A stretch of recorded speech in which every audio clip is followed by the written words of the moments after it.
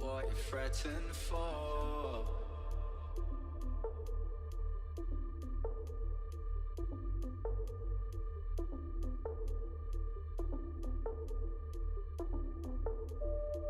You knew that this was coming.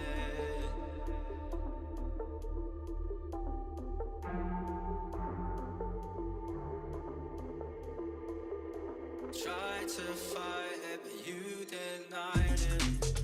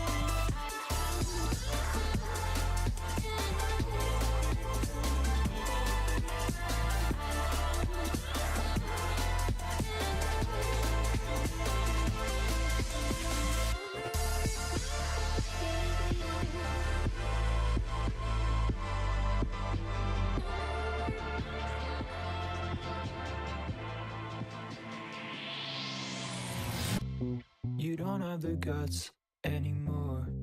Hit me like a truck and I fell to the floor. You don't give anymore. I couldn't feel a hit and run if you settled the score. I think I wanna punch you. I really, really want to. You're talking at me like I know what you mean. I made a mistake. Could you give me something to respond to? You don't have the guts anymore. You were playing with your guns, so I ran in the door. What's your best side? Give me anyone else. I feel your back, but you can't get over yourself. 80% your function. So can we skip the introductions? The only time that I'm the girl of your dreams is when you face another white boy with a concussion. Everybody's dead and it's all my fault. Everybody's dead and it's all my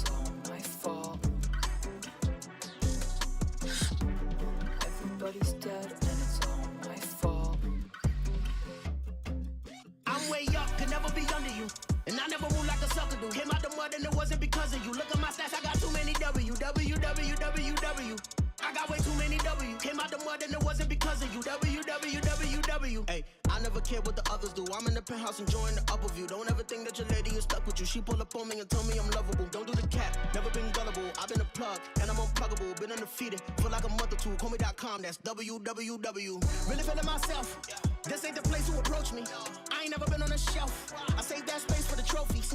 I'm running to it, we get it a laugh. We catch a dub and we running it back. I'm like a boxer that's training to fight, cause I wake up and punching to get to the bag. I'm way up, could never be under you. And I never move like a sucker do. Came out the mud and it wasn't because of you. Look at my stats, I got too many W.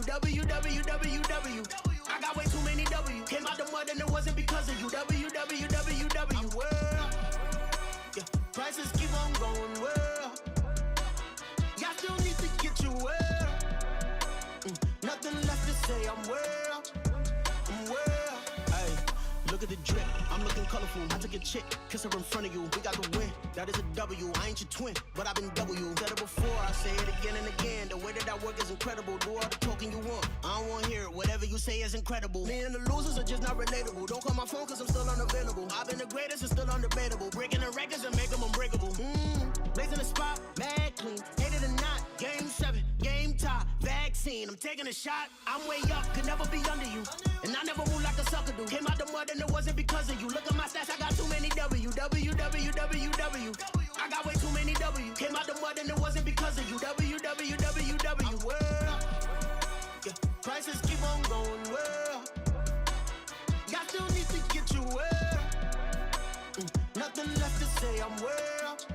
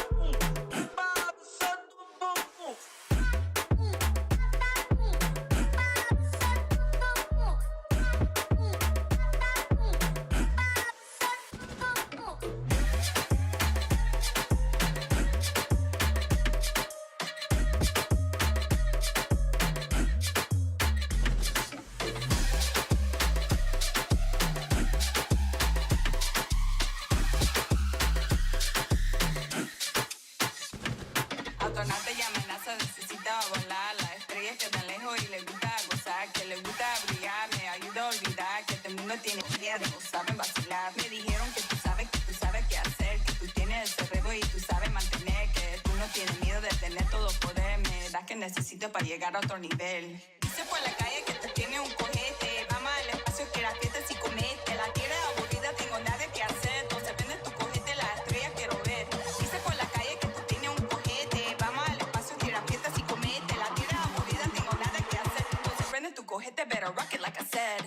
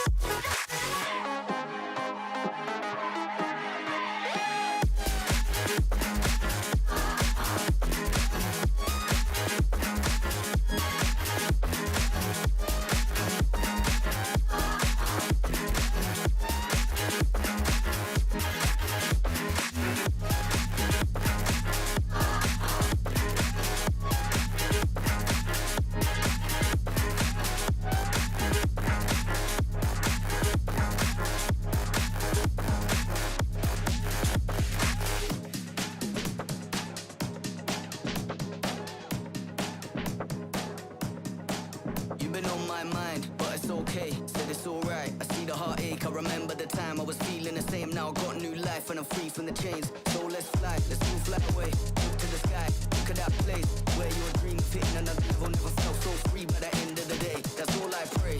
No karma, my future, go harder. I feel righteous, it's like armor. Cause I'm done with the devil in Prada. See my design, kind of different appetite. Standing out for the love of time. Riding out to feel the appetite. Take it higher, just to free the mind, oh pray. No karma, my future, go harder. I feel righteous, it's like armor. Cause I'm done with the devil in Prada.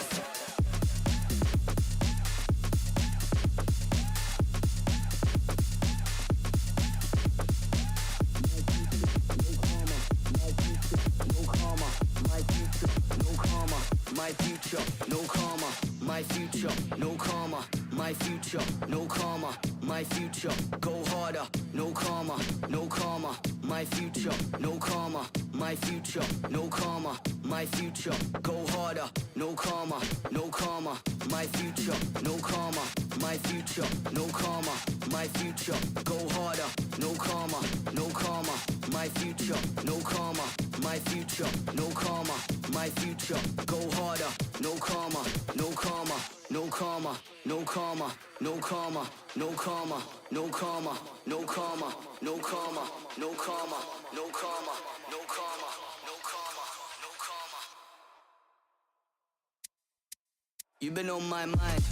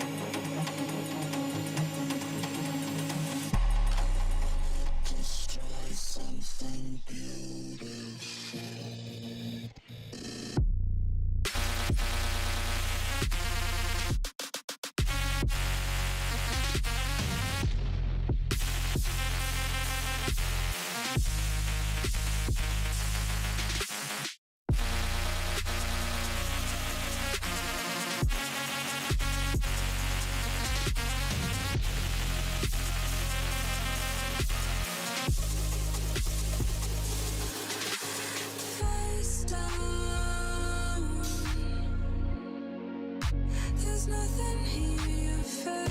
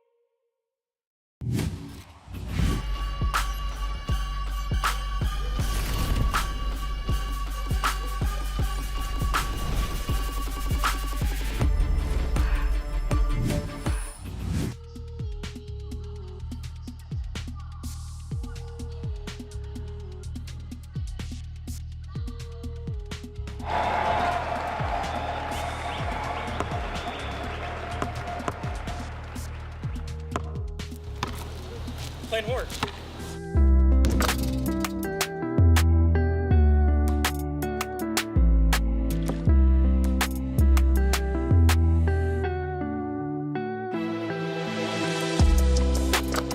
Yeah, our first match is against HyperX. I think they're pretty good, but I don't think they're one of the stronger teams, so I think we have a really good chance, and we're gonna put them down.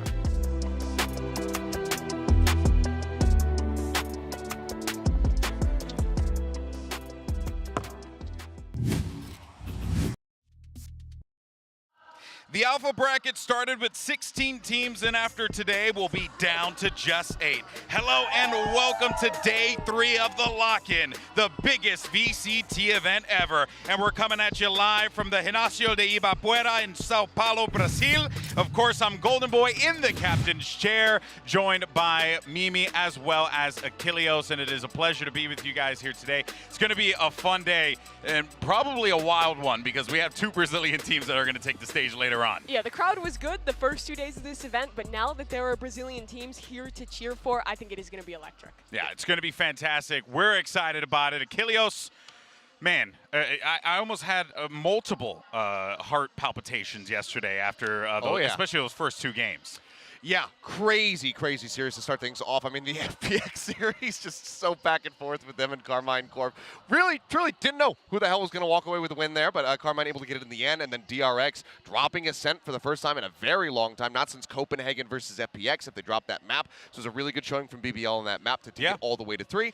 And unfortunately, the third series wasn't nearly as crazy. Well, let's go ahead and go into greater detail about the matches yesterday because we had 6 teams that made their debut right here on the world stage. Unfortunately, 3 of them went home due to the single elimination bracket, which is an unfortunate reality. But Carmine Corp, you know, they managed to take down FPX, but Mimi, that was the game. This is probably one of the most insane single series of Valorant that I have seen. Both these teams came in with some really, really interesting ideas. Never thought I'd see a team where Scream was IGLing that played not a single duelist across the entirety of this series. Chinese Valorant continues to be exciting and weird and just awesome to watch. There's a lot of potential for the scene, but unfortunately for FPX, just not quite there yet. Yeah, and then of course we made history yesterday. The first time we had a Korean team take on an all-Turkish team as well in DRX and BBL. And Kilios, I know you had particular great interest in this, but I am glad that BBL showed the world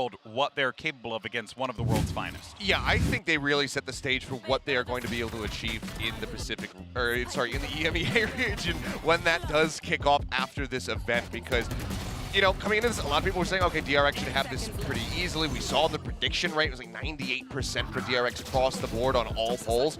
And BBL really made them sweat. Being able to take them down on this map of Ascent, especially given how things had kind of started for DRX, was a really good rally back from BBL, because they got absolutely just boomed out of that first map. That first map of Pearl was just so one-sided. For them to be able to rally back, and also rally back on Haven after a really rough start, was really incredible for them. So I'm really looking forward to tracking BBL and their progress through EMEA. Yeah, but the rest of that series really was just all DRX all the time. They come back in with the same roster as last year, look fantastic. Buds is absolutely fragging out. And besides the issues that we saw in Ascent, it was looking pretty incredible for them. And then we were so excited about what could have potentially been the Giga Banger, one of the greatest matches of all time. And unfortunately, for Cloud9, it was a great match.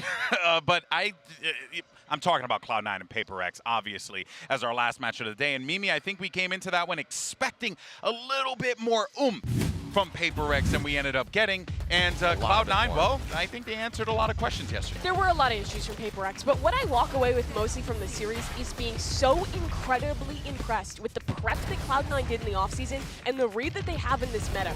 Both compositions they brought out here are not ones that I expected, but I thought they were so incredibly well thought out on both and really well set up. And then HyperX just got shut down by it and was really unable to make an adaptation during those matches to these wild comps, and unfortunately are now headed home. Yeah, I think one of the things that we were really anticipating was, okay, they've got Ye, this is huge, what a pickup, best player in the world. Ye is going to dominate the lobby. We saw a bit of that in that first map of Lotus. He was able to take the top of the standings, but he didn't need to go out and crush. It was really the likes of Leaf and Zeppa who were going absolutely crazy in the lobby. I mean, everybody on that team right now looks great. Vanity's shot calling, fantastic the whole way throughout. Yeah.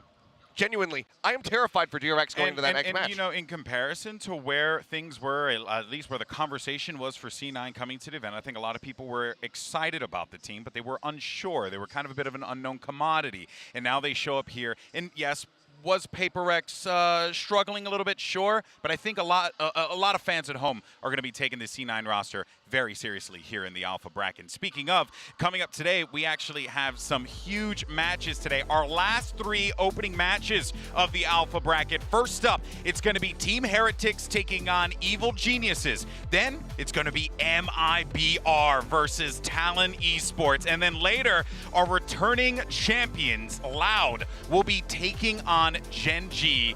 Mimi, I have a feeling we're going to have some upsets today. Yeah, it feels very, very possible. I think a lot of these matchups are going to be quite close. You already mentioned it as well. 2 Brazilian teams get to come out and play for their initial matchups here. And what's wild is already 3 days into the tournament, we will already have lost half of our teams from this Alpha bracket.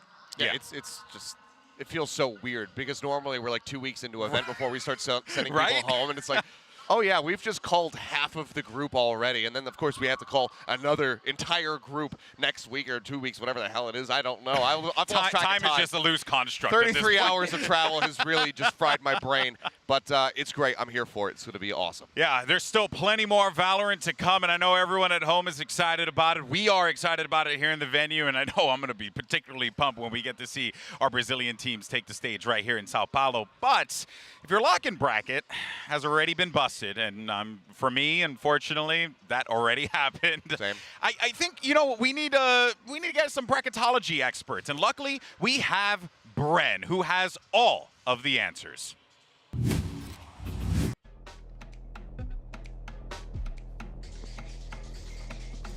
Thank you very much, Golden Boy. Yes, welcome to Bracketology. They've given me a full segment, a full length of time here. They told me to take my time with this as I build the perfect bracket. They told me it was impossible. They told me you couldn't perfect the bracket, but I've made it an art form myself. I'm going to be taking my sweet time with this.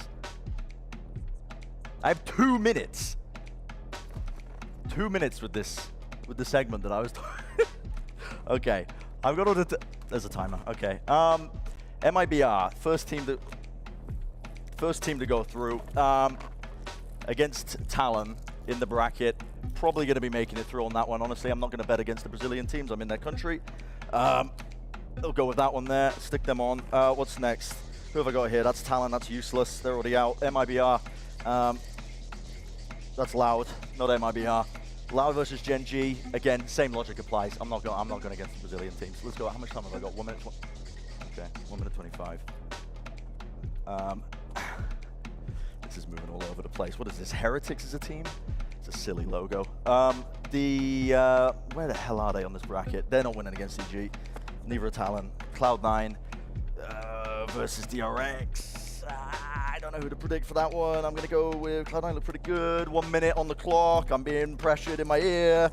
The sticky tag is going all over the place. Where are they here? Cloud9. I'm not going with Cloud9. I'm going to go with DRX for this one. I think that they looked a bit sloppy against BBL, but they're going to be able to pick it up in time. Who else have I got? That's just already fallen off. HyperX, they're gone. The next team we've got is HyperX again. I'm just searching through all of these Gen.G. That's useless. Koi, 30 seconds. NRG versus Giants. I'm going to go with NRG. Stick them on. Get on there, NRG. And Loud, sure. We'll go with Loud. We'll go with Loud for this one. And 13 seconds. Okay. 10 seconds. This pressure. Where is EG? Where is EG in this box, man? There they are. Oh god, their logo is so unrecognizable, and I've run out of time. That's the bracketology lesson. What do you make of that one, Desk?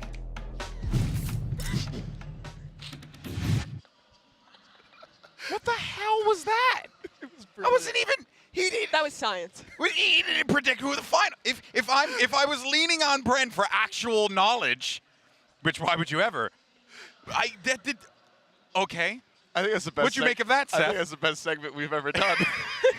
I think it was absolutely brilliant. I mean, maybe I feel like some things were meant to be there. Who was he trying to predict? He Cloud9. They fell off the board. The Brazilian teams he went for DRX. He feared backlash, and then the EG sign was literally in the bucket the whole time, and he couldn't see it. The poor man needed an assistant. He needed some help. Yeah. Surely an upstanding scientist like him could have afforded an assistant. Next time we'll do it. Next time we do that, and we bring back bracketology. I'll go in as his assistant. I'll make sure that we got it sorted out. Yeah. You could definitely be there and help him out or help him out.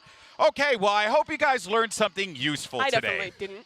If not, well, it's just a Wednesday. So, reminder, make sure you guys use the hashtag VCT LOCK-in and hashtag VCT throughout the event. And we'll, of course, feature your tweets on the broadcast as we do all the time. But we want to know, for our tag board question of the day, who do you think is going to be the matchup that has upset potential written all over it? Scan that QR code that's at the bottom of the screen. You got Team HyperX versus Evil Geniuses, MIBR versus Talon, and, of course, you have Gen.G Esports taking on Loud. Seth, what do you think's potential for an esport? They're both esports. A spoiler esports today.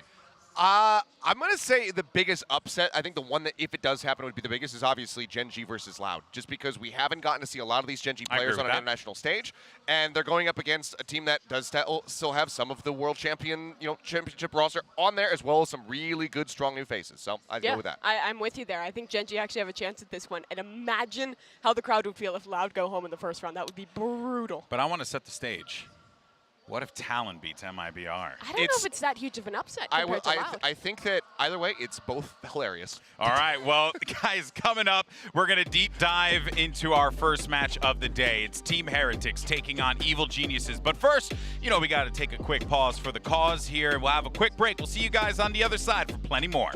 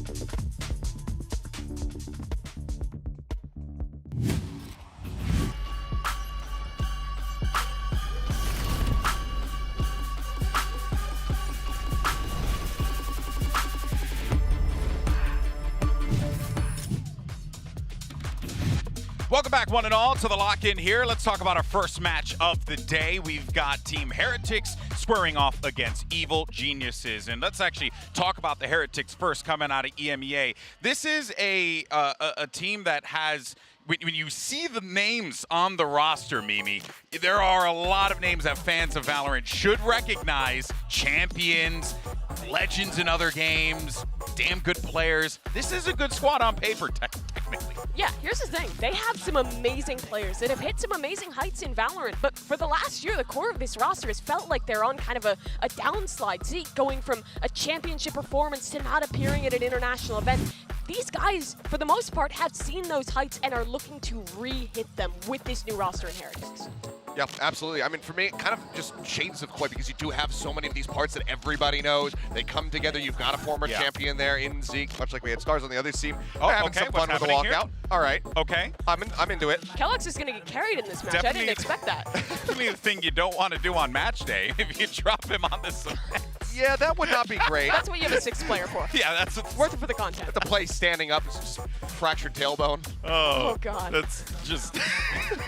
Anyways. I thought maybe they were going to set him down after walking for like 5 seconds. Actually, they're going to carry him out to the stage, actually. That would be... Yeah, sure, why not? Let's go with it. We had the snail walkout from Benkai yesterday, so let's keep amping it up. I guess so. Yeah. But you know what, though? In talking about the players, actually, let's actually talk about keloqz, because, you know, this is a guy that I think, you know, I was talking to Mitch and Tom about this in the back, and they were telling me, like, he's either going to have one of the greatest games of his life, or he could potentially have a stinker. And you really, in this single elimination bracket, Mimi, need him to have a fantastic game. That's exactly it. keloqz cannot be carried in this roster. In previous iterations of G2, which is what the core of this team kind of used to be, he was always the make or break. He's either popping off or he's falling flat. And generally, he's a really, really good player at LAN. This is going to be the first time in a while we see him in this setting. So I think if he can find those same performances, it could be a huge, huge win condition. Yeah, absolutely. Somebody that you really need to just go in and go deep, find these kills. I mean, the highlights, they speak for themselves, but we're hoping that it's going to be less of a sold out situation here for keloqz. Yeah. We know that firepower is there. We didn't see it from sold out. If keloqz can come out here and perform in this series, then you're going to have a really rough time dealing with it. Yeah, this team has the talent. They've been here before, but for me, what really has to mold it together again is an IGL. It's another one of these teams who is restructured with a strong core, but a new leader. Traditionally, G2 has always had issues with finding an IGL, sometimes even playing without them. And now they have Boo, who is storied and really solid in that role. So my hopes are a lot higher for this Heretics roster than previous iterations. Yeah, and you know, like with all the teams that we have here at the VCT lock-in, right? There's so many fresh faces, orgs or teams joining new orgs or players joining orgs, and you know, all the rigmarole that you could possibly expect with roster mania. So for even more on Team Heretics, we've actually got a short video for y'all to check out. So let's go ahead and meet Heretics.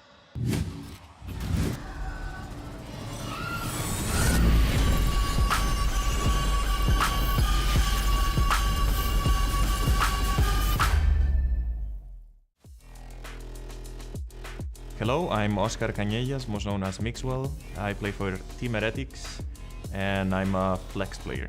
My name is Boo. I'm from Lithuania. I'm playing for Team Heretics, and I'm the IGL of the team. We have some young blood in the team. The way it works the best in our team is when Oscar or me are kind of orchestrating things, and then younger guys are doing the job basically. In my team, we have people from different countries, starting with keloqz. He was my ex-teammate in G2. He's the youngest player in the team and also really funny. Vavova, ex-teammate in G2 as well. He's from Denmark. He's the best smoker I've played with. A super good person as well, and I'm super happy to have him with me. We have Boo. He played on OG London United. He was the IGL, and he's the IGL of our team. He's a really smart person, really chill. And we have Zeke. Zeke is champion of the world in Valorant with Ascent. He was the MVP. He's a really good player, and now he's in Team Heretics. It helps a lot for me as an IGL when Oscar is stepping in and helping me with the calling. When everybody is in the flow and there is a lot of communication, a lot of energy, a lot of hyping, that's when we are the best, and I think that's when we can beat anyone. Our goals for this tournament is to go as far as possible. We want to win against EG, and then we will face MIBR, in my opinion, probably. They are in their home crowd, so it's going to be a tough match, and I'm looking forward to play those two matches first and then go match by match. Guys, we're coming for you. don't relax too much because you're gonna go out home soon.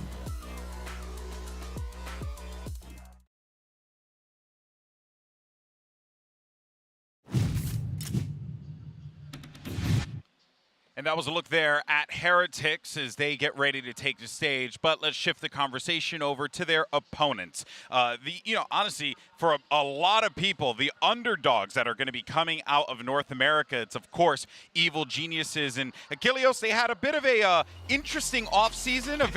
It was a bold strategy for sure, but they have a core 5 that they have been sticking with. Yeah, this is going to be the core 5 that we get to see, but we do know that there are plenty of other players waiting in the wings, pretty much an entire other 5-man squad that they could use for things like in-house scrims, if somebody gets ill, injured, whatever, or if they start performing incredibly well. So they have a really deep bench that they can pull from. Christine with much the like rip. Yeah, okay. BCJ dropping out of the bus, nice. But yeah, they have a really large bench that they can pull from if they need to. But this is going to be the core 5 that we're going to be seeing throughout this tournament.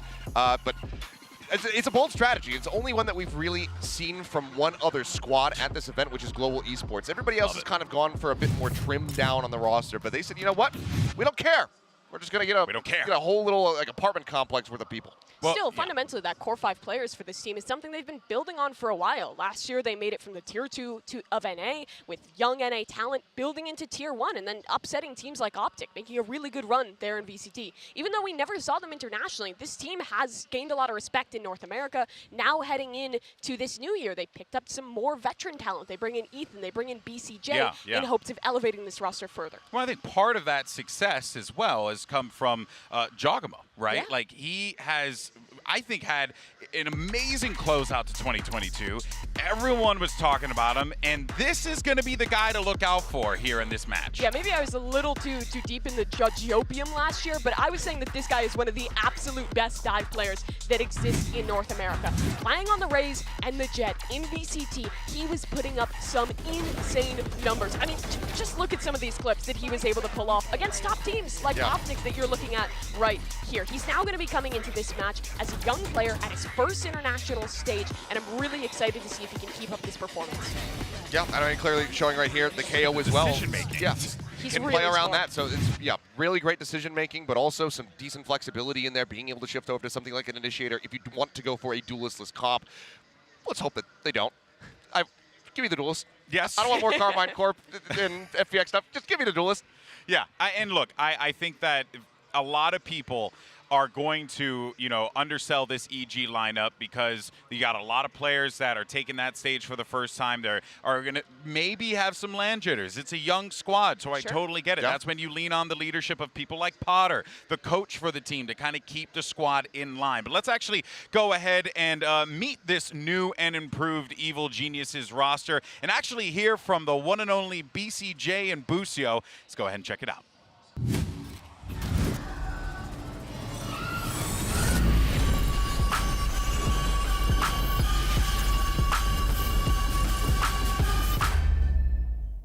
Hey, it's BCJ, and I play for Evil Geniuses, representing the Americas League, and I play the controller role.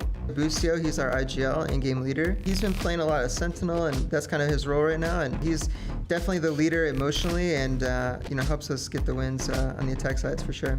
Jogamo, he's going to be our duelist. He is like one of the most insane mechanical players I've seen. Plays all the aggressive agents, goes way to ham, has no off switch, but we love him to death, and he's also really key for our vibes. Com plays Initiator, and he is the guy who, really treats the team as his family, and he's really caring, really nice guy, and he's that guy who finds all the lineups for us. And then lastly, we have Ethan, and he's one of the players who has the most experience in the team, and he has a ton of FPS experience on LAN. Hey guys, my name is Busio. I play for Evil Geniuses and I'm the IGL. It feels amazing leading a squad like this because they have so much more experience than I do and they still believe in me to call for them. So it means a lot to me, and as long as they believe in me, I'll believe in them. I think a lot of people have been downing EG, and hopefully after this tournament, you guys will finally see how strong we can be as a team. We have some really nutty players in this team that have done amazing things in their career so far, and we're only going to expand on that in this tournament.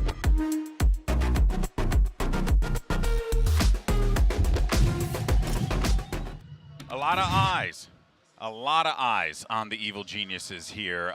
Also, just want to give a special shout out because to the moms of our pro players here. Busio's mom, I believe. You know, like all the parents that are always coming out big, supporting their kids. So shout out to you, Busio's mom, and the rest of the moms out there who support the players. But yeah, I mean, just hearing the players talk, there's a certain level of comfort there that is quite comfortable, I think. Yeah, they say they're like a family. It goes beyond just the Twitter parents that we have out there from a lot of members of this team. But I think what is an interesting part of this squad going into this new year with this new roster is some of the role changes. BCJ was always that initiator player when he was playing over with Exet. Now he's going to be switching over to that controller role, as well as that. Busio was always a chamber player. He did slot into that IGL role last year, but now for kind of the first time in quite a while, he'll be playing that more traditional Sentinel, I'd imagine. Yeah. Yeah, I mean, one of the things that really impressed me a lot at the last Champions was BCJ. I didn't, you know, I watched some VODs and whatnot, but didn't do that deep of a dive. But seeing him play on Xset, even as an initiator, he was really able to hold down a lot of those sites, especially when they were one of the teams that was willing to bring out Pearl early when nobody else was willing to do it. He was instrumental in being able to block out those attacking squads. So him shifting over to the controller role, I think, is going to be a perfect fit for him. Yeah, this team, it could be scary, but let's not forget, across the field, you have Heretics, who are very much looking ahead in this competition as well. But we're going to take a quick break, though, and our first match, is going to be coming up very shortly. You don't want to go anywhere. This is VCT Lock-In.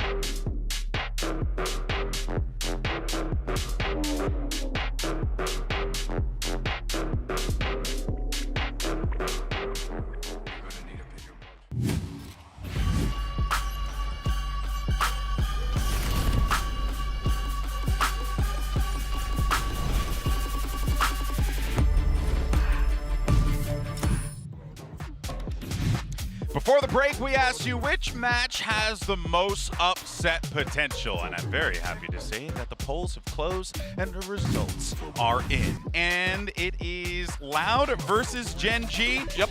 Not a shocker there, Helios. Not at all. I mean, I think there actually is very real potential. There's a ton of experience on that Gen.G core. Meteor has some LAN experience there as well.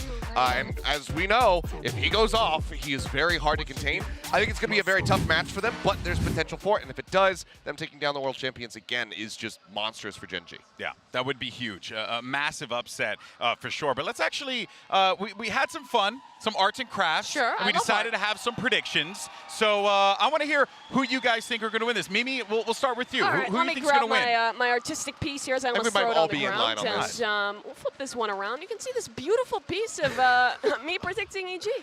Who is that? That's BCJ. It's See the PCJ. sunglasses? Okay, all right. Yeah. Okay. I too, but I have my reasonings, and it's not NA bias, please, okay? It is. Yinsu, Get him on Yinsu. Twitter. Get him. Here it is. I went with EG, but I also wanted an opportunity to draw the old EG logo. So that's why I decided to go with Evil Geniuses. Oh, and also you could just use this as like a meme, potentially, and write something All right. ridiculous down Seth, the line. this is not I a 3-0 chance of EG winning this, so please have predicted Heretics. You both are NA pilled, is what it is. Yeah, So yeah, who I you went got? with the obvious choice. DRX. What? DRX They're is not going to even win in the this match. game, Seth. Doesn't Erase the matter. board. They're so good they can win matches that they're not even a part of. You know what? They're not even in the game. At some point, enough has to be enough. End the segment. My real Get out. my real prediction is actually EG, so we are 3-0 for No, EG. it's going to be a close match. Heretics are probably the favorite. I think actually, it is heading going to into be this. very close. All right, well, the time for talk is done, and it's time to get this day started. And of course, we have our final 3 opening matches here for the Alpha bracket. It's a new season, and anything is possible. Day 3 of the lock-in starts right now.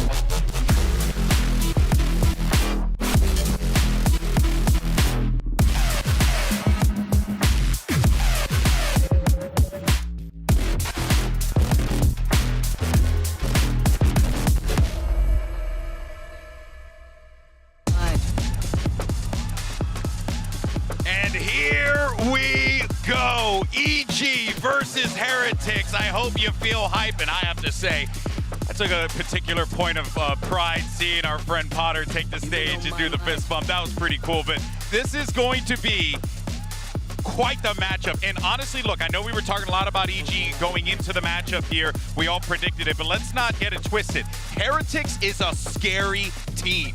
Yeah, think about the players that you have on this roster. You have guys who have been here before. You have Zeke, who has won a championship before on this team.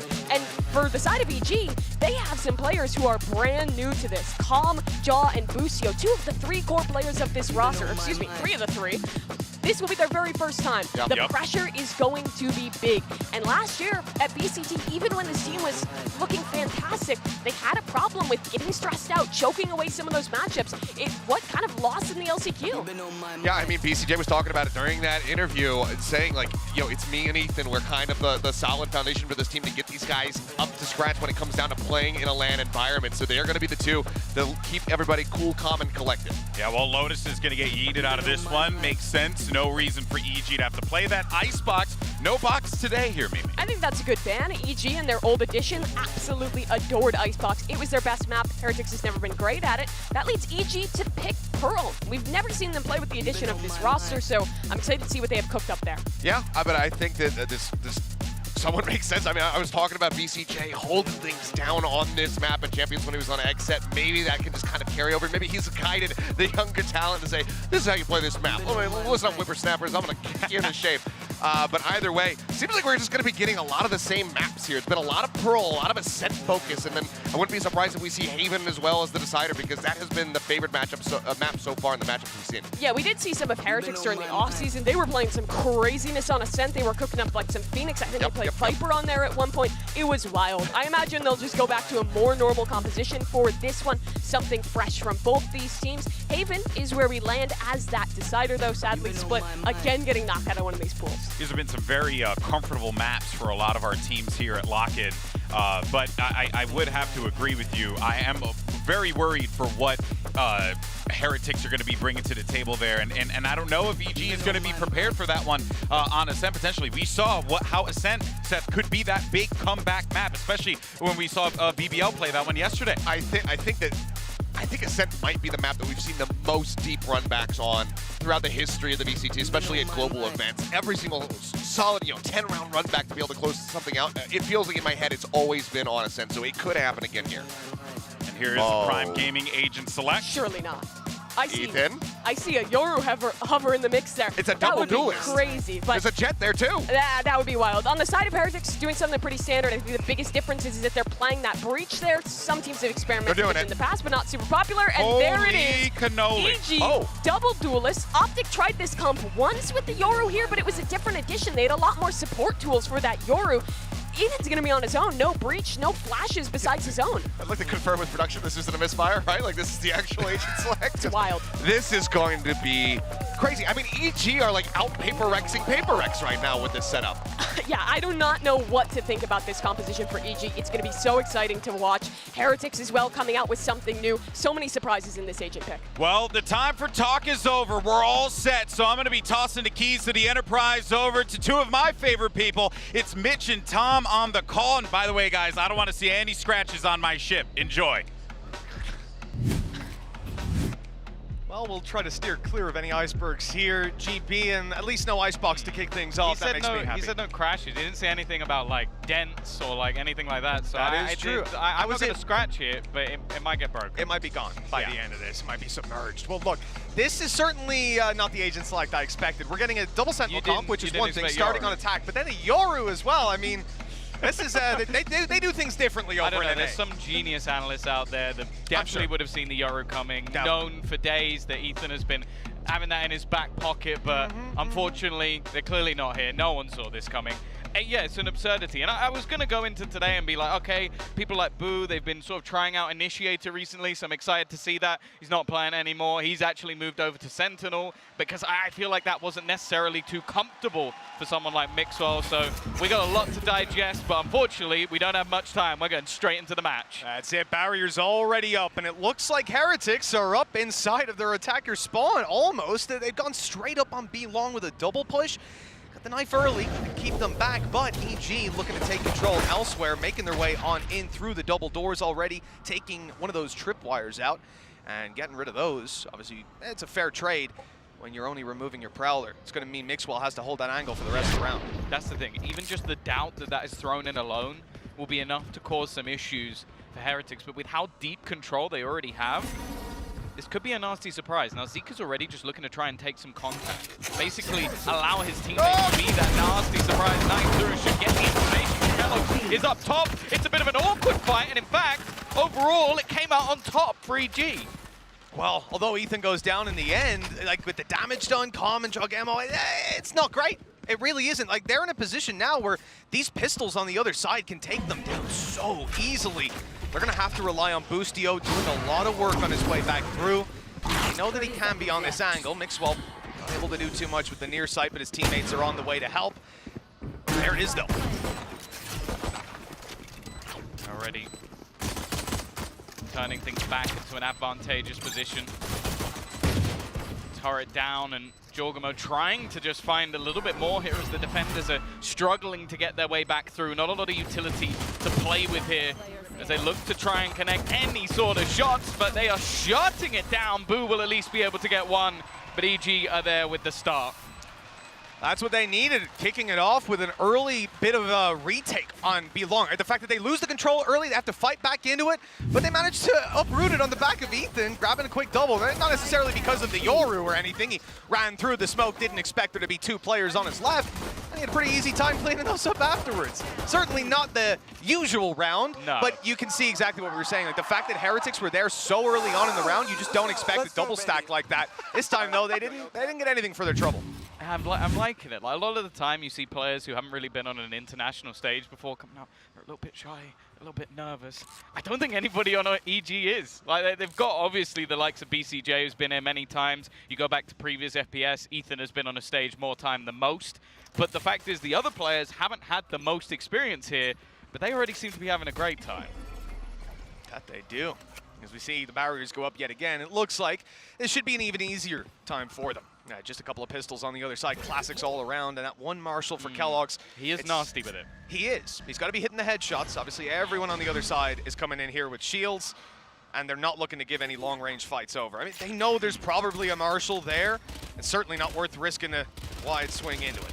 But the thing is, and this is the main sort of point I want to look at with these two teams, EG are like a rising roster who've added in a bit of experience, a team that we kind of expect to perform well. Maybe in the future, we don't know what to expect right now. Heretics are the opposite. They're a team that's had a lot of success in the past. We don't know if they're going to be good now because a lot of those players haven't had that consistent form in a while. So I'm looking at players like Kellogg's. Is he going to be as good as he has been, say, back in Berlin?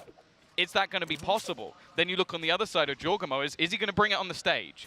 So there's a lot of questions to be answered. As you said, Mitch, in this round, not so much. You expect EG to take this one comfortably, and even 2 kills here would be fine for Heretics. Yeah, again, when it comes to these fights, especially with Kellogg's being on the A side now, you really can't expect much from them. You got a player trapped inside the elbow, so a nice little stylish move. They get 1 kill for their trouble on Heretics. It's not too bad. Second follows. Anything from this point is a little devastating, and there it is. Kellogg's following up. Everyone else was 150, so a headshot needed, but with 3 kills in a round like that with 4 classics, that is a big win for Heretics. Yeah, huge amount of damage, and now the question is asked of EG of how much they actually invest into this one. Do they play this as a really heavy bonus, just try and work with pistols and the couple of sort of SMG, I think they have 1 Bulldog in there as well, or do they now force it up and try and get it done with the rifles? Now, I think most would go with the Prior, unless they're feeling a little bit risky, but we've already seen the C9 really go all out with these sort of rounds, so I'm interested to see if they've taken anything from their American brothers. Well, I've really liked the early round from EG so far. I assume it's going to be consistent to just see this harassment from the Fade utility so that Boo can never maintain that control. He's got to be very fluid with where those traps are going, and it's not a problem that EG will face on their defense because they have 2 Sentinels. It's not like Fade can just cancel out all of your info if you're playing a similar comp. If anything, you can make that a transactional trade for the Prowlers. So I think the EG's defense is it's going to be a lot easier. At least they have a lot more tools to work with. All right, there you go. Yet again, we've just seen that trap wire destroyed. Yeah. It's just going to be consistent. If you keep putting it there, that Prowler will be put in to trade it out. Yeah, I have a feeling that's going to have to be moved over the next round or so from Boo. Now he's got his cam up, just watching for anybody making the push. I feel like they might have heard the cam, so I'm just trying to get as much space as possible without losing too much. And already, a rotation coming back through to try and give them that little bit of extra support on this side of the map. Like right now, they're going in. I mean, the fact that you've got two players this close already, it's dangerous. Team HyperX able to get the jump on them. And now with that spike planted, I mean, look, EG can play their positions, but it's all down to timing here for Common. Look at that. The second he moves, Kellogg's rounds the corner and somehow walks out with the second. This is now incredibly difficult for Boostio. Some players tagged up, but he has to hit every single shot. It was close.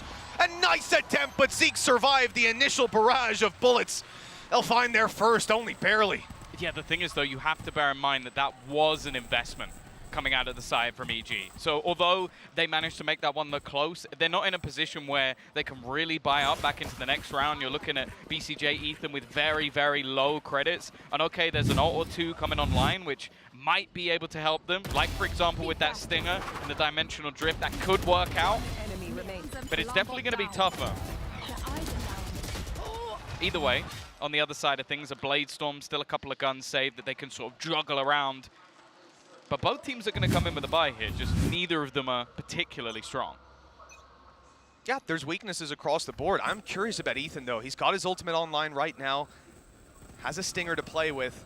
Whether it's going to be an information play or some TikTok Yoru, I'm not sure. The one thing I can say for sure is Team HyperX early round, they're looking at the other side of the map. We've seen their B aggression, but this time taking some early A control, spotting that out, and we could see some early rotations to this B site, traps in new positions, and that's going to be something that they have to contend with on their way in. Ethan already making quite a bit of space, catching a fair bit of information, and you can see he's just scouting it out, acting as a recon dart, but here he makes a decision. Does he go back, or is he committing to it? And it's a full commitment out of Ethan! He's caught Zeke completely off guard! Now the site's under threat. There's enemies all around. They need to clear out a safe haven for themselves. The decoy almost catching them, and now they realize, okay, we've got control, but look how much time that bought. Yeah, that's the thing. Ethan was so low on HP, he's just decided to leave. Kellogg's, though, has already caught the close man. They're going to try and find if there's anybody else lurking around the backlines, and Boo with the spam has found another. In behind them is Ethan. He's managed to sneak his way through, but Kellogg's has found his third in the round. Just one left standing. VCJ trying to hold it down. The time, though, has the time actually gone already? I think it might have done. It's going to be incredibly close, and they win it anyway. Even with that many players, 4 still standing before the spike goes off. It's the time that was bought for EG. Not sticking it in that moment, right? I don't know what happened. I think there was a grab well. I think it was there a was really a grab late well. grab There you go, right? So they try to get on it. The player still alive wins by 0.68 of a second. And Ethan here, he's got his decoy down, right? So even after the TP noise is heard, it could have been a fake. That cost them precious seconds that end up costing them the round. Just a gorgeous play by EG from start to finish. And a Stinger and an ultimate, that's all this man needed. Still, though, you look at the purchases in this one, and it's actually in favor of HyperX. Being able to save those 3 guns through, it's going to be another Stinger for Ethan. They managed to make it work in the last round, but Kellogg's, he is flying at the moment. That was the main question I had. If Kellogg's is on, they win this game. If Kellogg's is off, they don't stand a chance. Those are the sort of 2 sides to this HyperX roster at the moment. Right now, he is on. Even though they lost that last round, he managed to get 3 kills with that Blade Storm. It's a good sign. It absolutely is. And starting this one off well. Look, they've got their 2-man advantage. There's no need to panic. Camera watching over to double doors. Trap for B long. Just a ton of control to play with. And like we said, one of the main problems here is if EG are dealing with that Sentinel utility. But in this round, they haven't just yet. And this is leaving them in a position where they're running into a stack. Again. Just instant trade from Kellogg's. They're going to eventually find out this piece of utility is still sat around. I'm trying to work out if there's a way to get around it without actually tripping it, and the answer is no. They're going to walk straight in. 30 seconds, stun through from the other side as Mixor looks to try and pincer in. He'll find that first. BCJ was in astral form, and he will fall as well. A second round on the board for HyperX, and this is going to crush the economy of EG. Well, Team Heretics certainly off to a good start. Look, even that 4th round, they come out on top in terms of duels, just robbed by a second or so on the clock. That's some very good signs for EG, and attacking rounds built up. Certainly looking like it's anyone's game to start things off here, but I want to see how this attacking side evolves. This round here, there's not going to be much of an evolution. We're just seeing pistols out of EG, and so the scoreline most likely about to be equalized, unless there's some big mistakes from the defenders. Yeah, that's the main thing. Oh, that could be a difference maker, though. We're setting up for a Jet updraft play, biding his time at the start as well, and now here he comes. I love the idea of changing the timing, but shot didn't land. I think they were ready for it as well. I think Kellogg's was spotting. It was just that Avova almost gets caught by it anyway, so they had the right idea. This is all they really have in this round. Lockdown, I don't think you're going to use that unless you get a couple of kills. Maybe you can get towards the Nightfall, but these are all ifs and buts, whereas on the other side you have a full purchase. They've also started to switch things up. You mentioned that trip was being constantly broken. Since that's happened, they've started moving Mixo into that exact spot to try and deny the pressure from there, and they've moved where they put the wires. So an initial read from EG was solid. Now they have to deal with what's next. And look, they're trying to clear this out and figure out how it was being held. Now realizing that the trap had been moved, they blitz into the site. There's still players here, but Kellogg's decides to leave. A quick kill, though. BCJ caught, playing a little slower through. Really? Oh, Boostio with a classic in hand. Kellogg's, though, going nuclear on the site with a double. That shut down any chance of these pistols making it costly. Only one man falls. I'm actually still quite surprised, though, that they used the Rolling Thunder there. Maybe expecting that there was a little bit more in the round, or just wanting to make sure they keep this clean and build up their own economy. It's not an awful usage. I just don't think they really needed it. Yeah, to be honest, though, just looking at where their economy is, this feels like it's just that cyclical nature of the ultimates. They don't want to have that in the back pocket and risk pistols getting value. That first kill comes in and they say, screw it, we're popping it in, we're grabbing this round, and I'll have my ult back online in not too long. Kellogg's right now, by the way, 12-2. I missed him on a stage. Like, this is the thing. It's like, people will see his online performances and be like, oh, he's fallen off. He was always best when he made it to a LAN stage. And you're seeing it right now. He is just, the confidence this man has is maybe a little bit too much sometimes. Well, I mean, he made it out of there, 5 HP, but he's still got some health to work with. Not going to be too easy. You know, the games we saw yesterday, Tom, we had a lot of healing abilities in there. Not a luxury that Kellogg's has on his team. So he is going to remain one shot to absolutely anything. And this team seems to be gradually shifting towards him. They've left the spike behind, though. They haven't made their mind up yet. This might sell it, though. A quick double, and the 5 HP Kellogg's is the last man standing on B. Well, that's not going to make much of a difference. Down to 1. Shot not connected and really starting to come under pressure. They know exactly where he is, and he's starting to be pushed from behind. He's dead. No chance of survival in that scenario. The rotation has finally come through from the rest of the team, but EG have done well to pick this defense apart. Boo is hoping he can maybe make a little bit of space for Avova. The spike is still only just rotating in, so it's not like the clock is against them just yet, and Avova has managed to sneak his way through. Oh, well, Ethan had spotted that evidently. And with that, the round is closed out quickly. I gotta say, you know, the Nightfall there as well. Ethan is so terrifying if you're hit by that. You can't hear a damn thing. He is gonna be behind you right away. That's 4-3. And again, showing that they're not willing to let their opponents run away with this one. Even just take a look at where the credits are at. On both sides, they're having to dig deep into their economy just to get the rifles out. Look at it, so close. Just tapping the ankles on his way up. If that was no more, he'd be gone. Yeah, the thing is, I do feel like if Heretics do that flash like a second before, they probably catch everyone. It's just that EG basically realized where the space was now after the trip was moved and just walked through. Because the fact, I don't even think they used a Prowler there. I don't think they used anything. And they just walked it. That's why nobody was really checking in that direction just yet. Again, realizing that setup's going to constantly change. We've seen them be so slow in the map control as well. Like, they're shifting up when they're taking those positions, especially Art. Remember just the previous round when they walked up really slowly and they're spotting the trap wire. They're not just blitzing in and forgetting about that piece of utility. Now, this camera here, we've seen it many a time. Yeah. And the information that it is garnering right now, as we said, this is covering double doors, but it's also allowing him to hold the B long position. I remember Artis using this one. Quite a bit. And then you have that trap there as well, and obviously you can just allow them to come in, maybe even the Yoru making a play, and you're going to catch him off. But look at where this teleport has gone. Dear. It's actually ridiculous. He's behind them on A right now. The lineup is perfect. Ethan, it doesn't matter though. keloqz is just killing everyone. They're trying to bypass him and he just gets 4 kills. What is happening? He's just decimating at the moment. And now Ethan, as you said, he was lining up, he was getting in behind them. But it doesn't matter, all of his team are dead. He now needs to ace.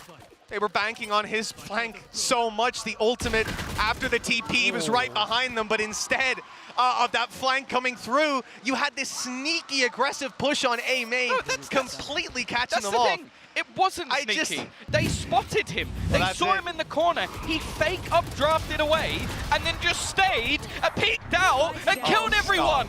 This was the least sneaky play I've ever seen in my life. And keloqz comes out with 4 kills. He's just better at the moment. He is 16-4. He's getting 2 kills a round. I don't even know how to process what we're witnessing here. I mean, you look at it, you think the point of that round, the key play has to be Ethan, the Yoru, the amazing setup that they've got him for one guy to just destroy your game plan like that. There is no way to account for keloqz. We talked to this man before we started here, and he said, you know, I'm going to try to reach that same form as I had last time I was on LAN, and my God, he has succeeded and then some. And we're only 8 rounds in. He's on 16 kills. No one's played this well so far. No one's even come close. Already getting 17? the entry in another round. Just ridiculous. And at this point, you know, the early game plan has to be just sending him out to grab that opening duel. Why not? You're trolling. If you're not, the consistency's ridiculous. Now, EG will eventually shut that down, you'd think. You hope. We'll have to see. 2 trapwires sitting on this B site, but there's no one from Heretics. Despite being in a 5 versus 4, right, that they have decided to play full retake. It's a wise choice. Yeah, they've got Cosmic Divide. They're also going to have null command. All of that utility becomes useless, and they can block off any afterplants with the wall. So this is something that EG are going to have to read into. Now, they're going to keep Ethan here aggressively. He's done this a couple of times now, where he's able to just exit, but the rest of the team are now sticking around with him, knowing that they're going to be forced back by the Cosmic Divide, so they have to play more aggressive. Well, this retake's starting to run out of time. They've got to get it started eventually, and on the way through, Zeke good to pick it up, but it's Jet in the corner. Could be the point man for this round, catching them off. The spray's good, but the damage isn't there in the end. A right click to bring it down to 1 enemy left. Mixwell, the father of Valorant, now has to close this out. And let's see if he can find it. The dash, it's quick, and he's just playing the clock here. It might again come down to the time. I don't think he's got it. Yeah, he's not got it. It's the second time. And this round is fantastic from EG. This is a round where they've looked at the ultimates on the other side. Witness how they played every single afterplant on this B site up till this point. They were playing deep. Think about where VCJ was in the last round where they won by time. He was just hidden right at the back to make sure that nobody can kill him off. This time they go, okay, they've got Cosmic Divide. We can't play passive. We can't sit back, otherwise we lose the round. So they get aggressive. They get in the faces of their opponents. You can see they were caught off guard by the multiple different angles. Fantastic adaptation from EG. And they've got the lead back. Team Heretics not happy with that result, and they've called a timeout. Take a moment to gather themselves and, well, hopefully come up with a solution here. You're seeing that Cypher utility constantly predicted, expected. It's an annoyance for EG, and it's affecting the pace of some of these rounds, but at the end of the day, they're getting away with it. Their Yoru for space taking has been really fun to watch so far. Sick. He's got some great ideas, and he's sitting on top of the scoreboard, 11-8 right now. You know, first man in the positions that he's going for, yeah, you don't expect him to get everything. But even from the pistol, he's been popping. Just cannot match what's being brought by keloqz on the other side. The thing I'm going to give him credit for most is his timing. He knows when to stay and when to leave, and even when to move back in again. As we mentioned, that 0.6 second failed defuse was mostly him on like 5 HP with the Stinger, just causing issues in the backlines, them not knowing where he is. We've seen that him playing off the utility of teammates as well. So yeah, the space that he's gathered is hugely valuable, and then you add in that he's also fragging. So it's a good start for EG. If keloqz slows down, this half is done. Like, he basically has to continue on. There's other players setting him up. I think Mixo's actually done very well with the breach to put those stuns into play. Ooh. I will say, I'm looking at right now Mixo with the gun and Kellogg's not, and that does very much annoy me. No offense, Mixo. I like you, but you don't have 17 kills. Yeah, look, it's definitely a point that can be made here, Tom. Yeah, he's going to get him with Chef. But no, give him the rifle. No, he wants to farm up the ult orbs for the Rolling Thunder. You know, that's what it's all about. More valuable, and Kellogg's popping off. Or maybe he can just, he'll do it with the Sheriff anyways. For now, it doesn't look like he'll be doing too much. They had a camera down on B-Long early. That got destroyed, and now so has Boo, the camera operator, and his support out of the round. And that rifle, well, it didn't do very much in Mixwell's hands. For Ethan, there you go. Great. Little fish gun. I saw a guy that actually made that in real life, even with the fish and everything, like 3D printed, put it together. No, not a real fish. Okay, no, I was like, that sounds No, that's cruel. dangerous. Yeah, no, he's not a lunatic. All right. Okay, nice shot from Zeke. I don't think they'll get too much more from this. Jorgamo again just fragging out. Zeke's got another. Not been the best game for him so far, but he's going to try and get a rifle and potentially just get out of there with it. He saved Mixwell's rifle. No, he didn't. He's gone out for it. I mean, look, dealing damage here, it's not a terrible idea. Again, if we take a look at the credits, as we have the whole way through, these rounds have been close, and at a minimum, they haven't been clean. Anyways, and that's the key point. You can still do damage to your opponent's economy. If you had to drop 2 more rifles there, they would be potentially in a tough spot coming into the final round. But they didn't. And that's kind of the problem. Also, I think Ethan might be blade storming here to an extent. No, okay. I saw he had a shorty, and I'm thinking there's no way he's going to just play the ult in the shorty. They do have the money to work with, so it would be a little bit crazy. Well, Kellogg's operator online, but it seems like he's not going to be in the right place at the right time. Early pressure seemingly coming in. He's getting so many kills and orbs that he's got this dimensional drift again. We've seen it so many times already. Straight past the trap he goes into the A side, just taking all of the space, and it almost seems like at this point they're just opting to try and play the retake, not even wanting to go anywhere near it. The flash is solid though. Even still, there's going to be an even trade. That was a really nice flash that he used initially to push Avova into the smoke to gain that space again. Just his space-taking ability undeniably strong right now, but this Heretics play back into A looks unreal. A lockdown in play, 6 seconds left on it. In comes the nade to try and destroy it, and it looks like it's just about missed. They're going to be stuck inside of it. The timer's gone. They've just about made it out, but now the clock runs way down. They might have another star to play with here. BCJ needs to try and deny it. The spray down, not good enough, and no utility remaining. This round goes to Heretics. It looked like EG might have had a fighting chance, though. Yeah, I think at this point, that was the right call. Like, every single time we've seen the executions, other than the one where Kellogg's just killed everyone on A long, it was really tough for them to play versus the dimensional drift. It always ended in an entry. It always ended with them being forced out. So this time they just move back and play the retake and hold those extremities. Was a denial of the exact part of the map that he's trying to fight his way into.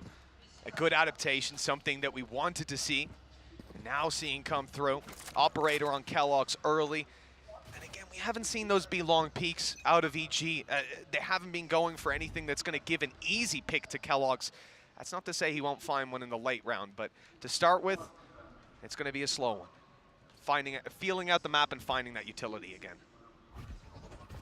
Zeke looks like he might be against an early fight. Look, Jorgamo again, he knows where the space is. He knows where they've been having issues dealing with their prowlers, but he's not going to win the duel. Calm, quick on the trade, however. However, again, it's instantly back. Well done from Heretics to keep that one in control. And you mentioned the man of the moment. He's got another kill on the board. And potentially another with BCJ sad here. That spike was spotted moments ago. He saw Kellogg's run back, but still committing to this position. I mean, you got to rely on Boostio. He hasn't found that kill, and now he knows there's going to be an op train down on him. This is a tough fight to win, and with BCJ going down, the chances turn to 0. 6-6 at the halftime mark. We are neck and neck. Yeah, I think a decent resurgence coming in from Team Heretics. 20 kills on the board as well for Kellogg's. Just an incredible display coming through from him. And that's sort of the question I have, Mitch, is there any player that the desk is thinking of highlighting here? Like anyone you've thought of, GB? Fellas, I'm just gonna tell you right now, that was fun. I enjoyed every single freaking round of that. Yep. From the Kellogg's pop-offs to the great ideas we were seeing from EG. But first, let's talk about Kellogg's, because Tom had a great point on the cast. This is a player that is, he's kind of a win con for this team, and if he pops off, the team finds success, and oh my goodness, he's popping off. I mean, we were talking about it in the pre-show, like we need to see a strong performance from him and not have him fall flat. Oh boy, has he just been going absolutely ham. My guy's full fizzy soda. He's averaging a 413 ACS right now in the first half, and so tied up 6-6, and he's dropped 20 kills already in just those 12 rounds. At one point, he was averaging 2 kills per round. He's going absolutely crazy, and only 6 deaths, 0 assists. If he puts his eyes on somebody, they're dead.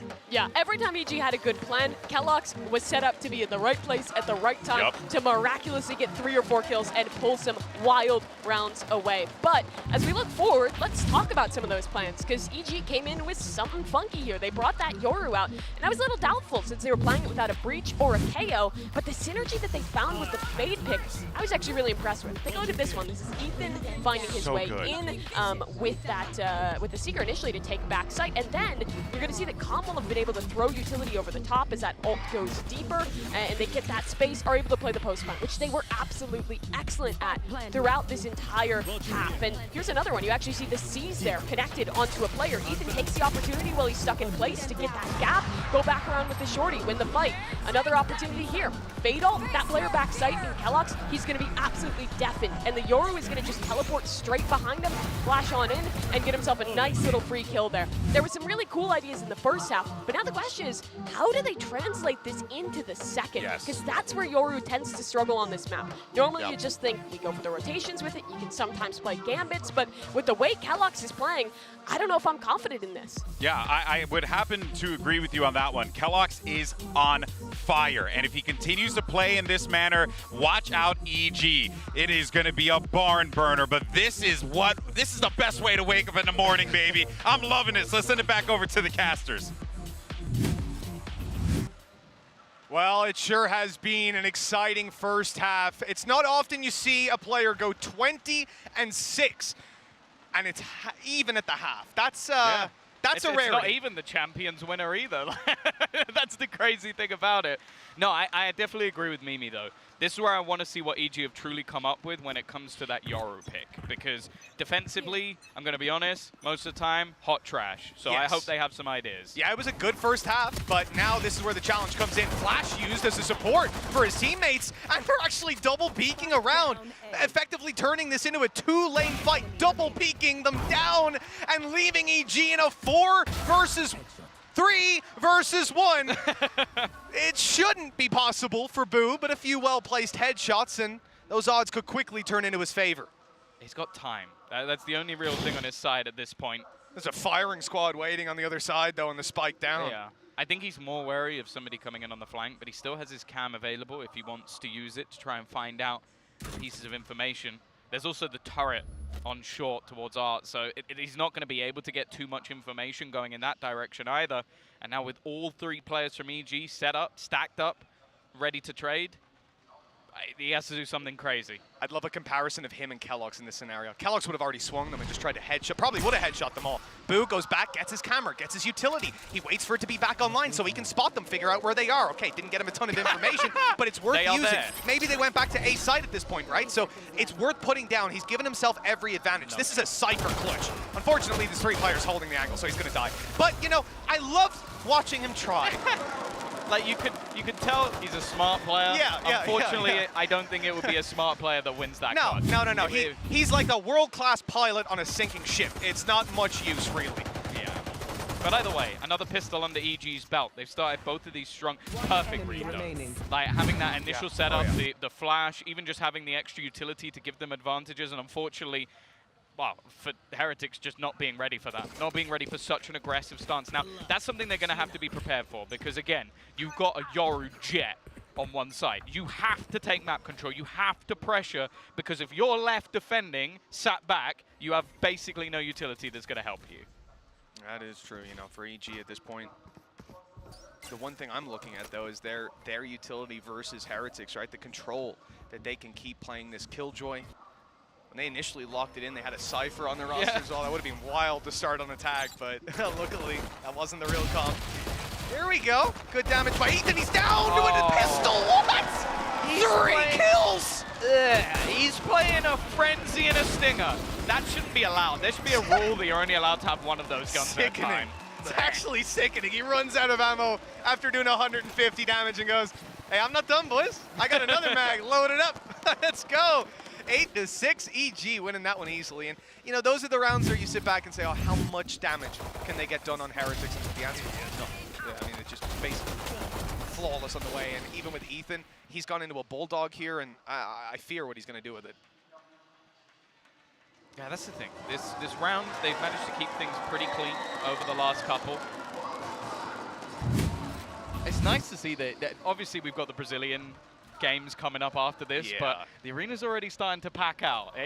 I'm enjoying it. They're enjoying what Valorant we've got to offer so far, but I'm sure it's only going to get louder as the day goes on. No pun but intended. they're given a good match so far. That they have. But it's not over yet. Remember, this was EG's map pick. I'm also just remembering yesterday.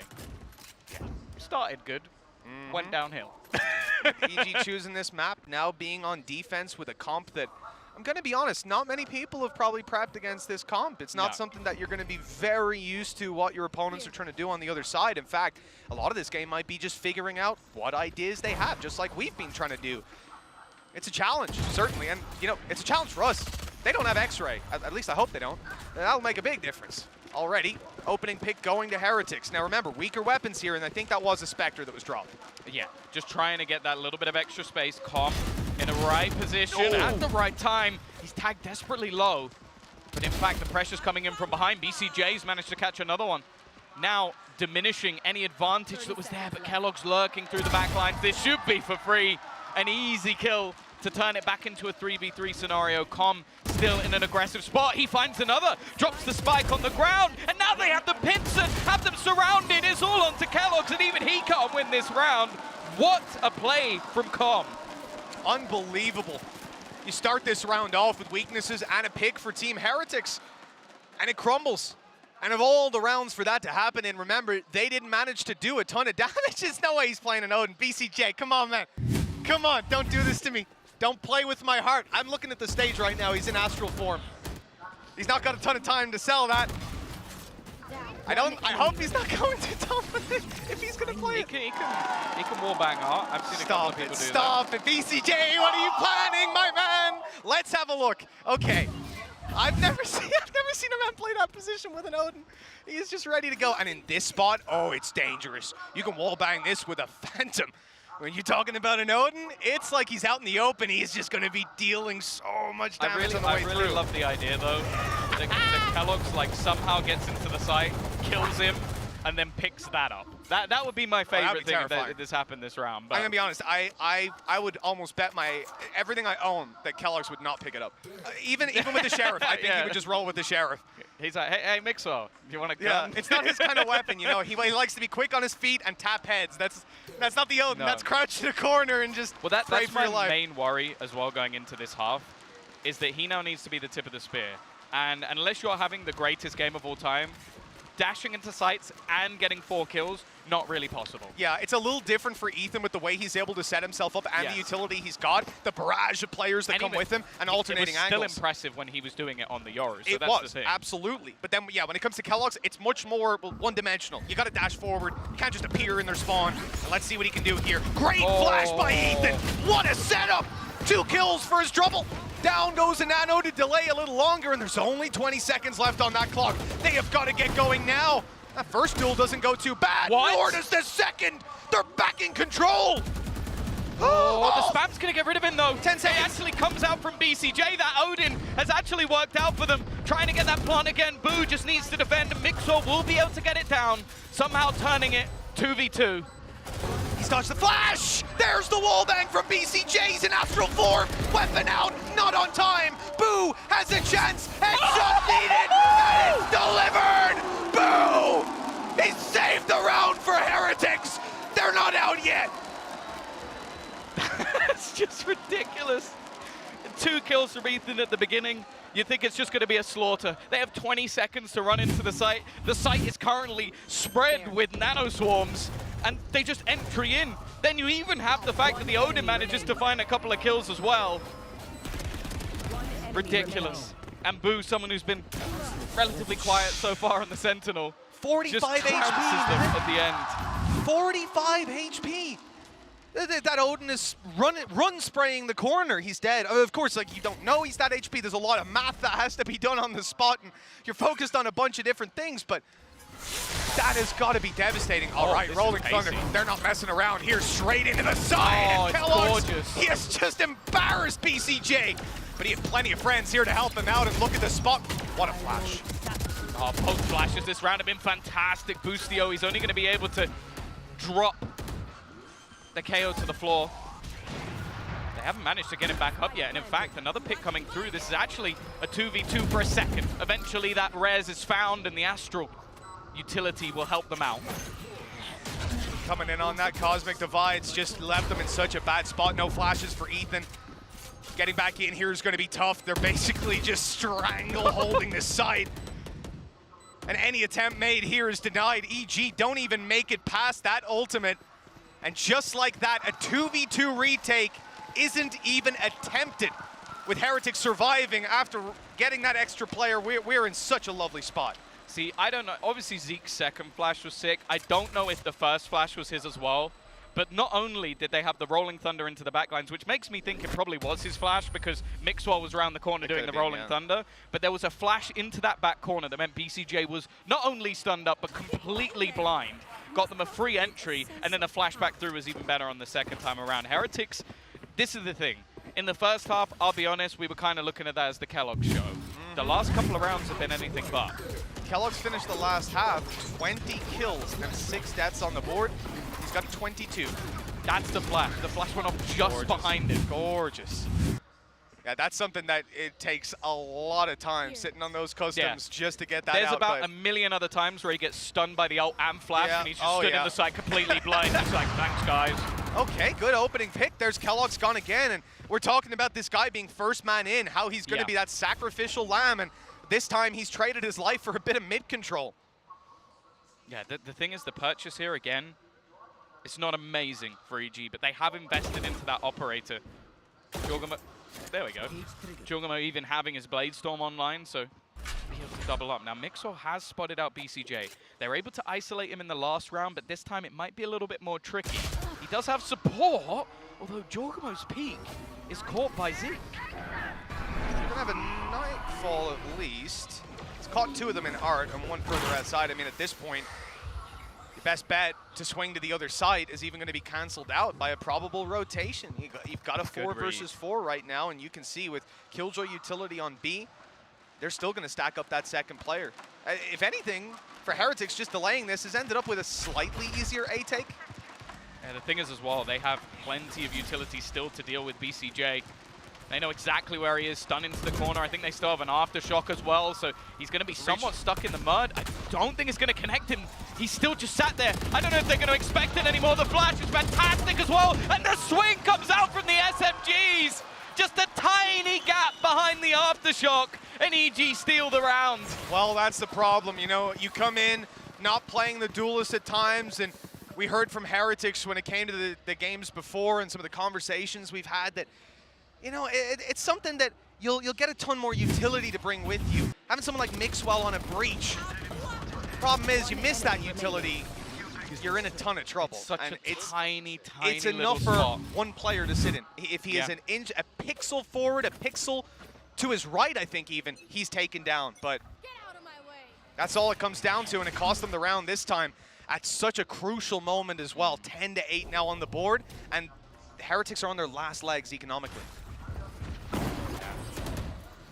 It's been a tougher second half for Kellogg's. This is the thing, a lot of the time he's either full speed ahead or he's completely missing. Those are the two sides to this man. There's very little in between. He has managed to get the space this time. Let's see if he can manage to find the opener flash through. Is he actually going to go in here? I think he might just have to hesitate a little bit as the rest of the team is still sort of pushing those rotations. I'm also looking at Ethan's deep control. He can very easily TP back into the site if needed, but he might just catch someone off guard. You know, it's especially the turret. The turret here is just giving it away. They are looking as if they're retake B. They've got a Killjoy on site and a turret watching for a long push, but instead it's Ethan watching long. Boo's caught completely off guard. Boostio's able to grab 1, 2, and now took in for a little more.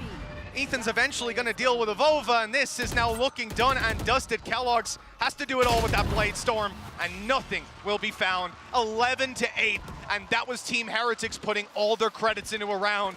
This is looking like EG might just close it out. Yeah, a solid hold as well. And as you said, a nasty little setup to almost bait them into believing some of those spots were clear. Boostio playing fantastically around his own utility as well, just to give him those little edges when it comes to taking the fights on the angles and giving that extra space over to Ethan, who is having a worldie of a game. By the way, he is 1 kill behind Kellogg's, who is basically ruling the server in the first half. You can see the morale certainly high here for EG. Potter feeling good after the plays. I'll be honest with you, I think they could be losing this 10-0, and Potter would still be smiling. Potter is always smiling. That's what you need. And with this team especially, you know, it's just a bunch of jolly chaps over on EG. They've got big smiles on their face with 2 rounds left to go to close this out, facing up against what should be an anti-eco for them. Not a whole lot of promises. And then even thinking of Heretics' ult economy, it's not like that's coming online anytime soon either. I mean, they need a lot to bail them out of this. Oh. Kellogg's. He's bought himself a judge. That's what I'm looking at right now. Yeah. That's an interesting idea. So hold on. Oh no.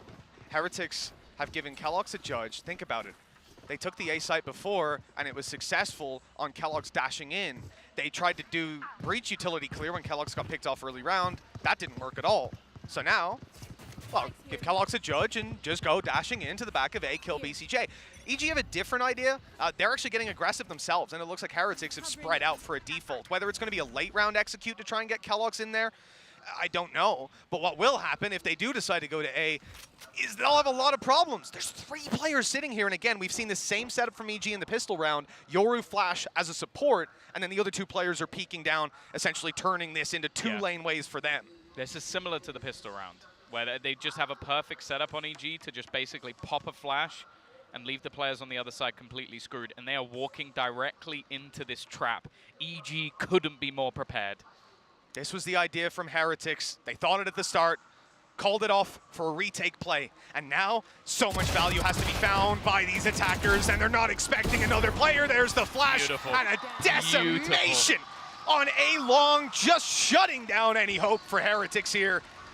Boo was lurking.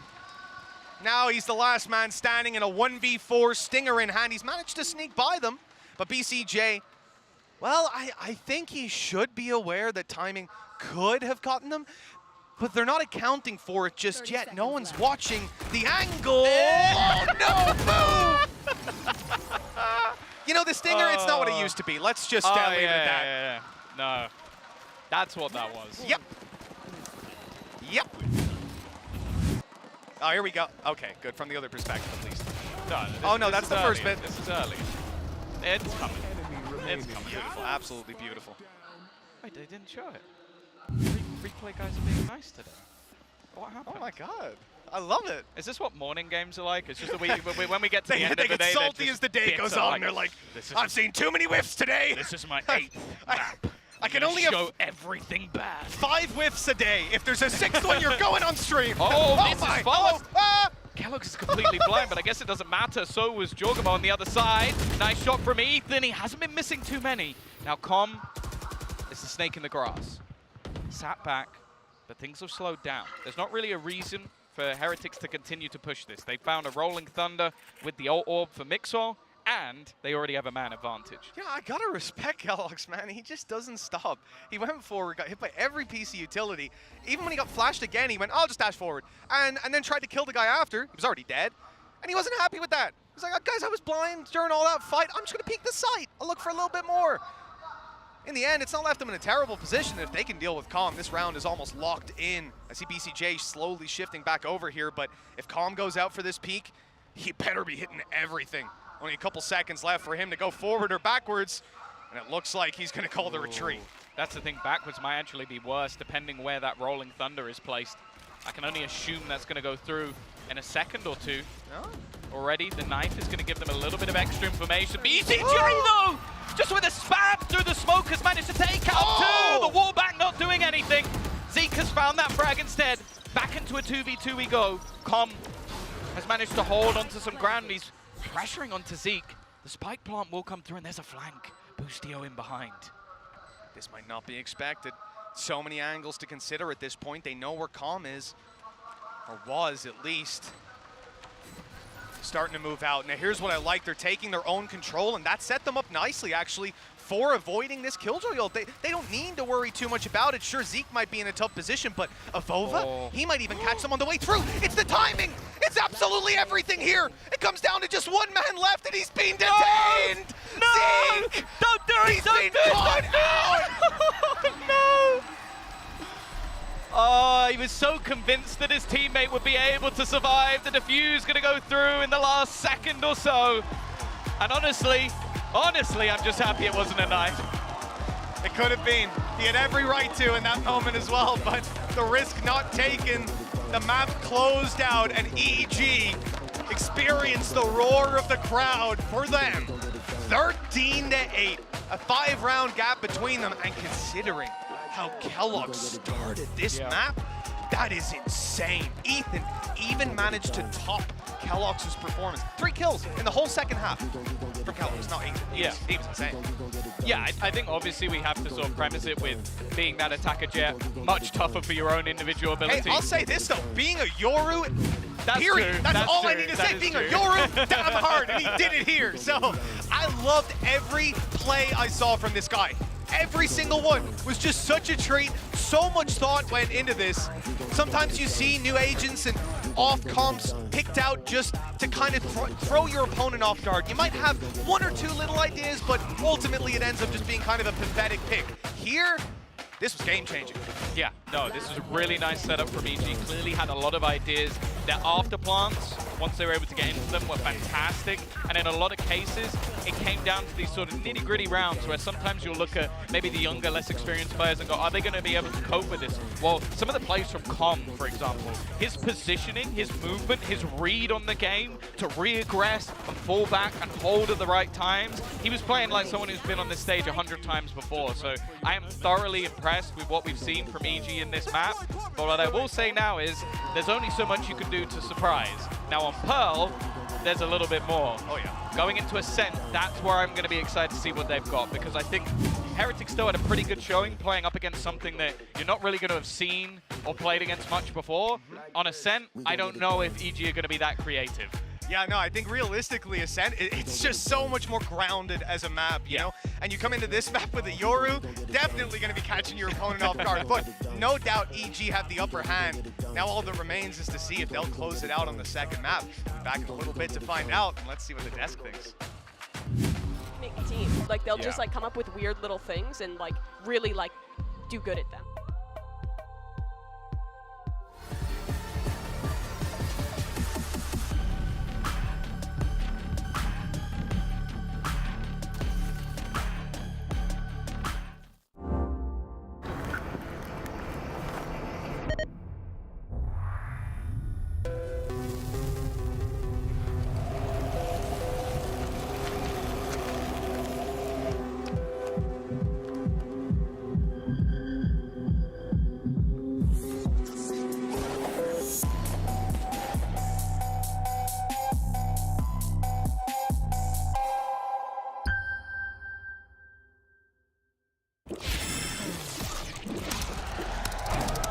Red Bull gives you wings.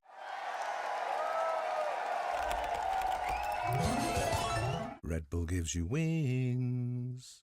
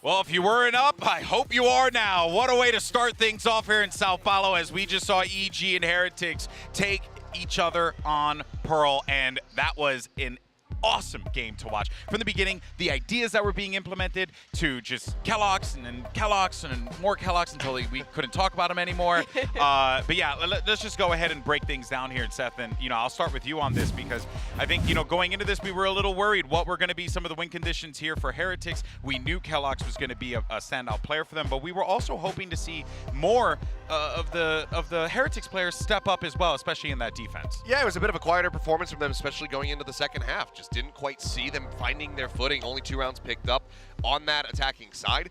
And it was a bit rough. We'll get into Kellogg's a little bit more later on, but for EG, we had questions about how they were going to pilot that Yoru on the defender side, and it ended up being really damn good. Yeah, I think what was interesting about their solution was it wasn't really centered around the Yoru. Instead, it was just excellent site anchoring from both BCJ and Busio. Every time that HyperX was going for one of these fast site executes, these guys were getting at least a few kills to keep those rounds favorable for EG. And that made it very difficult for HyperX, because I think a lot of their game plan in this half with the really heavy initiator comp was, okay, we're going to dive on in, we're going to push Kellogg's forward with a dash, we're going to get an entry and just kind of funnel our way into the site, which I think normally is good against this kind of double duelist composition, but EG was just shutting it down consistently. Yeah, I think we saw a little bit of growing pains for BCJ coming into this role. A couple times where he was getting caught in his astral form. The timings just weren't quite there initially during that attacking half, but as soon as he got over to the defender side, you could see that the comfort just came back, and those little ratty plays, avoiding that aftershock, just sitting in dugout the entire time and just swinging out and murdering people. It was fantastically done from him. Yeah, and the objective, especially after that, raucous first half that we saw from Kellogg's for Evil Geniuses, was to shut down this player. And Mimi, they succeeded in that regard, but also Kellogg's had the difficult task of having to be the one that essentially had to face check everything. And that's exactly what I was going to bring up. This guy was constantly diving into sites, stacked with some really strong anchors from EG. I see this half of him not doing great, not as a failure of his own, but instead as an issue with some of the mid-rounding that this team had. Boo had some great moments, but I felt like he really struggled as a caller to find a gap for them to exploit, and instead was oftentimes just sending Kellogg's in as a sacrificial lamb, and oftentimes those trades weren't really coming through. All right, well, let's go ahead and get our high speed going here for our Verizon high speed moment of the match. And this one, I mean, come on, it's gonna go to Kellogg. Seth, what this kid was pulling off was ridiculous. Yeah, I mean, he dashes away, goes for the updraft, comes in, and just cleans up house as soon as all the smokes have faded. Possibly could have gotten the ace there, but Ethan was finally able to shut him down. But yeah, I mean, what a just quick play from him. This is the kind of plays that we were seeing consistently throughout that first half to set him up to have those 20 kills. And you can see the pop-off was there, but unfortunately, the energy very quickly dwindled down once they got over onto that attacking side. He just didn't quite have enough backing him up to be able to make plays like that when they were trying to get into the sides. You can tell that Kellogg's missed land, though. Walking out, just getting the crowd pumped up, popping off after every play. He is loving it right now, but he's going to need to maintain that performance for map number 2. Yeah, he definitely feels like a natural out there for sure. Speaking of naturals, one player who was also, pretty strong and a solid rock for this team was Jogamo. We're actually going to be checking him out with a little in-game warm-up for our AIM Lab shoot-around. Gives us an opportunity to talk more, about Jogamo because Jogamo, he wrote it 3 different ways, by the way. Just want to let everyone know at home. Yeah. He had a great game, but it was more the sum of all the parts of Evil Geniuses rather than just Jogamo being the superstar like he was in previous iterations of this roster. Yeah, and I was wondering if that was going to change because, well, he was always the superstar you could point to. EG's strength was always in their coordination and how every single player was contributing. But even though they're adding a lot more experience, kind of tier 1 big name players like Ethan and BCJ, they've kept to that standard of having absolutely everyone show up in these games. That they have, I mean, just great team effort overall from the side of EG, so I'm looking forward to seeing some more of it. I mean, especially though, since we do have Ascent coming up, talking about more eyes on him as that Jet player, because we saw, like a Buzz and whatnot going absolutely crazy on that map, Kushner as well yesterday. So I'm looking forward to some more Jet, show-off plays coming out. All right, well, as we get ready for our second map on Ascent, and these teams are going to get their picks up, and we'll see what we're going to be playing with going into that map there. I think for me, I'm really looking at the rest of HyperX. We know you got the skill. Zeke is a world champion. Mixwell's a legend.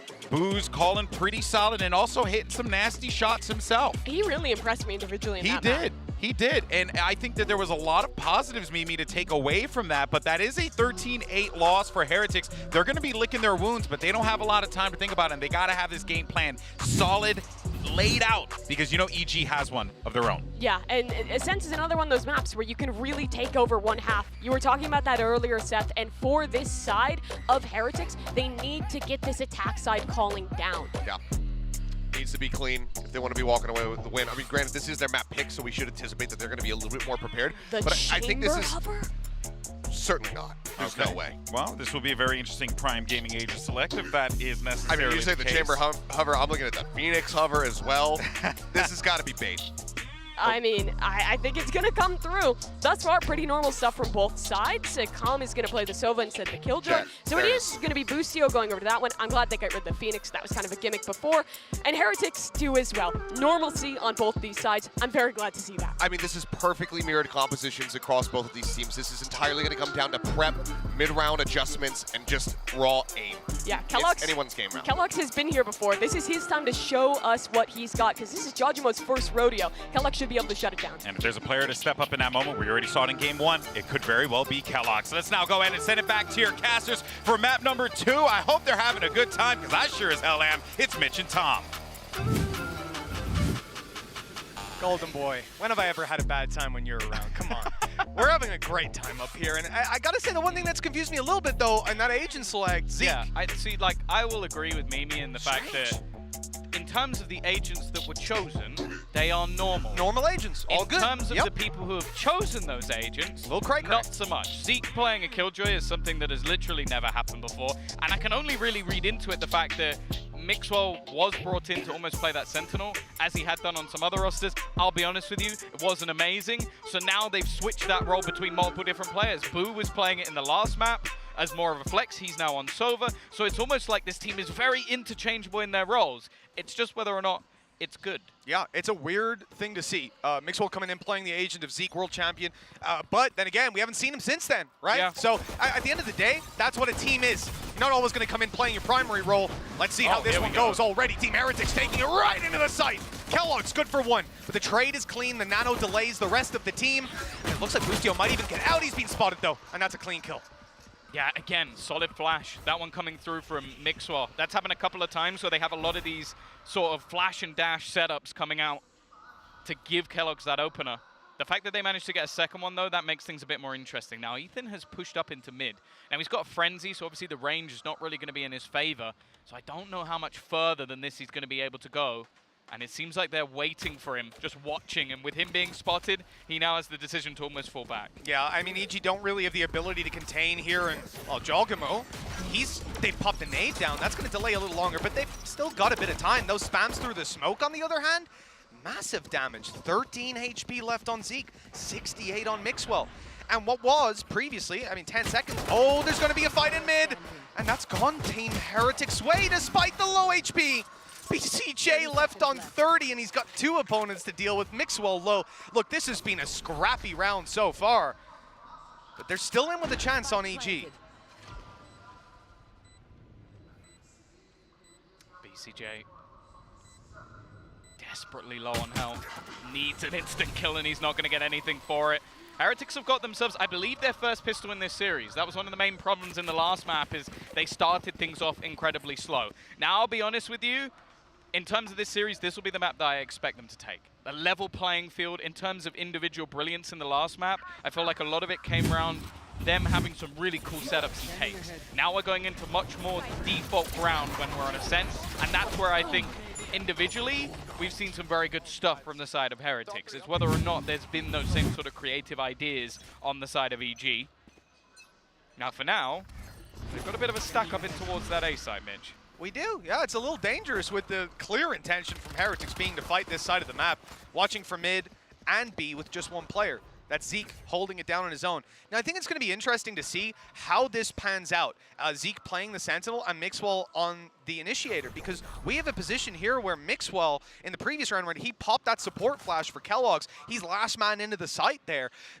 This is leaving, so basically, he can't do that if he's lurking, right? If he was playing a Killjoy over on B, it would have to be Zeke last guy in, if he's the Flash, to play that exact role. So I almost feel like there could be a possibility Mixwell's taking this so Zeke can play more aggressive almost on the attack side with that Killjoy. Why have they lost so many players already? He go for a knife because he ran out of bullets. This is one of the messiest rounds I think I've ever seen. What? BCJ just reads it in the smoke, and he's dropped the spike on the ground. Now Zeke does have the Guardian. Maybe not the greatest weapon for close range, but a single bullet will take out one. Trying to fake the time a little bit, and Com coming up behind him. Time is going to be absolutely everything. Now the alarm bot is down, so it's going to give the information away. It means that this becomes an isolated fight. Spike's going to be retrieved, but he has to almost plant it here. He can't rotate, he can't go anywhere. So he's looking to try and isolate that final duel.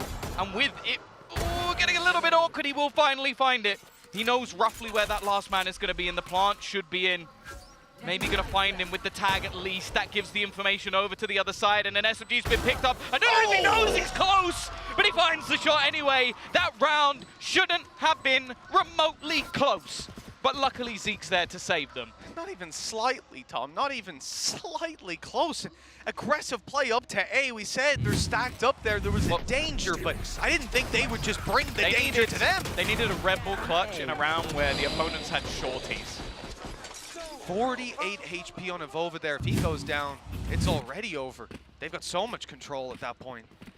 Luckily, he got the kill, but to be that close to a knife. Calm. Boostio ran out of bullets. Let's get a calm cam right away. This guy's going to be coming through. Odin in hand, already with the reveal, and there's the kill. Zeke down and out. No lurking this time. That's the only rifle on the floor. Now, it should be very easy to retrieve, and it's going to go into the hands of Mixwell. They've just got information on basically every single player. I think only Evolva didn't get hit by that knife. Decent shock as well. Stripped some shields, done some damage. And he's still got plenty of bullets left. He's been spacing out his spams. You don't want to see just people mag dumping 100 bullets into the wall. It's not going to do anything. You know, nobody at this level at least is going to be silly enough to run into the spray. But you use it to periodically deny that control. Now you see the drone go through, and now he can start spamming again. Gets back up on top, and we'll hear the rattle in a moment. Oh, he even had the recon. And then he can do it a little bit later. Look, so here's, oh, this is actually nasty, the recon. He's going to time it. He's playing this perfectly. It just depends whether he decides to go for that spam, or rather, when he does, where he's aiming. And it looks like he's moving back towards a passive B setup instead. So Team Heretics will manage to bypass it for now. Yeah, they've smoked the alarm bot as well. So that's not going to be the information there. Just that small piece of utility has managed to put the pressure onto Com. First goes his way with the Odin. He is going to get tagged up at wallbanged as well. Mixo looking good so far, and now the Odin's in enemy hands. The only rifle they had was a Guardian. You know, they had the chance to spam back at the start of the round, but they did it in the end. And now an Odin picked up for Boo, a recon.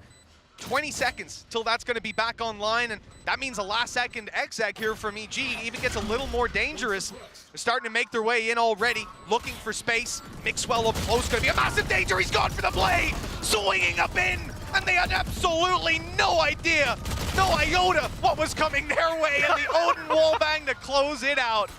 3-0. They chose an early Odin investment, and they have paid the price. So, let me get this straight. Team Heretics playing against some shorties, some classics, maybe a frenzy. I don't know. I think there might have been a single frenzy. I don't really remember. I don't think it matters. Big difference that makes. One person survived. And when they run into a round with a Guardian, a Spectre, and a few pistols, where Zeke gets wallbanged right at the start of the round. Yeah, they lose the Guardian almost instantly. Yeah. They win it with a couple of players alive and retrieve all the weapons. Yes. You've got that one right, Tom. Okay. Yep. Just wanted to make sure. Don't know what's so confusing about that. That's obvious, really. That's how Valorant works, my guy. I mean, what can we do? GB saw that one coming months ago. He predicted that. He actually sent me a message saying they're about to win this round comfortably. He predicted that in the Halo days. He knew it all. It's not a surprise, man, honestly. He just has to rub his head like a crystal ball and the visions come to him. 3-0 right now. Weak weapons for EG. We know what that means. It's going to be a big round from the defenders. Just kidding. Boostio's already dead. Close corner for Ethan. That's one good damage. They need a follow-up, though. And so far, that follow-up's just not there. Nicely handled by Heretics all in all. And Mixwell ain't even going to... Ah, yes, he's just about back up. Yeah, they actually did quite a bit of damage. Like Kellogg's going down to 4 HP, but ultimately with only one player being lost, it's not going to be too big of a deal for Heretics. And you also have to remember the players like Boo, who managed to pick up an Odin in the last round, currently have 6,800 credits, so not going to be too much trouble for them. A flyer of a start for Team Heretics. Bear in mind, last map didn't go their way, lost both pistols. They're now 4-0 up. And I'm even more gobsmacked. The man who is leading the charge, this is his first time on this agent. And it's on attack as well. Like I said, you know, I almost love what they're doing here. I think giving him the freedom to play one side of the map by himself, if I'm picking anyone on their team, well, it's probably Kellogg's, but if I'm picking anyone else on their team, yeah, it's going to be Zeke to go play that role. And of course, Kellogg's often going to be taking the space and being the spear for the team. So I looked at this comp initially and I was like, is this Mixwell just like egoing the agent, being like, hey Zeke, you're going to learn my old role? But no, instead he's actually come in and I think taking a very modest approach to this and said, I'm going to set you guys up. His breach on the last map was very supportive. Most of the time he was not in a position at all to take any fights. So it's an interesting start. I also think for EG they need to bounce back now. Can we see Mixwell right now? He's setting up a knife, I think. It's going to be a far one. He's just chucked it. That's going to be making its way. Then he's got a follow-up flash for his teammates to go through. They've got a recon up close. That's so much information. A great late round set play. They'll still have one cycle of utility coming online for post-plant, but they've got to get onto a site, and they've lost Kellogg's. Yeah, just to peek through the edge of the smoke. That's a great shock dart as well. Good timing. With 30 seconds left, they still have to push into the entirety of this setup. Now, this is going to force them back, but they're going to be able to delay with the utility they have. They're waiting to the last second to throw down those nanoswarms. That is brilliant from Boostio. They're not going to be able to get much of the space whatsoever, and now the remaining players of EG can start pushing back into the site. The turret has just managed to get a kill, and there's only 10 seconds for them to get this spike down. In fact, they have to go back and retrieve it. All they need to do is deny it. It has to come in here and now, and it's done. They've already conceded. They knew the plant couldn't be secured. And this round will go to EG. Phenomenal stuff and just a great plan. We saw Team Heretics with their late round info play for mid. Again, perfectly timed at about the 50-second mark to give you that last cycle of utility when you come to either a site push or to playing post plan. But instead, they run into this unstoppable defense. The thing I love is just how late all of that was utility was patience. Like that's the thing. Obviously, Boostio knows they can't have pushed up that far because of the alarm bot in the first place, but he knows they're going to run in at the last 4 seconds. So that's when he pops the util com. What is this? Yes! Why are you fighting this with an Odin? He's going to get the kill! Jorgamo's found on the other side of the map as well. He gets dinked instantly and still swings. Tom, all I'm going to say is if I try that in ranked, you are going to scream at me for the next because you'll die instantly. Know, but it's a play, and I've seen it a pro play. I'm going to do it in ranked now. Also, you don't have the dart that gets in the That is also, yes, that is also very accurate, but I don't need to hear your negativity. What a gorgeous play from Calm. I'm really enjoying this early round Odin. Look, that aside, they have the advantage, and Team Heretics do not seem to be getting any ground. Another player dropped, the spike confirmed to be outside of A, and at this point, it's like reading a children's novel. This should be easy as can be for EG. Not taking a step wrong to close it. Yeah, a really nice round from Jorgamo especially. Like just being able to almost work with the Havoc. That was the plan off the back of that. Like you have this aggressive Odin play, the dart to force them back and almost shimmy them back towards the B site, and in the meantime he gets aggressive. So while they're losing mid control on the attack, they're also being pressured in B main, but they don't expect that. They're trying to reclaim positioning. So he should have died so much earlier. Yes, he got dinked instantly. He literally got headshot through the wall at the very first second and then went, no, I'm still going to swing this. You will literally see like an op holding that angle given less respect from the other team. He's spraying with Node and they're like, I don't want to peek. Oh my god, he's going all the way. The insta-flash. He's still going. This is such an aggressive play. They had a dart to set him up as well. Just trying to catch Heretics off guard, and that's exactly what they've done. Just a full anime battle, everything being thrown at this main. And in the end, look, they end up barely even, but a quick kill pulls it right back. The map control for Heretics here. They've got main, and they might be able to fight their way back up, but still 2 players waiting on the site. Calm knows that push can be coming through, and the flash on the other side was actually was that Mixwell's flash? Yeah, I think so. Unlucky. No, it didn't catch him this time. They attempted it before. hoping for, I think, a very optimistic spam. And already Avova just trying to take the space. The utility is sublime. The tags coming through in almost every single scenario. Comms darts have been on point. I'd almost like to see them highlighted going forward, because he's been catching people every single time. Now Mixo's trying to just thread the needle here, but there are 3 players waiting in towards the spawn. Boo hoping he can chip them up with a little bit of extra damage, but they have another player watching in case Mixwell tries this exact play. Yeah, again, in these sort of scenarios, with the man advantage as strong as it is, they just have to understand what part of the map they've conceded control of, and they understood it perfectly. Locking down spawn with 2, watching their back, and having a player on site comfortable to stay passive and wait for that drop to come through. There was 0 space given to Heretics here, and again, short of a massive individual play, there was never going to be a result that favored them. EG walking out with 3. And a strong start to this map for the attack side of Heretics, but EG quickly on their heels. Yeah, this is the thing. I will say I imagine Heretics are going to be a fairly momentum-based team in general, but I also think that going into the defense, they could have a really stellar half. That's where you expect to see Kellogg's pull in the operator and really put up the majority of his numbers, and it's where the rest of the team kind of have to step up here. The thing is, though, EG, I sort of said it, like, you're not going to see a mass amount of new stuff when it comes to Ascent, but they do have some cool set plays. And that little flash not only blinded Zeke, but blinded the turret. So he was able to push all the way up and catch him off guard without any information going the other way. That's just a beautiful little play. And then after that, he throws down a smoke and they dart behind. So that not only after getting the first kill, he might be able to find more. These are just minute details that EG are putting in because they are so around these sort of set plays from people like Potter, who is, I don't know, she's clearly doing an amazing job. You know, it even sounds almost less impressive when you consider the fact that, like, these guys didn't just go for it, the play in main, the flash, and then decide to recon. That recon was there from the start. It bounced off. They intended not just to fight for main, but to make that dash play into a cloudburst and then spam them through the smoke with the reveal from the very beginning. I mean, the amount of utility thrown into that early play, look, it's costly, but you're either getting kills, like he did, whiffing, which, you know, you don't have to account for that. And then the other thing is free map control. You spend all that utility and go, nobody here. Let's rotate everyone else to the other side, and they will be none the wiser. Just fantastic early play, and like you say, it's when you got someone like Potter sitting there. We've seen the telestrators, the analyst desks in the past, but she's working wonders with this team. Well, let's see what the response will be here. Here we go. From Heretics. Have they got anything? This time it's completely different. It's not an Odin on short, it's the operator, but instantly smoked off. Same play on mid. Knife reveal, slow peek up. Drone to answer it back on the other side, though. That's a good denial. Thing is, though, they've used a lot of refreshing utility here on Heretics, like a knife, a recon dart. Those things you get back. You don't get that drone back. Is he trying to wait for the bot? I thought he was going to just spam a shot through, see if he can catch something on the cross. Dart, again, catches a couple of players. Just getting that information for EG, which they so desperately desire. And in the meantime, just to clear out some of these closer angles, Heretics are going to have to use the drone.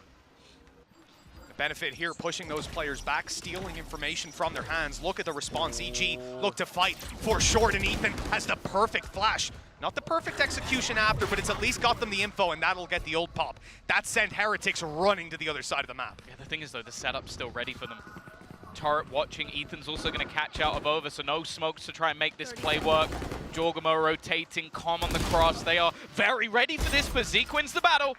It's traded back in mid. Their lurk is gone, and Zeke now trying to get that bit more aggressive. They have been slaughtered as they try and enter the B site. And EG, just moments ago, was sat 0-4. Well, they're level again.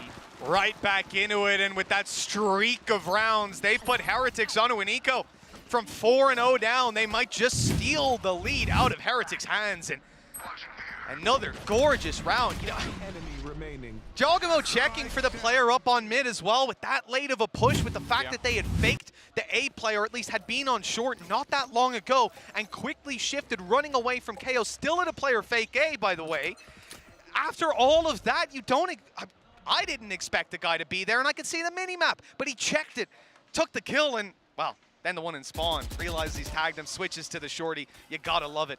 This is the chance here for EG to walk away with the lead, and they should get it done. 5 sheriffs and no ultimates to back them up. Just a From the Shadows for Revova, and, well, if you've seen this game before, you know, that's not going to change too much. See how big the Mitch man curse is today. Yeah, now watch him like TP right behind someone, they don't hear him somehow. There'll be a moment now where he needs to steal the spike and take it to the other side of the map. Plan some 1v5s or something, yeah. See, even though they didn't spot Zeke, they've spotted the activated turret. They still know that there was a player around this position just moments ago. The knife not really going to give too much over on the A side, but it's very passive. EG know what they're up against. Not taking too many risks and basically just waiting for their opponents to try and find something. And now Heretics are excellent in these sort of pistol rounds, but they're just being given nothing. The knife saved this time, and there's not going to be a dash to play with on the other side. A chance to do some damage, and they did manage one tag, but it's just going to be reset.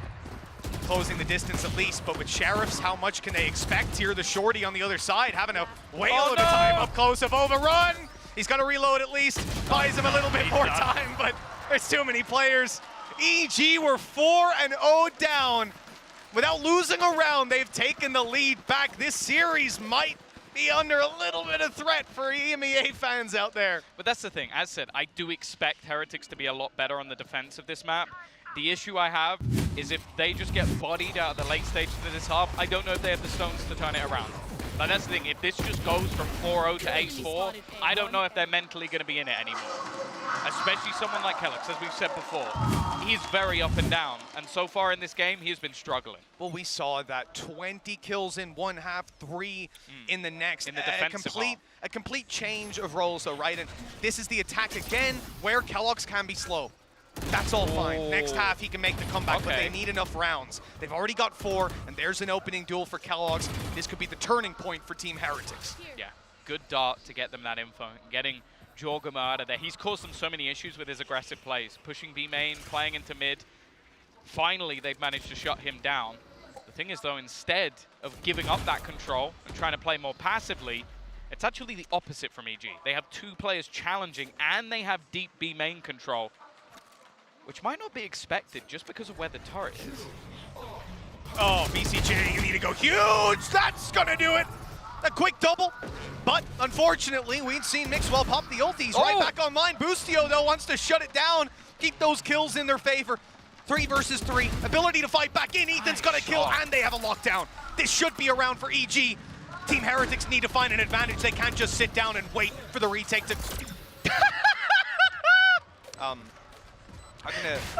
They can't just sit down and wait for the retake to come through, and here's a problem now. Okay, maybe not. Mixwell's fighting for it. He's trying to make up for that flash. If only he still had one. Time to run away. Oh, Zeke's managed to find one, but he needs his teammate to try and hold on here. Mixwell, he gets the final kill. I don't know how that round ended up going their way. Obviously, he expected the door to be broken. It just looks very, very funny. But the fact that he manages to clutch it out in the end, currently sat top of the board, 9 and 7, 13 assists. Come on, guys. I said you do this late in the day. This wasn't late in the day. To be fair, you know what? To our replay guys out there, that one's okay. I greenlight that one. That was a funny one. The fact that he just stared at the door and then went, flash. It's just so great. He obviously thought they were about to break it, or his teammate was, whatever. That was such a weird battle. Both players after the dash waiting for their gun to come out. A lot of damage done onto Kellogg's. A shock dart here would put him in the grave. And there it is. On the mark. I guess nothing. An attempt to try and catch them would have been trapped within it, but it was a sacrificial play, a bit like what Ethan's doing. Just running through 2 headshots instantaneously. Does he know, though, there's a player on the site? Seemingly not. Com's taken a lot of damage. 2 players tagged up, and Boo is now holding onto that cross. Just making sure that nobody has already made it forward, giving over the all clear to try and get this spike down. Problem's always going to be a player walking down those stairs. Now they know where he is as well, and there's a flank coming through. Boo's in a lot of trouble. 30 bullets left, 27 now, and he's dead. 0 with Boostio dropping him. It's all onto Avova. This man has had more clutches than I can count. It's time to put another on the board. If Team Heretics are to hit 6 here, have any chance of winning the half, that's the first. But In comes the deadly duo, Ethan and Boostio. Low HP on Ethan. Boostio doesn't even need his teammate. Well handled, 6 found. And the lead's still possible for EG at the halftime. But that's the thing. Like, EG are just so disruptive in the manner of which they play. Like, not only when the lockdown was placed, somebody tries to, like, go into the smoke. You see the initial aggression as well from Jorgamo, just trying to do that extra damage. But then you also have Ethan flashing through the smoke and finding 2 kills. Like, Heretics are trying to find some sort of rhythm, and each time they just get someone just jabbing them in the ribs. It is a tough, tough match for them right now, and it's an even tougher bye. It really feels like it's just a game where both teams are attempting to disrupt the other one. They have their strategies, which rely on making you uncomfortable, put you on the back foot, and, well, it's a treat to watch for now at least. Team Heretics, when they swap to the defense, this man here, Kellogg's, I expect to do a lot more. It's where he'll put up the big numbers for now. They've got one more round on the attack to try and pick it up. Zeke could be in trouble here. That's just a Sheriff. He didn't stand a chance. Yeah, a bit of an optimistic fight to take. But in a round like this, you almost have to be a little bit more aggressive. Kellogg's into the site. He is the man that needs to go huge. First kill his way, trying to take it all, and a little bit unlucky. BCJ full sprint, headshot him through the floor. But they are blinded. A 3v3. Weaponry for Mixwell, weaponry for Avova. It's possible. It looks like we got another weapon picked up. It's not quite the same caliber. Rocking in with the Spectre, but it'll do something at least. Quick tag up top, that's gonna slow your push. Mixwell, he's inside the smoke, he's up close, there's a kill! But it's traded right back out. The dash into the site from Jorgamo, and he's caught another what? I need a replay of that. But immediately, what in the, how? That's 7-5 at the half, well deserved from EG. From 4-0 down, they've put 7-1 on the board. A really, really impressive resurgence, and this round may be a little bit closer than it should have been. A nice attempt for them to bring this one home, but Jorgamo not only getting the first entry back in, but just finding absolutely everything as he dashes back into the smoke. We're definitely going to need to see quite a lot more of that, though, as they're going to be heading into the second half. They're going to be moving on to that attacker side. But first, we have a few people on the desk who want to have a chat. We love chatting. We're big chatting fans. Absolutely. Yes, what a game and a start there. Obviously mirror compositions, but you're always looking to see what are going to be those small little details between each team that stands out. And I think for EG, you know, Jorgamo right at the end there, definitely living up to why the hype is real. But let's actually look back on that half there and reflect on it, because it really was a lot of great little takeaways from each side and some flubs as well. Yeah, I think this was kind of echoes of Pearl for me, in that some of the mistakes that were being made by Team Heretics felt very similar to the issues that they had on the attacking side. This is one example. This round started off pretty rough. Avova actually misses out on a smoke in mid here that leads to a kill happening in that area of the map. Or excuse me, it's actually BCJ's. I didn't realize that at the time, but yeah, very nicely played here to peek out by Ethan. He gets that big opening kill onto Kellogg's. There's a lot of smokes in the mix there mid, but a little bit later into that round as well, that's where things kind of fell apart. They absolutely ran out of time on that site execute when they tried to split back into that A site, and at that point,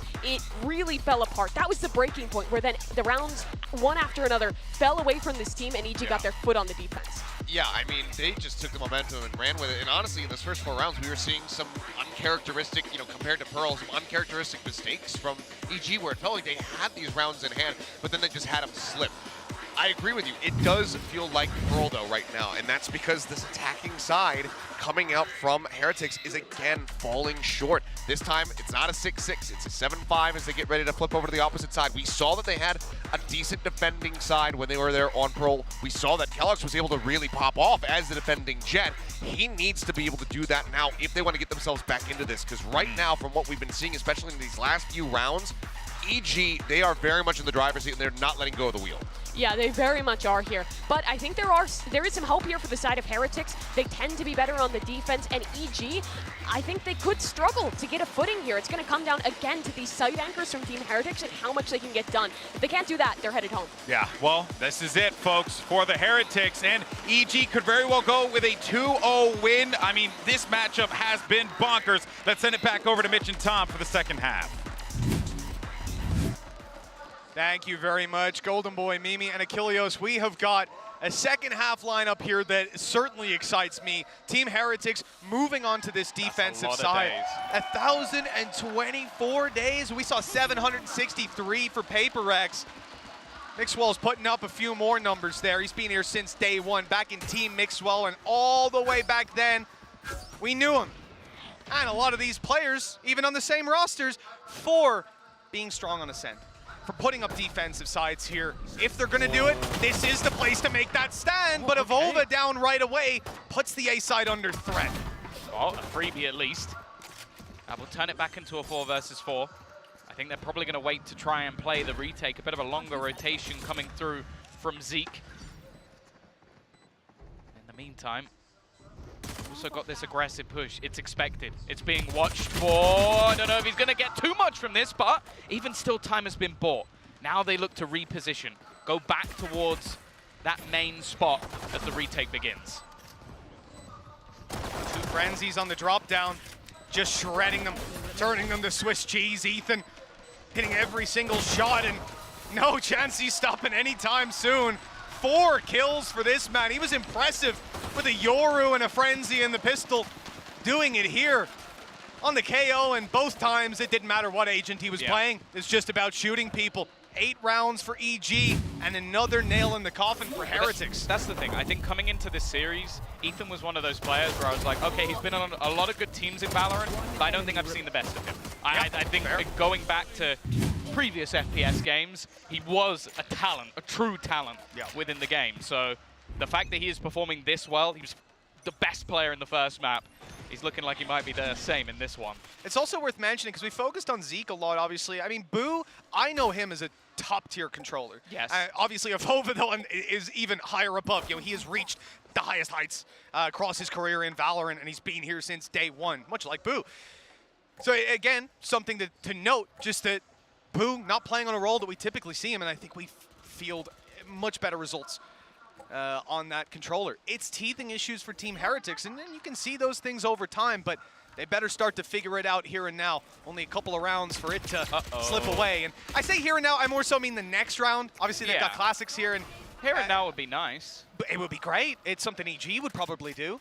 But yeah, I think you have to accept, especially because 3-man stack early, trying to fight B main. And EG now have that read, and they move towards the A side. It looks like they'll have a much easier time. You say that, but Heretics have also got the read. It's just about timing. If there can be even a little bit of delay, a smoke's going to go down. This could be perfect. Into the smoke they go. Mixo gets 1. Now the full force of this Heretics roster is going to be in position. However, they're starting to get mowed down. Zeke's found another. Boo through the smoke gets 1 more, but he's traded out as well. Zeke has got another. It's all onto BCJ.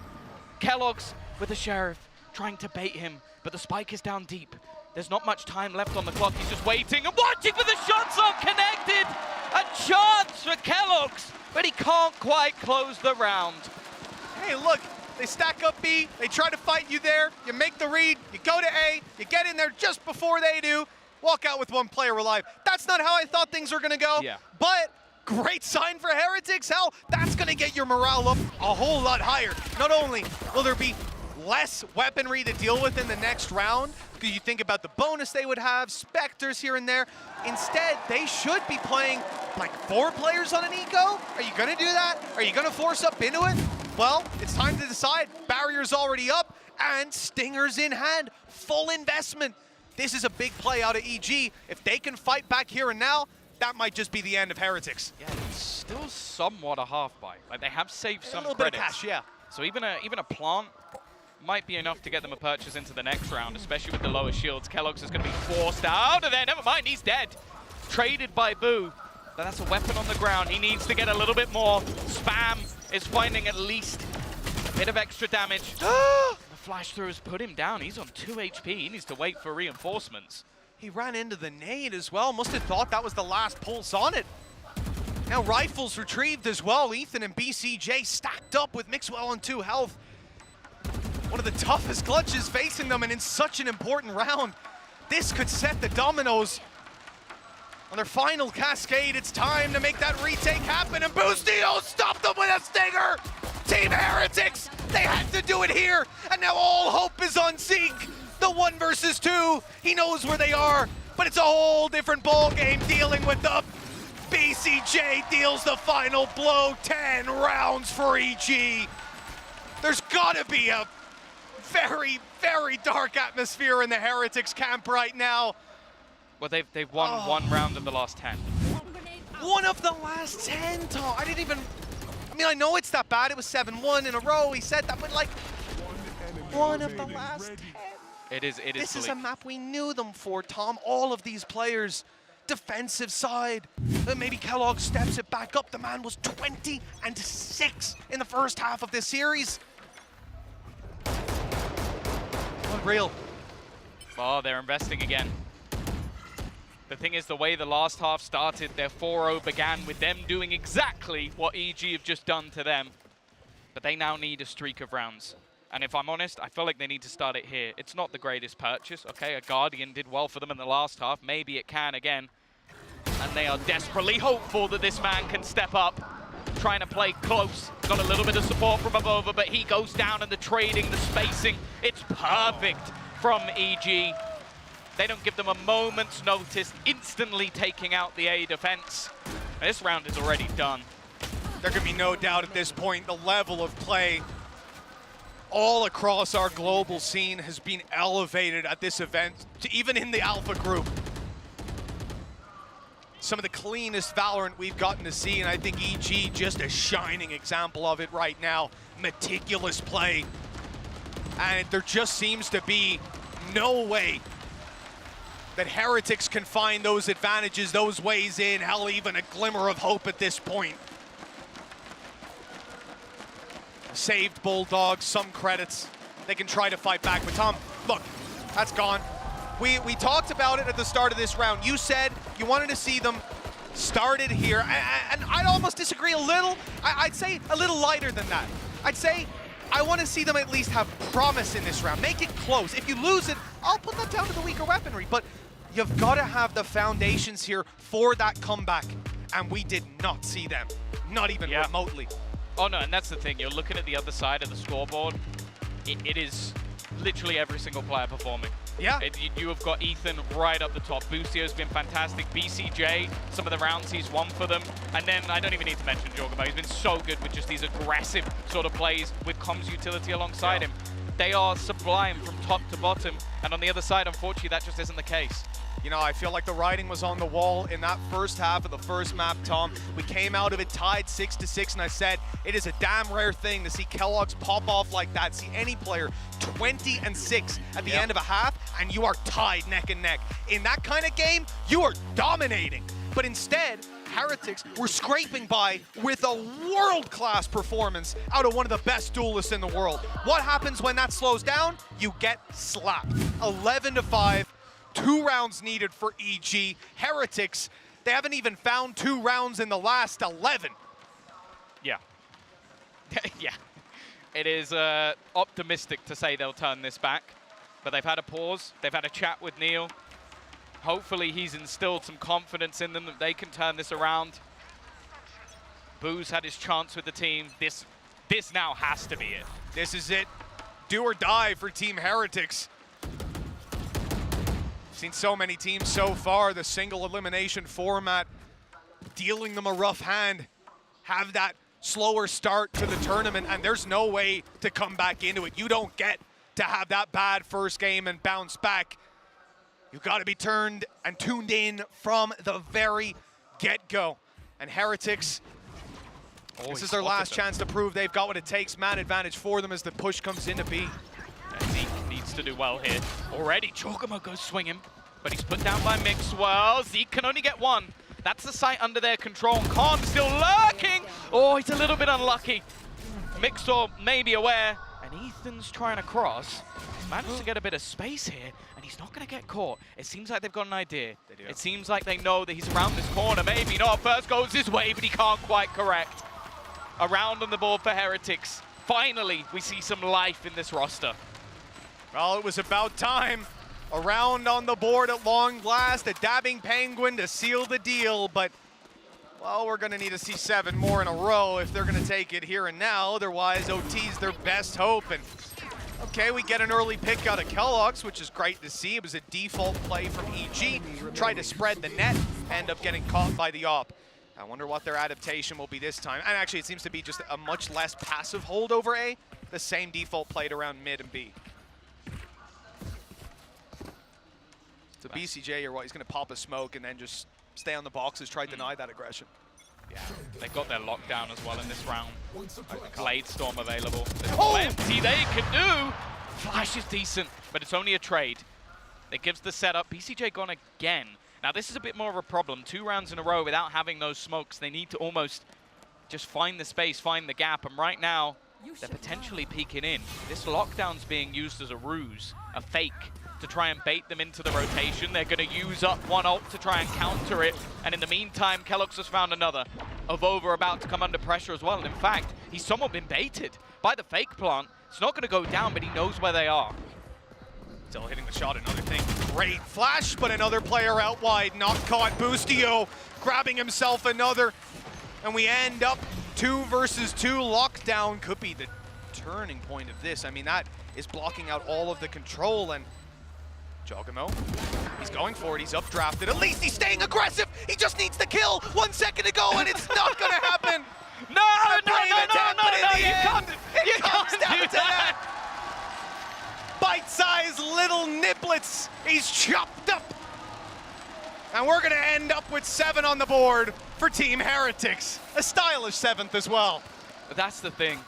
We saw Mercy in the last map. Maybe it was also the time was low, where they could have ended it with a knife, but well, Zeke has decided that he's not giving that same sort of mercy. The lockdown becomes the crucial part of this round, and just being able to deny. That's the thing. I don't think there's a single moment for Jogamo where he's annoyed by that. No. He seems to just be laughing and enjoying it. Trying to spin, just don't knife me once, you know? Maybe I'll survive long enough to get my gun back out, but you know, that was an ambitious play. Don't you dare! Don't you dare! He's gonna do it right off the rip!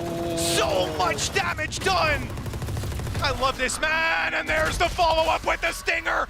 A brave TP on the site for the info, and it works out for a trade. Kellogg's going through.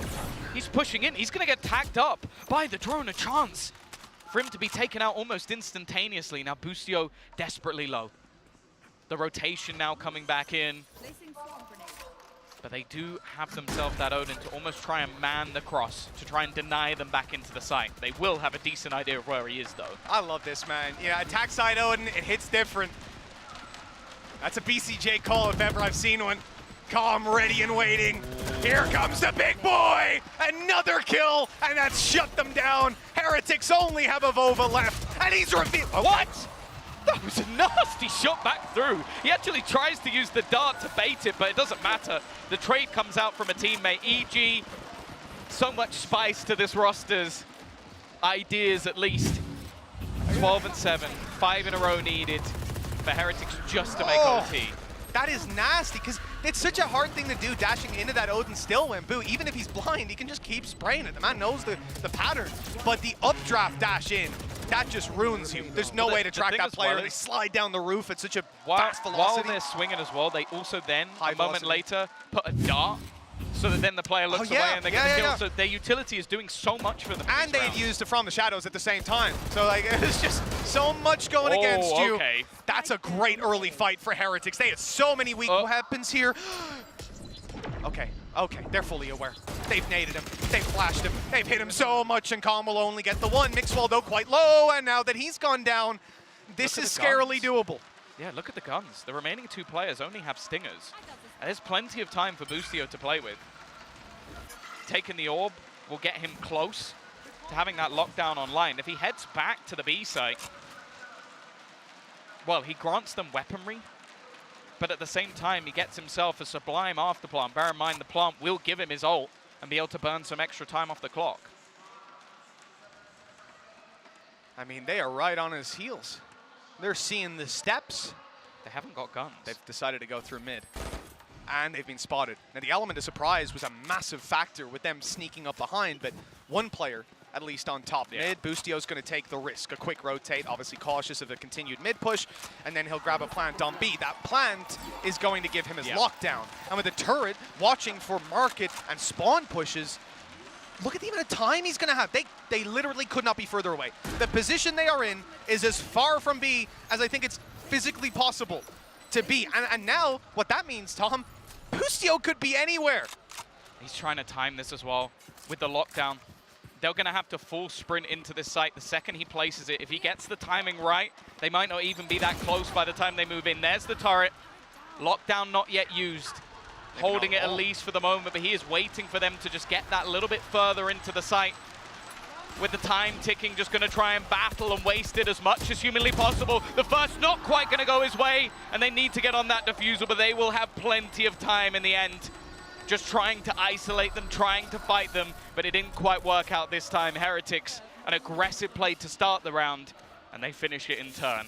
You know, if he had even the slightest idea how far away they were, that lockdown would have been placed with perfect I guess timing, the thought process as well is they're going to run him down anyway. If he puts a lockdown, he not only gives away his position of exactly where he is, but also they'll probably kill him within the time anyway. They're going to run it. It's better to have that little bit of secrecy, especially with the nano swarm down. He almost played it so that he could buy time from out that could be anywhere. The thing is as well, right, for him in that spot, there might be a guy in B main. He spotted someone mid with the alarm bot. He didn't know how close they were to the doors. They could have easily just crept up, been right behind him. He puts that ult down. They know where he is, and then they capture him in the back of the site.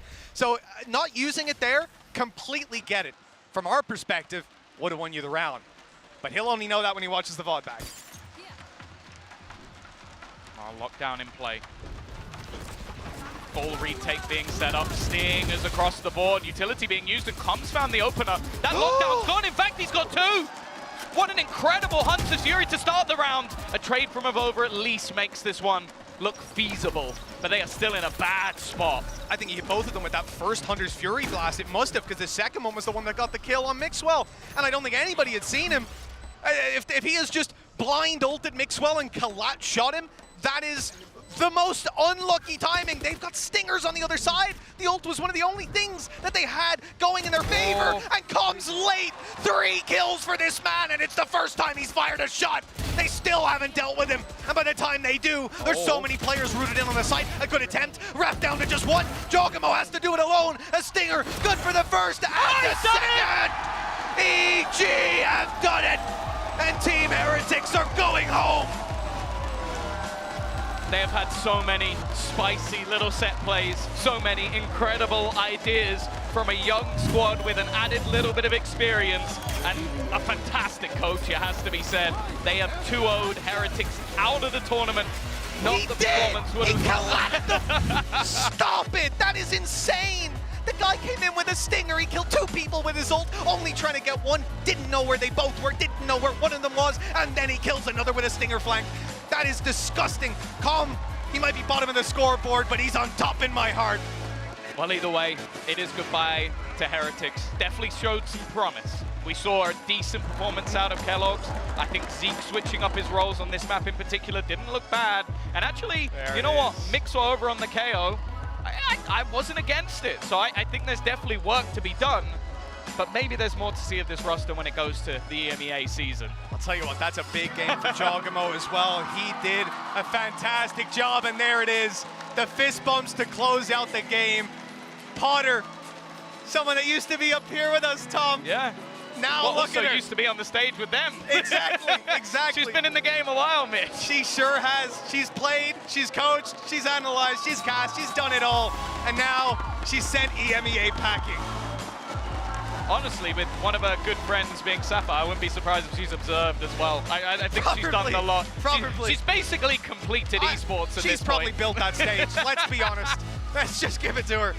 Unreal. Honestly, EG played some serious Valorant, and you could see it from the second BCJ stepped on that stage, looking calm, cool, and collected, in his sunglasses, his tints on.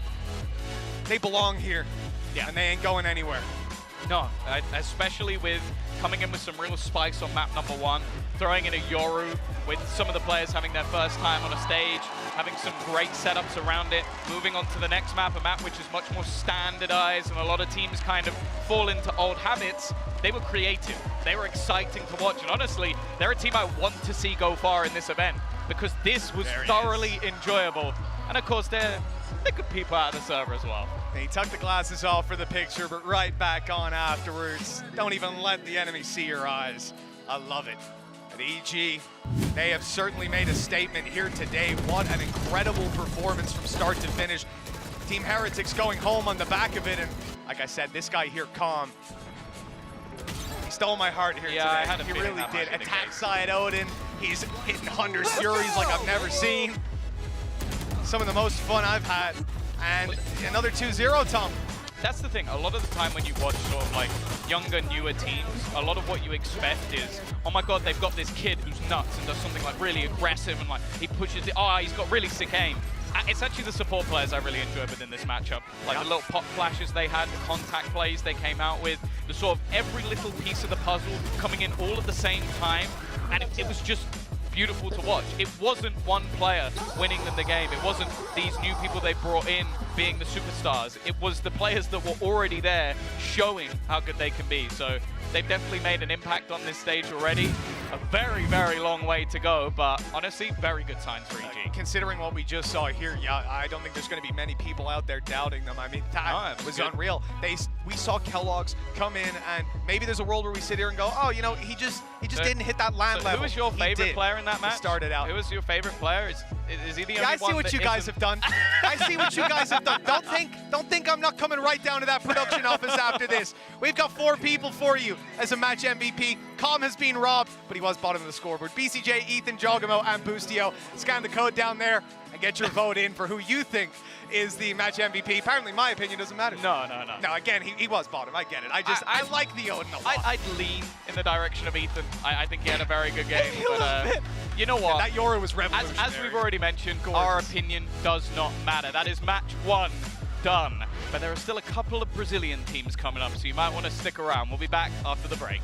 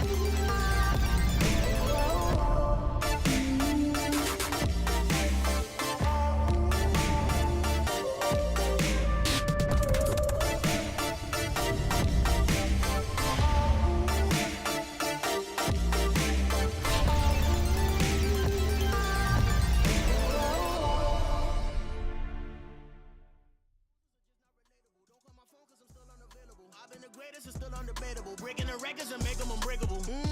Blazing the spot, mad clean. Hated or not, game 7, game tie, vaccine. I'm taking a shot, I'm way up, could never be under you.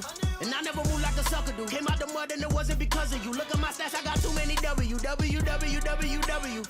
got way too many W. Came out the mud and it wasn't because of you. W. Well, yeah, prices keep on going well. Y'all still need to get you well. Nothing left to say, I'm well.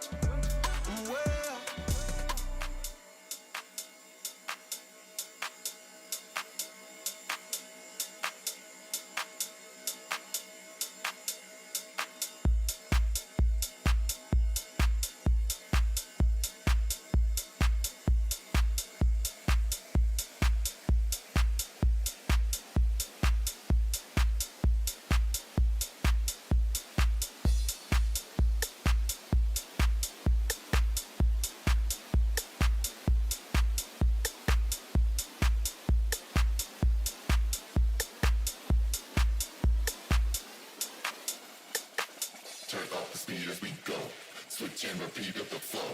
You feel the beat and tempo. We've got the complete control. Turn up the speed as we go. Switch and repeat of the flow. You feel the beat and tempo. We've got the complete control. Turn up the speed as we go. Switch and repeat of the flow.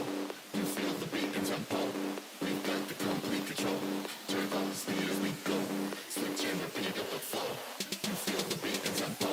We've got the complete control.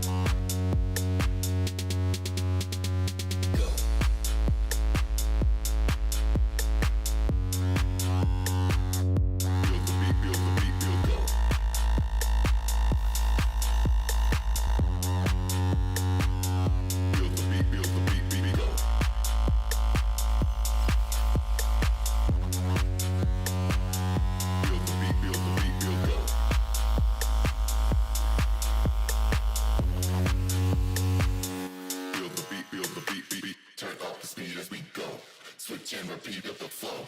You feel the beat and tempo. We've got the complete control. Turn up the speed as we go. Switch and repeat of the flow. You feel the beat and tempo. We've got the complete control.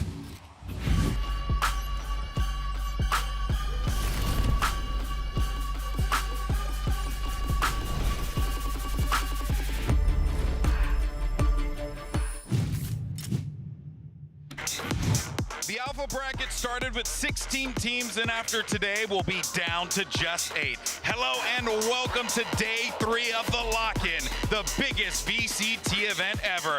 And here we go, EG versus Heretics. I hope you feel hype, and I have to say, this is going to be quite the matchup. The lineup is perfect. Kellogg's is just killing everyone. They're trying to bypass him, and he just gets 4 kills. Boom! What is happening? There we go. Good damage by Ethan. He's down with a pistol. What? 3 kills. Boostio's able to grab 1, 2, and now took in for a little more. Then catch them on the way through. It's the timing. Don't do it. Don't do it. Don't do it. No. The map closed out, and EG experienced the roar of the crowd for them. 13-8. It's going to be a big round from the defenders. Just kidding. Boostio's already dead. Close corner for Ethan. That's 1 good damage. Nicely handled by Heretics all in all. Side the smoke. He's up close. There's a kill. The dash into the site from Jogamo. And he's caught another one. I need a replay of that immediately. It's time to make that retake happen. And Boostio stopped them with a stinger. EG has done it. And Team Heretics are going home.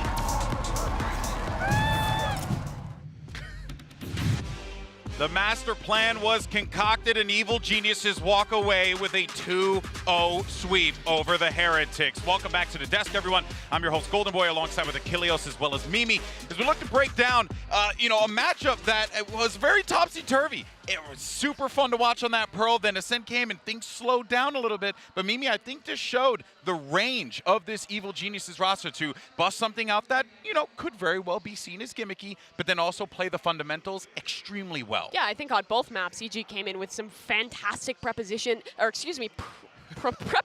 not preposition. We'll learn a little bit about grammar while we're watching this one. Yeah, why can't we get a little bit of everything going there? But in map number 2, it was no longer the gimmick, like you're saying. It was just some good fundamental Valorant. Again, the sight anchors from EG were fantastic. And on top of that, we saw it in the Prime Gaming post-match highlights. They were just like popping off. They were loving it on the stage.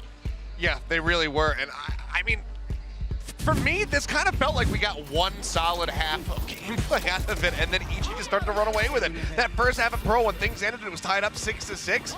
That was great. I was like, oh man, great series. And then it just started slipping so quickly. Ascent looked like it was going to be starting off a hell of a lot better for them. They got that 4-round streak at the beginning. Look at that. But then again, it just started spiraling out of control. Yeah. EG just as soon as they got that little momentum shift, they grabbed the whole 5 consecutive rounds to then be able to take the lead in the half. It was just so clean. Yeah, and again, even though there wasn't the same amount of like cool gimmick comp with the Yoru, the preparation here was great. They had like lineups to break the Killjoy turret. They had really cool set plays with the Sova ultimate. You saw a few of those there in the replay. EG, last season we kind of talked about them as really being like a genius, being kind of true to their name, and I think that was the same here. Huge credit to Potter and Busio. They put in some great prep for this tournament. Yeah, and I think that's the thing to highlight here, right? It's that there's a system in place at Evil Geniuses that is working very well for them. Granted, this was only the quarters, and there's still plenty more to play. But Seth, I have to give high praise to the squad for just really believing in the roster, on that stage. I mean, I think one of the most impressive things is just having the trust there from Potter to not be calling these timeouts, because there were several times where it seems like, okay, is she going to do it now? They're down by 4 at the start of this Ascent map. Nope, no, let 'em cook. Trusts that the team is going to be able to course correct, but I think you could be damn sure that if that did go to a 0-5, you would have seen it come through. We would have calmed everybody down and say, okay, this is what the game plan is going to be. But she trusts in the team to be able to figure out the problem, to really be able to work around the mistakes they were having early and course correct, and that's exactly what they did. So you love to see that. And I think part of that as well, a big part of that was Ethan, because he came out of the gates. And this is a guy who came into Valorant with a lot of hype and then kind of teetered off. But Mimi, if this is the level that we're going to be seeing Ethan play, I'm okay with it. I'm all in. Yeah, I mean, this was really, really good out of EG. Not only did the young players perform on the stage, but the veterans that came into this roster also looked incredible. This guy, Ethan, on both agents, just so good. Yeah, I mean, incredibly close figures here when you look at the ACS, but as you go deeper here on the Ascent, that KO where the util is ever so important in getting yourself into those sites or stopping the pushes from coming through. You see 3.7 on the KD, 119 damage per round. Just utterly fantastic stuff from Ethan. Another really man impressive. that was doing pretty good, BCJ. My art skills, not quite there. But this guy was popping off. He was having some fun up there that looks on like the stage. Picasso. You continue to claim that that is cool. BCJ, but it is BCJ. maybe if he was it's wearing not like the a Unabomber, beret. as you might think. If BCJ was wearing a beret, there's a rhyme there that we have to figure out. Yeah. That could be a haiku for another day. But for now, though, it's unfortunate, but as it has been tradition here for every time that we've had to send a team home, let's go ahead and say goodbye to Team Heretics, because I think salutations and salute to them. You know, look, this is a format, as we have mentioned numerous times, it's grueling, it's unrelenting, and most importantly, it's unpredictable, especially when you have a Yoru pick on Pearl that you probably weren't preparing for. I give them credit for hanging in as long as they did, and also Kellogg's. Yeah, I mean, we've talked a lot about EG. They deserve that credit, but Team Heretics didn't necessarily play a bad game here. I think they came in and had some solid ideas on Pearl. They did struggle to adapt a little bit, but you can see the pieces are here. There's some great individuals. Kellogg's was popping off. It feels like Boo, with a little bit more time in his IGL role, might actually be able to kind of turn this team into something that can be a good competitor in the EMEA League. Yeah, for sure. I mean, it's the same thing with BBL. They come out, they show some really good stuff, but it just takes a little bit more. They just need a little bit more time to really get things to gel. So we'll have to just keep our eyes on them and see how they perform once VCT kicks off. All right, well, look, guys, before the break, we, as you always know, asked you guys to vote for the player of the match, and much to the chagrin of our dear friend Mitch, Calm was not on the list, but we do love Calm here. Makes sense, though. Ethan gets the love. I think everyone had a moment in this match, Seth, but Ethan, you got to give the boy his flowers. This guy popped off. I mean, originally we were kind of thinking like, oh yeah, BCJ, Ethan, Jogama, these guys are great, and then all of a sudden we noticed that like even Busio was dropping 20 and had, like a 20-12 record in the last few rounds there on that Ascent, and it was just like, damn, everybody is just performing to the nines right now. But Ethan, of course, I think even if we did have Calm on that list, it still wouldn't have changed who was going to be winning it. Ethan all the way. I know we have our interview coming up in a sec, but Mimi, I just want to ask you real fast. Sure. Are you an EG believer right now, or do you feel like there's still some more things You that we need asked to that see? question as if I wasn't already a believer. I believed in this project and this roster from the beginning of the tournament. I think they had a lot of potential, and I think they showed that here. They're only going to get better through the course of this tournament. Yeah, it's scary how good this team can become. But of course, for more on that win, let's send it over to the bracketologist himself, Brent, who's actually standing by with the one and only BCJ for our Verizon post-match interview. Thank you very much, Golden Boy. Yes, I'm here with BCJ, the big guy himself. Honestly, the big guy buff in action on the stage as well. Congratulations on your win, BCJ, first of all. Up against Heretics as well. Very, very well-earned victory off the back of that. Yeah, thanks, man. Pleasure to be here. You know I fucking love you, so glad to be here. And yeah, we're definitely feeling really confident. Yeah. I mean, you guys are looking confident as well, but I do have to ask as well, because you've got a new roster that's been, you know, kind of built coming into this 2023 season. New roster, new team. And when you get thrown hurdles, obstacles in the form of a Jet player dropping 20 kills in the first half of map number 1, I think a lot of teams, a lot of new teams as well, not to say that you don't have veteran presence on your team itself, but I think a lot of new rosters would really struggle to go up against that. I want to know what the vibes were like in your team at that map 1, at that turning point as well. What was going on? How did you guys keep the mental in check to really just, you know, battle back and be unfazed by it? I mean, it was honestly quite simple. You know, he had 20 kills at half, and he had 2 kills after that second half. So, you know, that's exactly what Ethan said after the game. He goes, guys, listen, their Jet is the only player getting kills. He had 2 kills in the second half. And that really just lightened up the mood, and that's really what our team is about, is getting that culture that we kind of created ourselves, and what the old EG members have already had been doing forever, you know. Fun, vibes, play the game for fun, and usually the wins follow along with it. Nice. Yeah, I mean, you guys definitely won off the back of that one. You shut them down pretty well off the back of that second half. I want to talk about your new roster as well, though, and your new roles that you guys have been playing as well, because for you in particular, you've been playing the smokes, which, you know, is not necessarily a new role. You did play Omen, you know, back in the day, a little bit here and there, but now it is full-time on the controller role. So how have you been, you know, liking to switch up onto this new role? Is it just like, you know, something new to learn, something new to master? Yeah, definitely.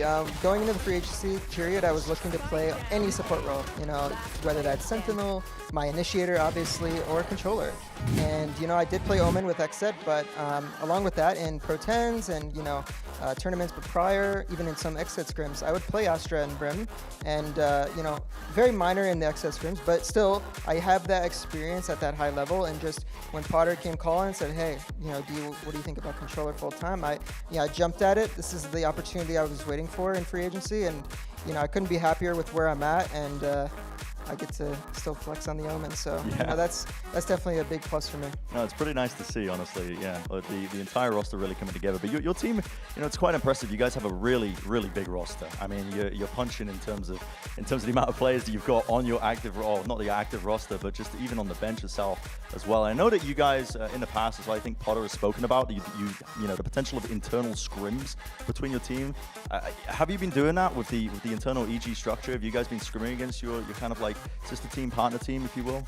Yeah, definitely. And you know, we utilize it however we want. If you don't want to release something to other, you know, challenger teams at the time, or, you know, especially franchise, when those scrims start, you know, being the only scrim you can take. We're blessed to have 2 really good leagues in NA right now, so you can scrim a lot of different, you know, teams and give them different looks. But having that reserve roster is something that EG is kind of built in league. You know, they trust that academy system that builds talent and can kind of, you know, find the talent and build them alongside their tier 1 team as well. So that's really something that they liked and instantly went for and jumped at when Valorant decided to go franchising. Okay. Yeah, I mean, it should give you guys, I think, a big edge, you know, moving forward throughout the 2023 season. Like you said, get to hide all the strategies. Real quick, just before I let you go as well, your upcoming opponents, I believe, listen, we got like the bracket over there from the bracketology segment, but you're up against the winner of, you know, MIBR Talon as your next matchup. You know, who do you want to face more? Is it the MIBR, you know, you want the Brazilian crowd against you cheering? I feel like I already know the answer to this, but what team would you rather face? I definitely want the Brazilian crowd against me. Yeah, I knew it. I've done it in Istanbul, and it was so much fun playing against, you know, Fnatic, and being able to 2-0 them. 2-0. So I'd love to do, or I'd love to play MIBR. I think that will be a really fun experience for the fans. Obviously, I want to see Brazilian teams here do really well. Yeah. Brazil has treated us really well so far, so I want to see them go far for sure. Okay, awesome stuff. Thank you very much, BCJ. Congrats again on the win. Appreciate your time, and best of luck moving forward into the tournament. Thank you so much, Ben. All right, that's all. Thank you very much. And back to the desk as well to break down the rest of the series, set up the next games. I'm not too sure.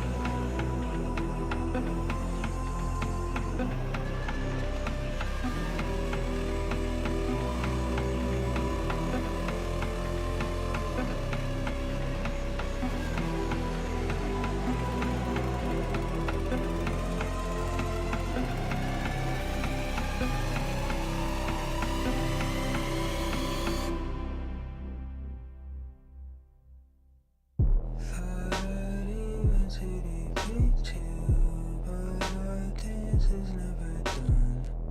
I'll try my best to live with you, 'cause there's nowhere I can run. I might never start seeing you behind my own reflection. Close my eyes and I'm staring down the barrel of a gun.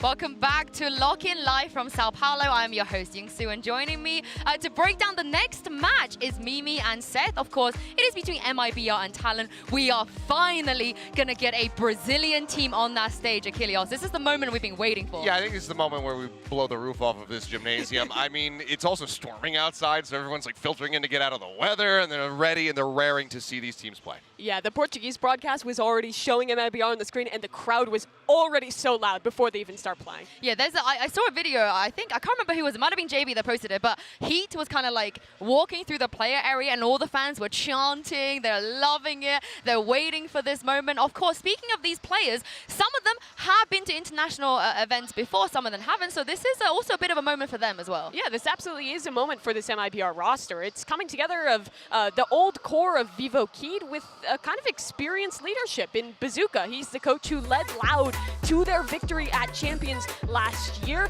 FRZ is a player that used to play under Bazooka, and they've now been kind of reunited as the leadership core of this team, combined with that fantastic Brazilian talent.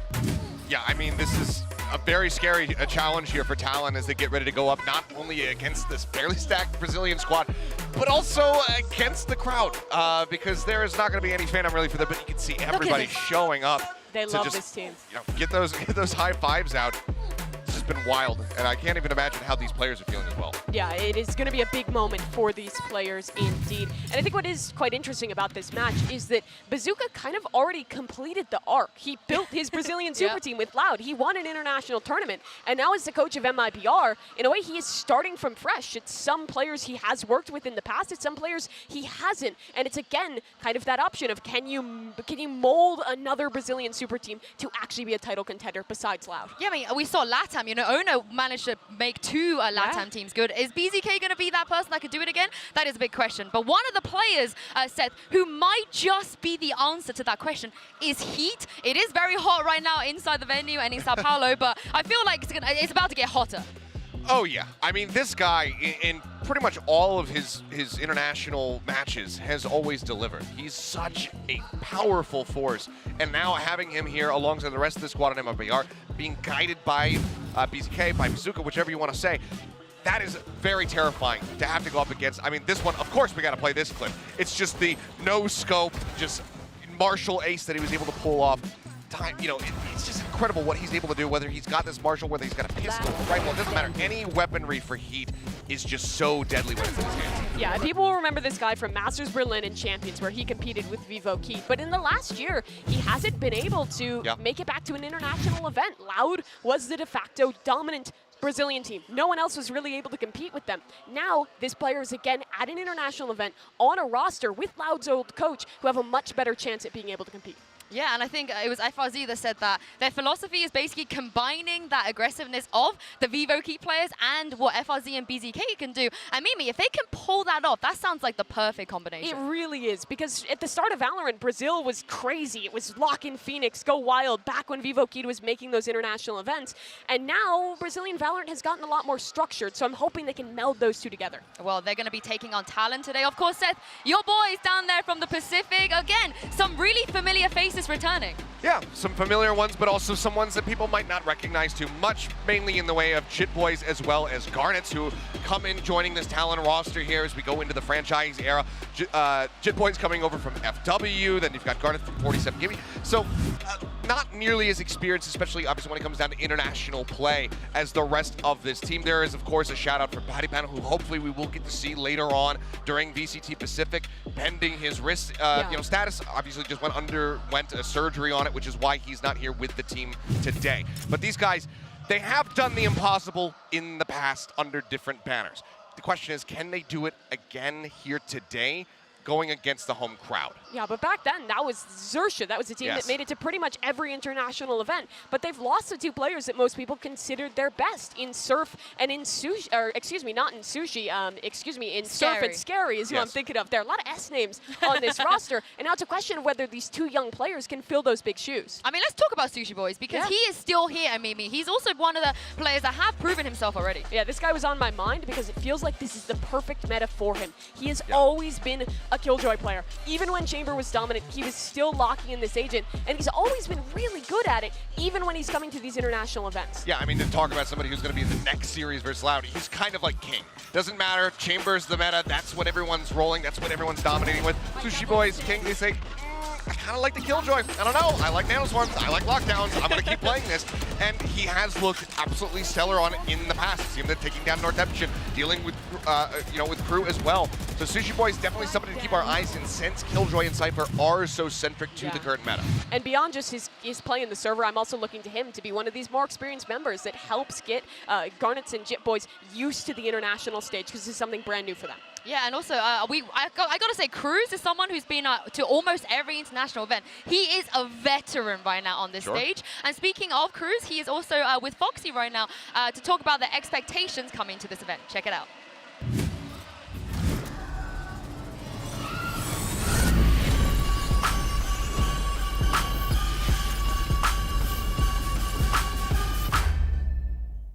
Hi, my name is Cruz, Thanamet Mahathananayut. I play for Talon Esports, and my role on the team is controller. Pettypan will not be attending this tournament because he's recovering from his wrist surgery. It will definitely impact our performance in lock-in, but to be honest, right now we are just focusing on getting the most experience for the two new members of the team. สวัสดีครับ ผม Foxet ครับ จากทีม Talon ครับ ตำแหน่ง Initiator ครับ ก็เอาจริงแล้วทวีปเราก็เป็นทวีปที่เล่นไม่แพ้ทวีปอื่นแน่นอนครับ เราก็เป็นทวีปที่แข็งแกร่งยิงแม่นแล้วก็แผนก็ดีครับ แต่อาจจะมีแบบว่าเรื่องอาจจะเป็นประสบการณ์เล็กๆน้อยๆเพราะว่าทีมจากบ้านเราก็มีน้อยกว่าถ้าเทียบกับจากทางโซนยุโรปครับทางยุโรปเขามีทีมเยอะกว่า Having the two new members coming in, we really need to change a lot of things. They don't really have the experience we've had with Scary or with Surf. They got a lot of potential, and we definitely know that they will definitely show their full potential in the regular season. ก็ขอบคุณแฟนๆทุกคนที่ส่งกำลังใจเชียร์ครับเราจะไม่ทำให้ผิดหวังครับผมจะไม่กลับบ้านไวครับ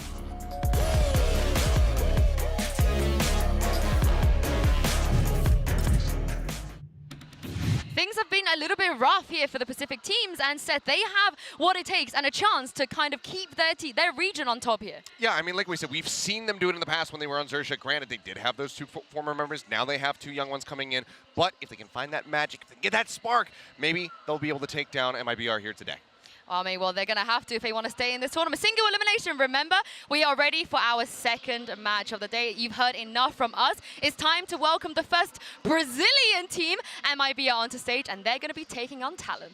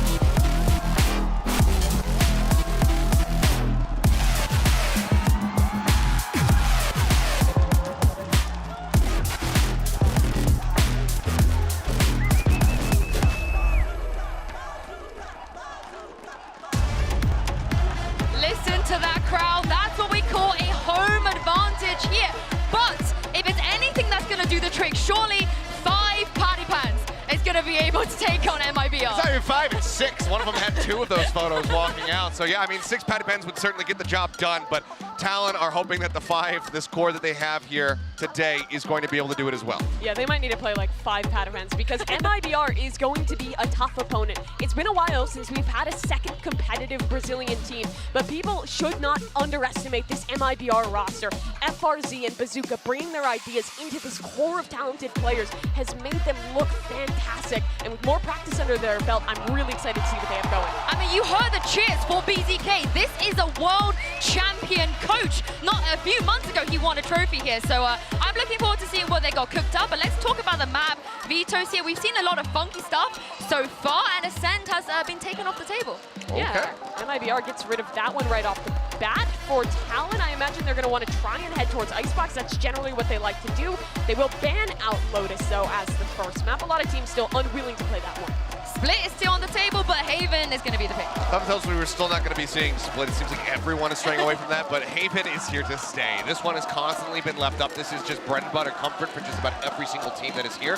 And it's also, you know, a very KJ-centric map as well. So it makes sense that they're going to keep this in the pool, but hey, we've had Fracture floated as a decider map, but I don't think we've gotten to see it yet, so this will be a first look, right? Yeah, I believe so at this event at least. So really exciting to see that one come through for Talon. What is interesting is that MIBR does have some tape available of them playing Fracture. They've run a Neon there. It looked really solid for them in the offseason, so I'm interested to see what Talon has prepped. They've given them the icebox. They floated it. They didn't mind but going there. But they did pick it in the first round, which is a bit of a change from past iterations. At almost every event ever, Talon, or back then Sersha, would be playing icebox, and they do let it land as that decider. They're going to be happy with this. Yeah, I mean, I think overall they will be. Maybe not going straight away for the icebox is a product of not having those 2 former players. Maybe they feel like that their icebox has been impacted by bringing in these 2, you know, more rookie players that don't have this international experience in Jitboys and Garnet. So we'll have to just kind of wait and see how they do pilot that if we can go all the way to 3.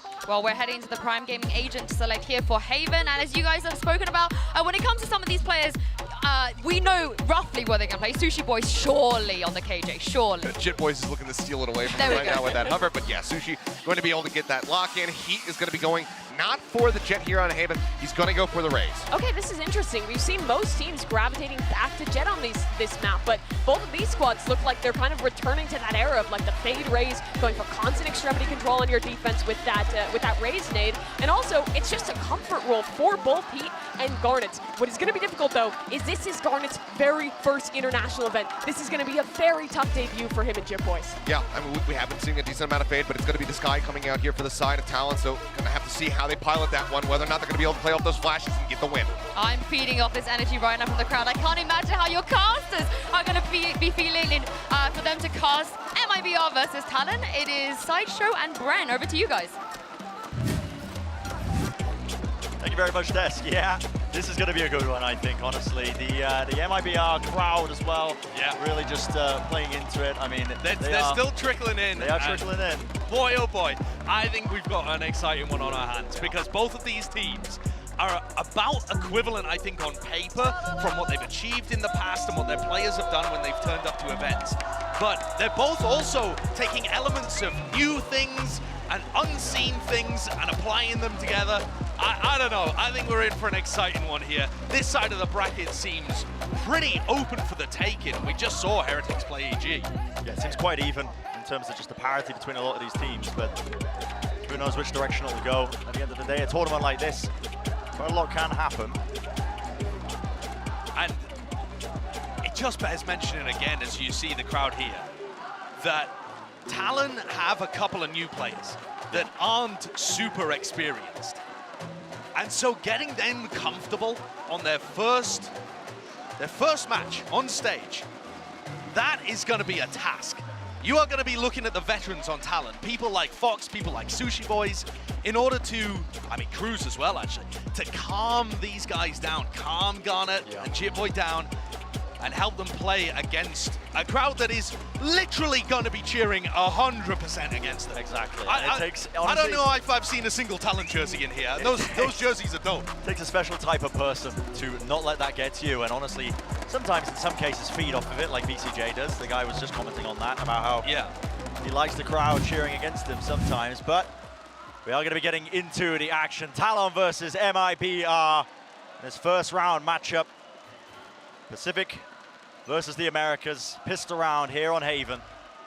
To start things off, MIBR running a pretty standard composition, honestly, all things considered. Very standard for the previous patch. I think most people are going to be playing Jet at this point, but this is, I mean, we just saw this all the time, and MIBR have actually been playing this pretty much exact same comp in the off-season, although FRZ was playing Chamber at the time. Yeah. But what a cautious beginning to this pistol round. Really slow, right? Expecting something really aggressive off the rip. And Talon are the team to do that sometimes. Well, Stun to try and push off the angle. Fox needs to be careful of this one. A jump peek! Oversteps himself. Just a tad, a quick little flash to push them back, but surely he doesn't want to fight this. Needs to get some backup. There's the util dump through, the horns and a flash. Start chipping away at the side and gaining a bit of space now. So remember, MIBR are going to be granted that at least, and the plant. Get themselves into this post plant, but Talon want to be trying to play this incredibly fast, just running straight into the smokes and taking these duels and fights on equal footing. The pistols at play, just trying to play one after the other, and it's Cruz claiming 4. And the crowd went silent. Oh yeah. As soon as Cruz mops up 4 in the midst of that, everybody here in the arena thought MIBR was winning that pistol. Yep. The way that was going, the way that they were afforded the side, honestly, it was looking like it, but... This is going to be an interesting dynamic for this match. Cruz does such a great job here. He barrels through the smoke to begin taking down Heat, the star player from MIBR, and then he's just tucked right behind his players until he swings around. Yeah. And that kill that he just found in short there, the one that you just watched, imperative, because otherwise he's stuck in a 2v1. Great timing. And I think it's important to note, too, that Cruz has changed his role. Last time you saw this guy on the big stage, he'll have been playing Breach, you know, that kind of role, and he didn't look that great. His fragging wasn't pretty powerful, but it wasn't a role where he was allowed that freedoms. And in the few off-season games that I've watched that Cruz and Talon have played, I think this smokes role seems to suit him a bit more.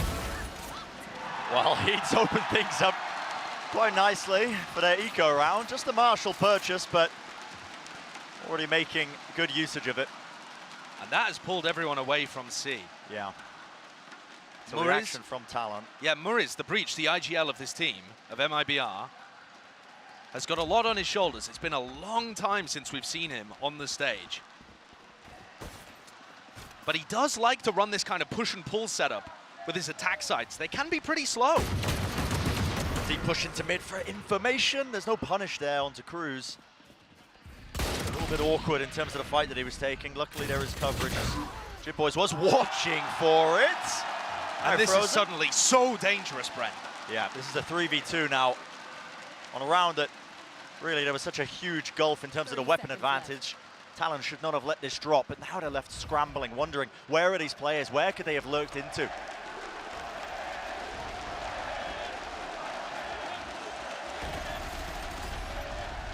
Stun, Boombots dealt with in just a moment. It's a good double swing from the Talon players, and another bit of just raw fire coming straight down the one angle. Dodging a flash. Morris is set up for it. 3 in a round, a Red Bull clutch, and guess what? Not much in terms of money invested in that one. What a pop-off from Morris. Heat to open it, Morris to close it. Amazing performance from the IGL. What a clutch. Yeah. These MIBR players are deadly. Deadly. And I think other teams of players that have been scrimming against them have been talking them up too. Yeah. So Mako saying that these guys are some of the best aimers that are in the tournament. I don't think anyone's got MIBR as the top team in the tournament, but in terms of actual talent on the roster, ability to hit shots, the Brazilian scene has always had that. That's a freebie that's going to be handed to them.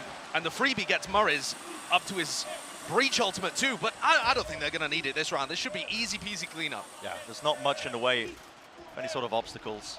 If anything, Morris should be taking a backseat and allowing somebody like Heat to build up his ult too. Heat would die to a breath of fresh air right now, only on 5 HP.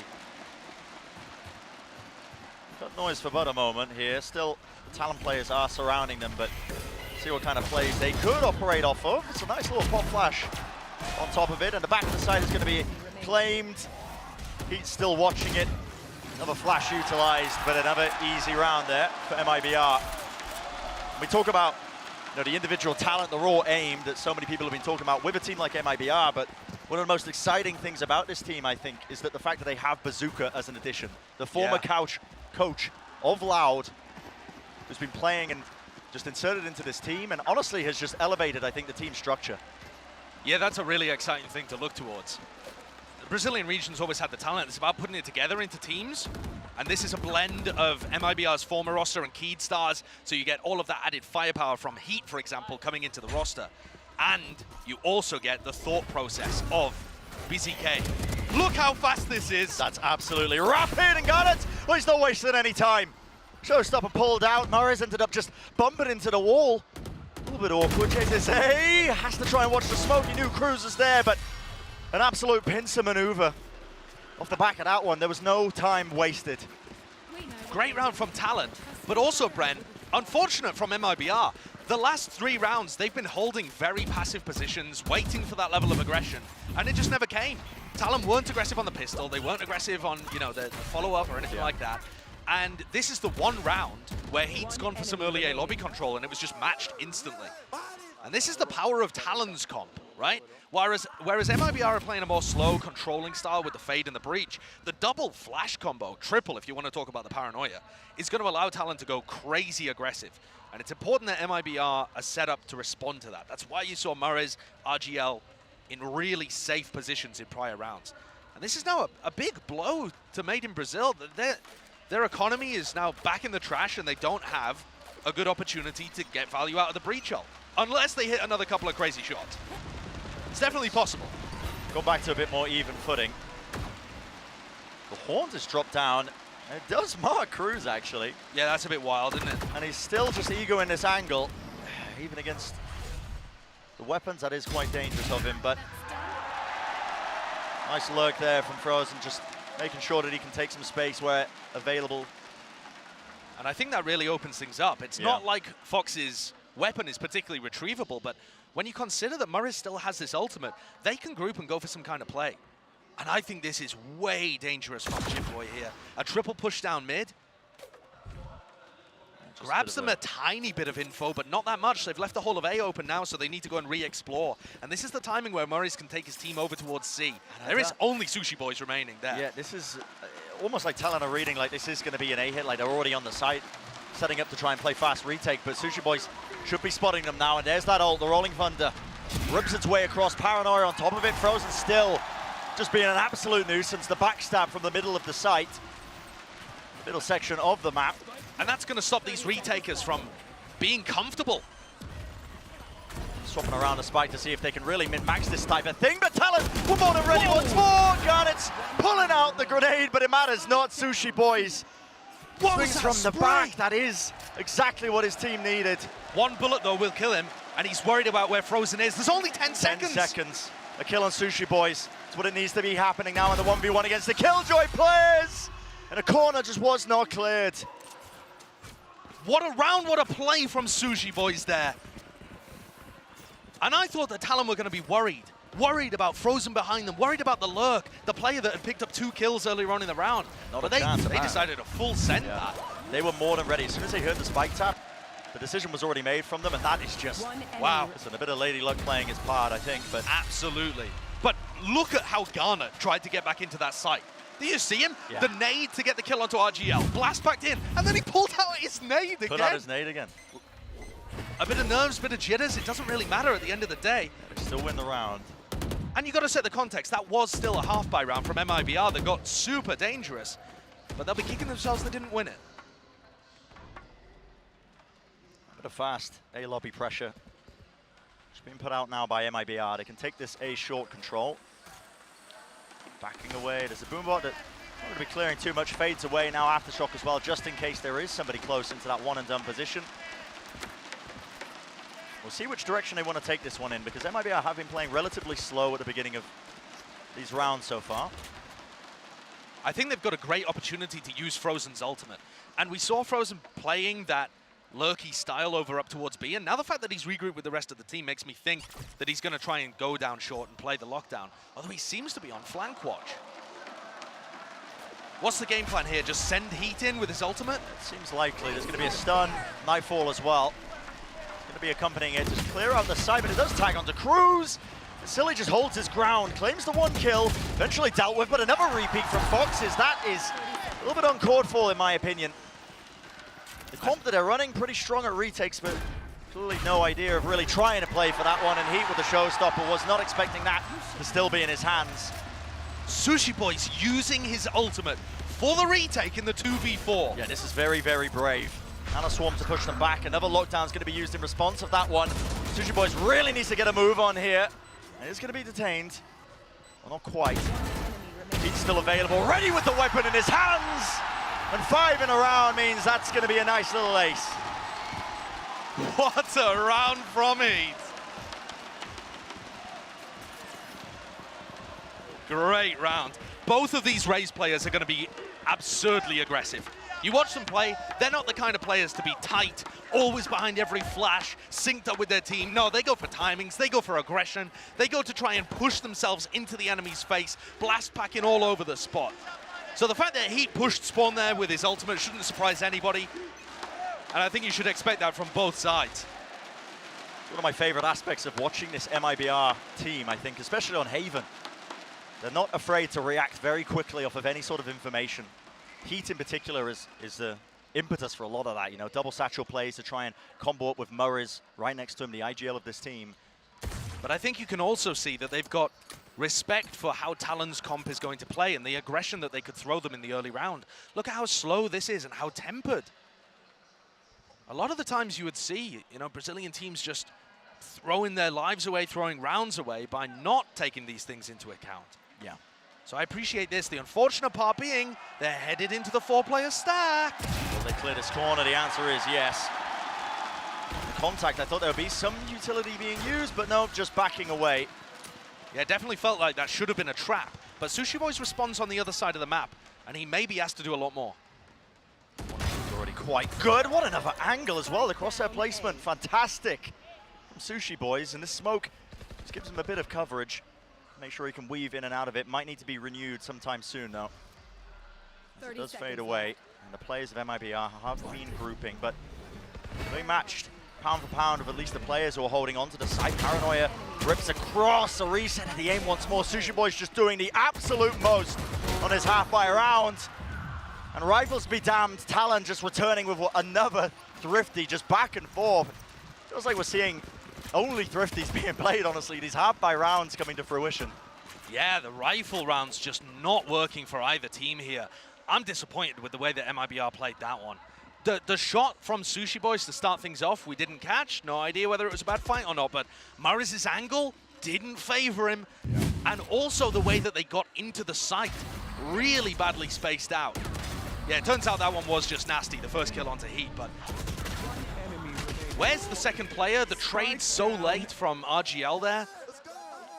A little bit out of sync, and you can see from the reaction of these Talon players, not letting this crowd get to them. In fact, quite the opposite. In times, in the past at least, when we've had these big crowd events as well, I've heard it firsthand from a couple of the players. When they're on the opposite side, we're in a situation that Talon are in right now where the crowd is cheering against you.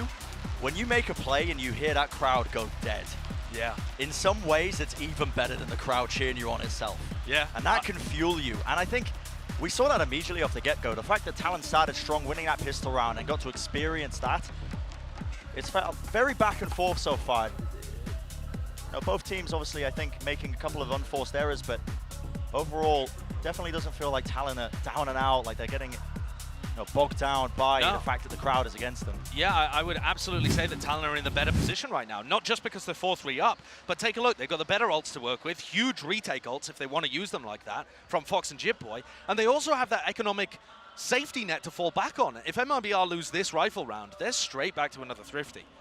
And don't get me wrong, the Thrifties have been working, but you don't want to be there. No. I'd rather have the weapons. Satchel forward to try and skip past all this. On top of that, the Omen TP. So just really disrespecting some of that A lobby control. When you're not running the fade as well, it does take a bit of bite out of it. You know, sometimes you have to be wary of that Seasonade combo, but it's a Sky on the other side. So double push down C long in response to a lot of the utility being used on A. But I don't think that Cruz is going to try to break the alarm button over push. This is just if they return. And honestly, that is something that Morris has been doing quite a bit, feeling out A and returning to C, although this time it looks like it could be an A commit.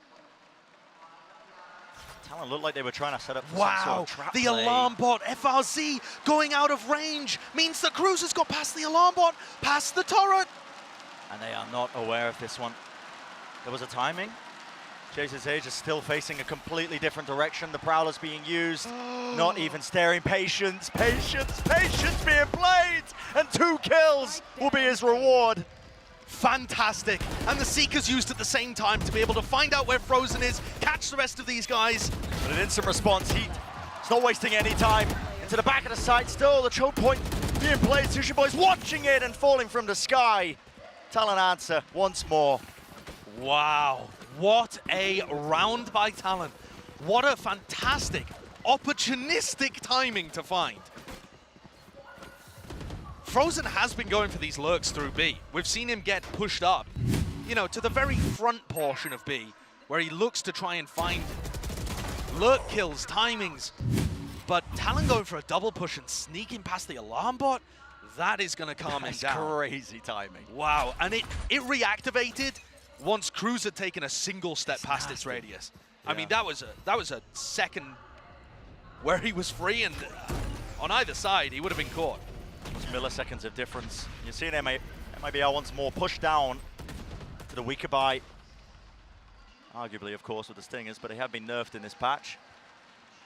And it is a fast play to try and push Heat into this close and personal position into Garage, while this fight towards A lobby does take place. They love doing this. I've seen Morris do this in the offseason too. He normally creates some pressure on the opposite side of the map to allow Heat to get his lurk off. So this pressure into B can be a fake. Ready for this.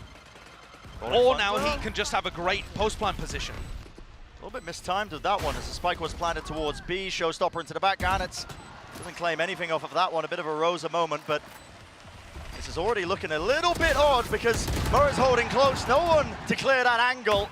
And still doubled up with the teammates. Rifles, will they make the difference? Cruz has got the most to do once more. Spraying them down a swing. What is that? But Heat is still behind. This player, this nuisance that was stuck behind them from the beginning. And he's just buying time. One satchel. He has the Stinger. Can push them off the spike if they tap it. That's a bit of a shallow angle to be taken. Cruz has managed to work his way in. Has already got half on the defuse. Needs to be covered. Needs to be watched. 1 kill. Getting off it in just a moment, but enough time being bought. What a round by Cruz to salvage it. Only just, though. That's another one where it was a potential thrifty. And I don't think we can count any of these rounds out, no matter the economical situation. There's enough slip-ups and enough big plays happening. I mean, I love the idea from Talon, actually, in this round. Fast Garage pressure puts Heat in a good position where he can play as a lurker or a post-plant flank. The one criticism I'd have is that satchel that he used at the end could have been perfect for getting somebody off the defuse. Just actually pushing off the defuse, But instead he used it to push a player away that he thought might be pushing him. I don't know, it's tiny things, but at the end of the day, those tiny moments add up, don't they? Certainly do. A little bit of difference here in terms of the approach by Talon. This time looking like they really want an opportunity to try and fight alongside A-Long. They're holding a couple of key pieces of utility. It's the alarm bot in the smoke, I think, is what they're waiting for, right? Yeah, this is going to be a trap play, I think. They've got fault line, they have flash set up. Actually, Foxy might just swing on it because he's the player they're looking to punish. So, no, they are. They're going for flash fault line off the alarm bot. So they're looking for a big trap play. They just go off a timing instead of off the alarm bot there. Decided they'd waited too long in the round once it got to about 1:05 on the clock. That's fair enough, but the flash didn't see anything, so that might have given them terribly bad information. I think MIBR were definitely disciplined enough. Like you said, didn't see anything. The alarm bot is now going to be making them aware of the fact that they have taken this area.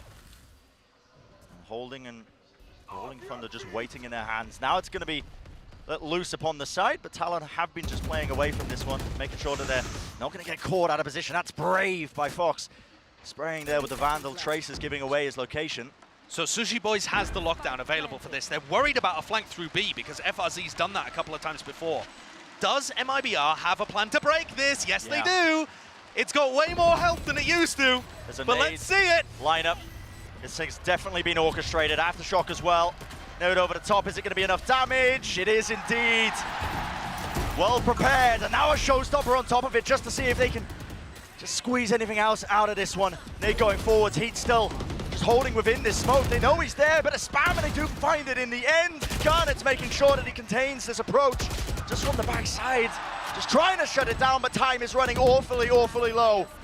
RGL Meister with the most to do. Half on the diffuser, spray down! No time!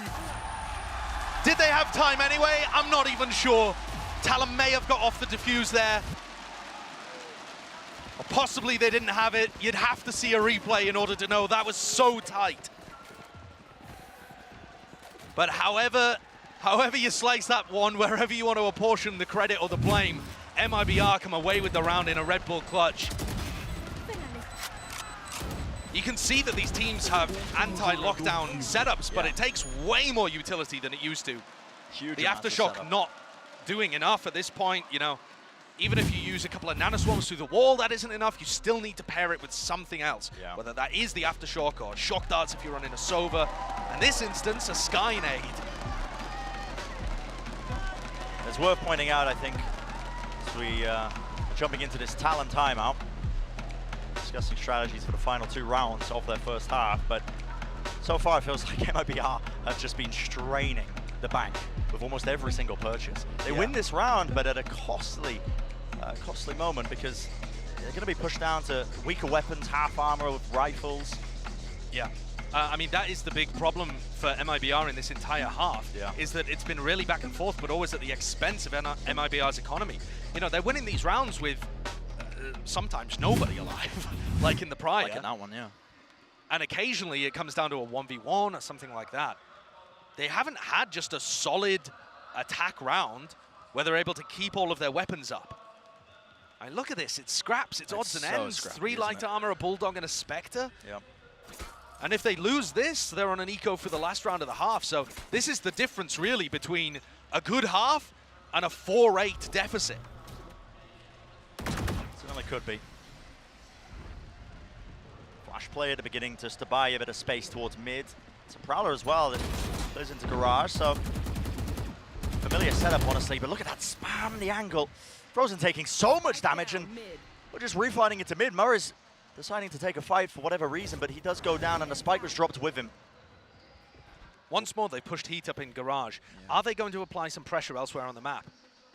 Murray's is dead, and that takes a lot of the initiator utility away, but they still have a Horn to work with. Looks like this is going to be a C-split, and I think Talon are going to sniff it out. They're taking a lot of space in A lobby. Incredibly pushed up right now, but not opting to use too much. Yeah, the utility. smoke. Yeah. The smoke, though, right there from Cruz, blocking these players off. They know it's going to be some form of C-split. Incredibly obvious, and now the ultimate as well just really does confirm it. Sushi Boys under threat. Util really being dumped hard into the back of the side, at least a plat. You can see the nade on top of this one. MIBR lining up. They were fully blind. It's up to Jip Boys to see what he can do. But a lovely anti-flash position matters not. Fox coming in from the flank. Both the players just making sure they got each other's backs.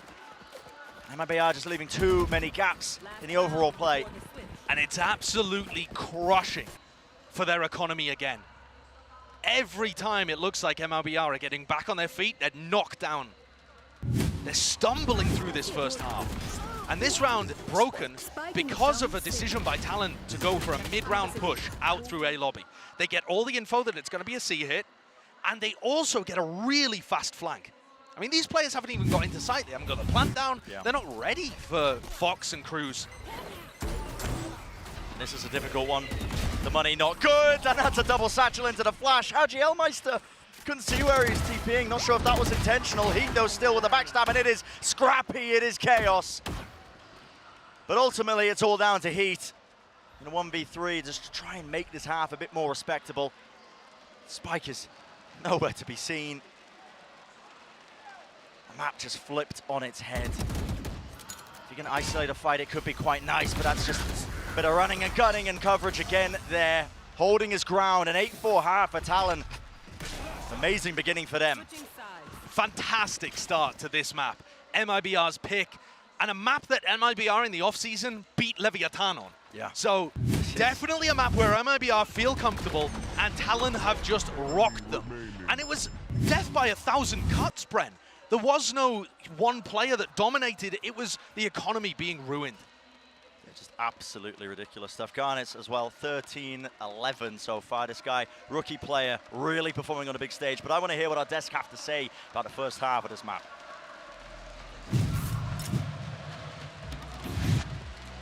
Thank you very much, guys. Now, we've had some ups and downs so far in this tournament, but my God, I have never seen you two this happy and this relaxed and this chilled about the Valorant we're seeing right now. What is happening? It's great. We're having a good time. This is not what I was anticipating. I was like cautiously optimistic that Talon could have that upset. They've done it in the past when they were under the Xerxia banner, taking down a Optic and whatnot. But damn, this is some clean stuff from them. I've been really impressed, and that's despite the crowd, which right now is cheering so incredibly heavily for MIBR. Every time that this team does practically anything, they are popping off like crazy for them. You can see this one. Heat's gonna get a couple kills, and for MIBR, they just have all this energy to fuel themselves off of. You'll see it in a second here. This means so much to the Brazilian fans, and I mean, it is ridiculous the amount of energy they're putting into it.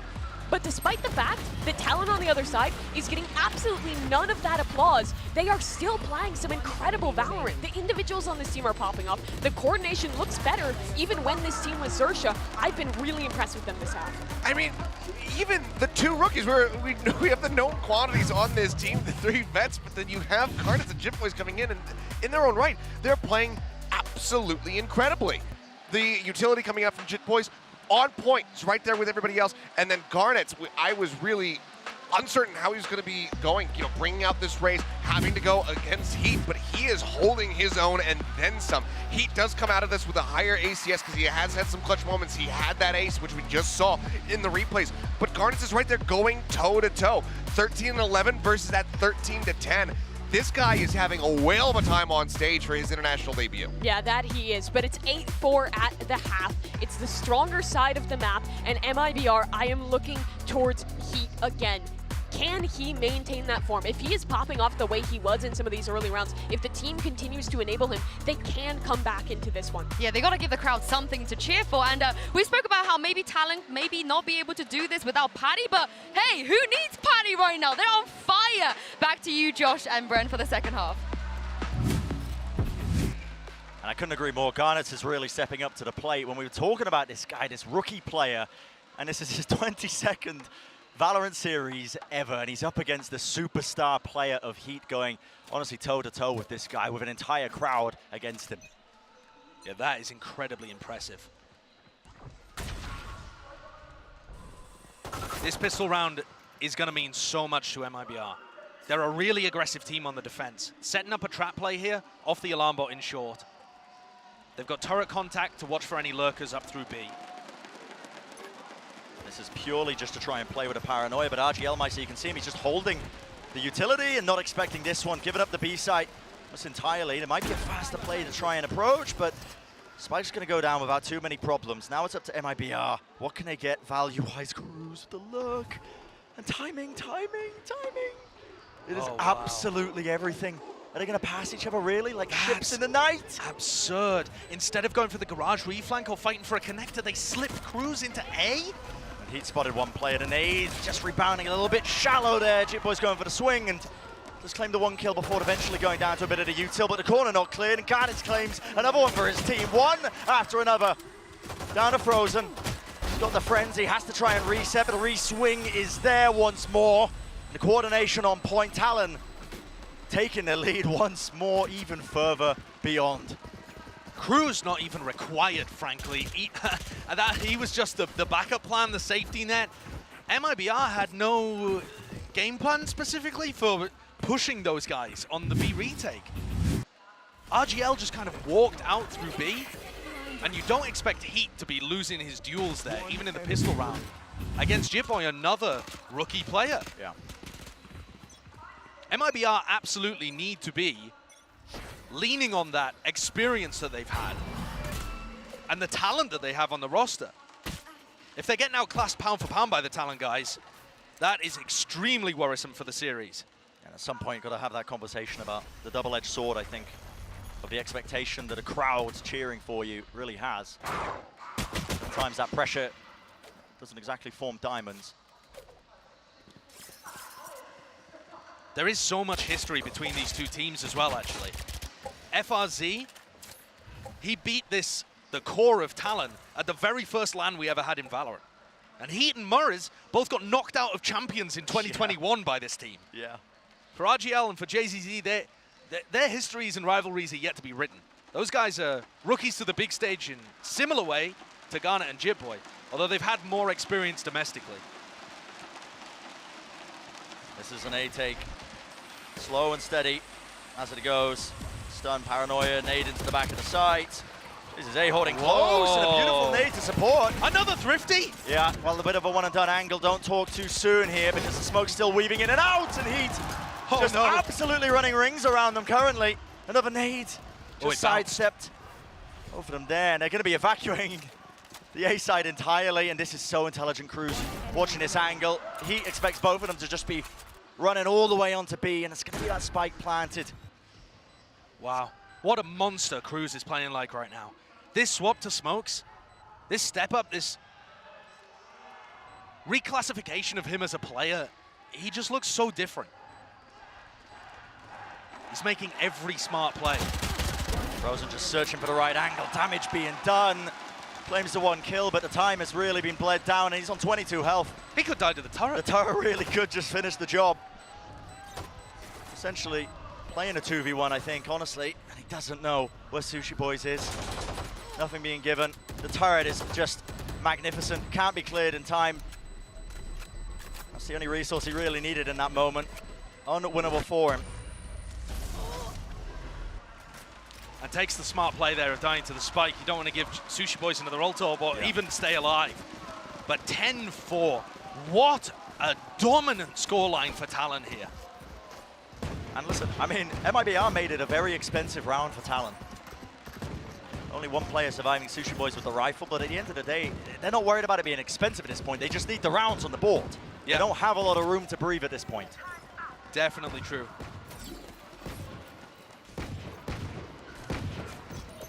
We'll see if Talon have anything cooked up here. They're normally the kind of team that comes out with some set strats. We've already seen some trap plays on the defense. But I think you also have to be cautious because MIBR love pushing defensively. The tempo definitely taken here by Talon. Yeah, just trying to play incredibly fast straight into the B site. Spike wasn't dropped with this play, and who is this guy? Action is happening. I mean, Cruz has just been unlocked. This guy is just a demon. He looks so much better than the last time we've seen him at LAN. Something about this role shift, something about the fact that he is one of the veteran presences on this team that some of the newer players are looking up to. With all that ground gained, can he do a bit more? Heat's to find out 1 kill. It's still that 2v4, but this was a weaker buy by Talon. Even if they make this expensive, they're going to be happy, I think, in the grand scheme of things. And MIBR, the discipline is there. Maybe that phase, crosshair placement, not quite good enough. And a flash out to the side. Fox will not survive.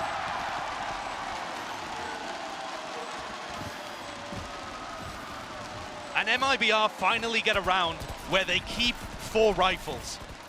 I don't know if they've done that the entire game. I mean, this is going to be so important for their economy. Obviously, Talon barely had anything coming into this round, but every thrifty has been dangerous at this point on Haven. And it looked like this one could have been. Yeah, it could have got out of hands very, very fast. But now comes the serious uphill climb. If MIBR have a decent economy and start to get their ults rolling, are they actually capable of bringing it to Talon? We've seen comebacks fashioned yesterday from seemingly unwinnable scenarios, but maybe MIBR are also capable of the same. Flash into the garage. Turret's going to be just taking contact. And now, Trailblazer to lead them in, lets them break that turret. Less tools to really think about. Cruz, what sort of play are you going for? That's a Paranoia, and he slipped his way into the B site while this hit comes through. Talon just not clearing the log section, and Frozen got absolutely huge. 3 in a round, anchoring it for his team, but eventually cleaned up. And now things get scary here. If you pardon the pun, because Cruz on the smokes for Talon is in such a great position again. What? Oh, the Prowler saw him, but he reacted too slowly. This is He knows where he is, but look at that coordination. No hesitancy. And from it's Talon. Cruz. It's instantaneous. Oh my God, Cruz is putting on a masterclass. He finds where the B player was holding. Morris over in the C connector, hits him with a paranoia so he can't hear him teleport, and then goes towards the A connector, where he's thinking there's much less likely a player holding there. And despite all of the heroics from FRZ on site, the backstab play just gets everything. He's just different right now. Something about the calling, the way he's playing individually, how intelligently he's playing. On top of that, just individually putting on a world-class performance. I mean, 21-8. I did not think this guy would be capable of it, but it's looking like Marv's in the seat. Yeah, it really does. I think part of it might just be that he's got tons more freedom as the lurker. MIBR taking a timeout here, and they've got so much to fix. MIBR did try to push out A lobby in that round. So we saw a little bit of their aggression. It was JCC and Heat going up towards A lobby, seeing if they could get a flank play off. But they just lost the rest of the map far too quickly. It still came down to a 2v2, but a 2v2 where they just had no idea where Cruz was. And he made the enormous play once again. So many rounds where that's happened. They need to put someone on permanent Cruz control. Oh, it's an awful joke. That was a horrible, horrible I was trying to find a different word there. I really was. Just awful. But someone needs to mark this guy. Yeah. You need to be tracking his movements around the map. And especially when he has his ult online. I mean, he could be anywhere. You never find so many openings for them, but now Talon. Again, that pace just increased with the tempo. And it's really just being pushed into these forward positions. Even a stun into the close corner from Heaven, though. It's Bulldog in play. It's not the best weapon for the job, but it does enough to at least soften up the players who might have been swinging. Now a showstopper as well. Unleashed, but it's caused a bit of an evacuation. Cruz does not have his ult online. They can't reclaim the spike as easily. But these are the moments where MIBR has been throwing rounds away. They're 5v3. They need to stabilize, and they still don't know that Cruz is here. JCC is watching. They're scared now. They're paranoid. Yeah. And with good reason. It's time to be a bit more aware of it when these lurks are fashioned out of nowhere. Because there's been the gaps in a lot of their protocols that have just been losing them these rounds. Not much the remaining players the Talon can do against that one. The crossfire a little bit too strong. The Prime Gaming flawless, so MIBR be able to carry those rifles forwards. And that's crazy important. That's another thrifty, or at least a half buy. Even if it doesn't count as an official thrifty. The economy is just not. I mean, it has been a factor because it was such a big problem for MIBR in the first half. But with the amount of thrifty and half buy wins that we've had, the economy is not correlating with people's success particularly. They're just, both teams have playmakers and gaps in their game where the Sheriffs are weaving shots through. Same defensive setup here for MIBR. Flash to push back Talon. Do have utility at least. Okay. Put a random spam down into the bottom of mid, so Murrays does claim that one. Picks it up out of seemingly nowhere, and they do deal with Cruz once more, who was going for a cheeky little lurk. But moments like this, you look at the way that these rounds are beginning for a team like MIBR. You don't want to be giving away rifle. Plays being made, but the guy's clearly feeling confident. 2 kills for him, but ultimately falling. Those are the kind of plays you go for when you're trying to build up your own confidence. Fox now just waiting for an opportunity. Wrong timing to take that one with the peak, but what I wanted to say going into that round is that there's been so much emphasis from MIBR, I think, in terms of controlling that A lobby. You see the Season A being used almost off the rip. Many rounds now since they got onto this defensive side, but might be worth pivoting to maybe outside double doors, trying to get something going in grass of it. Yeah. Changing up the setup maybe. MIBR have previously gone for aggressive plays towards grass, towards pushing mid in different games in the offseason. It would get so much value. They haven't done any of it here, but I think when Talon are on 11, it's just too risky. Yeah. Like, that's just not something that players intuitively want to do, to take risks like that when Talon are so close to winning. And it's more A lobby control. Oh, and I've seen this one before. Heat pushing up into A lobby, taking the space off the back of the horn. It's absurd, but he loves it. I mean, it's just absurd, isn't it? guy's not even playing a role where he can really just try and counteract this card. It's just hitting the nastiest snap I've ever seen. The ball has been fumbled in Garage. Absolute fumbling. It looked like a great setup and the two players were vulnerable, but that could be a death blow. That's a brutal one to lose, isn't it? Any sort of player advantage. Sushi boys watching for it with JJ's edge just falling. Back of the site, Murray's bides his time. The patience is good there to claim that one kill. But the trouble is he's got this operator. I mean, the guy's just not set up for any sort of retake. Murray's is on an island right now playing by himself with the one-way smoke setup. He still wants to play this one. Does he realize that there's an opportunity presented for him? Aftershock, there you go, one kill found. Doesn't know where the remaining players are. One flanking him and no time, no angles given.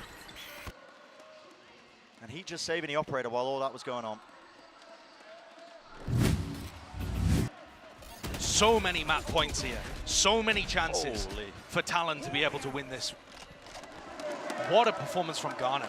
Busting his way through Garage. I can't believe this, man. When have we ever seen a rookie performance like this? This guy, such little experience. I mean, we saw the stat, the 22nd game of Valorant, in professional Valorant for him. Yeah. He hasn't had that match experience. This guy is a rookie player. I'm going to be honest, I feel like we saw this a bit from Surf, his predecessor, where he just came out and was immediately super confident, believed in the team, followed all of the utility. Oh. Hello. Well, here's the play I was talking about. Sees nade out of double doors. And it should catch some value with the stun as well. Two players! Satchel up into the egg. Garnet survives! There's no way. But eventually he will claim his prize. Not going to get that denied from him too quickly. Still a flash into the side. Aftershock is just not fast enough to push them back, including this lockdown. And Talon on mat point, taking all the space in the world towards B. The lockdown cannot be destroyed. Pushing them out of position. This flank is being watched now by Cruz and the rest of them. A showstopper. It's got to get value. Rolling Thunder. It is just chaos all over the bloody place. Where does this go? Lands up top. Skipping a hop. He does survive. Now a Prowler on top of it, and a re-swing from Sushi Boys. An absolutely ridiculous play occurring all over the place. One after the other. The lockdown now online, spray down, but coverage is there. MIBR, they rescued a round from the grips of defeat. Miracles in Brazil. That was an absurd round. And Fuzzy just jumping and hopping, skipping around with a classic in his hand.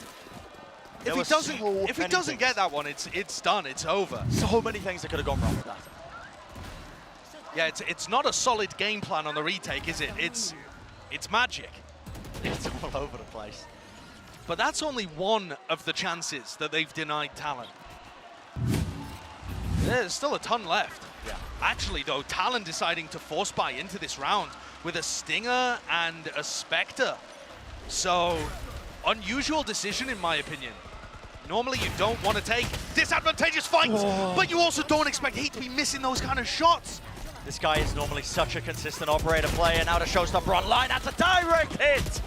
Garnet's just ripping a pathway right into the site, and it's vacuum right up. Talon taking map number 1. Silence in the crowd completely there. What a performance. What a play. The MIBR fans, they're still going.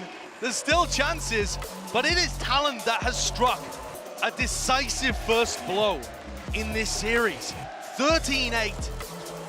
And they were in control. They were in control of this entire map. This is so surprising to me. I think most people anticipated that MIBR would be the ones coming out swinging.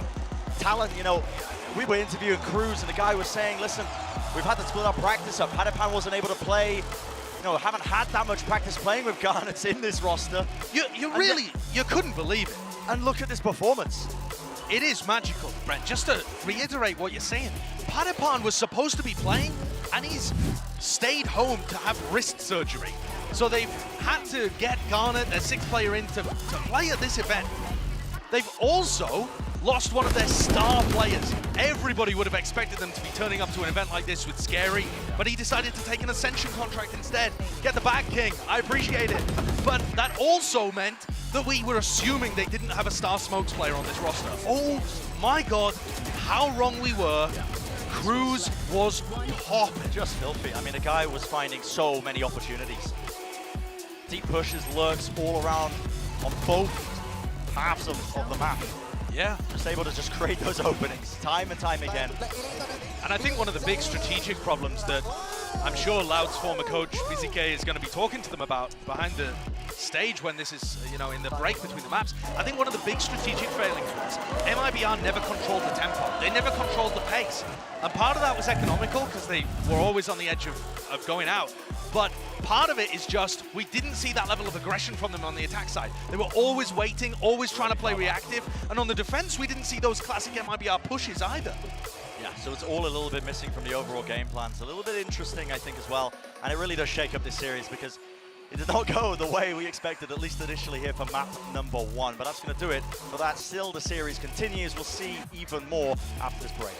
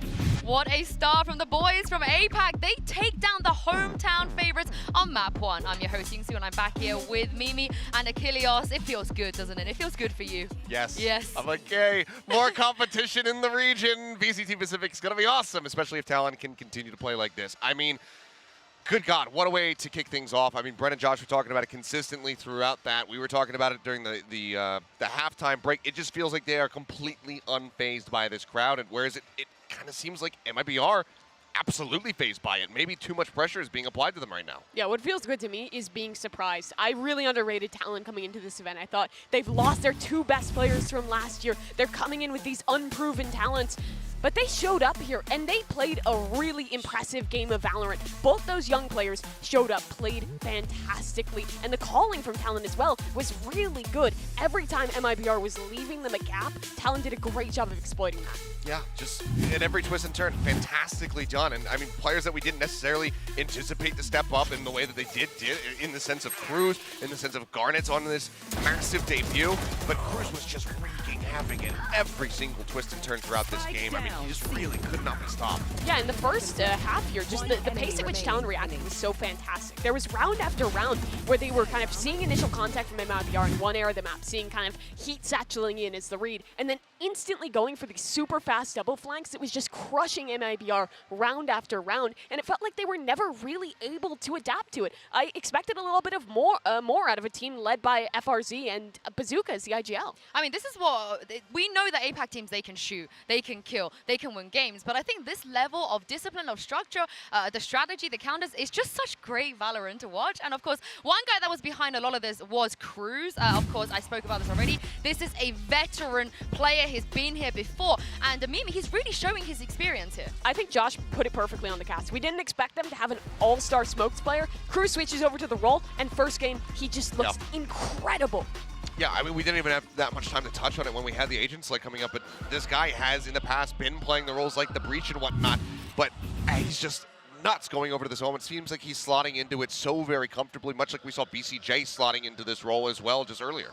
Yeah, and speaking of Cruz, check him out in the Verizon high-speed moment, of course. He had a few moments I feel like we could have been here for the high-speed, but Mimi, this was just insane. I cannot believe he stayed alive and then did this. It was absurd that he managed to live. He gets seized in this when everyone is trying to swing him to trade him, and he still stays up and finds multiple kills. It was absolute perfection from this guy. So many of these retakes in the first half were great. As we got to the second, MIBR got a few more rounds on the board. It looked like they could maybe recover, but at the end of the day, Talon had that match in control. Yeah, I mean, this felt like a Mako-esque performance here from Cruz, but it was entirely based around his rifling. We didn't really see any cheeky smoke plays that you normally get from somebody who's excellent at playing Omen. We didn't have him, you know, smoking in a corner and then sitting there with a shorty or with a judge or whatever. He didn't do anything like that. He also messed up a couple of his teleports. He just went out, threw some nice paranoias, got some coverage for his team, but Wiley was just hitting headshots time and time again. I mean, it's just full confidence running at them, full confidence swinging like that. But one guy I feel like is the one probably you guys will say have to step up. He wasn't. He played well in that first map.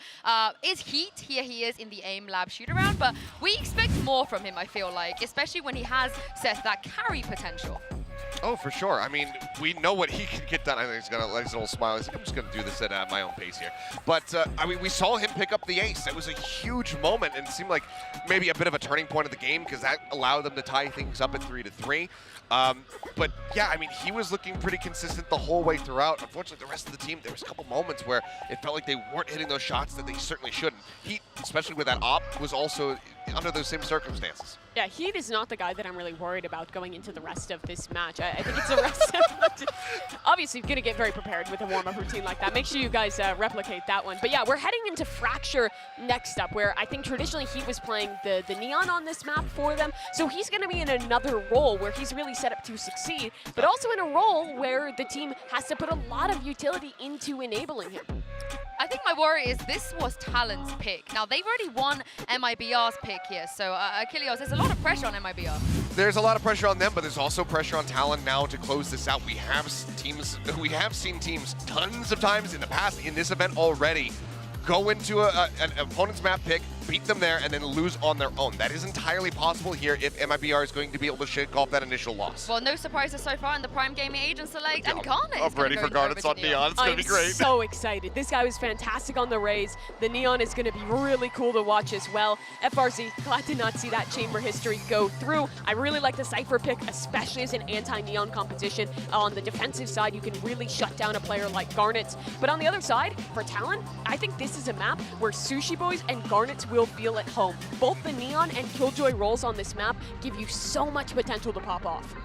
Yeah, and I can't wait to see if MIBR have what it takes also to pull this one back. Bren and Josh, let's get into map 2. Let's get into it indeed, yes. We're starting things off with another head-to-head battle. Garnet's the rookie player versus Heat, the superstar. They went, you know, listen, even footing, relatively speaking, in terms of that KD, but for Garnet to have such an outlandish performance as a rookie player is almost unheard of sometimes. Yeah, it is. And for the other 3 players that are on the stage right now that don't have the same level of experience, I think all 3 of those failed to reach that kind of level that Garnet was bringing, that the veterans were bringing. And so maybe we see, you know, Jitboy or RGL, maybe we see JCZ step up to the plate this time around, because all 3 of those players very quiet map 1, and that could be the difference maker, you know? Having a big game coming out from RGL, for example, on the smokes, that might make all the difference. Need something to turn it around. Starting here, map number 2, Talon MIBR, and Nadesh set it up. This is Talon's map pick. Already leading the series, and wow, what a beginning! Just as we were talking about it, Garnet's just setting us off on a great path. I mean, these 2 kills that he's claimed, the Spike is out of position now on top of it, and you're gonna have to be relying on Frozen with this late lurk down drop to try and bail them out. Garnet is just straight up diffing the MIBR players. He's playing without a care in the world. The Spike is in such a treacherous position currently. And it's not like FRZ can do too much about it either. He really does need to be creating some pressure, because I mean, there's 3 players just staring at the Spike. Let's see Sushi Boys playing that anti-flash position with JCC still alive. One flash available, a deep smoke to see if they can reclaim this one. Stun. The fault line buys him a bit of space. Okay. Wow. Exchange of the Spike here by Fox. Oh, the call's been made, and well, just about misses the shot there. It looked like it was good. I could have sworn that Fox's crosshair was on the head. Yeah, looks like he should have been good for it, but... And all of this, all of the stuff that FRZ was doing earlier in the round now might pay dividends. It wasn't necessarily to help the rest of his team, but he's in a position now where he's got a nasty backstab spot potentially. Staying alive, but a fight has already been taken, and now he needs to get a move on because the weapons are not doing the job. Oh, he's way too late. And it is completely not planned for him, right around the corner. And all Talon have to do is hold it with the double face. 2 will fall, but ultimately the round will go their way. Consolation prize at the end of the day. Yeah, the crowd are happy about that one, but I don't know if they've looked at the scoreline. Yeah. Talon taking that pistol and all sorts of miscoordination there from MIBR. The trade, I mean, non-existent, to be honest, isn't it? Yeah. Garnet just allowed to block both of those players off while they're distracted by the turret, and Heat's got a stun bolt in his hand. One of the things I was most impressed with, actually, looking at MIBR coming into this tournament, was I think how well they reacted off of information. There was zero hesitancy at times, but so far it feels like Talon are the team that are doing all that. Yeah, I agree. It was just such a fast play through the choke point to instantly retake when the Spike was down there. Absolutely. They're playing much looser. Yeah. And I think the desk might be onto something there in terms of the pressure of the crowd actually ended up causing MIBR to stutter in some of their decisions and worry, play with a bit more caution. Maybe just overthinking the usual game plan. It's a lurk from Heat, but doesn't nail a single shot. Spectre, not the job. These players in dropper. These players in drop are so dead to the flank. Yeah, and it is pretty tight squeeze there. The Spike's going to be dropped down. So the eco round mopped up easily enough. And the kills, the ult points, fairly evenly distributed from Talon. But Sushi Boys is getting close to his lockdown. It's not an ultimate that you can do that much with on the defensive side. You know, you can react to use it or use it for a bit of a retake potentially. Especially on B, you've got a good position for it. But it's not one that you're really building an entire defensive game plan around. This is going to be an aggressive defense a lot of the time. And it looks like we're getting some bonus round aggression down through tree. Yeah. Looks like they're ready for it. Flash over the top. Stun as well.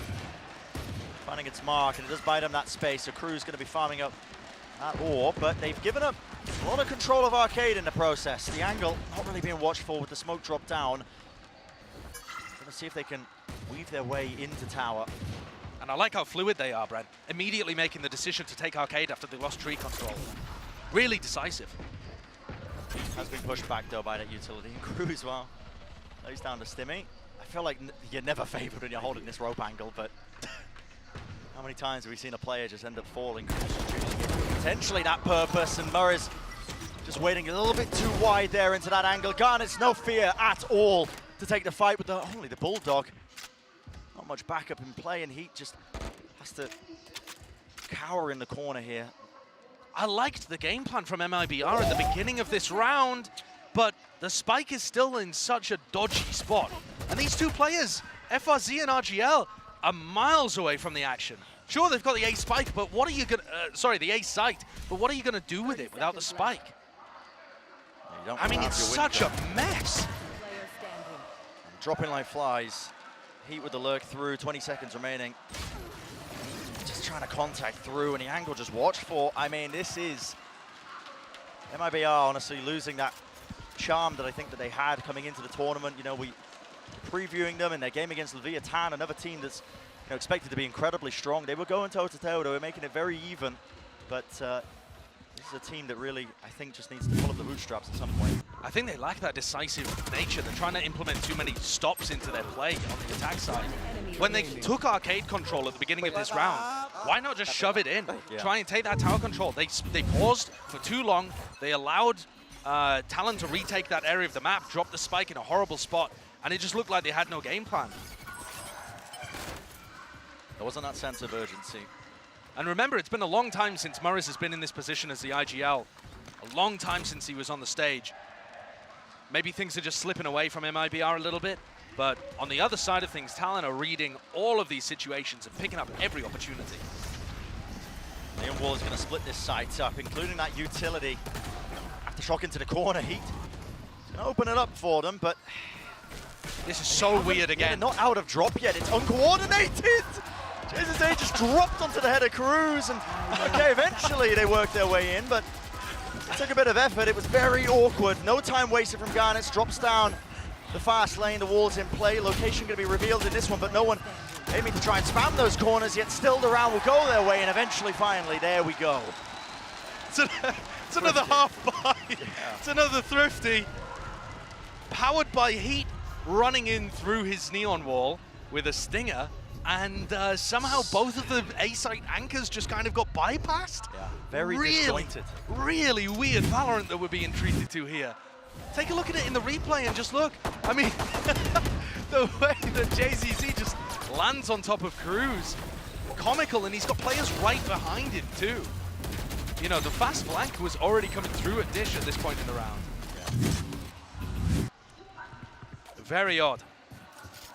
Garnet now has an ultimate to work with. 10 seconds into the round already here, as Dish pressure applied by MIBR. It's the same thing that just worked for them on the prior round, so. Flash. Don't think that reveals too much. I'm not too sure if there were that many footsteps, but the space has been gained, and the fast lane can split the side up like we saw in that previous round once more. JCJ with the rolling thunder. Yeah, it's massive ultimates. Okay. Great entry from Heat. If they can find Sushi Boys, but he's good for it. Great site anchoring, takes down the entry. And that also takes down the wall. It's going to be much more difficult to get into A. And it is incredibly tepid, isn't it? It is so slow, so cautious, yeah. After they get that first pick, they don't decide to explode. They still are really tentative. Just waiting around, waiting around.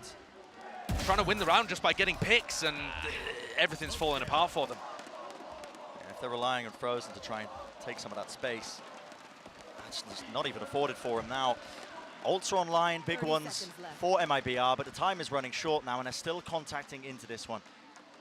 They could make a more reactive play. Yeah, I kind of like this idea from them. They want to try and push them and fight them. Stun the fault line to push them back. Flash forwards, pushes Murray's potentially forwards, but no, still just biding his time with 12 seconds remaining. And look at that, the orbital strike just pushes them away. You're running out of time. And a spike, well, in the hands of Murray's, survives on 30 health, will get that plant down, but the utility is just being used, and he is just dropping like flies. It's so awkward. You said it earlier, Bren. Pressure does not always make diamonds. It looks like MIBR are crumbling out there. These rounds are slipping away from them in really unusual ways. Yeah. I mean, a couple of different things that could have been improved there. MIBR, after they got the first kill, this entry, just go. Put the wall down and go. And secondly, I mean, you can see the ultimates. You know that Cruz has his orbital strike online. You've got to be aware that you need time to plant here. That's one of the key parts of Fracture. Getting the spike down is so difficult against Breach ults, against Brim ults, this kind of thing. Against a Raze ult, for example, if you're playing against a different composition. But MIBR taking a timeout, and BZK needs to instill some stability into his team currently. Because right now they are not playing like the quality of the players would really suggest. It's just so mistimed. Whatever reason, you know, we talk about that double-edged sword of the pressure when the crowd is cheering you on. Well, sometimes, you know, it just causes things to slip. But also, MIBR as a team, they don't have a huge amount of experience in these kind of moments, right? Sure. The players that have experience on the big stage, it's Heat. He's been to a ton of events and performed really well a lot of the time. And the rest of the roster, the other 4 players, have some experience or haven't been here in a long time, or for JCC and RGL, it's their first time on a stage like this. So all of the things that we always reiterate about these new teams when they get here, the inexperience, the lack of time together, as of course over this offseason too, all of these factors are still there. They're still present. The crowd doesn't erase that. This looks like some aggression again. Yeah, it looks like they're going to be trying to offset this B-main pressure that Talon have been applying. A massive clash in tree. You're going to see a flash over the top. You can see a deep smoke. You're going to see the stun as well. Look at that. It has found one of its targets. Counter stun with a fault line. Ripped across and, well, fully stunned up. Still claims the kill. Garnet's this guy just blessed, apparently. And he's still just so confident to challenge. Yep. Garnet has no fear, playing so loose, so aggressive. Crazy confidence.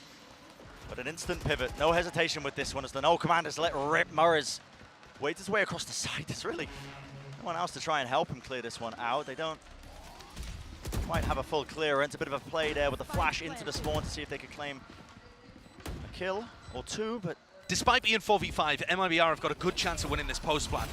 Orbital strike is online for this, so they are going to be able to get rid of that lockdown and the flash angle. While Fox just a little bit too open to that one. JCC, what a play to make and what a time to do it. Garnet's all popped off. He's fully stunned up, fully flashed up, blind. B up and around the corner, and the team are definitely backing him up now. Still, it's up to Frozen, holding the angle, weaving in and out, making it a difficult task indeed, but the spray down, Jip Boys finds it, time running low, Util in his hands, the kill not found, but the stun is there, slows it down, claims the kill, but not enough time in the round.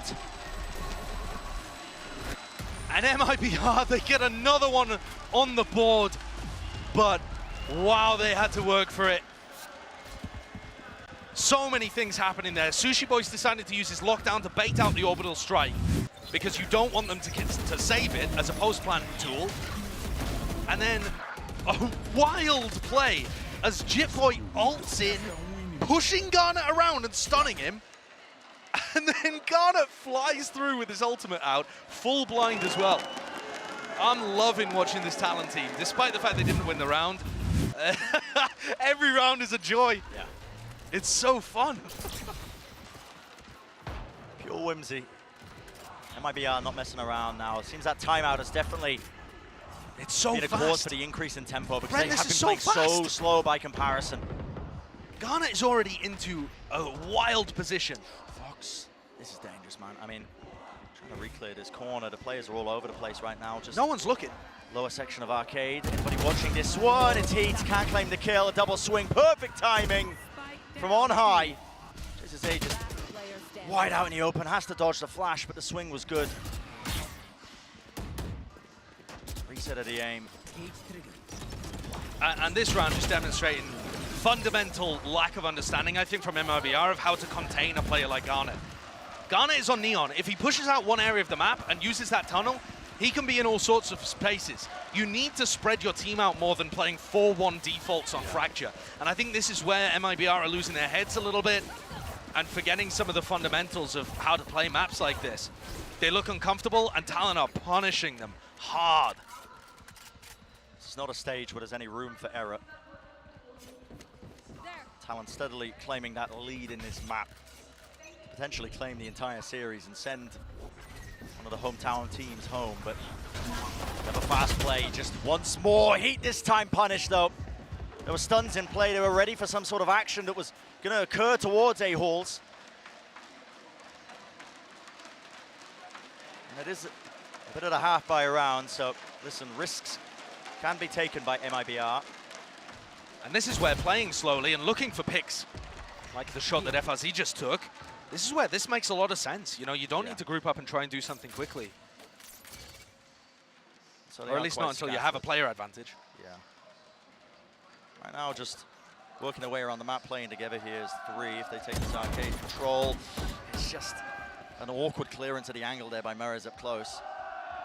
Pays through of his life. No one's watching tower. There's an anti-flash being played.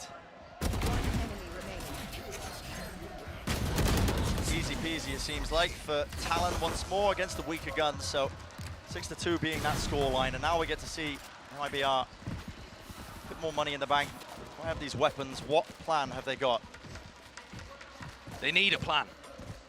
And they've invested enough in the prior eco round that 4 of them still have light armor. Not the best position to go into, and the timeouts as well have not created success for MIBR. Talon are just ripping them to pieces. I would expect something aggressive again from Talon. It's been working every time, pushing Garnet into a wild spot. And it looks like Garnet's going to try and take tunnel again by pushing out Arcade, but this clash is more important over a dish. Stun's good. It's going to be a double face there. I believe the flash not even in action there. Not really anywhere to run. But it is that flank that we were talking about.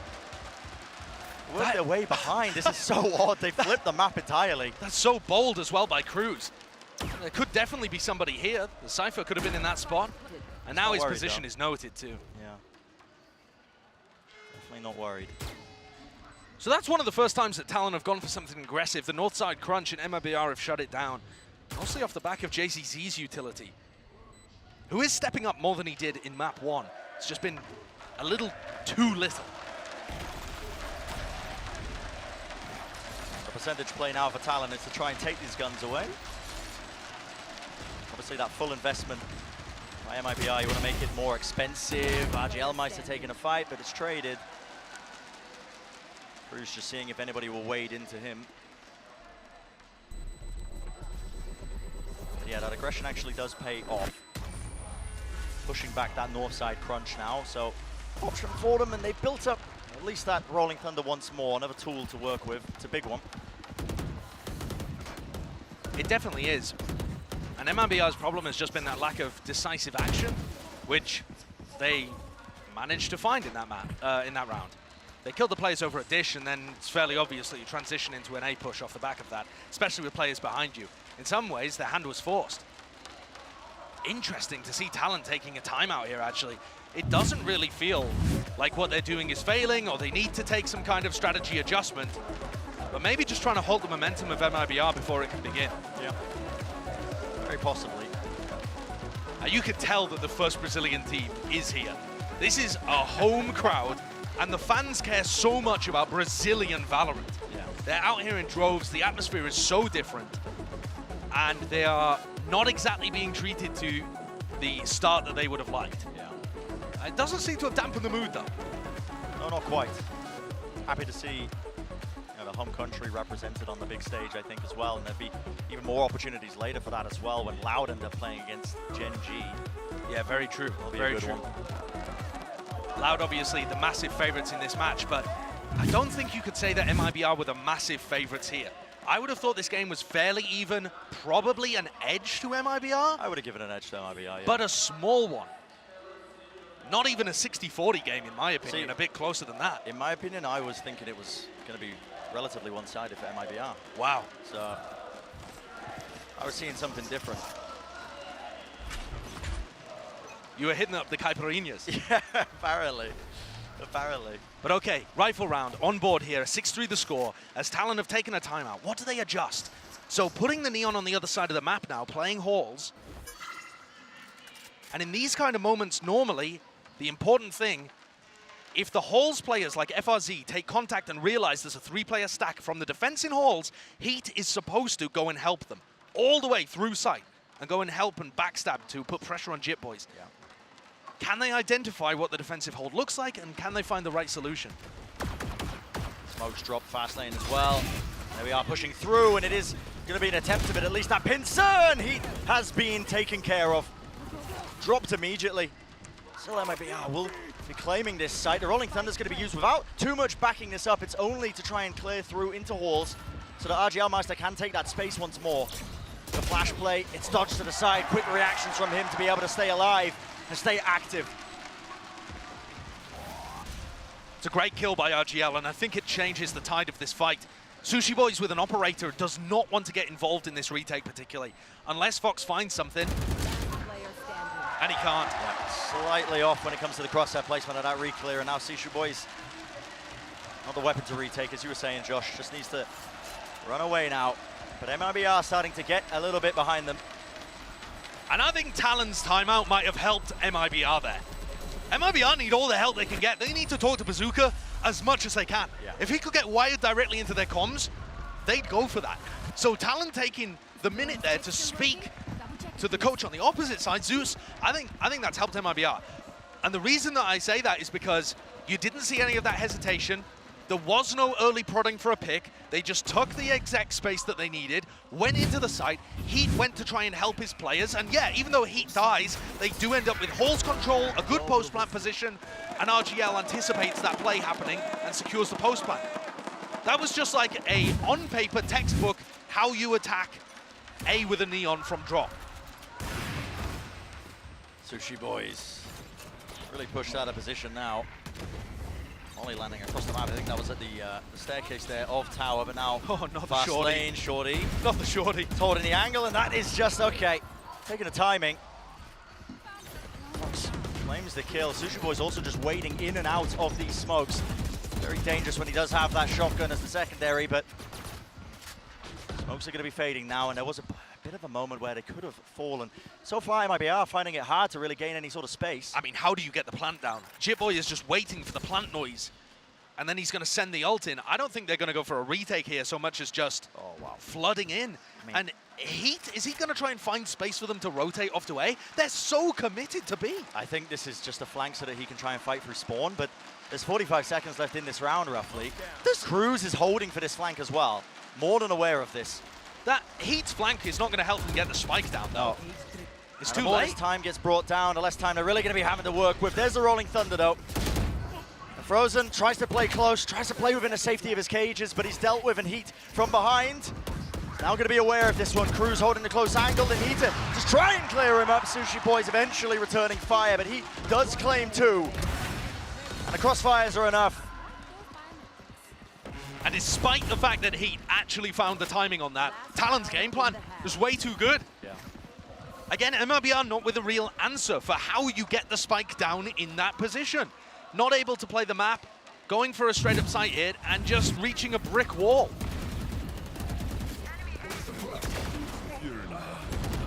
Certainly doesn't help when your KO dies off the rip. Muri's falling, no knife, you know, no counterplay to the breach shot, particularly in terms of suppressing him. 7-4, if MIBR can get this round, it looks like a much better half. Yeah, it's definitely going to be more respectable. Final round of this first half. But the weaponry is so poor. Ash for the jump peek, rifle's going to be exchanged, and it's helped him out massively. Sushi Boys having to wade and skip and hop and avoid all that utility. There was an aftershock at his feet, but he stays alive. And the pressure gets relieved there, just a smoker drop. That's all that was needed.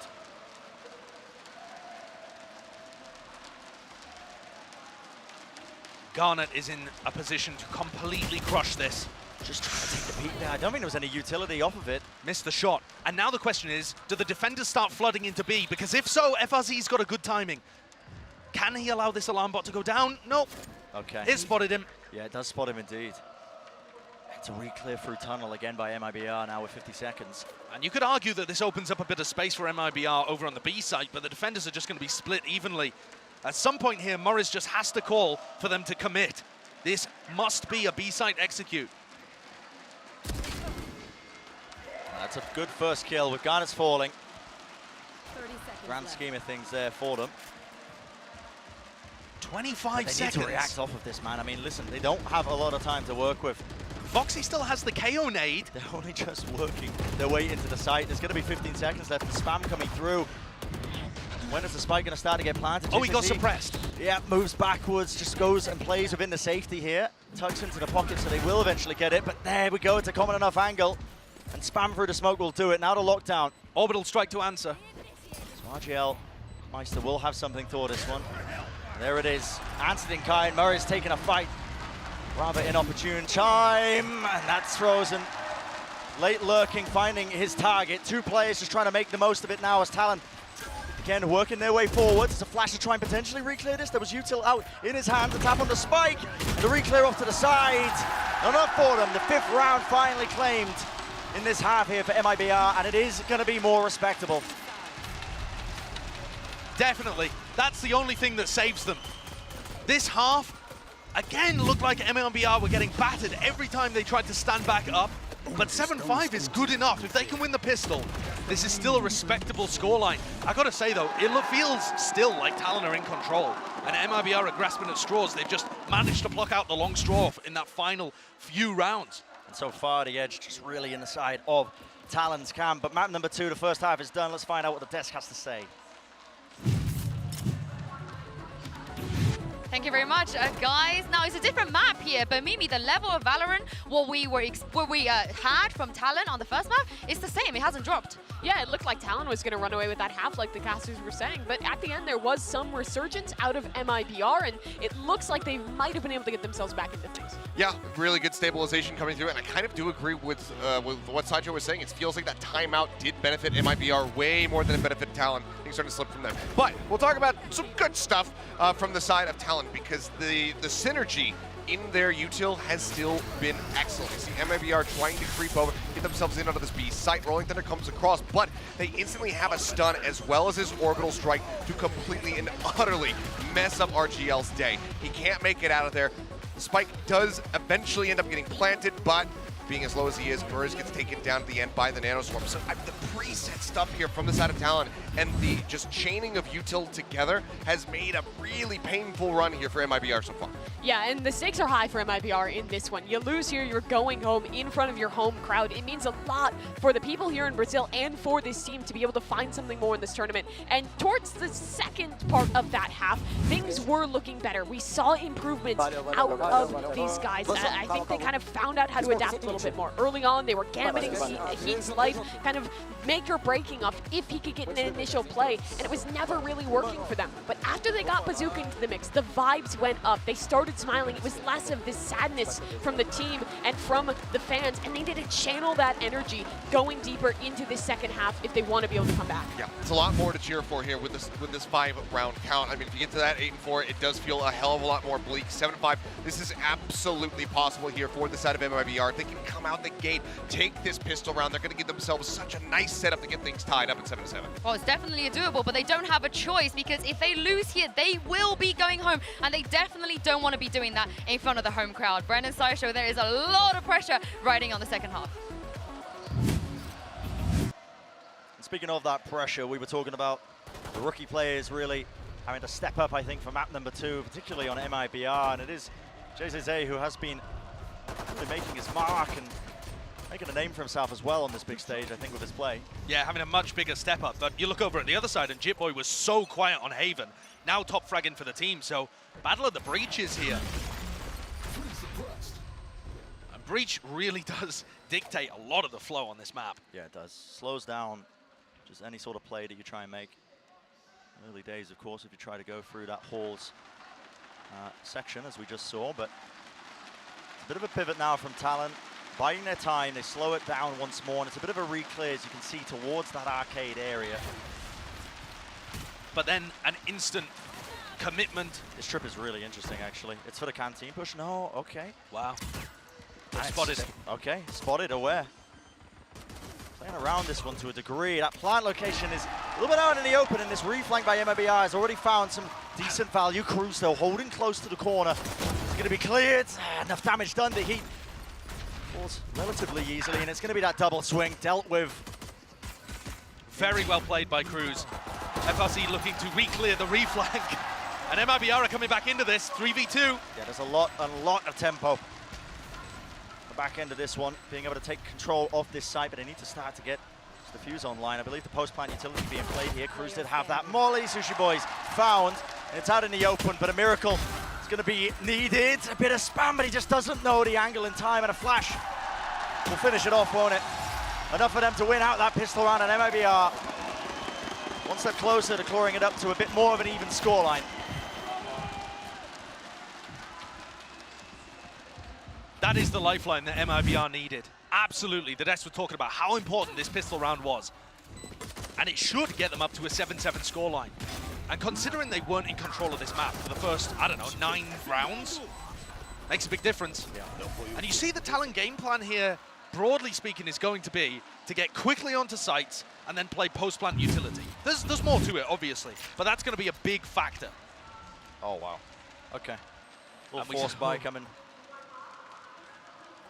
There's been a couple of teams that have been trying this at the event, despite the fact that we do have the Stinger nerfs live. I think it's a great idea. Yeah, if you get the plant down, why not? A bit of extra money can offset it, and well, double swing through, but MIBR come up with the much better outcome.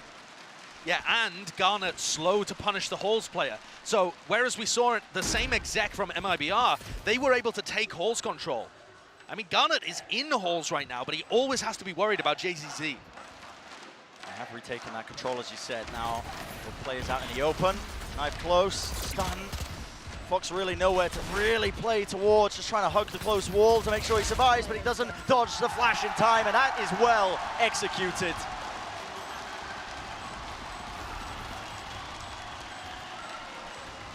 Another big round by JZZ too. Didn't really have the biggest performance on Haven. He was mostly just playing Fade, following Heat around, trying to support him. But now that he's on Breach and he's able to play these positions where he's getting to Rifle, man, he's having an impact. This play for Halls, the trade is great, but then his decision to drop so far back forces these Talon players into it. And he just picks a great angle and annihilates them both with a Bulldog. Excellent play. Yeah. Really. That's another massive bonus for MIBR, is that their economy starts to bloom. Because of that force that Talon ended up opting for, yeah, you're right. Keep the bonus going.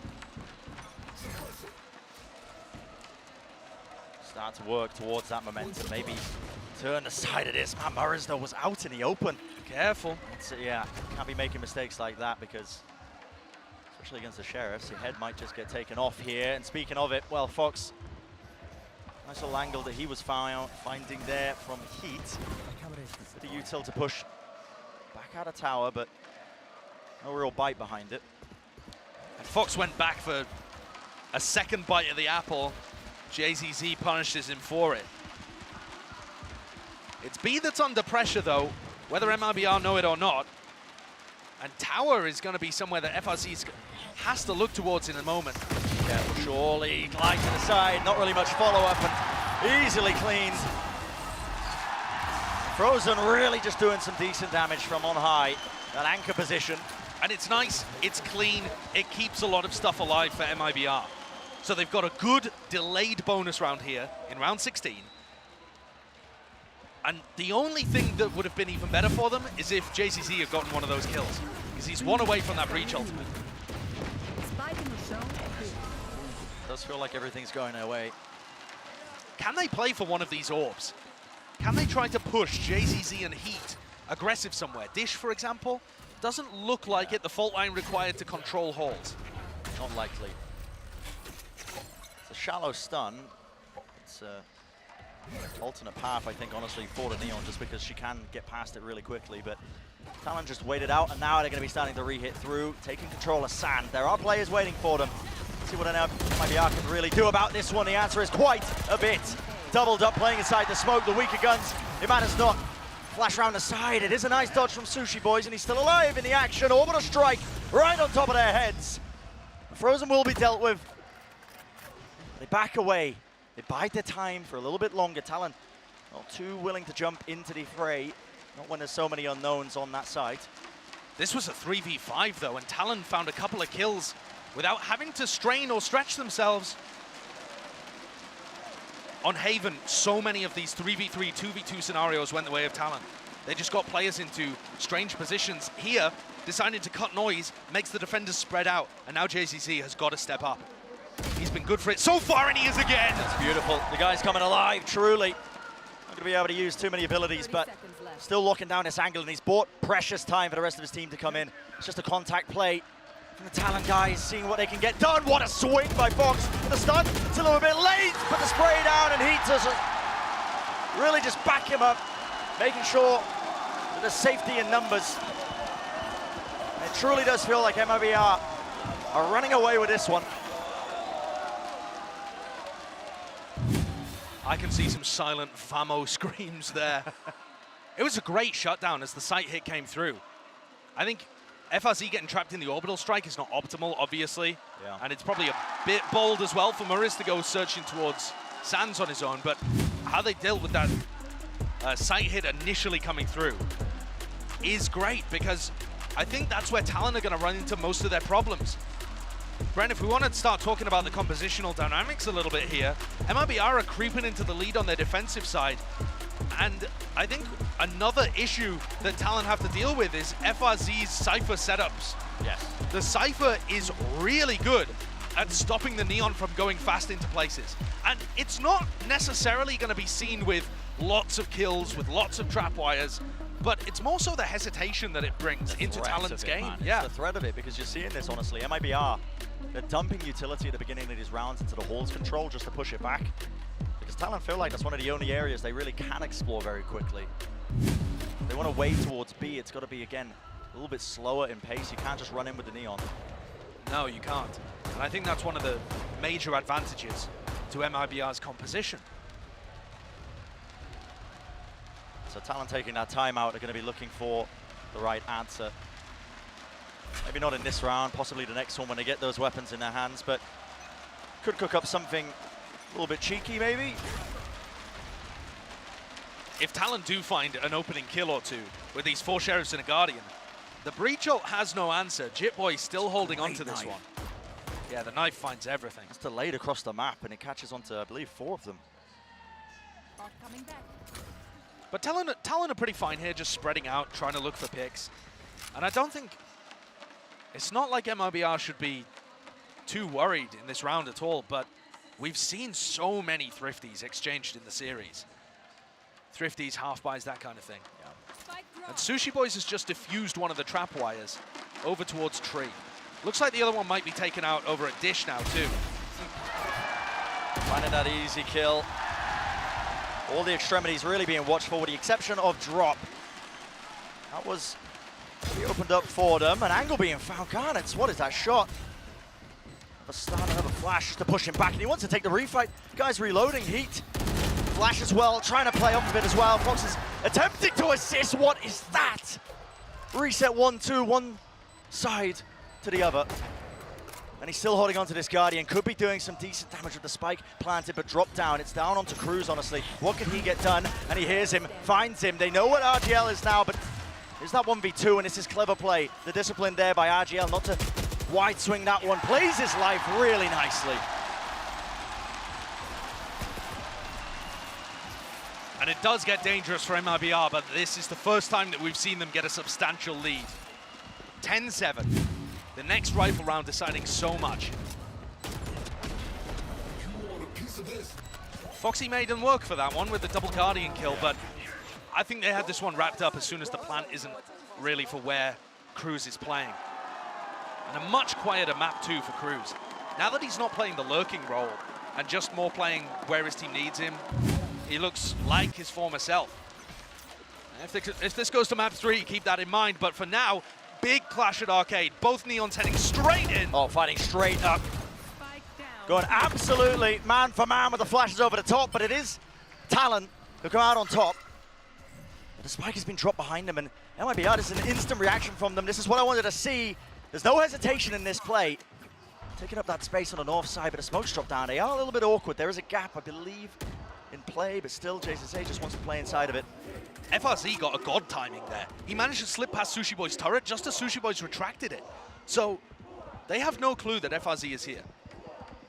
Unfortunately, I mean, he's gonna hear those steps. Okay, the entire team. Talon just opting into trying to noise bait, I think, actually, yeah. Yeah, running some footsteps and then just gonna be walking back. Wow, they've sold that so well. Not just noise baiting, but actually sending a full player over there to put down the turret. It really sells it. Makes it feel like this is an A-hit completely. This plant's gonna go down for free. And what an open post-plant position that they can get. Big ults online for the post-plant as well. That orbital strike. It's gonna be nice for them. Sushi Boy stand up. Okay. The first time we've seen that one, almost just wrapped up the round for them. And this would have been a tough 2v2 retake had Sushi Boys been found.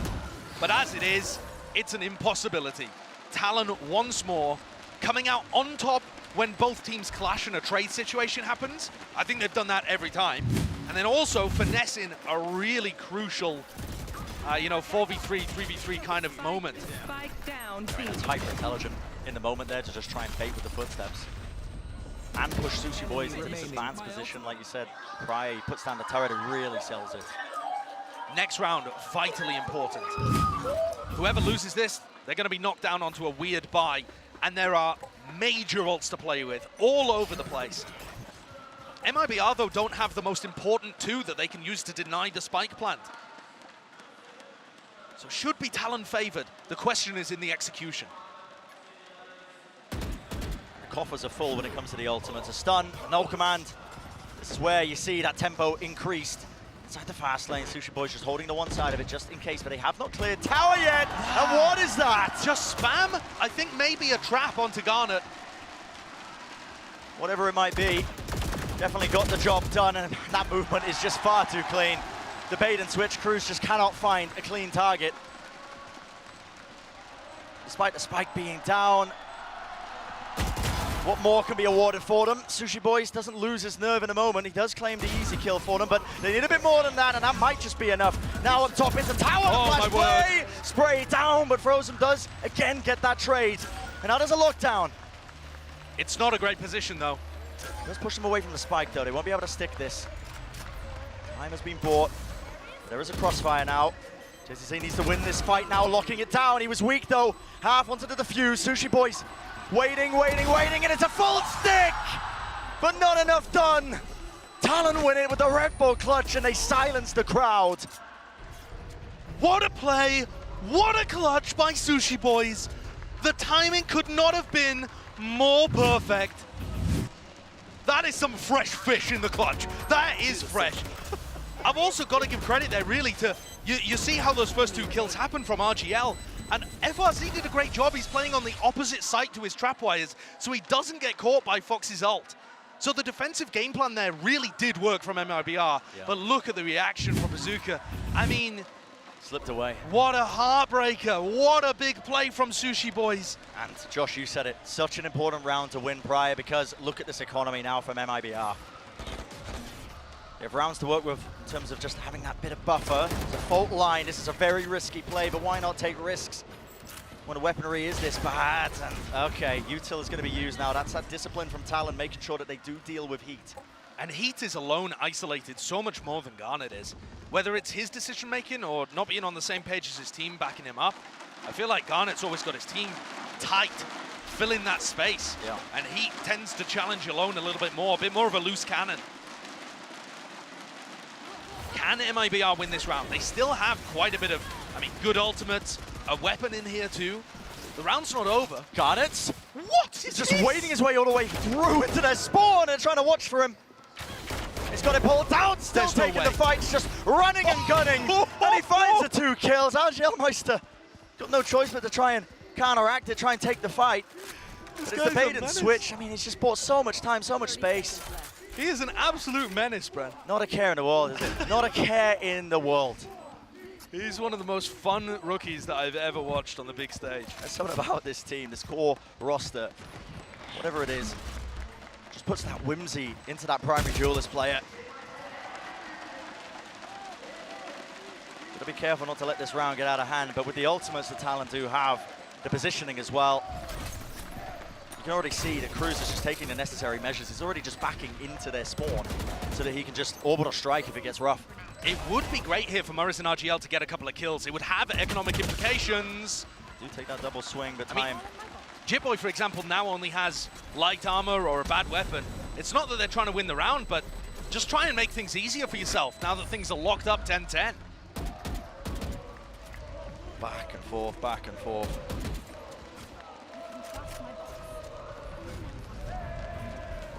Cruz has got enough to drop actually as well for Jitboy, so I don't think there will be any problems here with the buy. But MIBR are finally back in a position, 10-10, after a 3-round slip-up, where they can attempt to make something happen.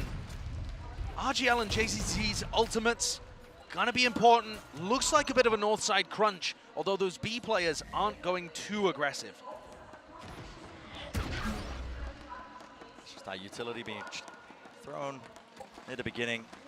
Bit of a default, but there is no presence from MIBR in A halls. It's actually free game, and Fox has realized it. Look at this, just Knife doesn't spot anything, works his way in.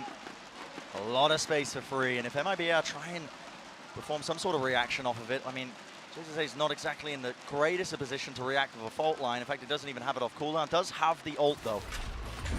Wonder if that's what they're going to be trying to play for now as the fast lane goes up. Smike in the hands of Garnet. Goes for that plant in the safe corner. Nothing to disrupt it. Look how absurdly safe Cruz is playing. He has a molly lineup, he has orbital strike. I mean, he's so far in their spawn. He has no intention of being caught by Murray's ult. Okay, so here it comes, the null command. And Cruz, miles away. And this refight in halls is going to be so important now. The Rolling Thunder cuts across, and that is going to be the one kill found. Fox out of position now. It's up to his team to find it. What is that? I mean, Jitboy's just pulling out an absolute miracle with that one. The old 1-2 punch.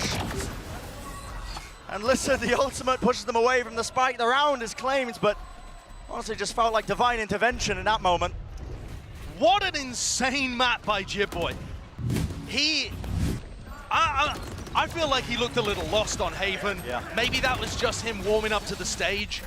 But oh my word, these unexpected players are taking turns on Talon to step up right when their team needs them to.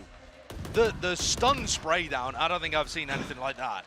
Both headshots connecting, Insanity. so unfortunate for MIBR. Yeah, that is just pure luck of the draw in terms of coming out with 2 kills there. But I'll be honest, again, the post-plant game plan looks amazing from Talon. Yeah. They knew exactly how the retake was going to work. They had a molly lineup, you know, they have orbital strike for that. Their players are set up in good positions. I mean, there were so many layers to it, right? Cruz was playing, you know, almost towards B main, just because he didn't want to play within range of the null command that was waiting through, just so he would have his abilities ready for that post-plant lineup. And MIBR had chosen to play retake instead of challenging them as they got onto the site. Yeah. MIBR take a timeout here. We saw them have some success after speaking to BZK in like round 10, like round 10, 11, 12, something like that. They had a lot more success after taking a bit of a breather. Can they find it within them to push it over the line and take us to a map 3? They're only 2 lost rounds away from going home, and it's not far. These guys are all based in São Paulo. It would be brutal. I feel like, in some sense, more brutal to watch the tournament going on in your home city and know that you're not allowed to participate anymore. A difficult decision made by MIBR. Not spending all their money. Instead, going for the half buy, understanding that they have less odds of being able to make it 11-11. Instead, playing for that OT. That's a brutal decision. And just the players holding one and dones. I mean, Heat just in a close corner, opting not to try and trade that kill as it came out. Holding it, hoping that it wasn't going to get cleared. Frozen seeing what he can do, but okay, another little refight. Talon, though, are just far too in control, and the shot's just whiffing wide. Gunner's running rings around them. The door opened up. Pop flash play. Well, you caught yourself in the moment. Matters not, though. Talon have 2 attempts to send MIBR packing. And one of the big problems with taking an eco there, Bren, I'm not criticizing the decision too much, but one of the big problems is that you don't drag out the ultimate from Cruz. That orbital strike for the post plant has just been hovering like a sword over MIBR's head the entire time. Yeah. They need to fight them. They need to stop these rounds from being post plant retake scenarios. But even that is dangerous when Garnet is just zipping his way into you. Stun, I think, should connect with him. Yeah, you can see him blinded up, slowed for but a moment. A glide to the side, another stun down at his feet. That's an orbital strike being used aggressively. They saw players onto the site. They wanted to take the fight to them, but an absolute miracle. The spray down, JZZ. What more can you do? He's already claimed 3 down, but dropped to the knees. Can they deny the res? Here comes Heat. Trying to go for this one yet. This is an attempted to deny. It needs to be a big one. A flash over the side. It is well supported. The doors open wide, and MIBR, they stay alive.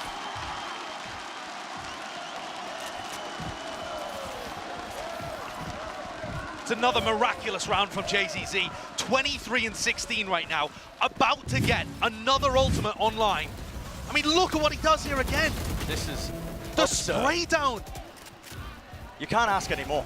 You can't ask anymore. He's doing everything for MIBR. When Heat is struggling, JZZ is stepping up. One chance to take it to OT.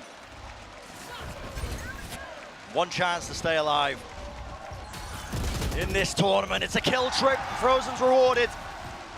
And Urakanis has been playing towards Sand in that moment. It comes off really nicely, still the trade. MIBR still in this for but a moment longer. Heat with the wrap around the flank. Finding his target still. You can't overheat in this moment though. MIBR, they had an advantage, but it's slipping away from them. The crowd thought that was it. They thought we were headed to OT, and now suddenly tension descending It's upon just the place. an instant dampener. The spike's going to be planted. There's nothing to offset this one, and the Rolling Thunder is in the hands of Jip Boys. The breach battle all comes down to this, doesn't it? They've both been so good all map. Does Jip Boy find the timing? One kill to really get his own ult online. That's going to be the stun working its way across. Rolling Thunder to push back that one avenue. Heat. It does connect. Time running low. A flash to push them back once more. The fragment nade. All the utility being used to just delay an MIBR. It's a heartbreaker. Planning around the corner. The time running so low. It needs everything and it will not happen. Talon, they upset the hometown team and they take it in 2 maps. What a performance from the Pacific team. They're known for upsets. And you can see it all just landing on Cruz there. The realization that they are through into the next round, facing off against EG. MIBR sent home. Devastating disappointment. They made a run of it there on Fracture. It looked like it was going OT. So close. Credit to some of the rookie players were really stepping up to the plate. JZZ just went nuts in that final map, but there's so much he could really do. Yeah, especially when Jip Boy is also popping off. A phenomenal match, genuinely. We got to see a really even performance with Talon coming out, impressing us all. Yeah. I was impressed by their game plan. I was impressed by the individual ability. I loved the way that they were setting things up. And Garnet, too. Garnet and Jip Boy, actually, considering how Jip Boy played map 2. Both of their rookie players. Wow, what great pickups that they found to replace, Serve, Scary, Padafan. A range of really respected players, and these rookies stepped up. We thought that inexperience was going to rear its head, honestly. We were talking to Cruz at some point in the interview. was asking him, you know, what do those new players end up bringing to the roster? And he said, well, you know, we're just hoping to get experience. And the crowd give a good cheer for the players as well as they wave on the stage. Talon clearly happy with this one. I think expectations were placed against them in this particular matchup. There was so much that could have gone wrong. Pressure, the word of the day, honestly, as well, when we're talking about it, and the impact it can have on a lot of these teams. But Talon have rose to the task, and now to be rewarded with that opportunity to continue deeper into this lock-in tournament. Definitely showcasing that they are not a team to be underestimated. I think they've always had this label of upset potential, and they failed to live up to it in the last couple of times that we've seen them. Yeah. As the competition got stiffer, it looked like, oh, maybe these guys aren't going to be able to get the wins over Optic, that kind of thing. But here, it's a great start. And for the Brazilian crowd, they still have another opportunity to root for hometown heroes. Loud playing next against Gen.G. Absolutely the favorites, defending champions as well. That's going to be a good one. But not exactly how they wanted things to go starting out here. MIBR, I'm sure we're going to see them competing, you know, in the Americas League, looking stronger than this too, but they've got some good learning points, I think, to pull away from this event. I think this is a defining moment for this team, you know. Look back at this, obviously there's an entire season left to play for. This is just the very beginning. But learn from the mistakes, you know, move forwards to the Americas League and maybe be a contender truly. And you know who I think, I just saw him on the screen actually and it triggered this thought, but you know who I think deserves a ton of credit and tends to get so slept on? Foxy. Fox is always there, bringing big rounds, and he's also leading the team. I mean, I feel like the game plan, the way that they were quickly reacting to stuff, a lot of that can be put down to what Foxy's doing. Yeah. And then also being able to get so much value on the Sky on Haven, the KO here. He's one of those players that is doing a lot with the talent that's available to him in that APAC sphere. I think he deserves a ton of credit for it. No, I couldn't agree more. You can vote for your MVP as well with the QR code. Garnets, Cruz, Chip Boys. That's a tough choice. It is a tough choice. There's a lot of options, honestly. I think, yeah, you could give it to a variety of the players, honestly, for being able to take that, because it felt like a team effort towards the end there on map 2. It definitely was a team effort. I think the player that performed the best over both of the maps was Garnet to me. Sure. I don't think he was the best player on either of the maps. I think Cruz dominated map 1 and Jitboy was great map 2. But Garnet was always there, and Garnet always was stepping up to the plate. Yeah, no, certainly, absolutely. Couldn't agree more. But, you know, plenty more action left to witness as well today, because, of course, the match number 3 that we were talking about, which was that loud game versus Gen.G. It's going to be coming up after this one as well. We're going to go to a short break on the other side of things. Of course, our desk setting it all up, so do not go anywhere. You know you don't want to miss it.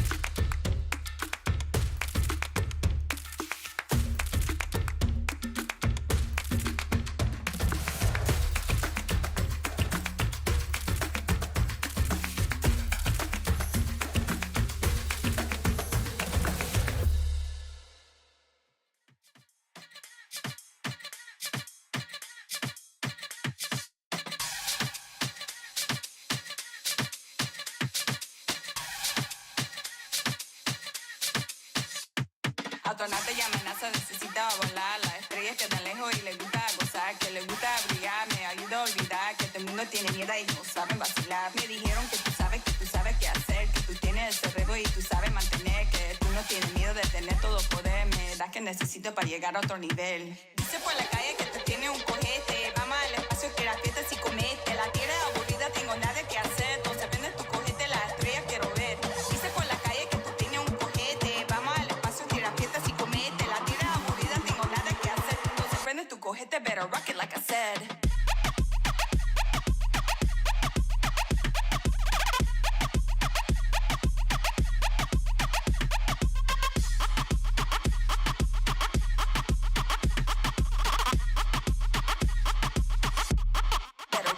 said. Rock it. Rock it. Rock it.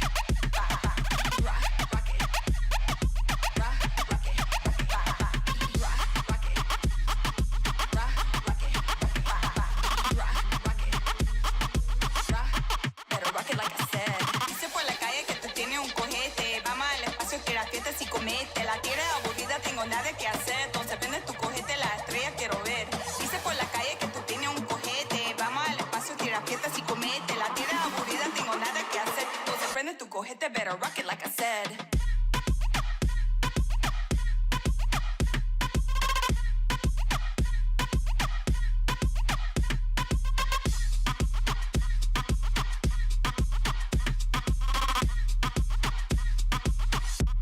Better rock it like I said.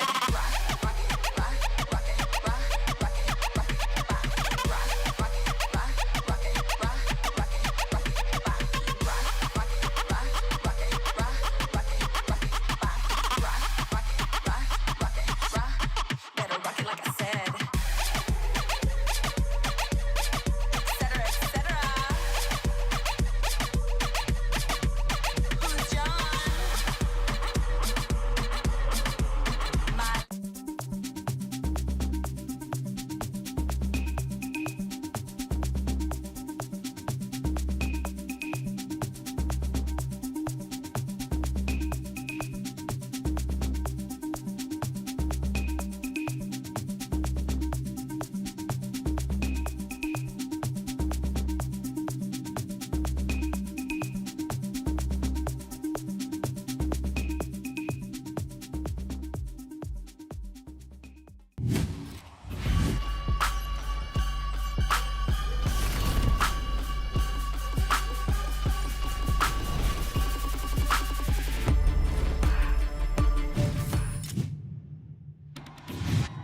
Listen to that crowd. That's what we call a home advantage here. But if it's anything that's going to do the trick, surely 5 Party Pans is going to be able to take on MIBR. Straight down the one angle. Dodging a flash. Maurice is set up for it. 3 in a round, a Red Bull clutch. Look how fast this is. That's absolutely rapid and got it. Well, he's not wasting any time. It Max this time, I think, but Talon, one more than ready once more. Got it.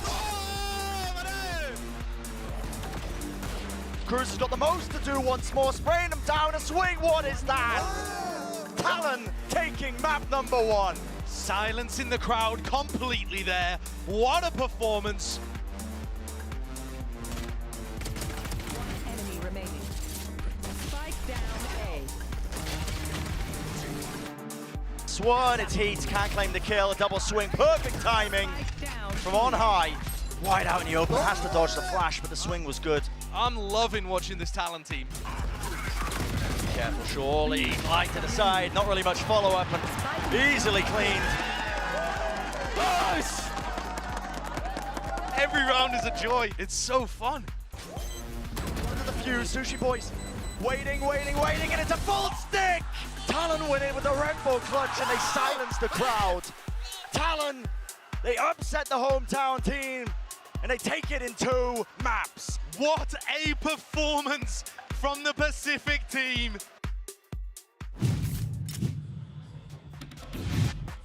And that was the Prime Gaming post-match highlights. Welcome back once again. I'm Yingsu and I'm joined by Achilles and Mimi. What a match that was. I think both of you said that out of all of the opening games, we didn't expect this one to be that good. Yeah, it was fantastic. There's something about the core of this Talon roster, used to be Xerxia, and coming to international events and finding a big upset early in tournaments. It's just nuts. I mean, never in a million years did I even expect that this was going to happen. I always knew that there was an outside chance, but especially with how dominant they were on that first map, I just had never really anticipated that, especially given that that was not their pick. Fracture, though, I think for me, that might be the best map that we've had so far in this event.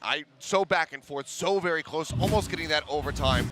It was just absolutely wild to see. Yeah, and the thing is that towards the end of that game, the decision-making from Talon was incredible because MIBR looked like they were going to come back into that one, won 6 rounds straight, and then Sushi Boys shows up and finds 2 huge clutches back-to-back. And from that point onward, the calling felt perfect. So many of these well-set-up fakes from Talon, they kind of conditioned MIBR to lean into those fakes, and after that, it just felt like they had the pulse of the game.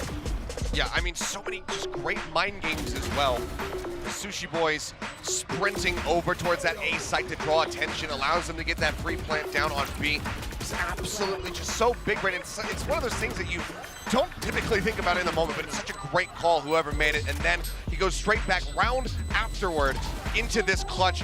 A fraction of a second. I mean, look how close this is when he finally swings out and gets that kill. It is so narrow, but it's 2 rounds in a row that Sushi Boys managed to pick up for his team just on the efforts of him and him alone. And that was them breaking that massive 6-round win streak from the side of MIBR, allowed them to get a 5-round win streak of their own, and then from there be able to close it out. I mean, we talk about the fact that coming to this tournament, they didn't just lose 2 good players. They lost their 2 best players from the last seasons last year. But exactly, but let's talk about those 2 new players. I feel that this tournament, the theme of this tournament has been those debutants. Garnet, Mimi coming out here. He was out heating heat somehow. Yeah, I mean, it was an incredible match from him, both on the Rays and on that Neon on map number 2 of Fracture. Despite the fact that he was having to execute into a Cypher, the way that the team was calling really felt like it set this guy up for success. And on top of that, he was just so confident. There's something about when Thai players debut at international events, they just come out swinging every time. Yeah, and he absolutely did. And just some of the things that he was able to get away with just by having such crisp movements, such crisp aim. Every time he pulled out that overdrive, it seems like he was finding an immense amount of value, finding multiple kills, just being able to beam people down, right, getting those headshots across, really take them out. Just phenomenal play. Just came out here without a care in the world. And it's just beautiful to see somebody who could step out onto a stage like this for the very first time and have that strong of a performance. We saw that from a lot of the guys on the side of EG, and now they all get to square off against each other in the next round. That's going to be fun. And shout out to Jit Boys as well. It doesn't seem like he was a new addition. Like, it felt like he's been playing with the team for a long, long time. Yeah. But sadly, we've had to say goodbye to MIBR. And once again, remind you guys how brutal this format Mimi truly is. Yeah, it is really, really difficult. MIBR, they came in here, they had their moment, got to play in front of their home crowd, and it really was amazing to watch his team debut. But unfortunately, when it came down to it, Talon seemed to do better at the adaptations. I think that Bazooka brought a lot into the team. I think they look a lot better than when this core was Vivo Keyed, but there is still work to do, but I'm confident that they'll be able to come into Americas and make those improvements. Yeah, I absolutely agree. I mean, there's like most of the teams that we do have in this event and in the VCT, a very, very solid foundation. You have an absolute excellent coach. One of the 2 that has that championship win under their belt. So I think that given some additional time, we are going to see incredible things from MIBR in the Americas Legion. I think that makes what happened with the Americas Legion. Yeah. I think that makes what Talon were able to do even more impressive, given that a lot of rosters need time. But I don't know.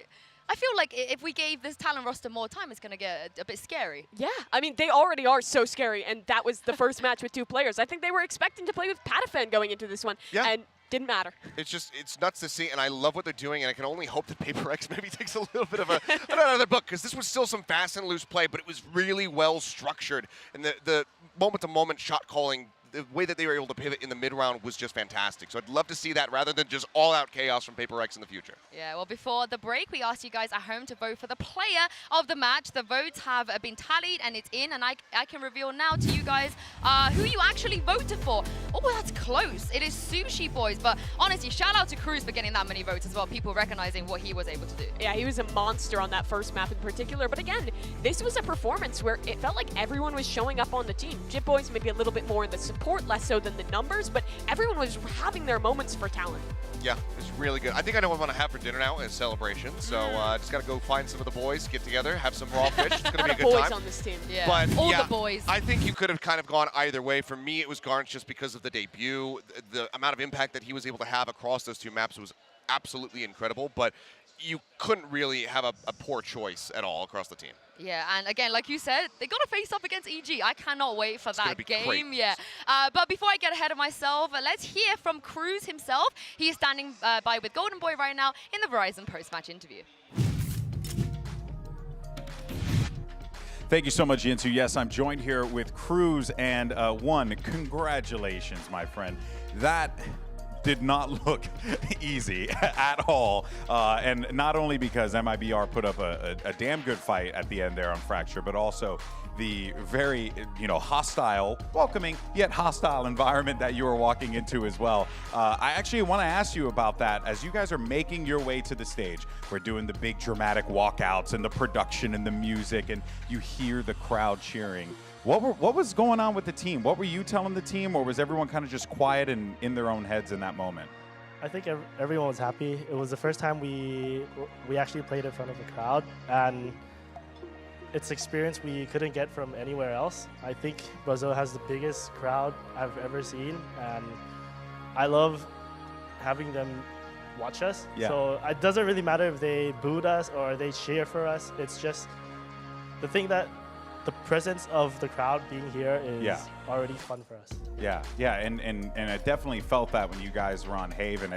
As the match continued, and you as an IGL, were you like thinking to yourself, this is going strangely too according to plan right now? Did you feel like everything was just clicking? And also, like, was it because of the prep work that you guys did leading into that matchup?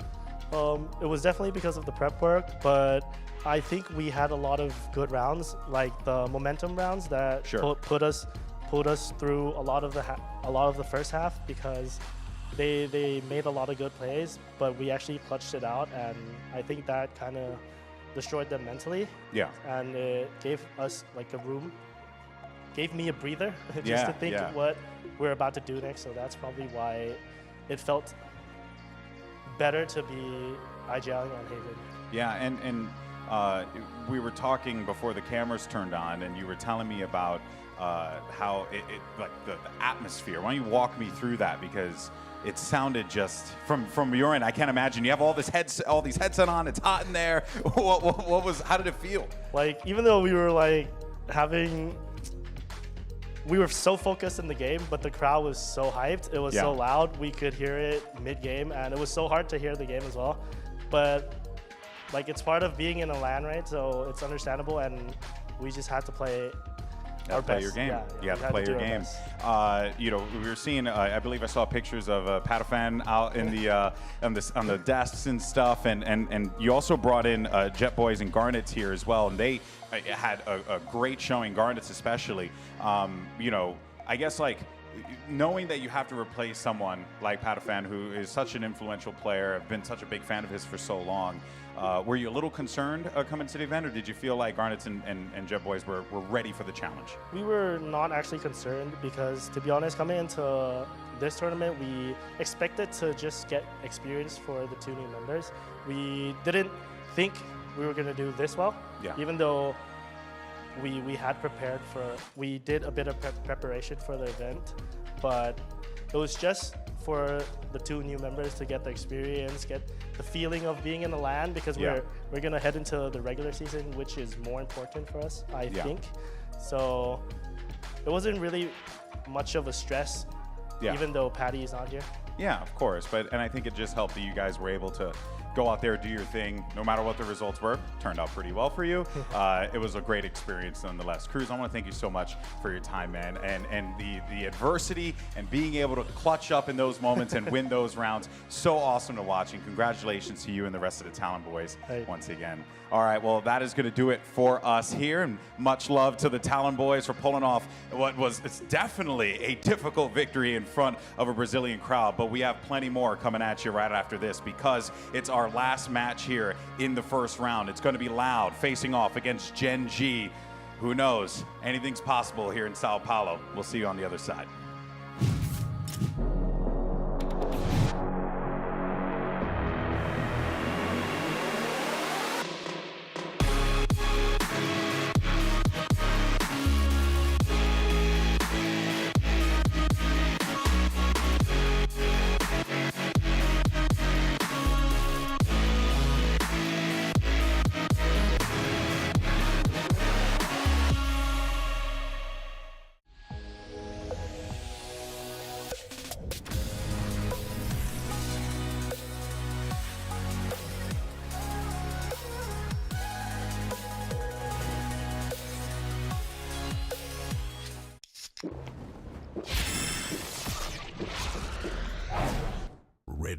gives you wings.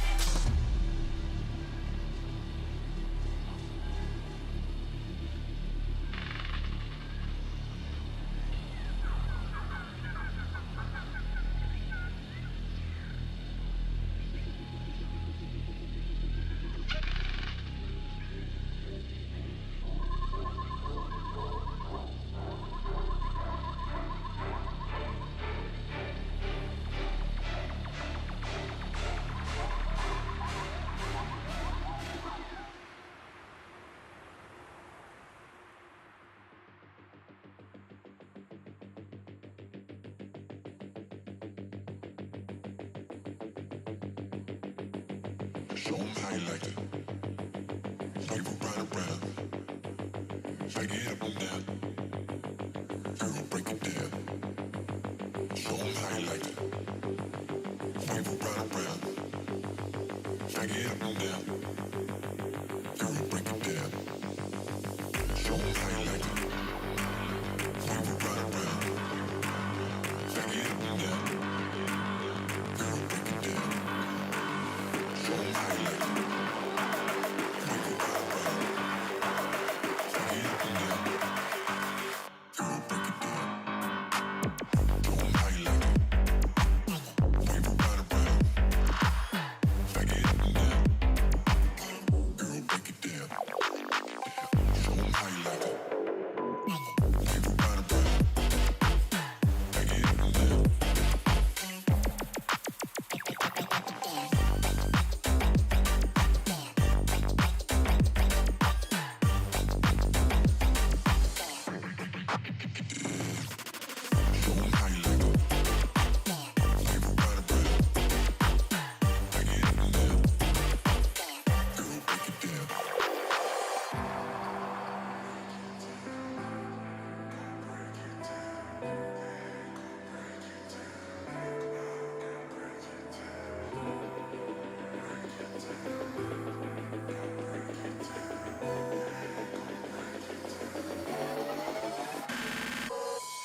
'em how you like it. Make 'em find a breath. Fake it up and down. Girl, break it down. Show 'em how you like it. Make 'em find a breath. Fake it up and down. Girl, break it down. Show 'em how you like it. Make 'em find a breath. Fake it up and down. Girl, break it down. Show 'em how you like it. Make 'em find a breath. Fake it up and down. Girl, break it down. Show 'em how you like it. Make 'em find a breath. Fake it up and down.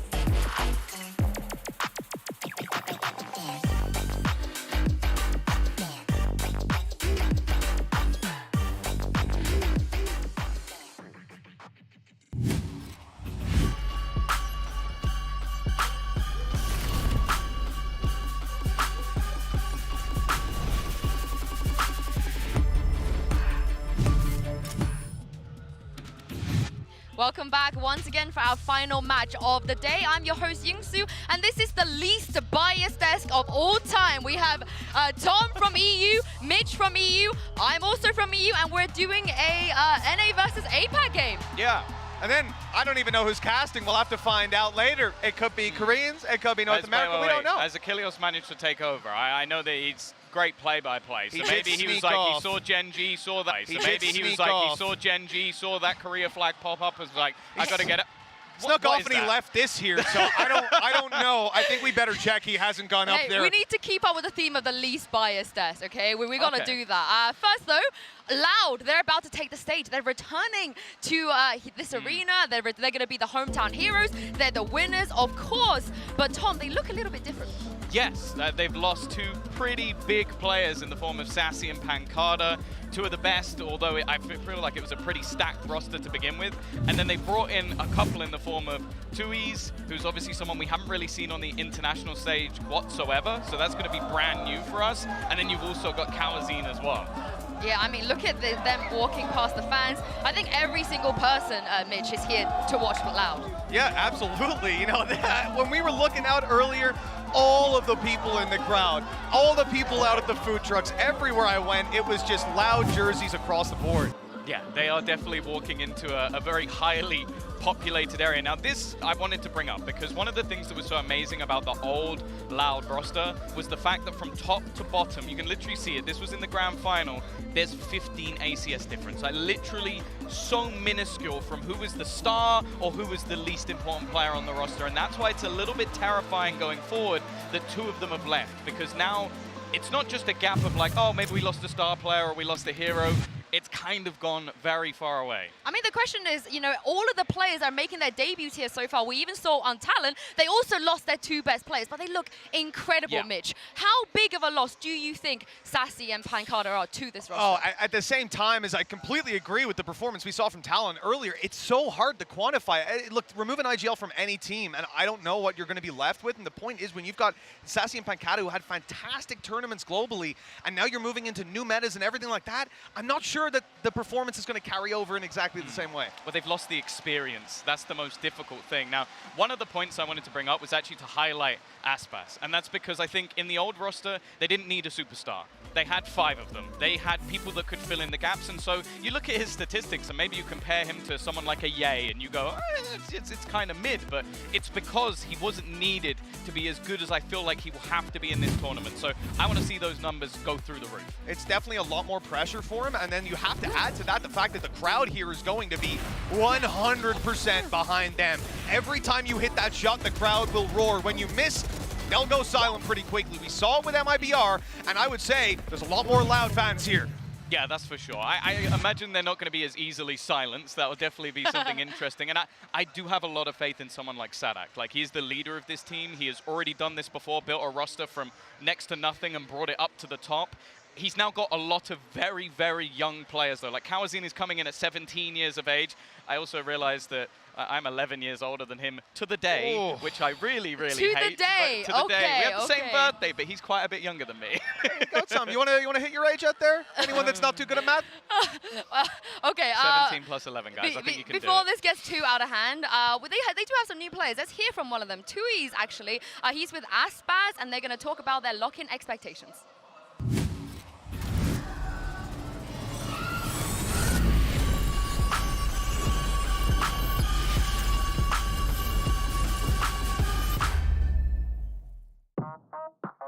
Eu sou o Eric, me conhecem como Aspas, eu jogo de duelista pela Loud e eu sou de São Paulo. Eu tô me sentindo bem feliz e confiante também de poder estar jogando de novo, porque faz um tempinho que a gente não joga um campeonato e ainda mais que vai ser um campeonato no Brasil, então é mais emocionante ainda, interessante. Então eu tô bem ansioso pela estreia aqui no Brasil.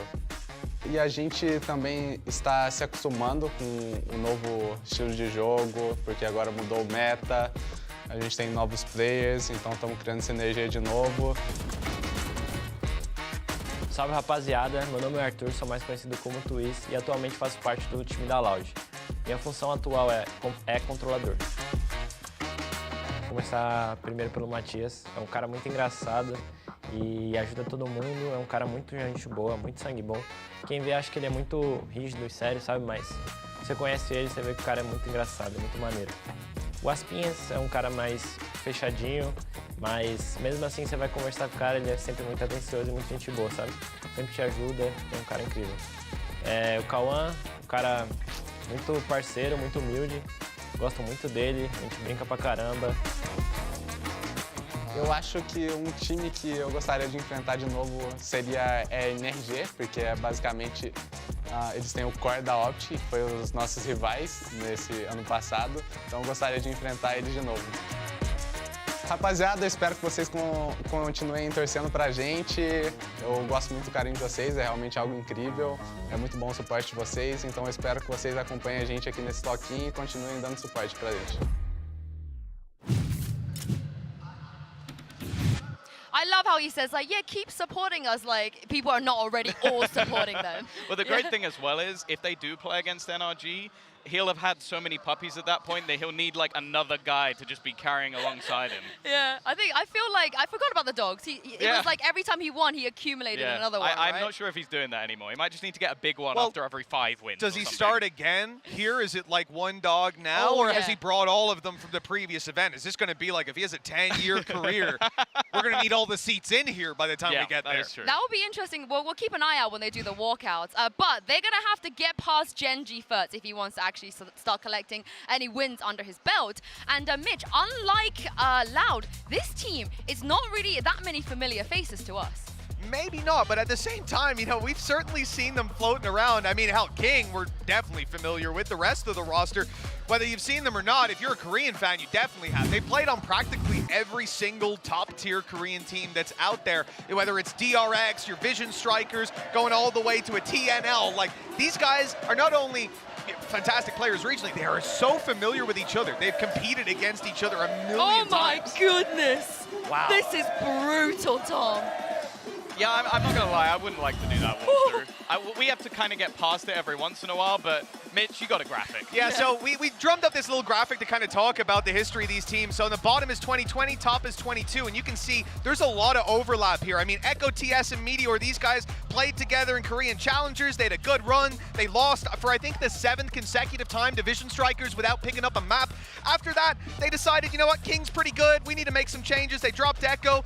TS went to play with King over on Onslayers after he'd taken a little bit of a break from Vision Strikers. They beat Secret, who's also on this roster here. He was playing for Desperados at the time. Then we go forward to LCQ, where TS was now back playing with Echo, who they kicked from the team earlier. He managed to eliminate Meteor, who was on Northeption. You might recognize him there on the right side.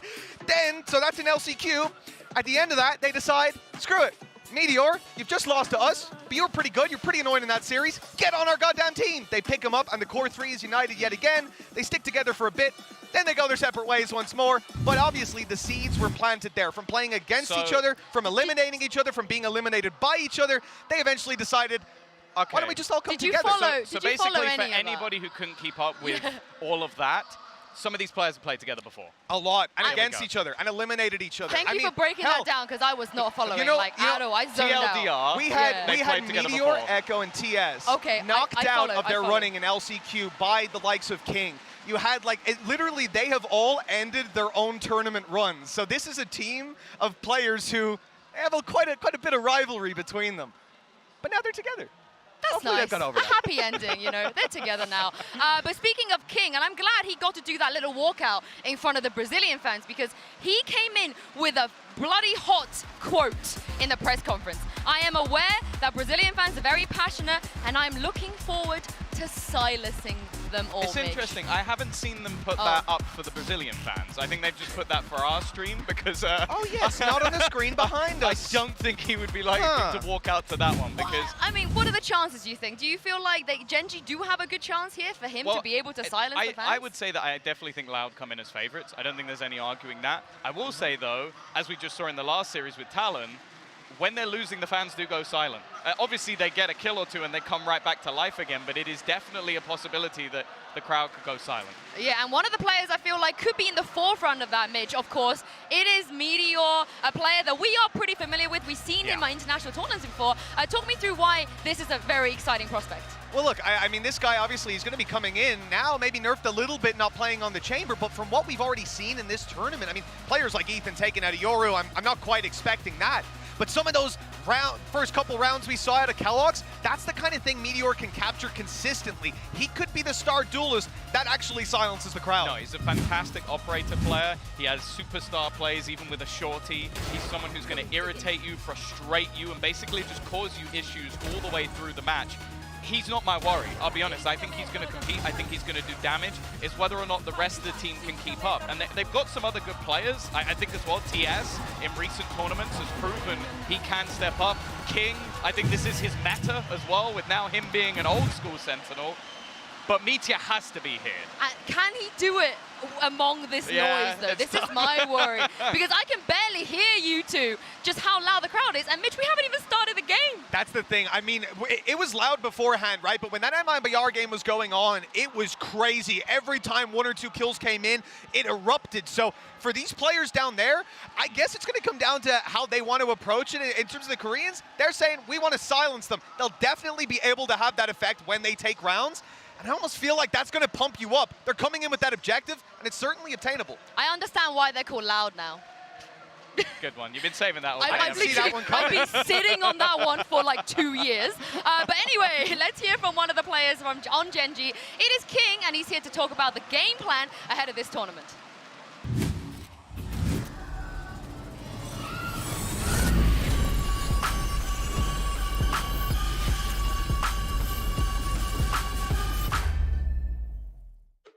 Hello, I'm TS. Gen.G Esports VALORANT team. I'm from Korea. 저희 첫 상대가 일단 라우드인데 라우드가 세계 챔피언이라고 해서 저는 전혀 긴장하고 있지 않고요. 오히려 지더라도 이렇게 좋은 상대 만나서 좋은 경험을 가지고 돌아갈 것 같습니다. 안녕하세요. 저는 킹 그리고 한국 이름으로 이승원이라고 합니다. 저는 지금 젠지라는 팀에 소속돼 있고요. 제 팀에서의 역할은 감시자. 저는 그 팀은 일단 제가 봤을 때 좀 무궁무진한 성장세를 가지고 있지 않나 생각되고.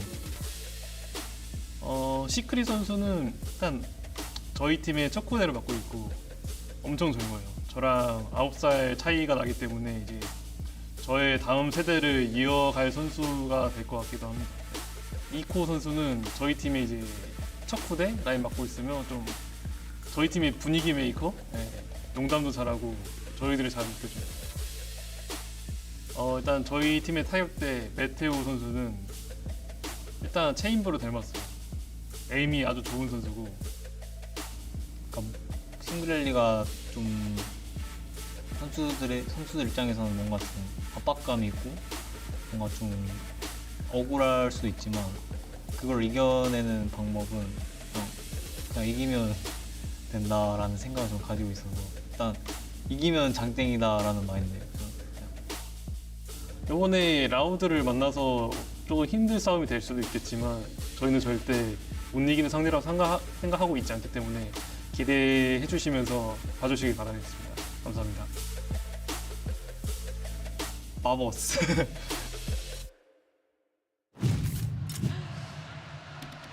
I'm really glad to hear that they're not going to let the pressure get to them, but Mitch, there is a sizable experience diff here between the two teams. Yeah, I think that's fair to say. I mean, obviously, Tom touched on earlier how some of the players that have exited the Loud roster, maybe you have a bit of a loss there, but over on the Korean side, I mean, bringing in someone like King is a huge move. This guy's played, as I said, on every team, like Onslayers, DRX, Vision Strikers. He has got a deep history within the Korean scene. I don't know. Wait, so who did he play with again on those rosters? Do you know what? He played with Vision Who did he That's play okay. with? We'll put the graphic back up so we can have a look at it. No, please. I hope that's been deleted forever. I never want to see that graphic ever again.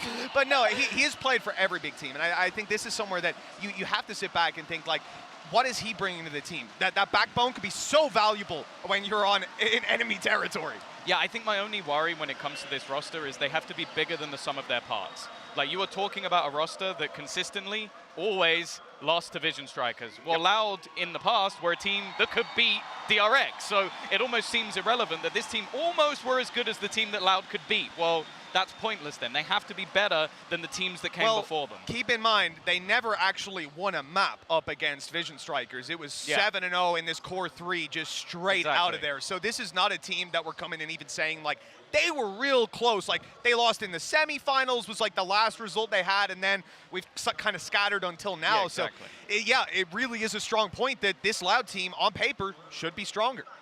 No, yeah, I mean, I want to touch on the loss of BZK as well. You know, the previous game, MIBR, we spoke about how big of an advantage it is to have a coach like him. But Mitch, I heard that you're pretty familiar with Lao's new coach, though. Yeah, I used to run a podcast with Fraud. We used to chat quite a bit. So I was talking to him, even down to the level, he speaks Spanish, so he's kind of adapting his Portuguese a little bit. And he said the amount of time he spent here, he thinks he's pretty fluent at this point. So comms should even be up on the server, and I'm pretty sure he knows what he's talking about. Looking forward to it. Well, we're getting a really good look at all of our partner teams here at Locking, and that part of that partnership, say that 5 times fast, is teams making great content like this one. Thank you, Tom. From Loud. Yeah, you're gonna want to hear from us. Yeah, let's hear from Loud. Entrevista Loud Valorant, cena 1, take 1. Vamos lá, a gente pode começar a entrevista. Eu queria fazer uma perguntinha para vocês. Quais as expectativas do time para esse lock-in? Vocês acham que estão preparados? Cara, eu acho que tem muitas expectativas, sim. A gente é um time novo, temos que aprender muita coisa ainda, mas eu acho que vamos nos esforçar para caralho. Cara, peraí, estou vendo legendas nesse momento, pode ser? Tá me legendando, pode ser? Não, pode continuar falando. Tá. Então, não, como eu estava falando, eu acho que a gente está muito bem. Estamos treinando muito, a gente fez um bootcamp agora em Madrid. Realmente está sendo muito bem. Cara, eu estou vendo a legenda. Está me legendando nesse momento. Não, pode falar. Não. Está me legendando nesse momento. Aspas, você me entende quando eu falo? Sim, está tranquilo? Tá tranquilo. Quer que fale mais devagar para você? Não, tá tranquilo. Está de boa. Você está vendo nesse momento as legendas aparecendo ou eu estou louco? Eu tô vendo as legendas. Agora, olha, agora tá as legendas. Tá vendo as legendas agora? Tô vendo. Tá aí. A ver, peraí, fala. Alô. Agora tá sem legenda. Calma, fala você agora. Alô, oi, como vocês estão? Bom dia. Está aí a legenda. Não estou louco, não. Não estou louco, não. Tá aqui. Tá, fala de novo. Alô. Ih, não tem mais. Continua falando, pode falar. O que você quer que eu falo? Alô, fala qualquer coisa. Bom dia. Bom dia. Está aparecendo, mas não sei se sou eu, né? Nossa, eu já sei. Só aparece quando você fala. Não, impossível. Não, impossível. Está aparecendo. Diretor. Porra, diretor, de novo calma aí, isso aqui? aqui? A gente começa de novo isso aqui. Não pode tem ser? começo de novo, irmão. Essa é a vez número 60 que está me legendando. Não aguento mais. Não estou aguentando mais essa loucura, cara. É sempre a mesma coisa, eu não aguento mais. Sabe o que eu vou fazer? Eu vou começar a falar espanhol. Vamos começar isso aqui de novo? Não, não. Eu vou começar a falar espanhol. Olá, muchachos, como estão? Me querem me legendar? Vamos me legendar, então. Como estão? Olá, tudo bem, Matias? Não perca, dia 13 de fevereiro começa o VCT Lock em São Paulo. É um evento onde times do mundo inteiro irão disputar o primeiro lugar. Apoie a Loud nesta jornada. Go Loud, go!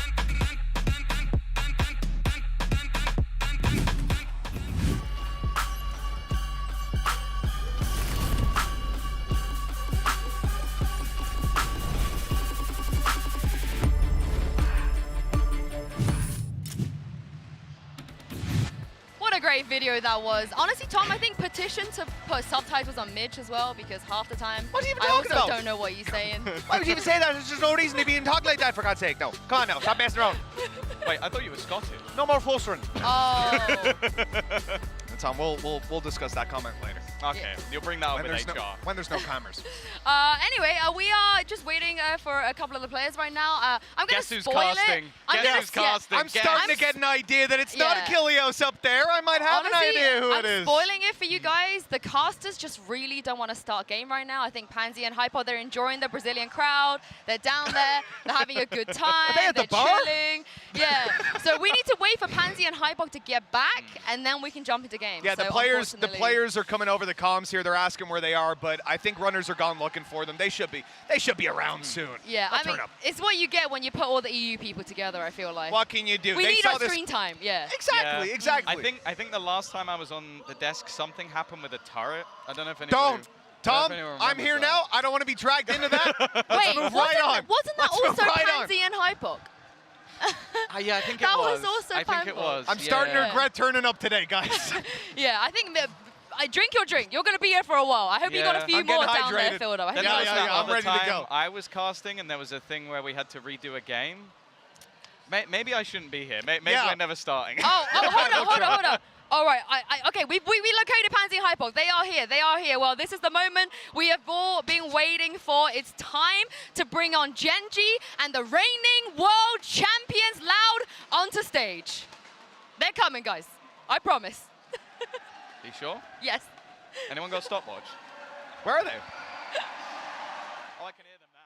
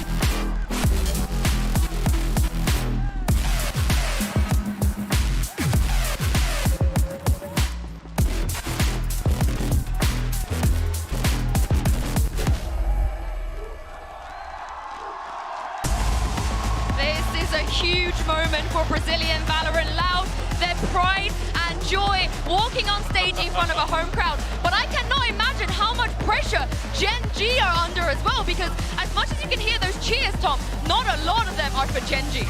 I would go so far as to say probably none of them for Gen.G. Yeah. If we're being brutally honest. There may be a couple of people made the trip, but I imagine they're in a corner of the room trying to keep away from everyone else. Trying to keep real quiet. I mean, Mitch, we got questions answered. I think I spotted 3 dogs in total. We're starting with 3, I think. You can see them there. It's a new baseline. I appreciate it. You know, you can't leave them all at home. It's expensive to get a dog minder, so you got to bring a couple to puppies, but he's going to be earning 1 per game, I imagine, as we go on through this. You know, we already saw, you know, if you're Gen.G, they had no illusion walking out onto that stage. They knew who they were going to be facing. They knew that the crowd was here for Loud, and they knew on the way in today, they've already had their greeting, and it certainly wasn't a cheers. Well, let's talk about the map pool real quick, because, Tom, this Loud team were known for how deep their map pool could go. It was one of the things that carried them and pushed them over the edge. Yeah, the interesting thing will be here is one of the maps that they never really played, which they were helped out a lot, was Split. They never played 4 times ever on record with the old roster, so maybe that will go out a little bit earlier in this pool. They've also only ever played Pearl once. Yeah, I mean, Haven's off the board already, Mitch. What do you make of this? Yeah, I mean, look, Haven going out for Loud, I'm not going to really read into anything that they're vetoing right now because of the major changes structurally that they've undergone. This is a blank slate for me.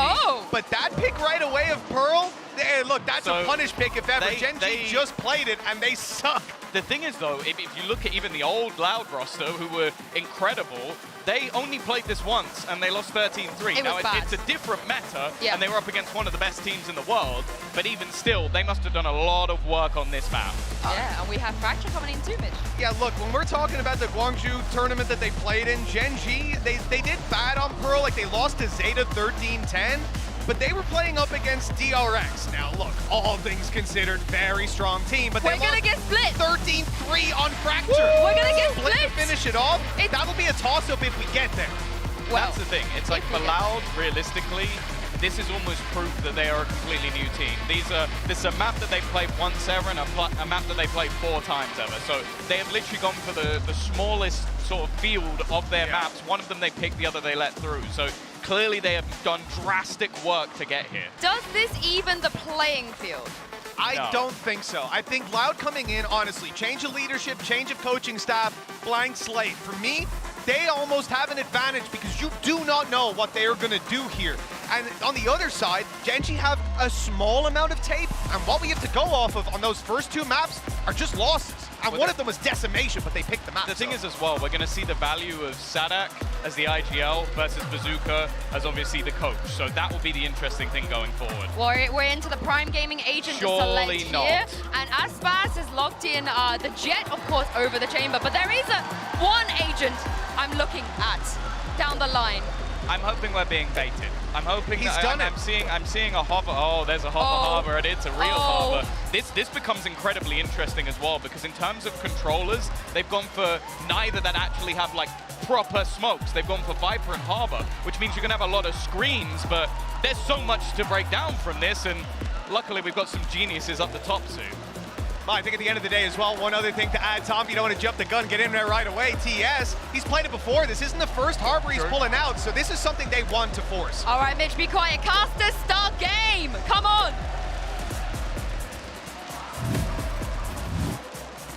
With absolute pleasure, Yinzer and the desk, we are now moments away from starting off this fantastic series. Mike, the atmosphere in here is genuinely electric. Yeah, they're fired up. And honestly, this is going to be one of the most unforgiving places to play for Gen.G as well. Yes. Make any mistakes out there, the crowd, the 6th man will punish. You've got the returning heroes, right? Literally the hometown heroes and the reigning champs. Yes. I mean, you've got the 6th man effect. The crowd is truly fired up. I hope you guys at home are hearing this as well. It's getting through to you because the ground is shaking in this venue and they're getting behind it. Now let's kind of boil it in. Let's focus up a little bit. Let's cool it down. Map 1 Pearl. We've got a little bit of a curiosity with Harbor now seeing more play coming out. I mean, actually, on the flip side of that as well, the lack of a traditional Sentinel here for Gen.G. Obviously, King going to be filling those shoes potentially, but we're looking for value in the early round here. Any slow burns, any, running the clock down, Gen.G potentially going to struggle there.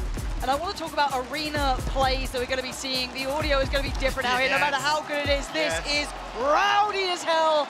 It's map 1, it's the first half.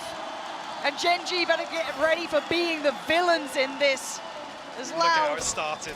walking around, just getting aggressive, getting their faces, and already taking so much space. Aspas wants to make that crowd sing his song. Oh! Rings it home, already 2 big kills. And slicing through them, he is aggressive, Mike. Spike down as well, noted. Actually, the Trailblazer going to tag onto Meteor as well. Aspas able to dip away, so will remain as 5 for the time being. Gen.G desperately trying to scramble their way towards B site, but Zadak still chilling. He's got some utility to work with. Looks like he might even give up the initial approach here. No rotation coming through from Loud just yet, but Meteor has to find something here. Yeah, Zadak can just hold this space really nice. He does relinquish a little bit of that site control. Fair enough, doesn't want to overstep the mark. Again, for Loud, we've got to see they're not going too far past the mark. As much as the adrenaline will be pumped in, keep it in the right place throughout this. Good trades, Loud's with a 2-for-1, and now just 1 alive. First round for Loud. And listen to that, immediately. And a confident round from Loud as well. Aspas enabled right off the rip and comes up and finds 2 headshots. Spike noted. I said Gen.G on the back foot from the get-go. What a moment for Aspas as well. Literally, this is his town. From Sao Paulo, gets to come here, play the game that he's now renowned for. That's got to feel good as a start. That's a confidence booster. And if we're going to be very honest, and I know we're going to talk about the 6th man a lot and what that means, but also for Gen.G, they have to quiet one Loud, tame them down a little bit, and then hopefully tame the crowd. So often we talk about getting confidence boosters, right? Some of these early rounds are so key. If you let Aspas really start stretching his legs, those buy rounds, when you're walking the tightrope in terms of the finances, it's going to become excruciating to try and pull anything off. Yeah, back in we go. Let's look at the buy coming out from Gen.G as well. Marshall, Sheriff, Frenzy. And then the rest pretty chilled at this point. Loud already still walking about, still trying to take a little bit of that space. But at least kind of fold towards the A site, sees nothing again. Pushing out, going to be playing out there, that's lovely for them. Might note a player in the end and see how this one goes down. But again, look at B. Yeah. Posted up here, pretty deep. Karen Zine preemptively rotating towards B site. Potentially here to send a flash out, maybe off cooldown. But not pushing so deep because they've actually got contact on the other side of the map. So I do wonder now how long Aspas holds this. And if he does, how much does he get to know off this first bit of contact? It's going to be pretty telling that there's a player here. Yeah. And there it is. That's huge. Follow up as well, does he get away? He's trying, 50 HP, 40 makes it to somewhat safety. Not particularly brilliant, but he's got support now. Oh, what on earth! Aspas is just the conductor of this crowd. It's perfect. 3 big kills, falls away again, held that beyond his means. Great setup as well. Les is there with both snake bites just in case it's a little too much for Aspas to handle, but 30 seconds left. Very squishy here in round 2. Gen.G desperately trying to find that trade, but unable to do so. Could be able to get anything else done here in this round. Getting something done, Mike. I want to see them do some damage, get on the board, get feeling the game out a little bit, because at the moment, it's just complete shutdown. Yeah, it's shut down. 2 starting rounds, Prime Gaming flawless here in the second for Loud. Gen.G need to get a grip on this game quickly. Yeah, I'm curious here about the rhythm as well, whether or not Loud continue to post up for these aggressive peaks. Gen.G need to, almost in my eyes, have as close to a flawless round as possible. Absolutely. To get themselves back in a position to keep this close. Problem being, Aspas farming close to that blade storm. He's going to have that operator available very early on. 2 flashes, obviously, on the Gen.G comp, but it's a tall order to go off against Aspas when he's shooting like this already. And he's been very fluid. We've seen already that mid push coming out. We've seen him present towards that A lobby now, as well, at least pushing out an A. Same on B. They know it's going to be an all-in A piece because Aspas has already broken through the back lines. So if you're going to be Gen.G, you've got to go faster. Right now, that's being sent to the blender. Good pickup for King, but it's instantly traded. There's bodies here. Loud, fully ready to commit to just sending players out. Oh my word! Too easy, making it look as such. And now the 2v3. 3 still standing for Loud and the 2 on the other side. Do have a rifle and a bulldog. Upgrade found. That's 2 rifles to work with. Aspas in the back lines. Slow burn. All this space. Pushing, trying to pinch towards what they know, which is Pit. Good find, good trade. Another 1v1, but do they even consider this? King has read it. Oh, the shot. Aspas, second bite of the cherry now. 50 seconds. And he wants to upgrade, find the rifle, which he's got now. Fair fight to be had. 1v1, tap on the spike. He's being drawn in, but it's going to be a fake for the shot slot. Big damage. The confidence is sky high for him. That's the third on the board for Loud. Meteor one away from the Blade Storm, at least early progress for him, but very few positives to take away so far. Like I said, you let Aspas stretch his legs in these early rounds and he will continue to push. But I love the information he's finding as well for the team. The amount of reads they've been able to get, the amount of stacking and confidently stacking towards the sides, not having to linger late. It's been wonderful. I mean, early on we see the sacrifice for not having that traditional Sentinel as well. Gen.G have to stack up, and I think that's going to be the case here once again. Now the shot running through, Oh, and it's come out on. now. Meteor! Aspas, leave him alone! Give him a chance! There's absolutely nothing to be done now. They're already down to 2. The Sheriff's barely found even a shot to put towards. And Aspas, he's in the middle of no man's land. He is wanting this. He is feeling it. He's feeling fired up. 0 bullets to play with very much. Does need to back away a little here. Now the last 2. Can they punish? Absolutely not. This, they've just got their foot on their throat right now. Loud and vicious. They ain't letting up. Nope. Could be a quick map 1. Certainly Gen.G, could be. I mean, almost feel like it's very early on here in this map, but almost need to pump the brakes, call I a want a timeout. timeout. I want a I think that's timeout. what we're seeing right now. Just for the mental alone here, Mike, because again, we talk about Sick Man and what it can do for Gen.G, who are still, yes, they've played together in the past, as Mitch rightly highlighted, they've got a bit of experience playing against each other together and all of this. Playing in this environment, even the best are going to find it difficult. They need to somehow reset this mentality here. I mean, there's no opportunity to even formulate a plan in some of these rounds. Nah. Loud aren't even really leaning back on, very cohesive setups. Talking about potentially having less as the second layer to Aspas posting up, but they don't even need it right now. And so early on, he's got this operator in hand. And off the rip, like I said, I've got to see some of this initiator utility coming through. Secret, Deco, need to find something. Unfortunately, it falls down to, this is one of the things we always discuss as well, that head-to-head becomes Meteor. Really, what can he get done? Has to be, I mean, explosive to say the least. Kellogg's earlier having a wonderful performance on this map. We've seen scenes like it. Aspas is putting on a show for us now, so he needs something similar. It needs to be a headline performance because right now they're floundering a little bit. They need to maybe slow down the pace. I don't know really what the actual overall answer is because for me, the one brilliant thing to Aspas, not just what he's hitting, it's the fact he is so versatile right now. We've seen him across the map. Either he's on the right side for the hit coming in, or he's taking so much space that everyone else will be. You can leave him 1 and 4 on the rest of the map. I'm looking at the mini-map now, and that's exactly what's happening. There's 4 players of Loud over towards A site here. Similar scenes. And this is almost like Gen.G want to pressure the that's it. Aspas. Where the hell did that just come from? He hopped over the top in shop, I think. Had to have done. What a fantastic beginning. I hope we can find a replay of that somehow, because I'd love to see how that played out. But now that adds a little bit of a problem. But look at the instantaneous response, Mike. They're taking space in middle. Actually, looking at the timing on this. Got to be conscious. Gen.G have to make a move while it's 2Es. Still solo on this site. You have to slow down with his utility a little bit. Oh, they're really trying to sell this B piece, though. Look at Les. Les and Cowanzine. They're all both biting. exploring it. Wait. Gen.G, are they backing up? Oh my god, this is bizarre. Flank on a flank, basically, at this point. Les got caught just kind of floating through. Divide goes up, they want that A site fully secured, and now King can become that deep lurk. So it should have decent information. I'm not sure, actually. It's just a nano swarm on B site, so won't have information of Sadak's rotation timing exactly. Lots to do here on a 3v5 retake for Loud. Galzin's got a lot of utility to play with, and that's a good first step. Flash to follow. Does he have support? No, it's just him on the side. Seeker's going to come down the double swing as well. They're ensuring this round is going their way. They've invested so many of these ults as well to make that the case, and King seals it. Fantastic work from Gen.G after that timeout as well. Coming out, instantly answering back with 4 alive. Needed to be like that as well with 4 surviving. Try and get themselves some kind of grasp of the economy. Here it is. Gets right over top of shops, yeah. Oh, that's stunning. What a dream come true that is. Like I said, how this has started, they need something like that every round. Yeah. Again, it just so happens to be Aspas on the other end. I want to see if there's just an instant aggressive response, something just to tilt the pace right back away from them. I want to see if Loud are playing that mental game here, because I am seeing 3 of them kind of posturing towards middle. Early investment of the dog as well to clear through. But more of a default being held. Now you're going to hear that. Obviously, you have to respect it. Flash going to come out, force him off this early angle.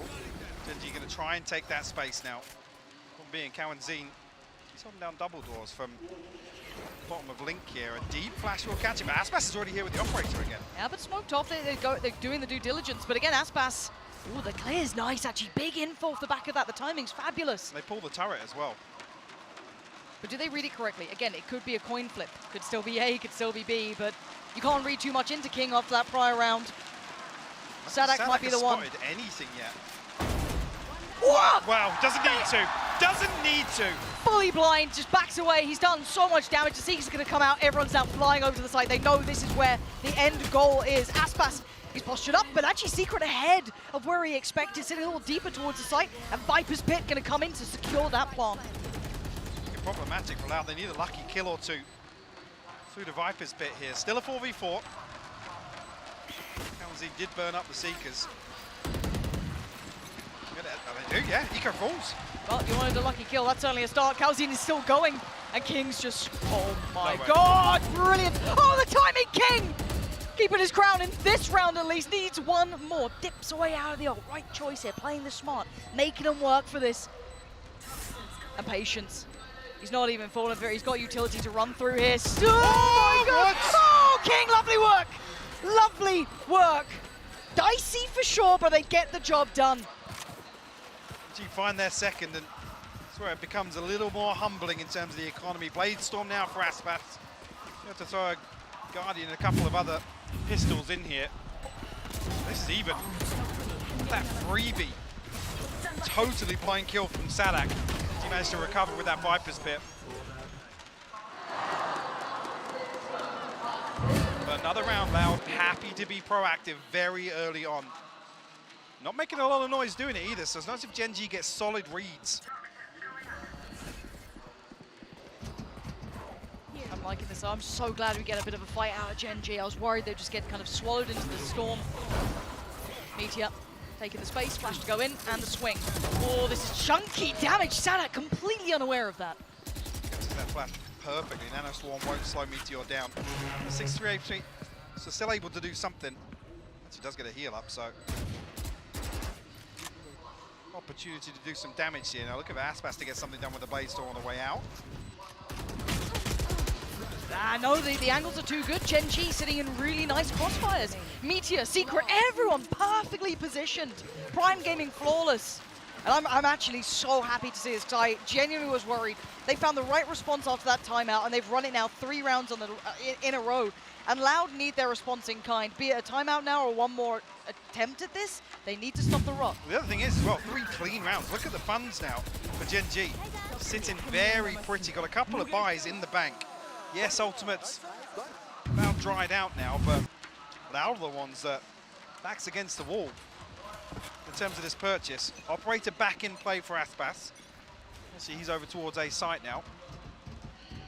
Post up fairly deep, but now Gen.G look as if they want to explore towards mid. Mirroring the pace a little bit, maybe later on kind of readdressing. TS has to play this late. If they drift back towards A.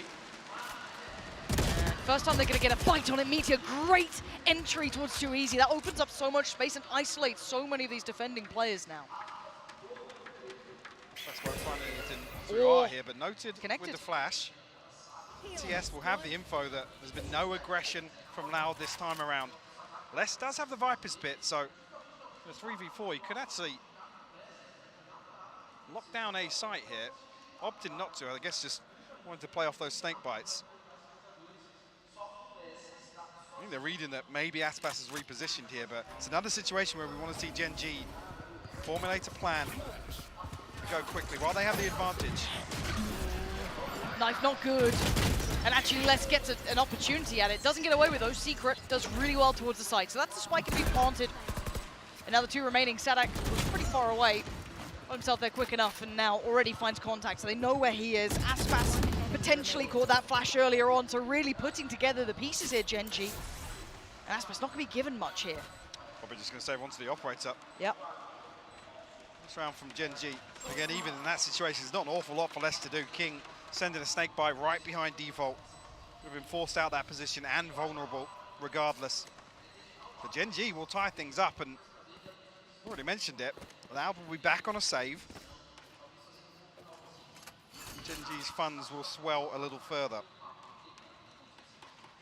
This does give them time to maybe mull through some of the issues that have been going on here. There is a hunt happening towards Aspas. You can see a little bit of a look from Echo. Does he keep the op? Yes, he does. Okay, so that stays in play, but we are now tied 4 apiece. And what are they trying to buy around this? Looks like a little bit of a, you know, half buy coming out from Loud. Considering Stingers, Spectres. Yep. Loud actually, in response, similar to Gen.G, 4 losses. We'll call the timeout here. Obviously in this next round, considering the purchase, maybe not going to try and pull anything crazy out of the bag just yet. And what's interesting as well, obviously with this composition, we haven't even touched on this yet.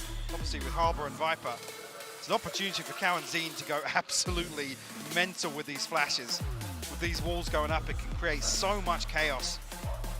Oh, Loud are really banking on actually just putting up good numbers here on the defensive half and going back and showing something special here on the second half.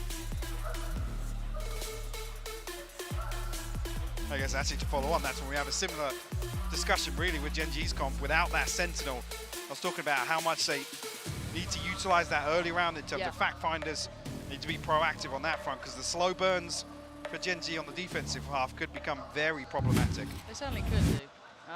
Looking, and when we talk about Loud, obviously we kind of start this off as we should, talking about 6th man, but we also talk about the fact that they did have to, you know, take out 2 of those players who went elsewhere.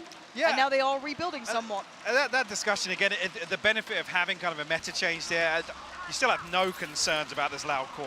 No, I mean, it was very rare that Loud ever had to rely on a superstar, right? A hero. They would just, it was like pack mentality. Yep.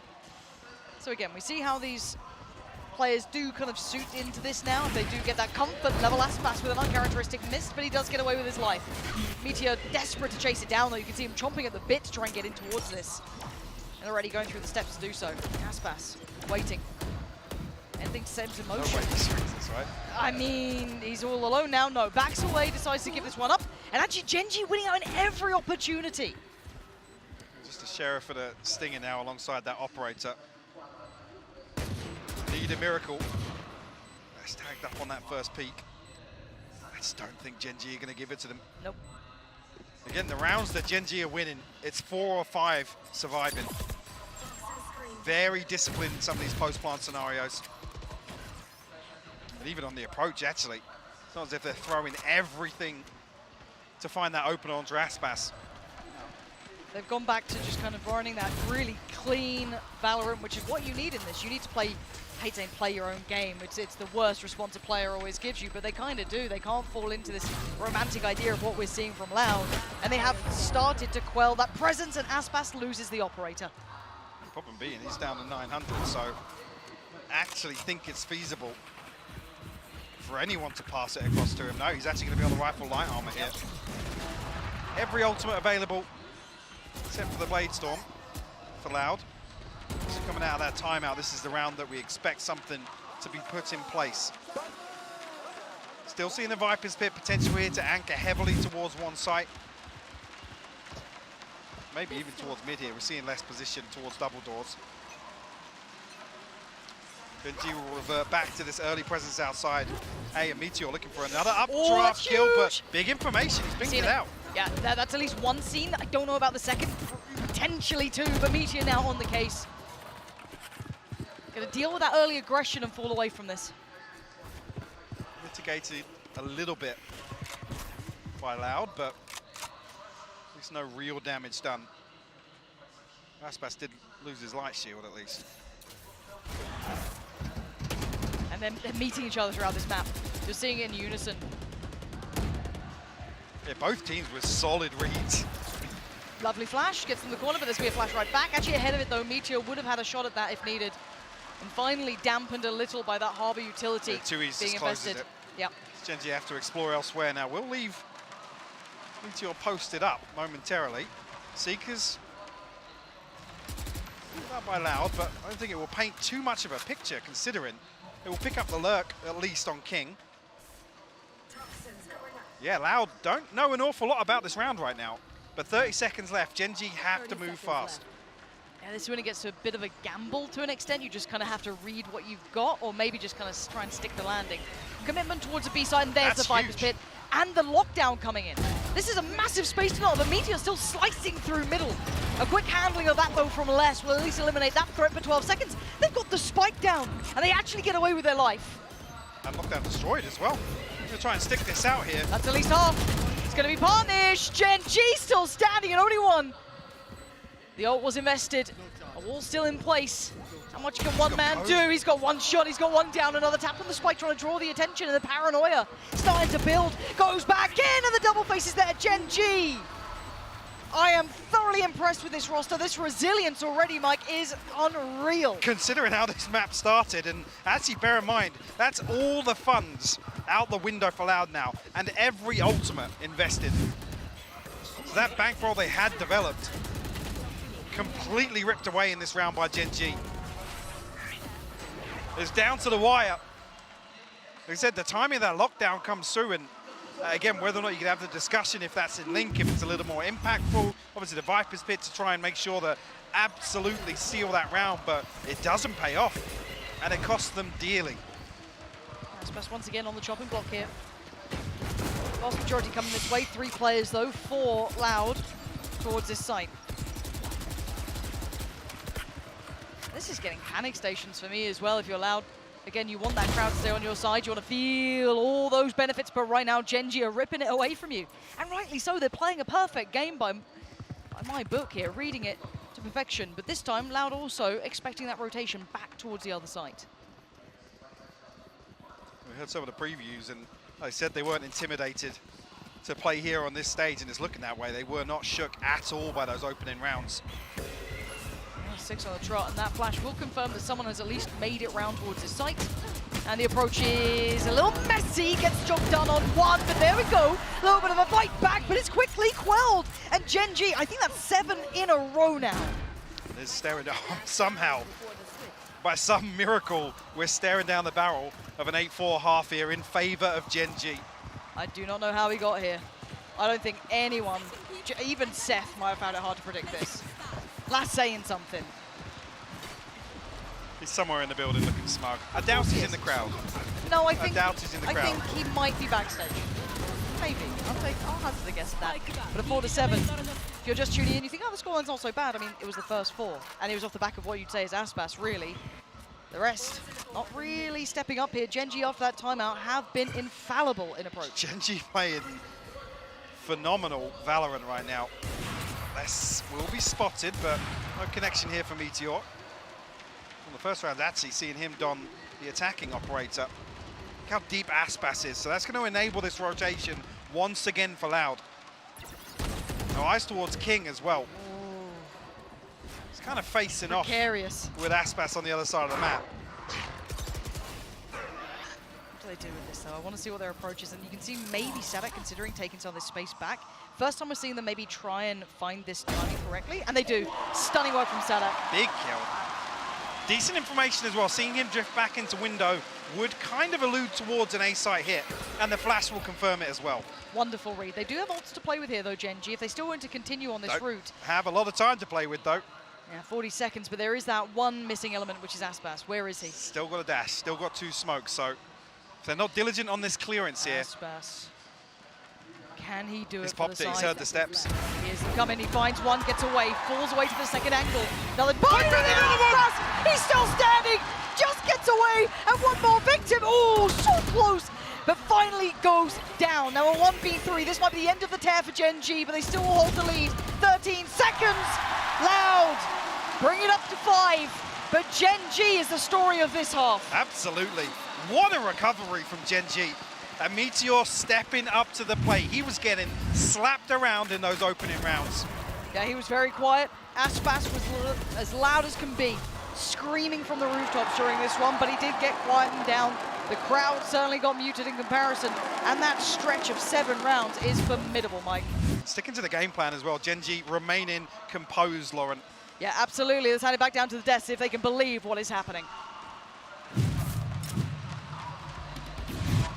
Thank you very much, Pansy and Hypok. I've got Mitch and Tom with me here. And Tom, My God, they needed that last round in the end. Yeah, it's been very, very quiet in here for the last, I want to say 15 to 20 minutes, as that comeback was impeccable by the side of Gen.G. They looked very, very measured, and I would say some of their takes have been superb.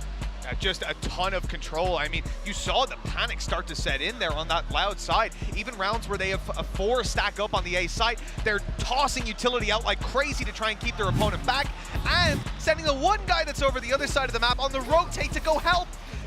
Some of these early fights as well, we saw such great ideas. The Meteor updraft, there's just nothing you can do about that. And King hiding inside of his pit. Pansy said in that moment he was keeping his crown, and he absolutely was all game long. This one here, look, 4 players are here. They're putting out their wall, their cascade, their everything, and getting Sadik to start the rotate over. I mean, this is a team that come in as world champions, and they are being pressured to the point that they are panicking at the mere sight of 2 or 3 people coming down A long. It's crazy. Yeah, I think Sadik was definitely someone to mention in terms of just really struggling to sort of get things going on that defensive side, but taking a little more of a look forward, I want to look at the controllers and the variance between them, because you got Tuyis and of course TS, both very, very different agents. Going into the attack side, I think that's where we're going to see more from Harbour in terms of the setup, how much he's going to be able to do with his utility to put the team in play. But the good thing about having that Astra is it's going to work as much more of a sight anchor for that defensive side, because they don't have the Killjoy anymore. Well, I'll tell you what, I heard Pansy at the start of the game say, Gen.G better be prepared to be the villains. Well, they certainly embraced that role within those 7 straight rounds, shut down the crowd completely. Now, I'm sure they're looking to do it again, and with the way they played here, I mean, we need Kawazine to go crazy. He was doing great work there. Aspis went missing after the first couple of rounds. He was 7-0, ended up with like 8 kills at the half. Well, they got to give the crowd something to cheer for here, and Pansy and Hypo, let's hope that they do. I'm down for a villain story. Don't think I'm not. I'm down a clown. I don't have to pander to the crowd. They can't hear me in here. I'm allowed to have fun. It's crazy. But 5-7 is still very much a good game. And I think there's a couple of people we're looking towards. The fact that Meteor was able to rise to the occasion was incredible to me. Yeah, the one for me, I come back to some of the points I was kind of hinted at the start of this map. Gen.G have to maintain control of this rhythm. They did that so well. Yes, they did. Post round 4, you could tell they stuck to the game plan. There were solid protocols in place. That's going to be so much harder for them on the defense, especially with the pace that we're expecting Loud to revert back to and the chaos they're going to be able to create with this composition. The double walls, Cow and Zine going to be able to go rampant here and try and enable Aspas to deliver once again.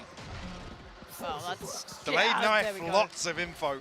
4 considered. And at this point, they look like they're still committing behind this as well. See Gen.G trying to add a little bit more information side this. Nothing noted towards middle, so it is still very much all towards that B site here, Mike. Pause for thought. I'm going to wait out this wall a little bit here, but as soon as it drops, see, actually the hit comes soon. No contact just yet. It's absolute chaos in here, Lauren. Yeah, it is. There's 2 on the back of the site still, and they finally kind of show their hand here. King being one of them and Secret the other. Still looking to do it, but actually that flash does not make it around that corner. And Secret unleashes 3 kills in the pistol already, leaving Just Less Alive, who was trying to watch that flank sit for that deeper plot. It's done. Diffuse en route, and Gen.G turning this place into a library. I mean, I was talking about discipline in some of those post-plant scenarios from Gen.G. You can see there how happy they are to sit behind this utility. Let Loud deploy on site. Beautifully played, Secret. It's a long time since I've seen a Frenzy do that. It's quite satisfying in a really dirty way. Feels like you shouldn't have to, but 5-8. Now, again, we talked about the 6th man theory and the crowd and all the benefits there is, negatives, there is additional pressure playing in home territory. All the boons that we put beside them can also then hint on the other side and certainly make it trickier. Not noted. Oh, lovely from Meteor. Kawazine gone down, makes it a little bit trickier to get towards that Titan. So close to a follow-up as well, but there's so much commitment behind this Sadak. Just raw aggression from Loud. Trying to barrel down towards Gen.G. Got themselves side control though. So Gen.G locked out right now, except for Meteor up towards Heaven. Let's get themselves a clean plant. Again, those stingers paying dividends early on, and Atsi 2Es will find one with the Sheriff too.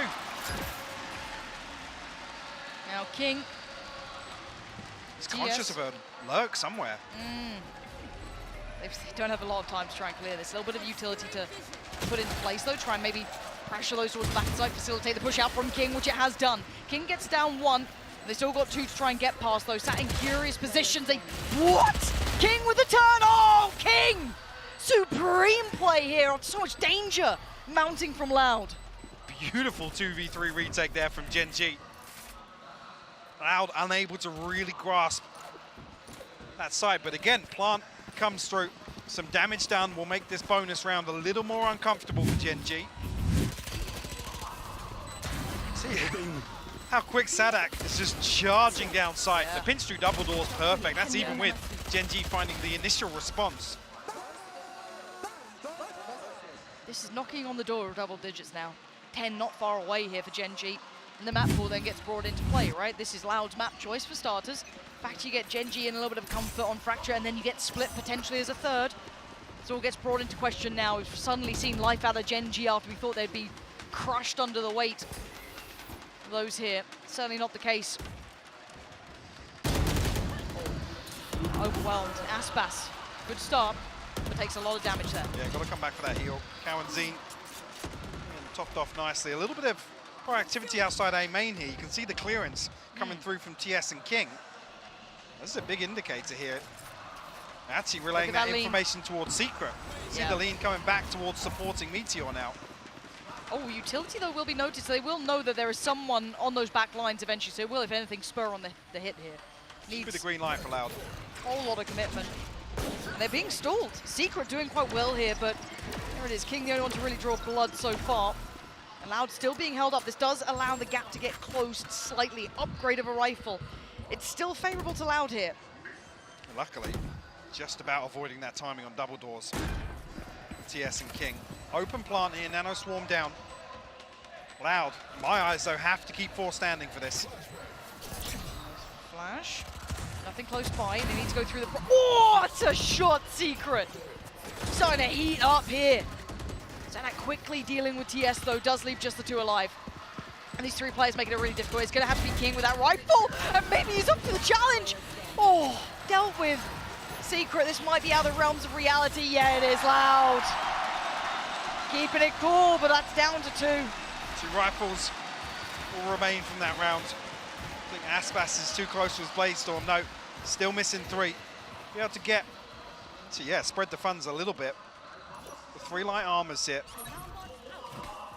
Zine will get a drop from Sadak. Again, Gen.G still applying pressure. Some of these rounds I feel like Loud should have the perfect setup to maintain. Viper's Pit available for Gen.G now. Not deploying off the rip. Aspas gonna have his hands full here. TS just avoiding being spotted, but Sadak over the top. Yeah, the angle just giving it away. Massive. Really diligent as well, considering Aspas was already kind of clearing past that. That's lovely. Big info being worked out here, and that spike is slowly leaning towards the A site as well. It's just Meteor over there. Yeah. Meteor. Got to try and play his life here. Okay, that's they've got to know what's happening now. Meteor, this is so scary though. Actually, yeah, backs away a little bit, so it's a little bit safer, but actually it's Loud in the meantime, finding every fight that they need to. King still working back. What is that from King? Again, this guy is making rounds out of nothing, but Meteor can make nothing of that position in the end. Have to respect this lockdown now. The clock has become the second layer of pressure here. Well, Eco's just going to look for maybe an exit. He's spotted by Sadak, actually going to face off here on the flank with less potentially. Maybe just trying to punish the economy a little bit. I think less, yeah, considering exiting through spawn here. Everything else seems safer. Is he actually going back for that? I think he survives where he is. Should be okay. Yeah, well, that's down to 2.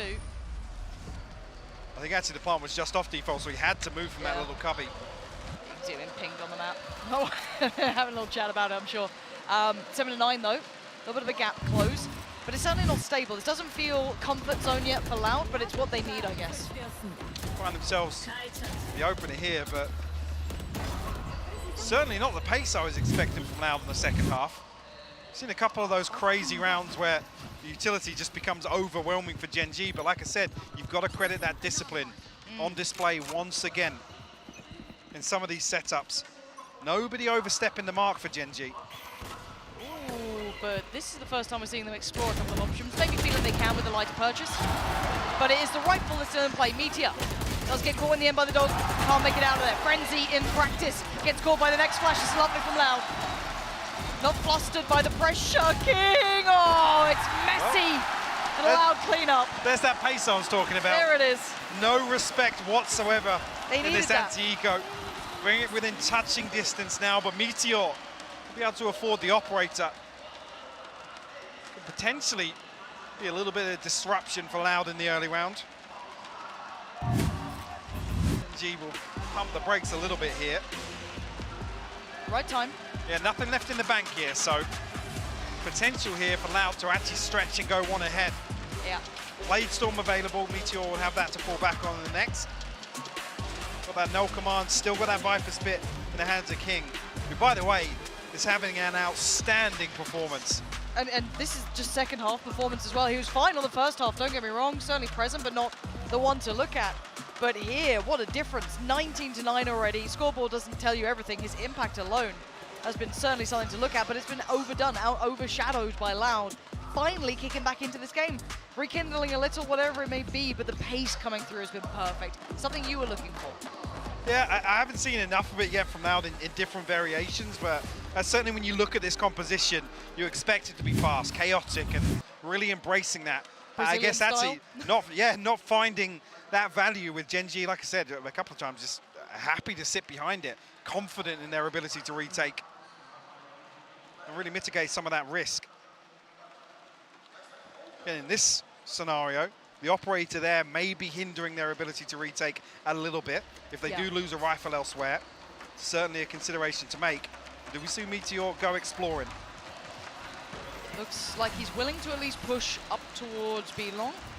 Less on the other side.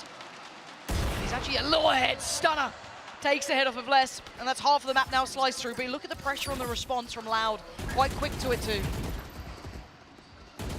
Response as well in kind. Meteor already barreling away from B site. That should be a big indicator for Gen.G. That's a 1 HP actually, Aspas. They haven't converted a kill just yet, but they will be able to get themselves towards site. Cross is made. That's going to be the spike down pretty safely now. See where that retake is going to come from. Looks like vast majority through CT, potentially Secret. What do they have to work with tool-wise? They've got a little bit of utility still in practice here. Actually, a fair amount on Secret. No command popped as well. They want in on this. Force them away from the side. Aspas unrelenting though. Still going to hold. Take down Secret. That's a front man gone. No trades available either. Aspas getting away with freedom. Res comes in though.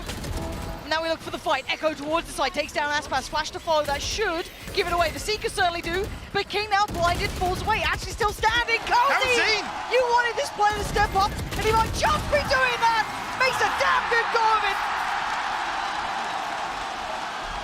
The 2Es with the cleanup. And a scenario actually when Gen.G rely heavily on what's worked well for them. Loud rip it away. I mean, at the point you think they get the res off there. I thought they were back in it. Yeah. They were on the site, it was looking so good. early, it's almost as if they don't want Loud to have the opportunity to either take a close fight or to reset into a deep post plant. That's broken the money of Gen.G as well. It has. Like I said, that was the flip round. Loud potential to hit double digits and take the lead here in the second half. Taking us on an absolute roller coaster of a journey, only noting one off the knife. And it's Sanax, so maybe, I mean, now with the utility, going to be noted, but... Quite telling now. Already the lean going to come through, the dog coming out from Gen.G to clear through middle. That's going to be very telling. Again, they can start pouring players into this. And, oh, Meteor! What? Gives him the drive-by, just a quick haircut for Aspas, and he gets away scot-free. B hopping across site. Finds a headshot, reduces Loud to 4, and that's big in a round like this where it's just Sheriffs to work with. Straight up Foon business there. Flash just on the drop of that. Secret not really pressured just yet, but it's Meteor to fall. That's a big element now gone from this side, considering they're on Sheriffs. There's a lot of space here, but Loud, considering the rotation on the side of Gen.G, but that knife will give everything away. Yeah, you can even see the final player, TS, coming over this side as well. Viper's Pit in response, so good timing on this 30 seconds. Do they try and make the mad dash? I mean, they should do, yeah. The thing is, TS has rotated this side as well. A-site on a platter right now. Someone has to worry about this. Someone has to move now. Someone, anyone. The flash, I feel like TS had to have gone moving earlier.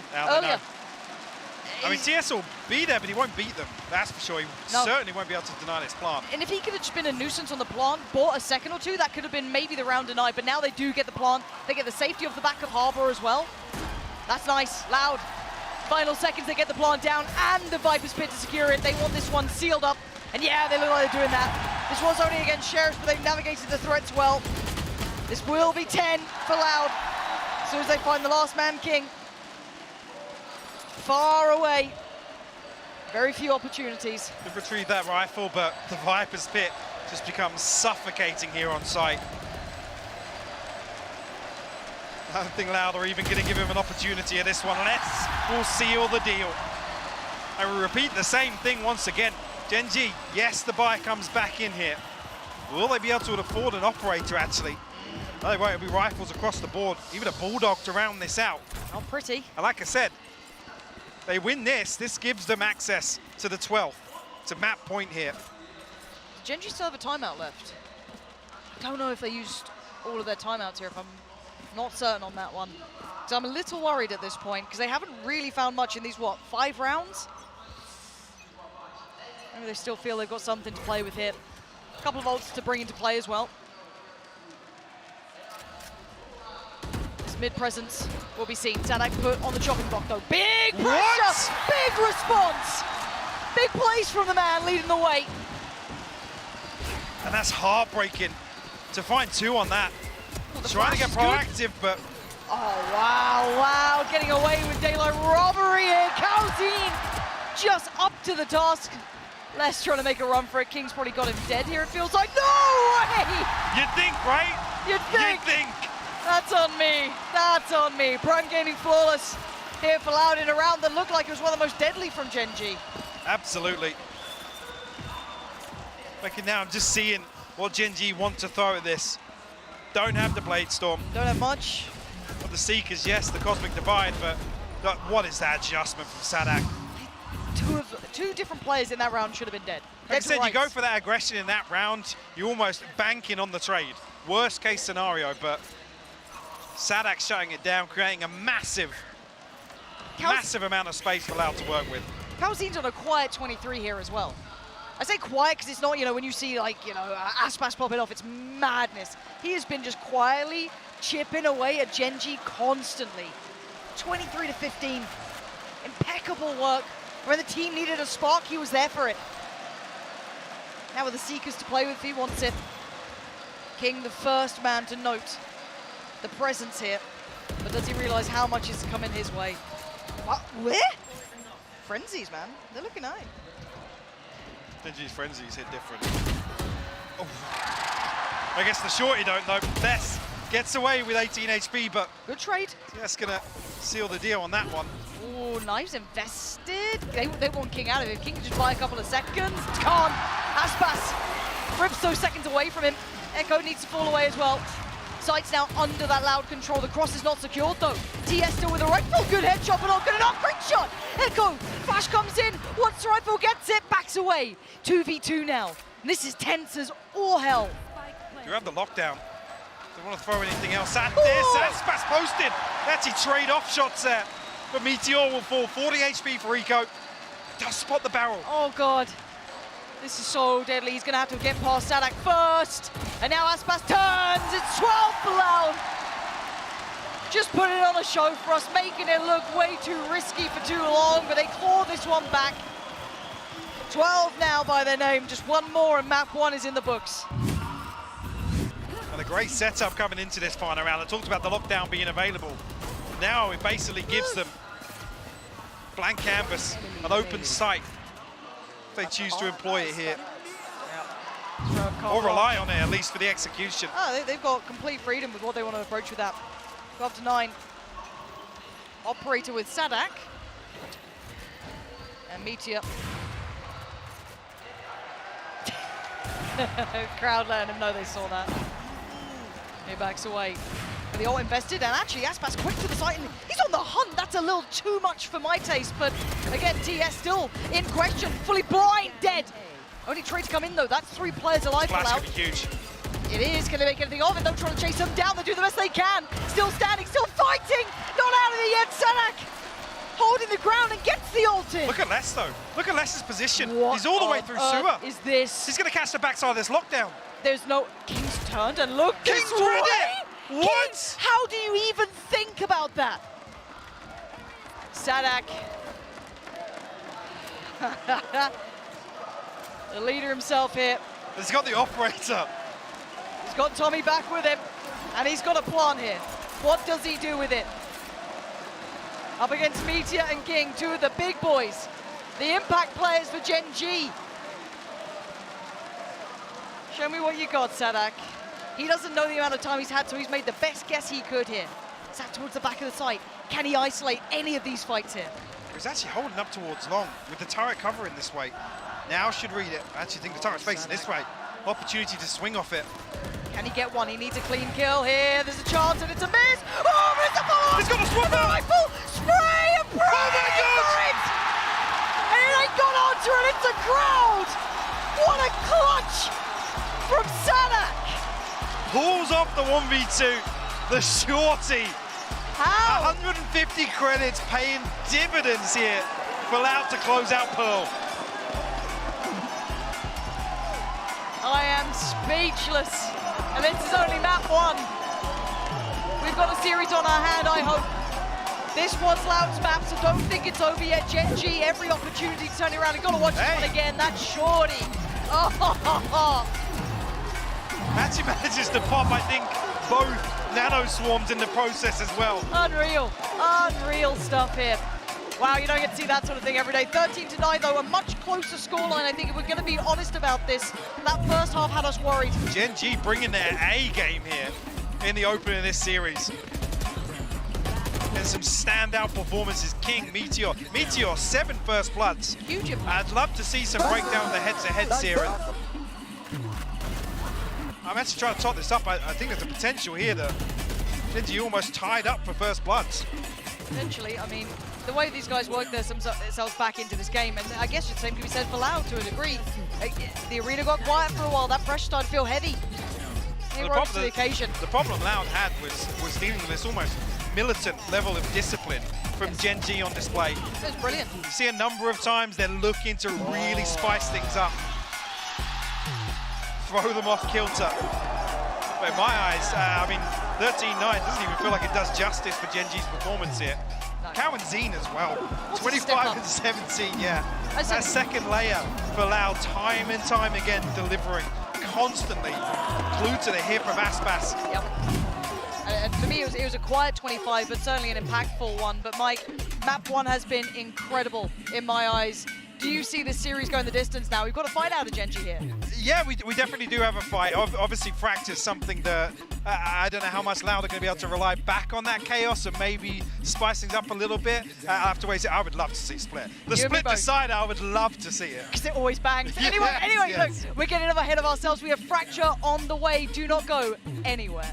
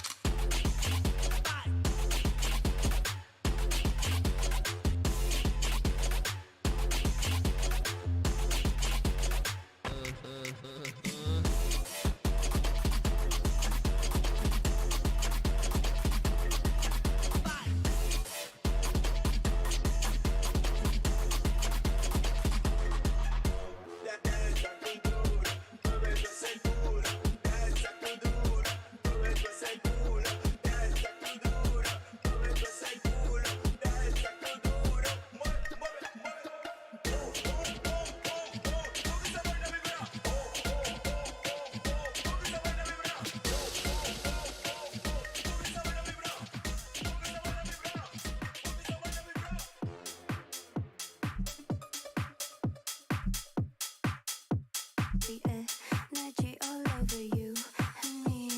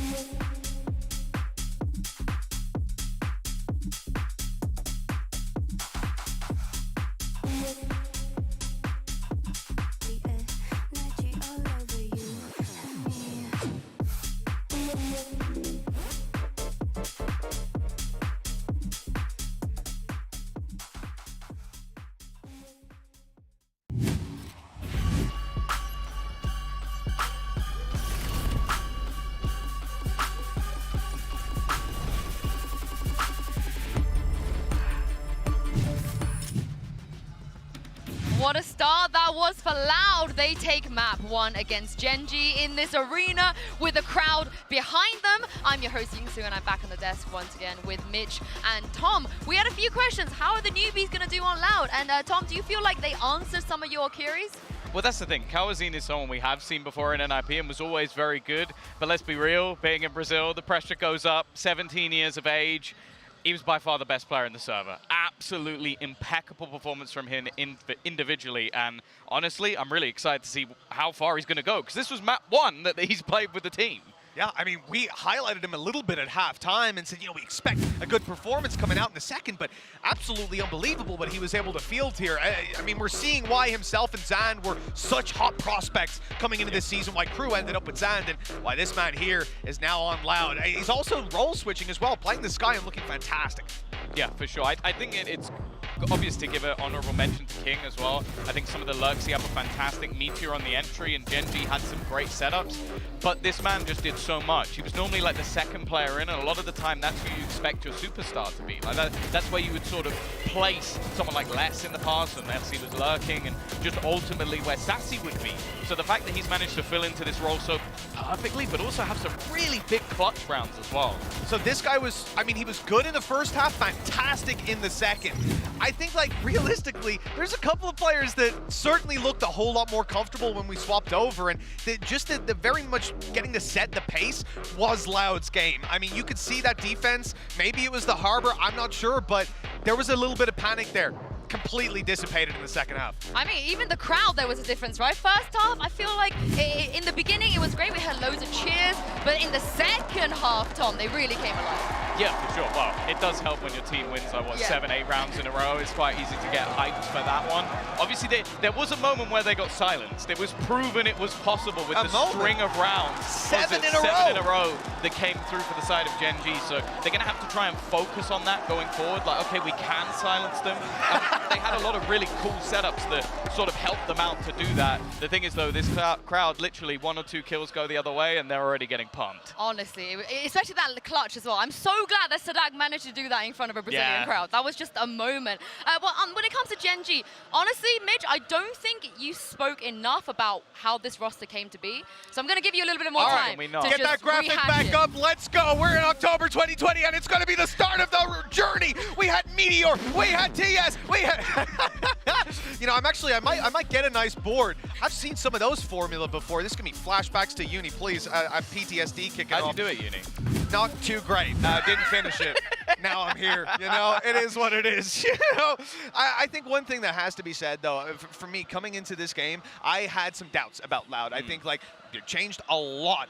And we saw losing 7 straight rounds, fraud in the coaching seat. I had a little screen preview of him here the whole time. He was a bit sweaty. Not looking very happy, and they managed to bounce right back into that in the second half. I'd love to see some of the behind the scenes that went into that. Yeah. And one of the guys I feel like was spearheading that comeback, how they did in the second second half was Sadak. He is in the aim lab shoot around right now, warming up for the next map. But there was a bit of a contrast here, of course. And Tom, I think in the first half, maybe his IGLing could have been questioned. But in the second half, I don't think anybody could have any fear. That's the thing. When it comes to being an in-game leader, a brand new team, especially a team that's incredibly young, like, you kind of lost your experience. Like, Sassy was someone who was around for such a long time, and even in other esports had a lot of experience. Pancada, the same, whereas players like Les, even Aspas is quite young still and also very aggressive. And then you brought in some even younger players. So on the defensive side, you have to micromanage. You have to basically listen to every single player, work out what they're doing, try and pick the right play to move, while also being a site anchor and seeing they're going, okay, they're coming towards me, I now have to do this, while all the rotations are coming back through, calling people and moving them around. On attack, you have your strats, and you can sort of set up where the team are going to go, what you're going to do, and almost manage them along the way. And we saw his individual level go from the worst player in the server to one of the best. And I think that's where we have to look on the other side then for Gen.G and think, okay, when it comes to leadership and experience, sure, we mentioned someone like King as having a ton to work. Oh my! Bounce back from the Gen.G. We'll talk about that later. The first to second half difference there from Sadik. I mentioned Kawazine. Good in the first half, fantastic in the second. This guy, he dialed it up a notch.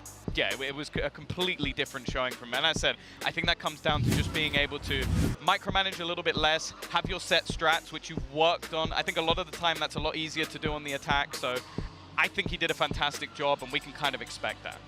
So the thing I was going to say as well was on this sense of leadership, King, ton of experience, he'll be able to help out. But leading on the international level for TS, this has got to be a struggle for him. I mean, you're sitting here for the first time in front of this crowd and they're getting loud every time you're getting taken down.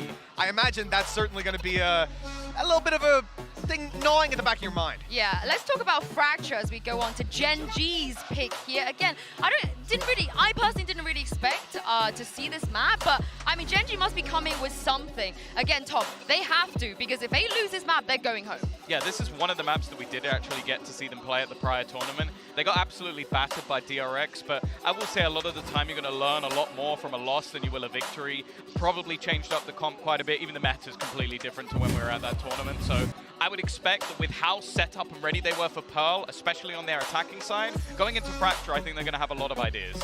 I mean, both teams, they heavily lean to the into the chamber. The last time we saw them play it. Les was unreal. Yeah, and for Lau, that was a while ago. We have seen some chambers already, but surely they're not going to go there here. There's going to be something new. Hey, listen, they were playing against DRX with a chamber, with stingers on second rounds. I mean, it could have been a completely different game. Oh, it'd be interesting if we get these agents locked in. We get three chambers. One is not enough, but of course, this is the Prime Gaming agent select, and so far, no chamber. Yeah, no, it's a map where I think it's still definitely possible with the level of aggression, but not overly surprised. Sadak on the race! I want to know what Aspas is actually playing now. Okay, they're going in with the double. Both sides are going double duelist. So yeah, I really like seeing the Neon still in play, but this is definitely an interesting change. Yeah, I mean, this is something that they described Echo as an initiator in their interviews earlier on, but this is a bit of an anomaly when he comes in and plays the Neon. We've seen it before. This is somewhere that he certainly has some experience, but I mean, they've got to be tuned in from the very get-go. This is a map they got dominated on before. So much must have changed. I'm going to sell you something. Sadak played Raze one time before, and he got 316 DCS. So I'm looking forward to see what they can do here. Certainly, Pansy and Hypoc, a very different look from both sides. Yes, I believe so. Yeah, I'm a little curious what we're going to see here and what we can see here. We have a little technical issue on our side of things, so we'll figure it out. Who'd have thought it? It's us.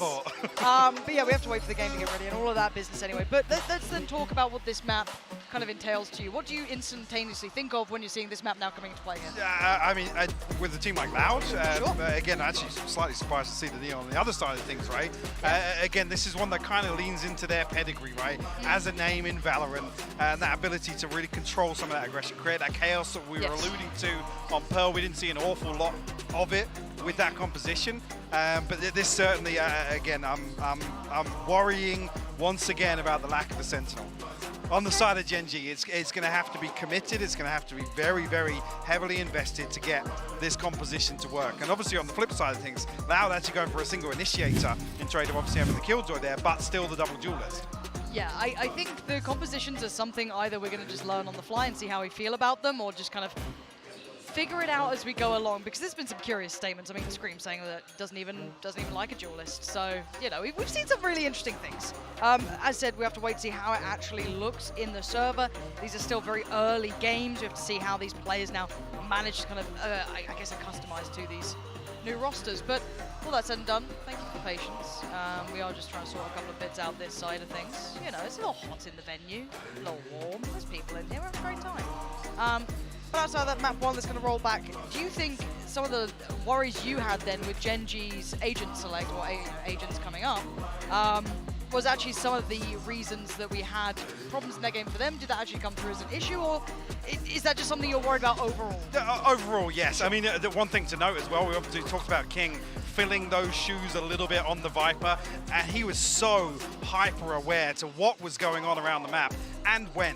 The problem being here with the one controller, right? You can't really commit a second player towards having that sort of role there to really shut down the flanks, shut down some of those second layers of pressure that we were talking about. But the other thing to consider, Loud's ability to really find opening engagements, find a kill. That's going to be concerning once again as we come in here, because King is actually on the KO now. Yeah, straight into things. We'll have to see how this shakes down. Already noting a little bit of information here. TS deciding it's time to commit early enough in this. Doesn't want to risk anything. There's information being found on the other side of the map. 3 players going for a walkout here. And that's been met. That's going to be seen. That's going to be relayed. And the fault line will come in response. Tempered aggression for the time being. Gen.G will peel away. That's best though. To get a little curious towards B site. Does he get the timing on this, do you think? I guess they need Doesn't look like contact Gen.G. yeah, they're going to tuck themselves in here, just playing off each other's contact. But it is only Aspas here. As I say that, Gen.G are starting to drift a little deeper on A site. I think actually on the back of that knife invested towards drop. Nope, Pico's going to find the contact here. I'm still waiting to see if Aspas gets any value from this. It's down to 30 seconds now. The patience. He's heard the steps here from TS. Okay, that's one, but there is still a second. And they're going for the double slipped pump. the net. They're coming right back around. It's on Meteor, basically. Oh my word, the shoulder peak was enough. He was able to back away from this, and that shorty's going to send him packing. Aspas down to 24 HP, 13 seconds, and they're being denied. The Spike might have issues on the site now. They're trying to flood on through. Meteor trying to play his life. 7 seconds, and it's going to be denied. Massive work coming out from Gen.G. Very clean up from Gen.G, honestly, with how the timing of Aspas getting away. I think actually potentially would have had open sight lines towards TS. I think he's just so cautious with such a huge gap between him and his teammates. Trying to make sure that he can absolutely find value. Again, of course, it's a shorty he's facing off against in tower. Look like they're setting up to clear up dish fairly proactively. Nobody on the side of Loud over on that north side of the map.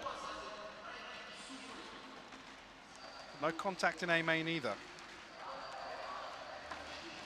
I quite like how proactive Gen.G are being in this one so far. Really enjoying the fact they're actually trying to clear space, take partial control somewhere, work back through.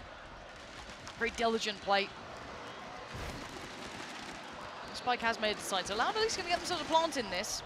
But the amount of utility that Gen.G can come back in with is going to be almost insurmountable. Yeah, the problem being Gen.G have looked fairly solid on some of these retakes. This was considered. There was absolutely no hint of a peak coming out from anybody. Happy to give away this plant. Reliant on their ability to get back onto site here. And they've made it on pretty cleanly. Yeah, lovely. Now, can anything really deny this now? A little bit of utility still left in play for Loud to try and maybe just be disruptive, but the amount of bodies there is simply massive. Loud actually doing so much damage. Diffuse. Still going to be the end part of this tale. They've drawn blood, though. They absolutely have, with very little. And with the plant going down. Should aid the finances just a little bit. And apologies if we miss out on certain aspects. There are, we currently don't have some of the HUD in play. So I'm again, sure the buy is good going into round 3. Loud again, should be sitting pretty right now. Bear with us if we're saying some mad stuff, but we should be seeing the reward of that work coming here. Meteor once again, see that stinger on the on his back. the Actually, pressure. Gen.G looking to get very proactive in this round 3. And actually, Eco's found one. The flash was so good, but they couldn't quite get on the second. Sadak still, some having so many just extra lives to run through. It looked like a ton of damage on the second as well. Yeah, actually, yeah, Sadak gonna be licking his wounds, peeling away from B main now.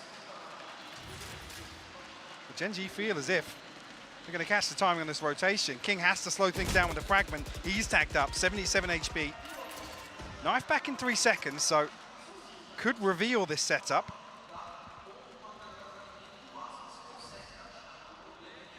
Oh, there it is. It decides. I was a little more worried about Sand, but they're not quite that far out. But what a snap from TS. Now starting to sweat in this. King still on the site. Trying to locate Aspas. That's and he finds him huge. first. Aspas down. Spike's in the doorway still. Tui's. Maybe he can get the drop on one, but they've got to start questioning it at some point. I mean, it's 30 seconds. He has to commit to this flank now. And I love this readjust though from Yep, Gen.G, just getting Secret's close drifted by. further. Really nice. Like that, playing smart together. And there it is, contact made. Now you can see this is almost impossible. King spotted. And then this time, it's all about time. 13 seconds, and eventually we'll see that flank even coming back on in. It's King doing wonders now for Gen.G. Really nice responses here. And that will break the bank for Loud. I'm not entirely sure of the ultimate progress, but I doubt they've got an awful lot to throw into this round. And Gen.G be very happy with themselves this start on the defense.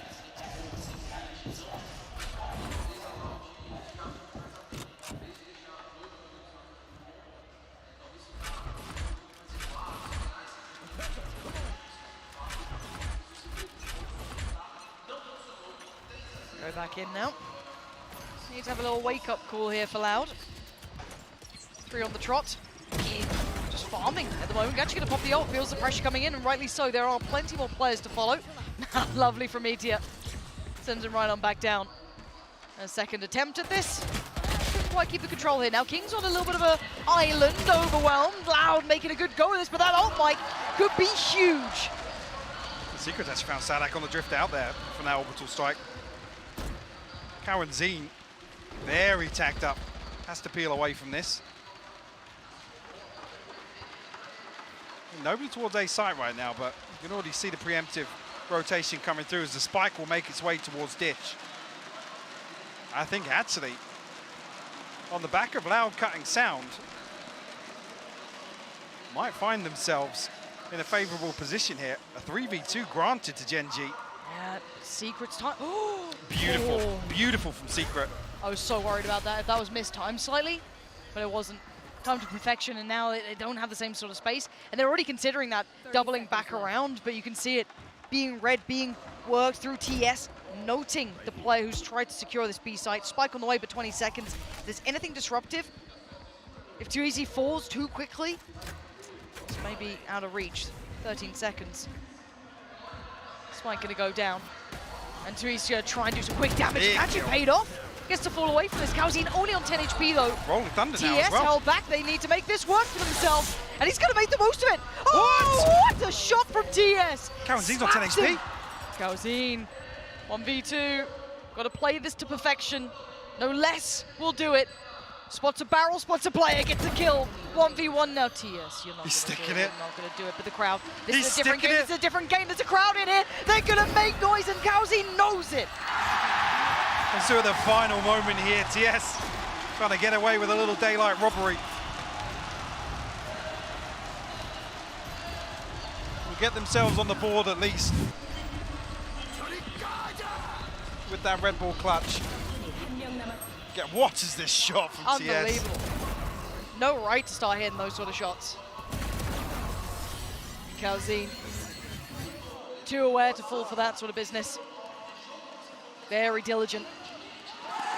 Frustration as well being shown now. Let me go back in. Aggression being the name of the game though. Aspas instantly being tested here. An absolute chaos outside here and Loud. I'm unsure really how to approach this. find one. Again, it's trades back and forth. Yeah, Spike is down. We are into a 3v3. Sadak. See Meteor. And then she gets it. Lovely work, Sadak. Huge value in this round. As remaining player has to respect this now and fall away. Yeah, 15 HP. Try and hold on to the rifle. I don't think anyone from Loud's going to be hunting him down, obviously with concern of a couple of players not being able to purchase into the next. That'll be the second on the board for Loud.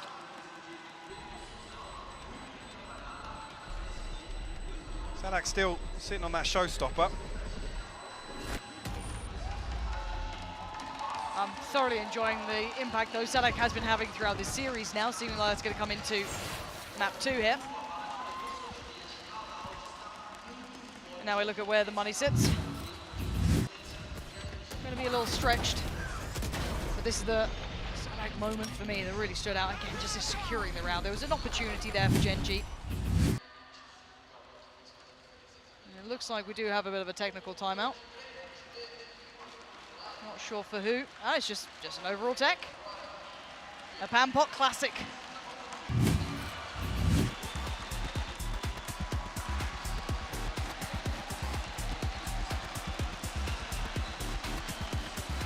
Now get themselves into a position where his ultimate's starting to come online at least.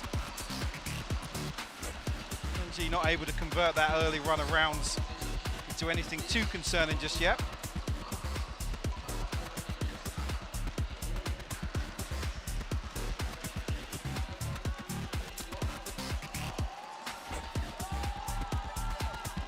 We're curious as well if Gen.G continue to pressure so much in the early round. It doesn't feel as if either team's really run away with that just yet.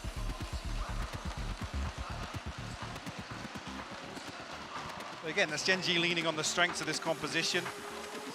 Being able to make use of the double duelist and the double initiator.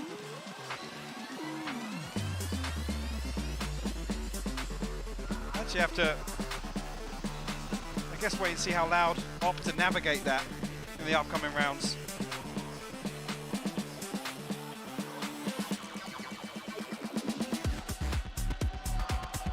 Yeah. Timeout now should be hopefully worked out soon here. Not sure what the issue may be, but I'll try to look towards the players, see if anyone's headset off yet. It looks like it's being worked through as we speak, so shouldn't be An too audio much of a issue. bother. I wonder if it's the crowd. There's people out there being quite I mean, I can barely rowdy. hear you. So. What? Huh? Never heard you in my life before. Not once. It looks as though the time up is coming to an end, so we should be good to get back into game. Thank you for the patience there. And yes, when we're talking about this game, we look towards Loud's, I guess the ults as well, really to ensure safety in this. On the other side, Pistols. They do have that rifle on King, so see what he can achieve with that. Yes, Neon ult too, so a little bit to play with here. There's north side crunch immediately, but Aspas able to find a kill on the backside Beautiful, of it. Doubles down beautiful. onto it. That's exactly what the doctor ordered there. Remove that hero rifle that could have potentially done a little bit more damage. Very few opportunities now for Meteor to try and be disruptive to this round. The last players are down to those pistols, really. So again, this one looking sewn up here. Off the back of Aspas with a lovely double. Removing King. Did have that Vandal, I believe, brought forward. Well navigated here to make sure Meteor finds nothing with that showstopper. Again, the awareness. Slip through on the other side of things. Cowanzine to fall in this round. Meteor trying to get a little cheeky with it, but Anti will find two. Les finally trading it out. Kind of nice. So we'll draw blood, force out a couple of repurchases. Yep. As Loud will tie things up 3 apiece. Again, some of these ultimates still available. I mean, with Aspas finding seemingly 2 freebies on the way in, or with minimal cost here, albeit Cowanzine's life. So we've got the showstopper, the Blade Storm, and the lockdown Interestingly enough, we're going to see Meteor toying with the idea of an operator. Oh. I wouldn't be massively opposed to it, but as yeah. I've just said that. Well, I mean, again, if you had a Jet here, you could anchor similarly to how you would with a Sentinel in this composition. Yep. If you do want to play out something a little slower, anticipate some of this aggression on the side allowed. Certainly an option. And Aspas on the other side, going to get a lot of attention early on, draw a lot of that utility out. Actually remains unscathed, quite surprisingly. Going to continue forward, and it looks like they actually want to commit to this fully. Yeah, Loud making no secrets of this one. And well, you can see as to why Meteor is deleted off the site, but a quick trade for Secret. Comes back through, it's too easy. These are back and forth frags, but the site will be under control for Loud. That's the pawn coming in, and my eyes instantly drift towards Les. What can he achieve in this position? Just securing any of that drop down, any of those areas that could have been a threat, but potentially King could be exploring. And King's got a couple of flashes to work with, but he's actually found one on site. Kawanzin's going to fall, so now he can flash himself out. Turn though, nice. Really good work from Les, very diligent. The pressure from the Neon. And yeah, brilliance from Les here, just falling away, making him work for him, buying precious seconds. The door shuts in his face and the round goes to Loud, and making no secrets of that round there, Mike. That was quite, headstrong almost in approach. Oh, almost an opportunity now.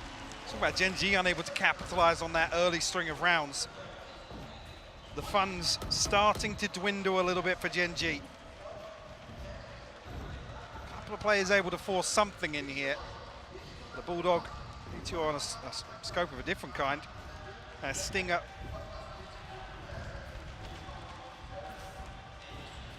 And not close to some of those key ultimates to offset this. Looking towards Meteor and Eco here. And actually gets a double dip on this, but now down to 14 HP. Has to respect it. And this fight for B main, back and forth.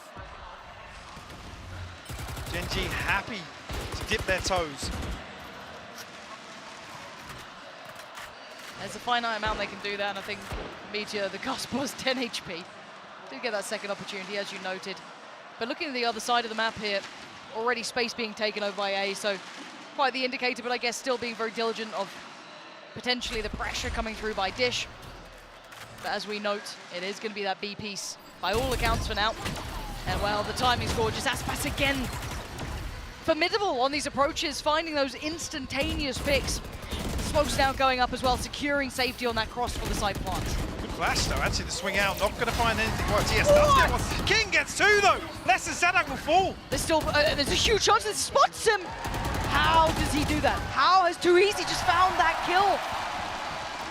Scrappy, close, but certainly no cigar. Loud going to carry on forward with the two standing. Yes, it could add some issues to the economy. No, look at that, already 7K built on Aspas. They're fine. That's an operator back in play. And Gen.G now deciding it's time to consider their options.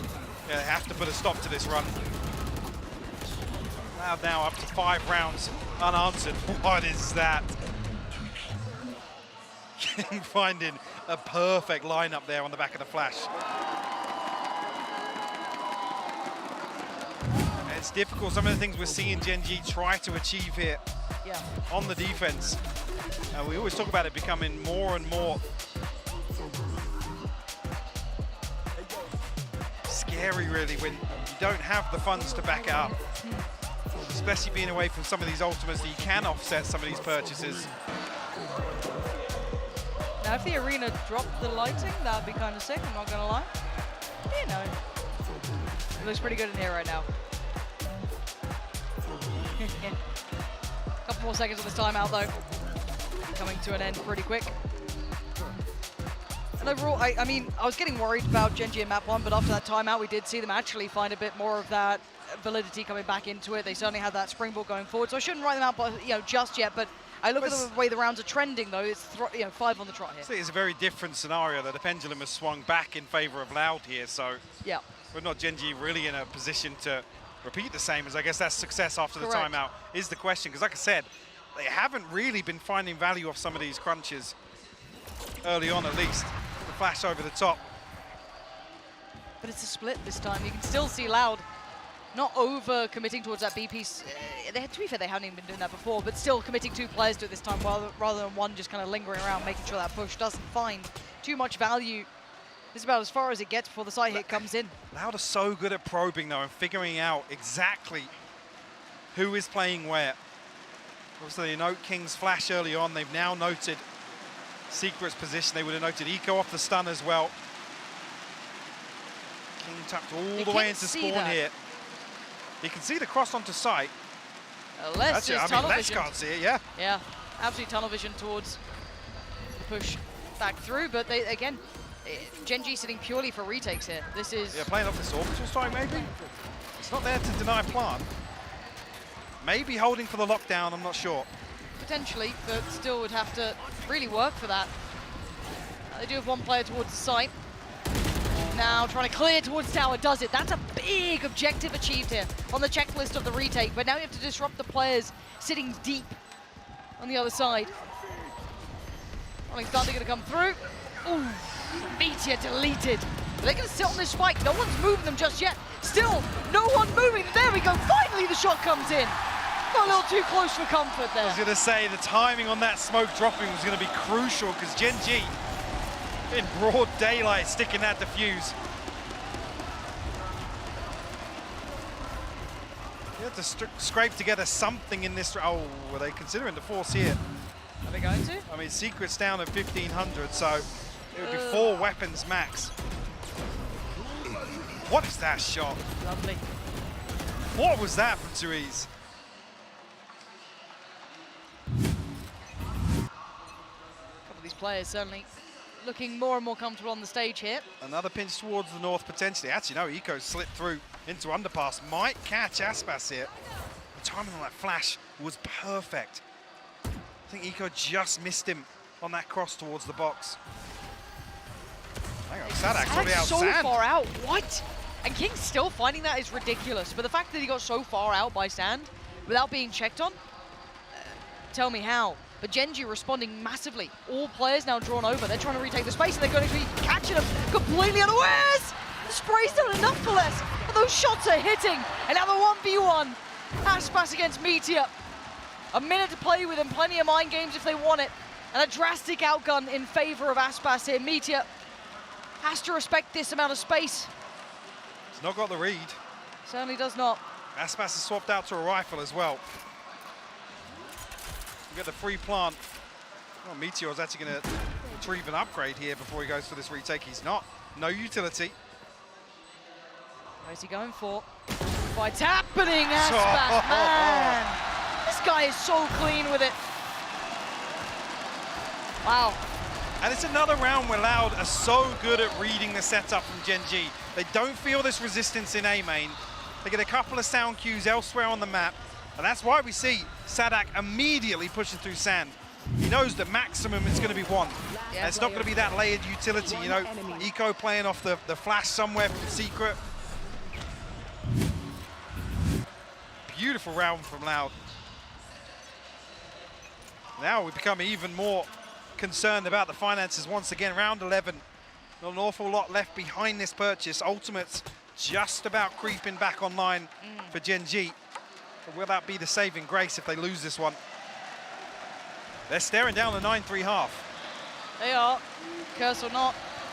Ooh, Secret's seen a whole lot here. But again, the amount of space Sadak's finding, but they already expect this to an extent. Oh, but the shoulder check just gives Sadak even more capability here. Pressured though, can't make it away. Secret quells that aggression, but note where the spike's going. It's all down to 1, and King has a finite amount of time to play with. Yeah, done for. Loud just running rings around them right now. Both players coming across from bridge. Meteor and Secret, both ultimates available. Tui's looking to greet them on the way in here, finds the first. His 3rd on the round. Can Secret respond here? Just hit the 1 shot, he'll be fine. Secret, he's done, he's dead. Loud stretching their lead here. And Gen.G defiant on map 1. Map 2 starting to bleed away from them here. Said the ultimate's potential to be the saving grace for Gen.G. They will be able to scrape together some kind of purchase, but it's Spectres, a judge to round this out. Whether or not we see some aggression on the back of the Rolling Thunder. The first time, actually, there's been a heavy emphasis from Loud towards bridge. Yeah. I think anticipated maybe that very aggression towards the typical points that Gen.G have gravitated. I don't know if they're going to be rewarded for it, but absolutely a correct call. Yeah, no reward this time, but it's only the early round that they've invested towards it, so now starting to begin that exploration mission as a whole pack, as 5 players. Yeah, that's just King here. Well, yes, TS is jump spotting from spawn, but not in a position to play a complementary angle from this. We'll note the aftershock at least. That will pull Meteor very quickly this direction, but Sadak, he's got a showstopper now. Yeah, and he's going to just let that rip, take as much space as possible, push through, makes a bit of meal of it there, and now has to hold this one. He's not alone, he's not even needing the backup. Finally gonna have to call that into effect. Meteor, big shot comes in as well. Denies Calzine. Spike still down and a meal made of that too. This is not clean at all. Loud, put through the paces now, just one alive in a 1v4. What can he do with this? So many bodies in the way, and this Diffuse ain't stopping. Gen.G, it's a lifeline, and it ain't much, but it's 4-8. The one you least expect them to pull off. Again, it's actually greeting that aggression really nicely. Aspas just caught off guard with that wide swing. Shuts down the Blade Storm, but elsewhere, Meteor and Eco coming through. That flank from Tree. So much more to be seen, so much more to be said, Mike, but at 4-8, we're gonna hand it back to the desk to break down that first half. Thank you very much, Pansy and Hybog. This one isn't as close as the first half of Pearl, and a double duel is on both sides. What did you guys think? I'll be honest, I think a lot of that has got sort of what Mike was saying. Like, I feel like it's a great game being called. The initial rounds, it was very aggressive coming out of Gen.G. They were sort of like taking a lot of space, and immediately you just see a lot more of a direct sort of pushing strategy coming out of Sadak, just taking space and not allowing them to catch them in the pincers. Yeah, you definitely saw the difference in comfort here. When we saw the first half of the previous map defensively, playing a solo anchor of a Killjoy, this guy didn't have nearly as much freedom as he did this time around, able to move around the map and take a lot of these duels. His utility was perfect, and the calls off the charts. Thinking about what we're going to see from him in the next. Defense is where he struggled before, but that was when he had a lot of responsibility, as I said, playing that Killjoy. Now, he doesn't have as much to worry about with less picking up that role. But that's the thing, I almost feel like their defense is going to involve just being aggressive again, like having more set plays and him leading the way. Like, you can't do that with a double duelist. That's actually why I want to look at the guys on the other side in the form of Echo and Meteor. I think some of the setups that they had on the last map, revolving around those supportive players, pushing these people into angles. Now, they were trying that on the defense. It was failing miserably. They were being caught every single time. Now, they're going to be the sort of pinnacle of this side again. They have to lead the way, find themselves those openers, and have those supportive players work around them. So the fact that they're quite low on the board, it's rough for now, but hopefully it will work on the other side. Now, one question I had going into that half, going into this series, TS, he's a new guy on the international scene, he's IGLing, you're up against this crowd as well. King comes in and says, I want to shut them down, but I wasn't so sure if TS would have the same idea, but he was playing a fantastic game there, up towards the top of the scoreboard. Hopefully he can keep it up. They're going to need it. Yeah, they are going to need it indeed, Gen.G. They got to dig deep here, because if they don't, Pansy and Hypop, they're going to be going home. Yeah, and the last thing we need, Yinzo, is deep heat. It's very warm up here. No product placement, of course. Appreciate you. I'm just getting glares, but 4-8, we can actually now focus on the game here. Let's kind of dive back into the first half, and the problem is if we let's look at this, right? It's perfect on the screen right now. First 3, looking great, really exciting, and the last one. And it's just an absolute run of rounds here coming in off the back of it for Loud. 8 rounds on the trot. Oh, we love a tech pause. God, we are being treated today. It's actually crazy since we've landed here in São Paulo.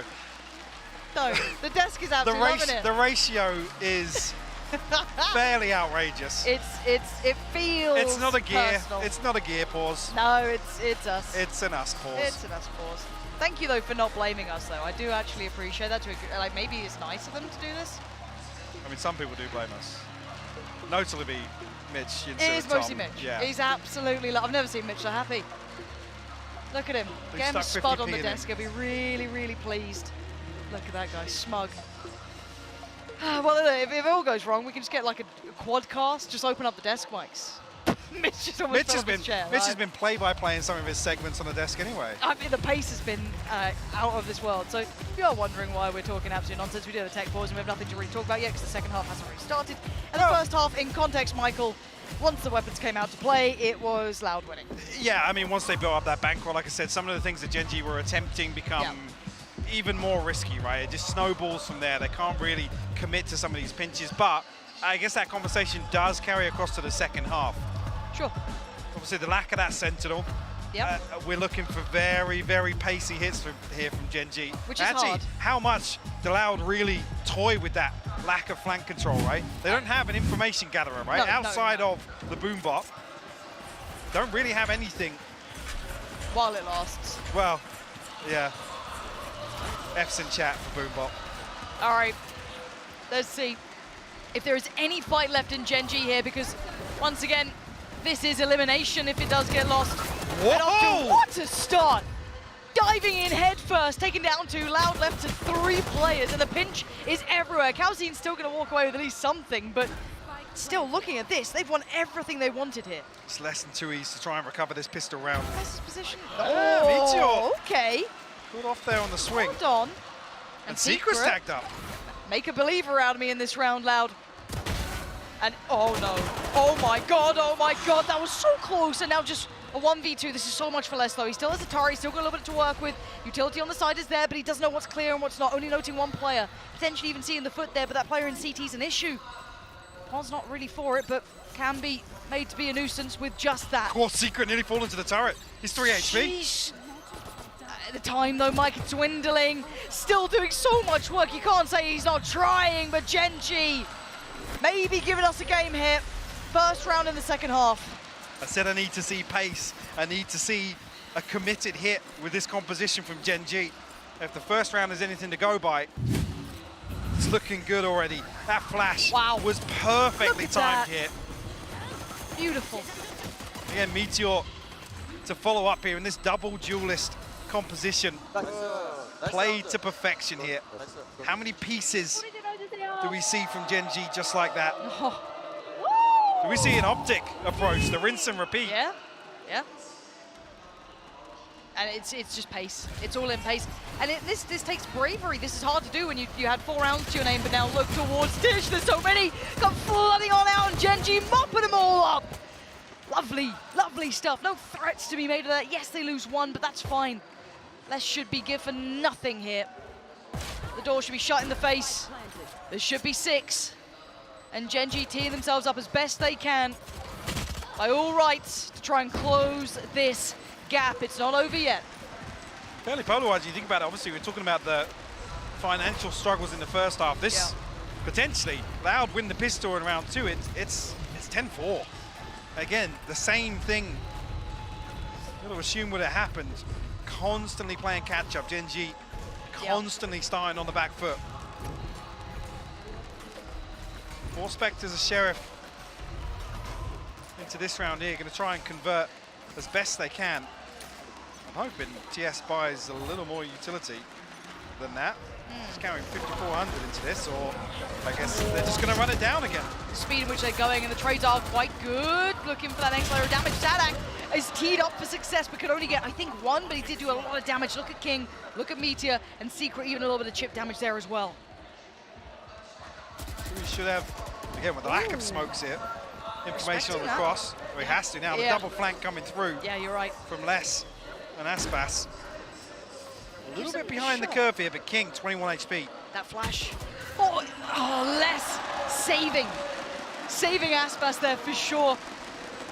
And Meteor being given nothing. Look at Too Easy sitting so deep towards CT. Aspas going through over by Sand. So many angles to worry about from the time sign to dwindle. Need to hold on to this great isolated pick, but the denial on the ult now. Secret in trouble. Spectre, player left, player right. Which one can he go to? It doesn't matter. Aspas made it there in time. The fuse going to come in and Loud. Yes, lost out in some numbers there, but they will make it up to 9 now on the board. 2 rifles to carry across from this. We have to scrape something together. Gen.G though, be booming after that. A couple of concerns. The bottom half of that scoreboard in terms of the finances. Yeah. Decent progress towards some of these ultimates as well, but actually, Loud almost edging them out in this first ult cycle. It's so crucial that Meteor's showstopper gets shut down there. So I think the fault line actually connected onto Aspas. Yes, he dashed out. Potential there for him to isolate something with the showstopper. Big info here from King. This time not really seeing that death ball approach from Gen.G. I don't mind a pace change coming in, hitting the brakes a little bit, knowing that you've got a little bit more utility maybe to try and work through, see if they can get some of that down. Temper some of that pace that we've been seeing, and it is very, very patient, waiting for the other two to get over to the other side of things. Maybe start working towards tower, probably a little bit of pressure here and there. It's how patient allowed in this. That's contact. This could spur on this approach. Let's see if King and Co are ready. Yeah, they absolutely are, but heads Sedak and falls away from this. Does have support systems in place. This was all to try and bait that attention, maybe see if they would commit to that further aggression on A-Hall. The timing was an absolute tragedy there for Loud. King close enough to get ahead of that flash. Remove Sadak. Going Z now, 25 seconds to that fault line. So can't really slow this down, but he's actually gone aggressive. He got the first, but he caught the flash. TS will find the trade. They've still got a number up to the good, and the smokes will be able to cover this. Clearing towards the site, there's no one there, we can see that. They still have to be a little bit careful, and up and above, one will be looking. That's too easy, maybe considering an attempt, having a little bit of a peek towards it. Aspas can be coming around by Dish. But how do we disrupt this post plant? So difficult. Too easy, not being gifted too much here. Two on the site still. TS still got that molly as well, so can play this pretty late. She's all the way in spawn, set up for it. Very difficult to do this, because even just addressing that back line, they've done the best they can, but they still need to get past TS's molly. It's probably been sent out into play now, and he needs to get there fast. Meteor still holding the ground. He's going to be doing well towards one, but the molly burning. Going to get it towards halfway, but lose life. And now the 1v2, Aspas. Can he be the hero this round? No! Gen.G still with depth, still with players, and still with life in them yet. The conversion keeps it within two. Loud. To throw some investment here, but no Blade Storm, no Showstopper. Actually, one away from the Showstopper and the Rolling Thunder. Like I said, the timing on the molly coming through here just to apply a little more pressure. There's things like that as well, with the lack of a Sentinel here. To have somebody in the back lines, that safety net for Gen.G. 7-9 now. Does Gen.G have it in him? They've got the dog in him right now. Oh my word, Sadak with the judge still. Actually catches Meteor. They aren't going down just yet, but the pressure is so quickly mounting. Echo wants to burst through this, but there's the flash finally. Too easy. No problem for him. The molly goes in, but it's quick, and it is just chaotic at the moment. Leaving it back down to a 2v2. Spikes on the side with the flank via watch. TS, big pick towards Sadak.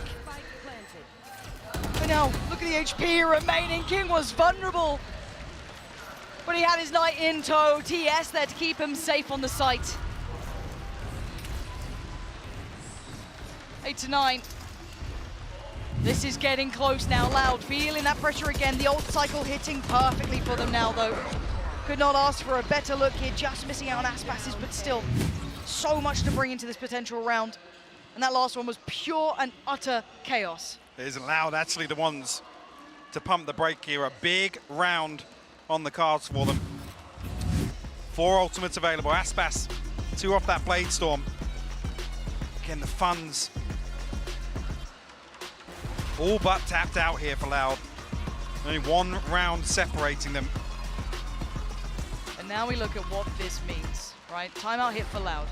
They want to make sure this gets no closer. They don't want any more dangers on the doorstep. They don't want to think about map 3, because we do need to bring it into question now, right? We're talking about the map pool that we've seen. We've seen Pearl and Fracture quite close, which has been wonderful to watch, right? Brought us a brilliant game, but Split is dangerous. We know that Gen.G could probably run it. We know that Loud probably have some diligence on it as well, but it's still that unknown quantity to such a large extent, and bringing that down and into play for this moment, deadly. That scares the life out of me, and it probably does a little for Loud as well. So if the opportunity is here to pump the brakes and talk this through, how do you want to utilize these ults? Where do you want to bring it into effect? How do we want to approach this game? That is the consideration now. Again, you do look on the other side. Secret does have his King not far off either. Meteor still a little further away, but the purchase is there with a little in pocket. And this is a buy down for Loud. So, and you can see just the scoreboard. Gen.G have been absolutely step by step bringing this game back. The pace has been fatal. Aspas going to get the first bit of contact. Quick glance towards Arcade. But is he willing to deal with the 3 players? Still has a chance on it, Meteor. Belting start. Takes down Aspas, and the sight is there. The pace is unrelenting from Gen.G, and so are the frags. Less is gone. We're down to 3. So few opportunities. Mike, this is absolutely nuts. Gen.G have just kicked up a gear. They're about to break the economy even further and keep 5 standing. Yes, ultimate's available for Loud, but they don't even get a chance in this round. Oh. TS has found another 2Es. We'll find a consolation. That's all it is, though. That's all it is. Has to tuck his tail between his legs. Because the money was looking weak as well. I mean, he will bring this across. Can't remember off the top of my head if Aspas will have the Blade Storm here. Pretty sure Sadak had the showstopper. Everyone else had everything apart from Aspas, so I am curious if that was enough. Didn't quite note it before. Could be something to work with, but this is 9 apiece now. TS will find his 3rd. They're struggling here, Mike, to find the answer to this aggression. It's that pace that's been coming through. It's what we needed to see. We called this at the half change. No Sentinel, they had to commit to this. And they're winning out some key engagements. Meteor finds the first hit, doubles down as well. Him and Eco, this dynamic duo on the duel list. Really nice. Still high spirits for Loud. Not worried just yet, but this one could be getting a little unnerving because it's 10. It's 10 on the board. That's when you start to get a little, you know, okay, they still have map 3 if they need it, but you wouldn't want to go there. But they just simply do not have the answers right now to what Gen.G are bringing, at least on this half. Oh, is there for King as well. So really going through the motions this time, Gen.G trying to give themselves that next layer too if they get the opportunity to bring it in. Because we know that Loud have all those opportunities in the round following, round 20.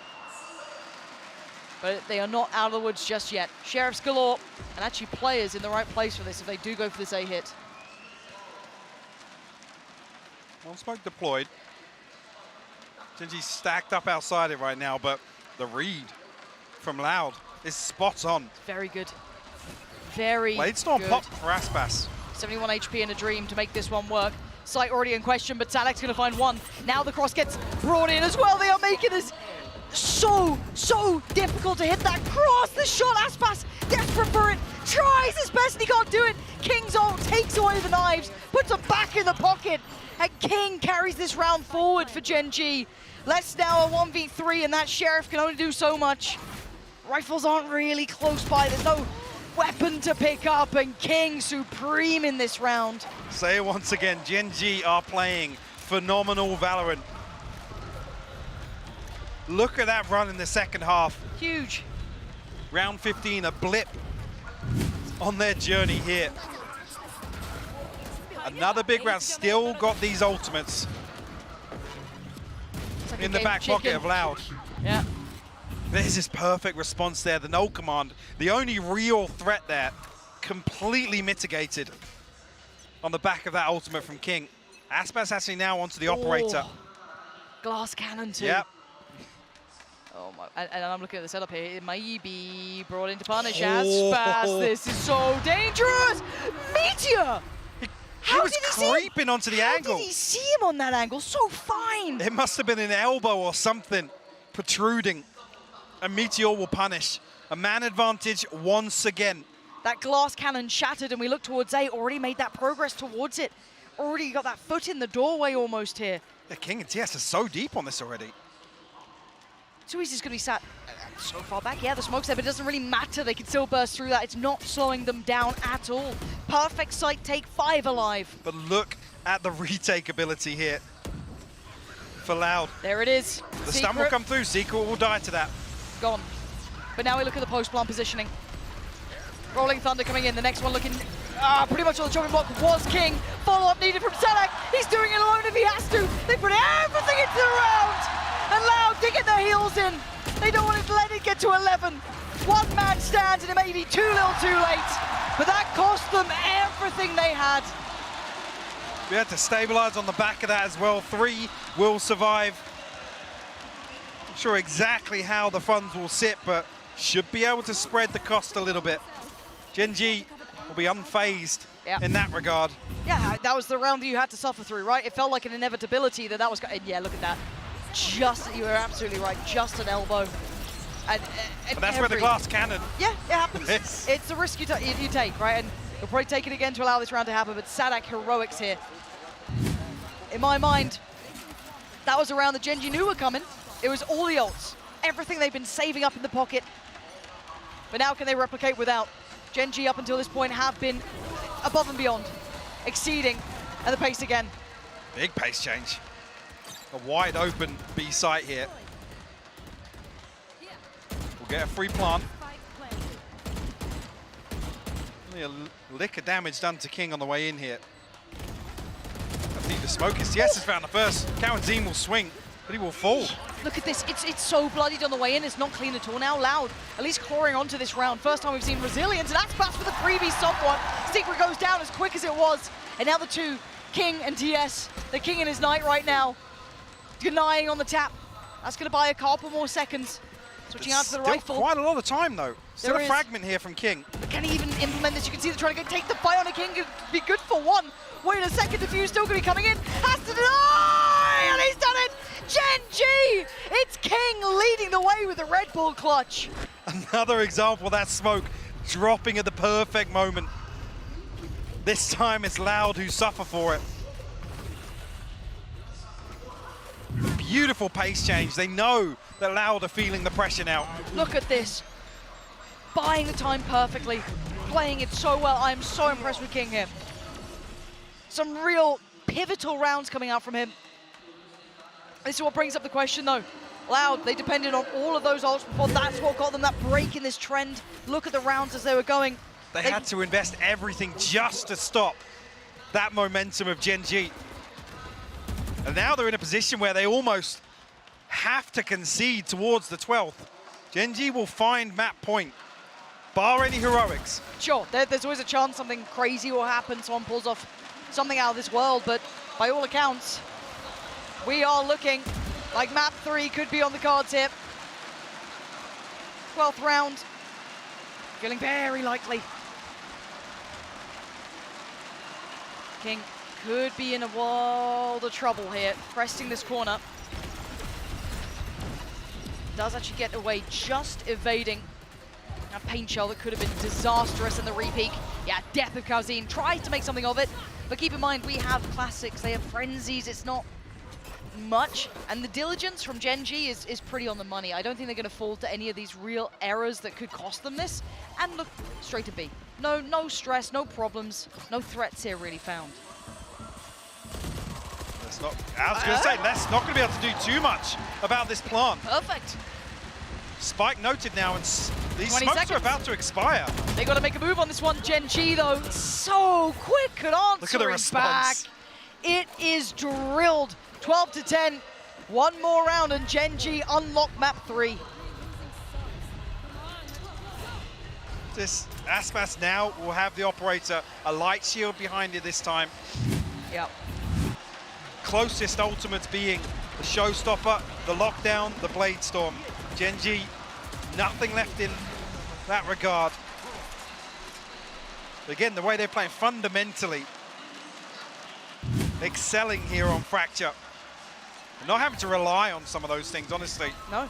These executes have been so precise. Aspas gets a shot at it, but it was a chance. Nico managing to avoid that one.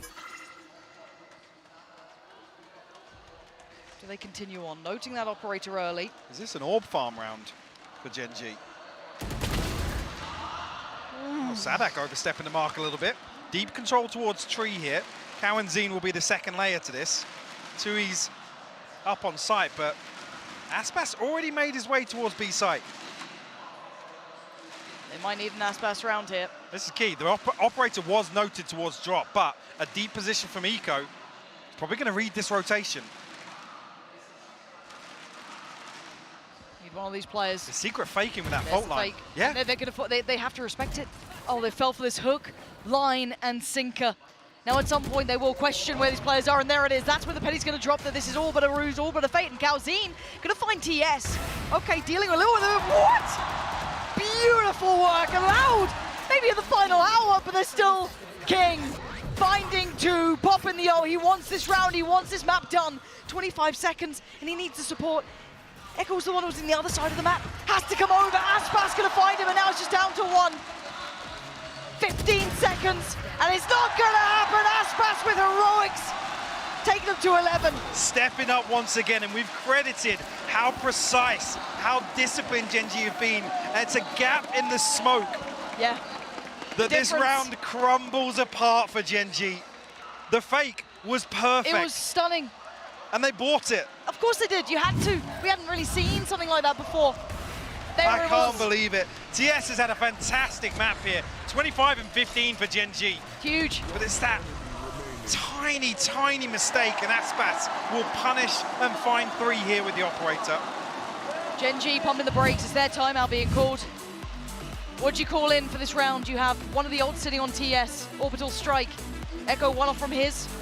Secret 3 away, Meteor 3 away. Not really going to have those opportunities to bring those through, at least with secure confidence. On the other side for Loud. Operator still out for Aspas, of course. Money 3.5 for Sadak and Calzine. Showstopper, Knives. Man, what do you run? If you're Gen.G, you get one more shot of this in regulation. You've been doing so well in these traditional rounds. Oh, just quickly, look at the buy for Loud. They're not going to be able to stretch rifles across the board here. Yes, they have the showstopper. It's a judge to round things out, actually, yeah, to complement that. Yeah.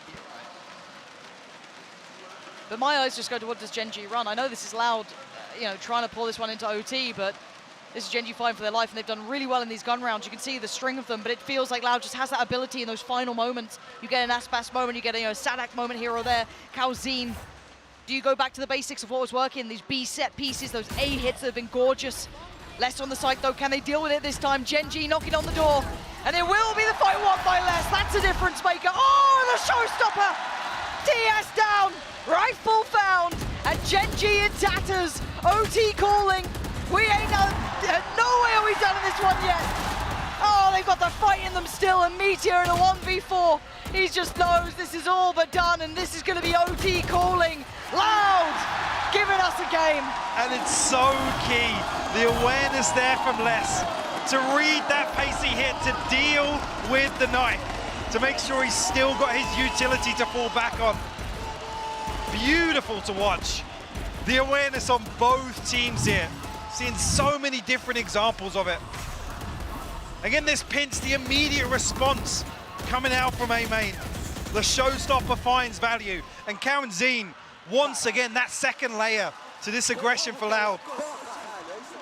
That's going to be heartbreaking. That safety net behind the duelist, Lauren. That's going to be so hard for Gen.G mentally, though. Because you think they did all that hard work technically, right? The technical aspect of it. They brought this game back. They're in touching distance. One away. And now Loud starting to feel that confidence again. Maybe they've got the theory, the method that works. The pendulum swings again. Look at the pace, though. There's no fear being shown from Gen.G. They are playing like their lives are on the line. And they absolutely are on the line, but Les is aware of it. The flashes back and forth, fully blind. Gen.G breaking in with 2. Too easy, and let's go down. And now the 3v3, Aspas needs to make a run for it. Get out of danger. Plant coming in. This will now be time on the side of Loud. What the hell was that? It was a 5-man push. All the way into tree. Aspas now trying to hold down the 4. King! The Sadak is absolutely slapped by King. Mirrored almost in approach now. The last 2 gonna have to make it through by A-Main. You've got Aspas and Calzine on the other side. Spike taking knife back up in 3, but it's the shot from Aspas. Oh, he just battered them down. Blow for blow, Lauren. It's so back and forth. And when they need him, he stands tall. Aspas finding so much value here. How deep in the strat pick are we for the 5-man tree push? Come on. But it's another round that Loud are just absolutely on point with this reactive gameplay. It's so fluid. They're always in a position to capitalize. always. This is heartbreaking. This is, you know, you got that lump in your throat, you're feeling like the world's on your shoulders. Gen.G now. As said, we're in touching distance for so long, so close. And now staring down the barrel of a gun. How far down the rabbit hole do we go here on Fracture?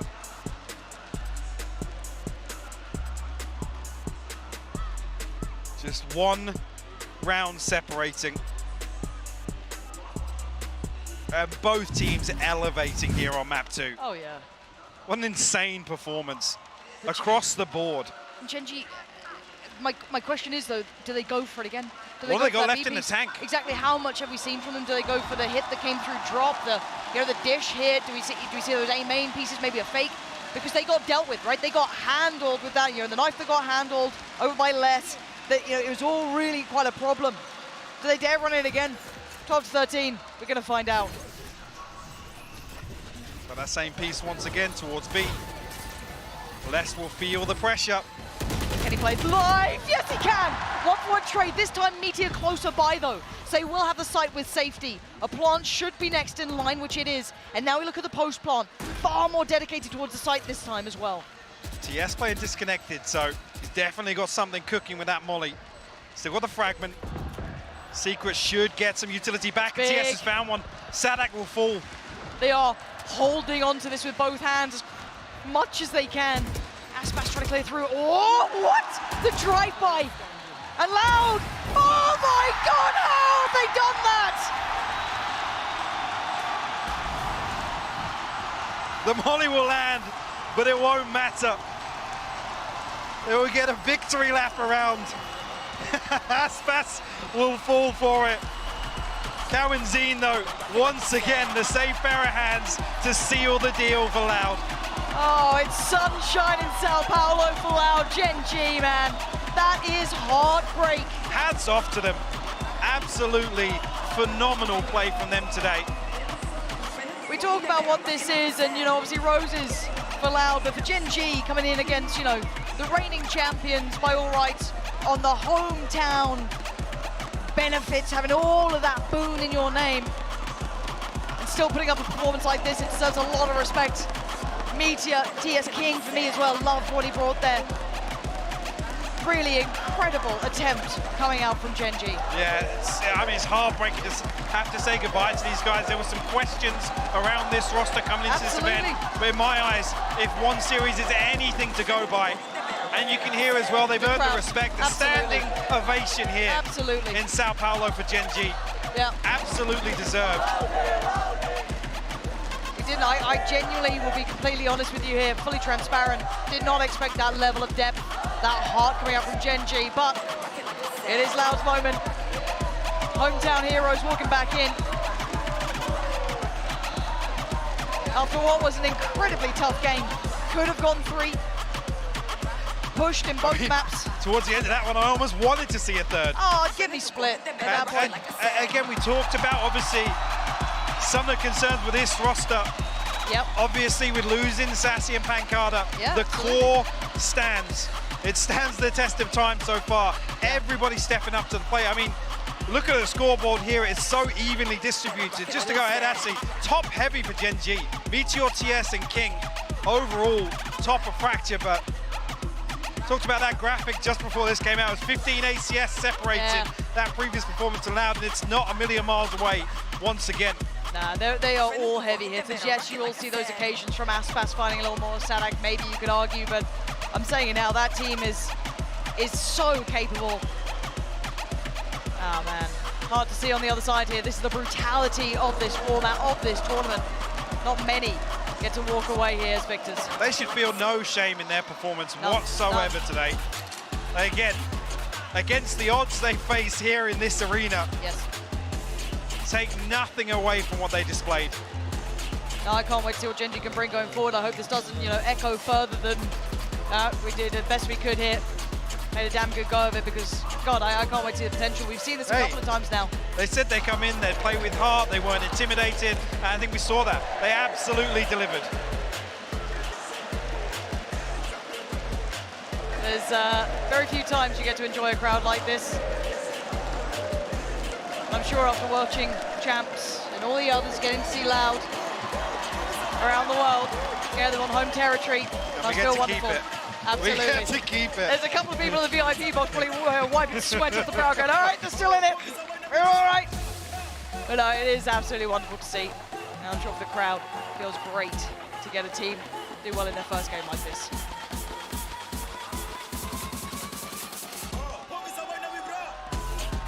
Not much else really to be said here.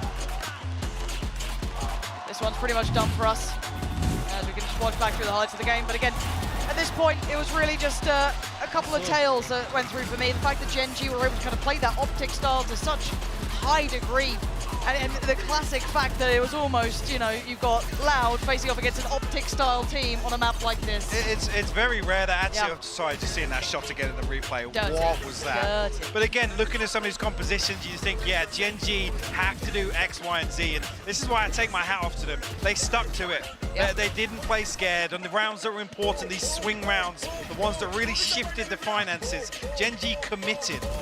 Absolute commitment behind this composition, absolute faith in obviously on Fracture, into Meteor, into Eco, but also King and TS stepping up and just being so influential in some of these. Yeah, and it's incredibly difficult because of those key rounds, some of them hitting at such difficult times just as you started to get red. Just as the opponent started to really work out how to halt those hits, you had to make that call, and I don't envy that call to be made. You can see there how much it absolutely weighed on them. To play against a team that was so diligent against someone like Optic, run Optic-like strats, or you know, similarities to it, and get that close. That is such an incredible thing for me that they were able to get that close to it. But again, I think we need to wrap this one up because the audience is getting out of here and it has been hot as hell. But what it has been is a fantastic game, Mike. Let's run up that MVP vote as soon as it's ready and see who's really stood out to you there. Anyone, any name there standing forward? Honestly, Karanzine. There's so many times where he's just I don't want to say the unsung hero, but again, with some of these fast-paced hits, he's just such a consistent player today. And it was often in times where, you know, Aspas has gone through, he's found a kill, but Karanzine's there to mop up another Straight 2 away. or 3, and the utility, absolute perfection from him. Just so impressed with him. Yeah, lovely to see him come on the stage and some of the newer players doing really well there. So have your thoughts heard, get over, get involved, of course. But anyway, guys, that is enough from us. Today has been a pretty brilliant day of Valorant. What a I think privilege. Yeah, exactly. I mean, this one will certainly go down the books for one of my favorites, but it's not just about us. It's about the desk. It's all those interviews coming up in just a moment, so stick around.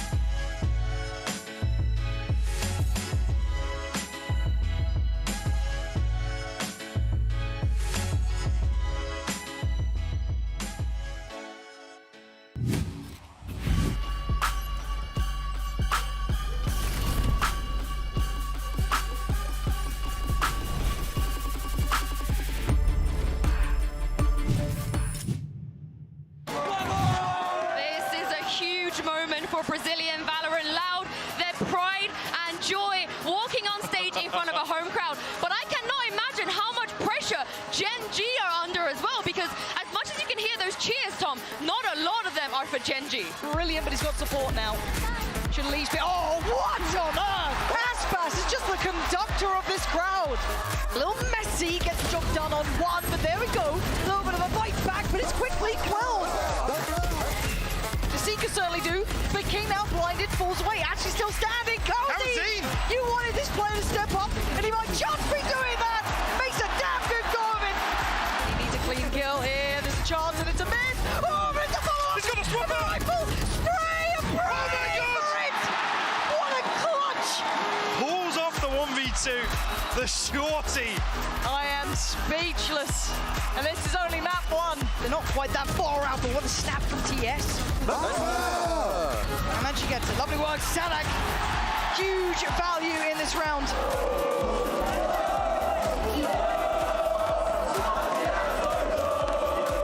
There's so many. Got flooding on out, and Gen.G mopping them all up. Nice. Wait a second, the few still going to be coming in. Has to deny! He's done it! It's King leading the way with the Red Bull clutch. Rifle found, and Gen.G in tatters. OT calling. We ain't done nowhere we've done this one yet. Oh my God, how have they done that? Oh, it's sunshine in São Paulo for Loud. Gen.G, man. That is heartbreak. Hats off to them. Absolutely phenomenal play from them today.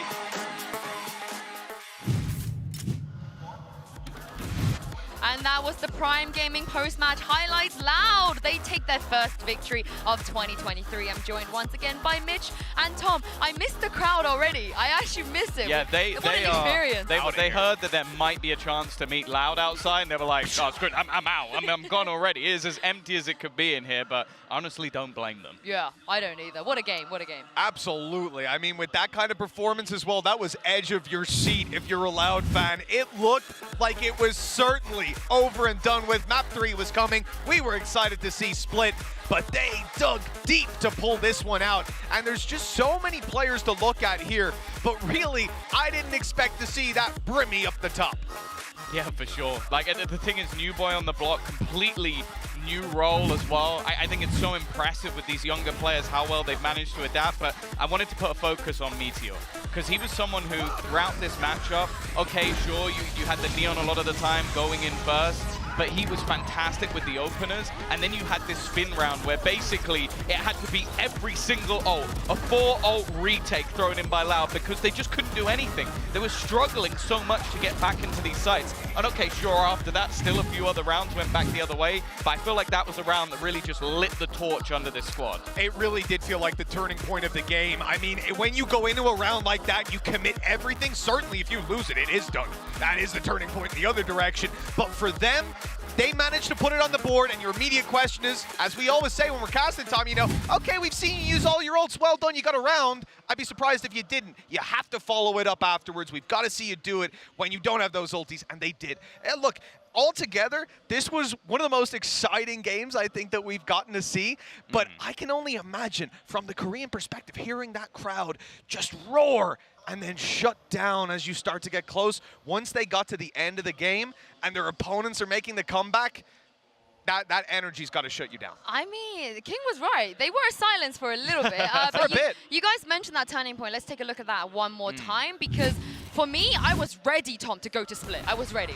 Yeah, this was one of those things, like, just throughout this round, they lost that opener. The afterplants were just sublime, but they basically just spammed those ults to get them something. Because that was the thing, that was the momentum breaker. That was a moment where, on the side of Loud, they'd lost a streak of rounds in a row. They were being blasted by the sheer pace of their opponents, and just nothing was working. So they just went, okay, we got 4 ults, we're 4v5, let's just use absolutely everything here. And they came out with 3 players, and that was sort of the, okay, we can get back into this game. And that's where we saw players like Aspas start to come back online and really see some life in the squad. It was, I mean, you spoke about that experience. You were a little bit worried maybe Gen.G, there might be a bit of a gap, and I think that's probably what happened, you know, towards the end of that game, for Loud to come back into it, and the fact that Gen.G couldn't just hold on. Yeah, look, I mean, that's got to be one of the toughest games they've ever played. The toughest game they've ever played, I think, without a doubt. I'd love to hear it from them later on, but I have to say, map 1, we talked talked about experience over on King's part. He delivered a pretty good game, but I felt like he really passed the torch on to TS when it came to that second map. We had some questions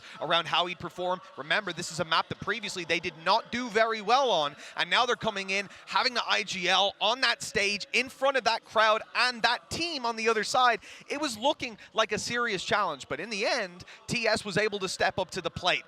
Shame that despite it being so close, they don't push it to a third map because they deserved to, well, to take that map off Loud, finally. Yeah, out of all of the teams we had to say goodbye to, because obviously it's a single elimination, Gen.G are eliminated, I feel almost the hardest, the saddest about this one, because Tom, I wanted to see if they could do more. They had so much going on. But that's the thing, I think in both maps they had a showing of clearly their attacking side has a lot of structure, the supportive players have been fantastic, you've got these sort of brilliant entry players in the form of someone like Meteor, and I think considering this is their first event and they come up against the core of a world championship team, coming up against players like Aspas, who has been able to single-handedly beat teams in the past and adapt and shut him down over time, this is a fantastic showing. And I think that, especially when you consider, like, even DRX have looked a bit shakier at times, they definitely deserved a map, and I think going into Pacific, they could easily be a team that makes it to Japan.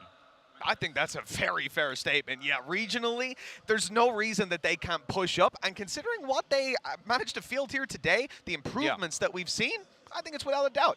Yeah, I'm with you there. APAC, a lot of strong teams in this tournament. Now, before the break, we asked you to vote for the player of the match. The votes are in. There was a lot of good choices there. I don't know what you guys would have gone for this one. Oh, the Brazilian crowd buff came second after Aspas. I'm going to say, feel like Kawazin's robbed a little bit here. The thing is, it's like Aspas is going to have those showy, high-impact rounds, and especially in that last map, we had a turning point, but he also had a turning point of his own where he was just able to win 1 or 2 rounds for them individually, which has so much value. I will say, though, for me, Kawazin coming onto the stage, 17 years of age, playing with a team that the expectations, when he was on NIP, the expectations were, win a map? Win a map would be cool, guys. That'd be Whereas great. for all the Loud fans here, it's like, we win or that's not enough. Like, they came in cocky and for a very good reason. So the fact that someone that young had such a phenomenal showing throughout both maps and playing a more supportive role at times, I'm really impressed with him. Yeah, I think it has to be said that this guy in map 1 was phenomenal. We said it a million times. He started well. He finished fantastic.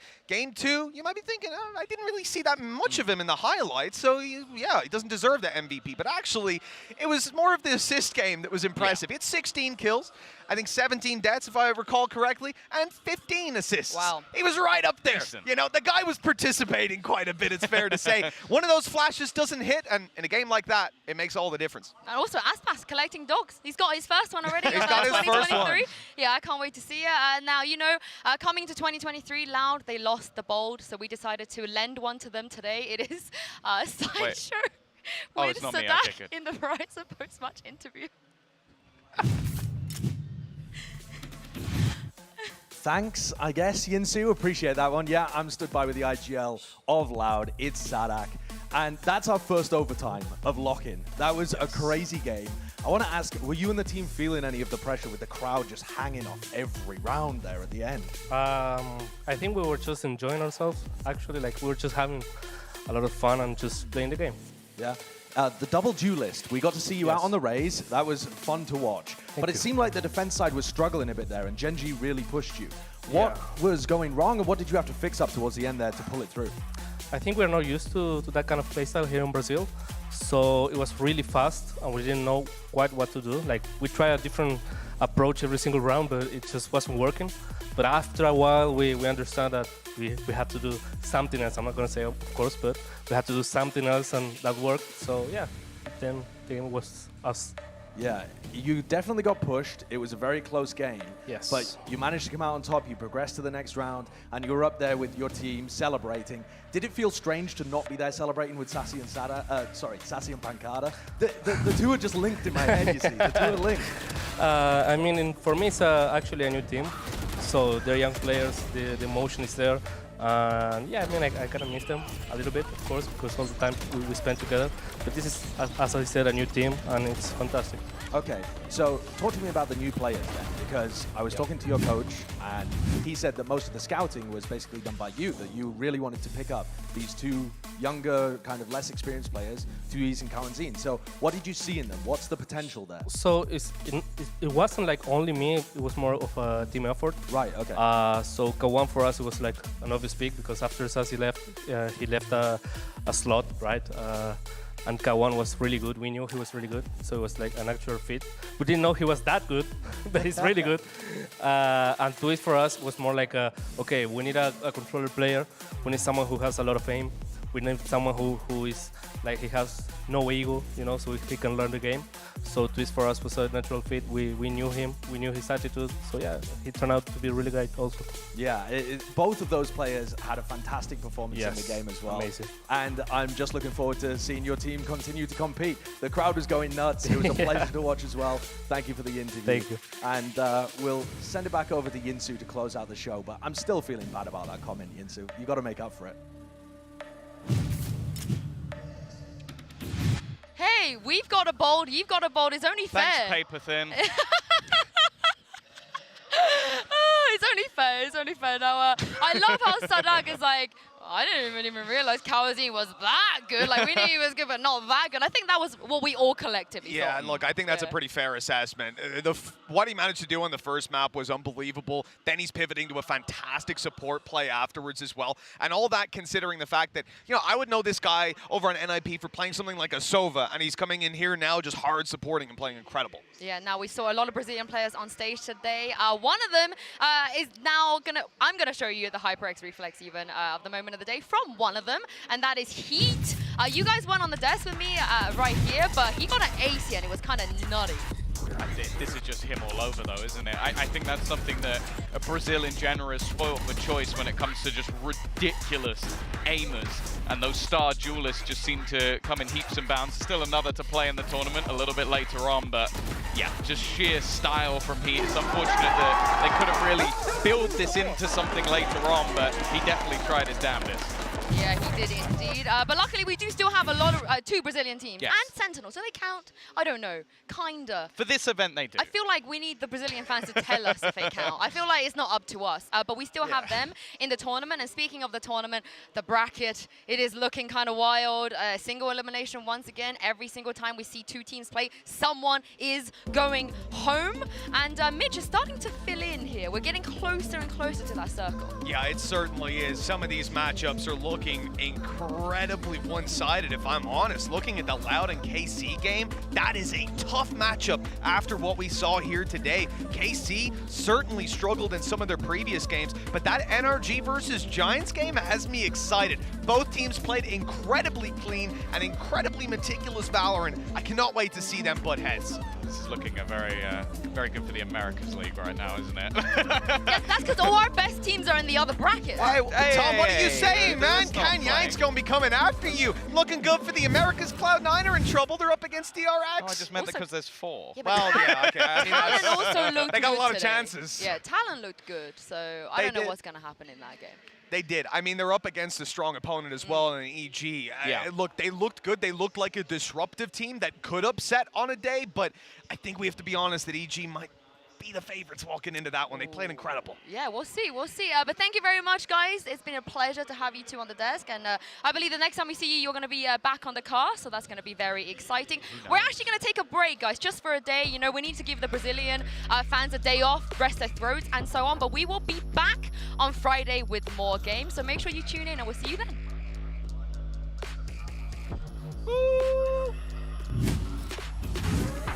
The Alpha bracket started with 16 teams, and after today, we'll be down to just 8. Hello and welcome to day 3 of the lock-in, the biggest VCT. And here we go, EG versus Heretics. I hope you feel hype, and I have to say, this is going to be quite the matchup. The lineup is perfect. Killox is just killing everyone. They're trying to bypass him, and he just gets 4 kills. Boom! What is happening? There we go. Good damage by Ethan. He's down with his pistol. That's 3 kills. Boostio's able to grab 1, 2, and now took in for a little more. They catch him on the way through. It's the timing. No, there He's been caught out! The map closed out, and EG experienced the roar of the crowd for them. 13-8. It's going to be a big round from the defenders. Just kidding. Bustia's already dead. Close corner for Ethan. That's one good damage. Nicely handled by HyperX all in all. Inside the smoke, he's up close. There's a kill. The dash into the site from Jogamo, and he's caught another one. I need a replay of that immediately. It's time to make that retake happen, and Bustio stopped them with a stinger. EG has done it, and Team Heretics are going home. Listen to that crowd. That's what we call a home advantage here. But if it's anything that's going to do the trick, surely 5 Patty Pans is going to be able to take on MIBR. Straight down the one angle. Dodging a flash. Maurice is set up for it. 3 in a round. A Red Bull clutch. Look how fast this is. That's absolutely rapid and got it. He's not wasting any time. Cruz has got the most to do once more, spraying him down a swing. What is that? Talon taking map number 1. Silence in the crowd completely there.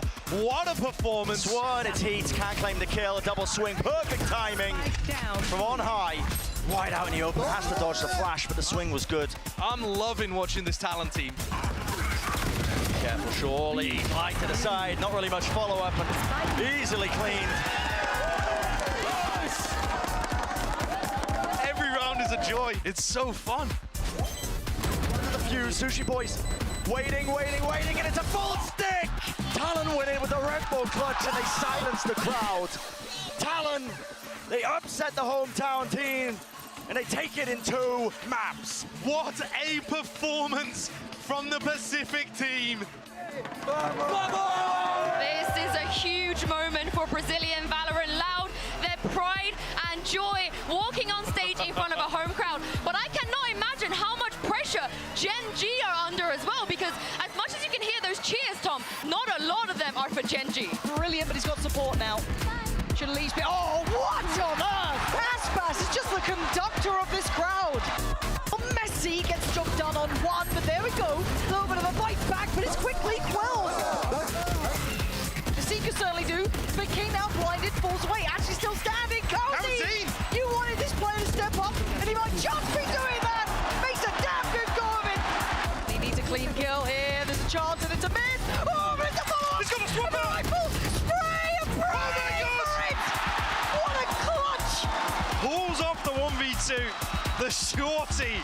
I am speechless. And this is only map 1. They're not quite that far out, but what a snap from TS. And then she gets it. Lovely work, Sadak. Huge value in this round.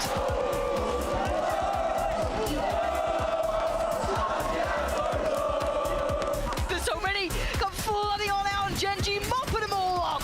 Nice. Wait a second, the view still going to be coming in. Has to deny! He's done it! It's King leading the way with the Red Bull clutch. Rifle found, and Gen.G in tatters. OT calling. We ain't nowhere we done this one yet. Oh my God, how have they done that? Oh, it's sunshine in São Paulo for Loud. Gen.G, man. That is heartbreak. Hats off to them. Absolutely phenomenal play from them today.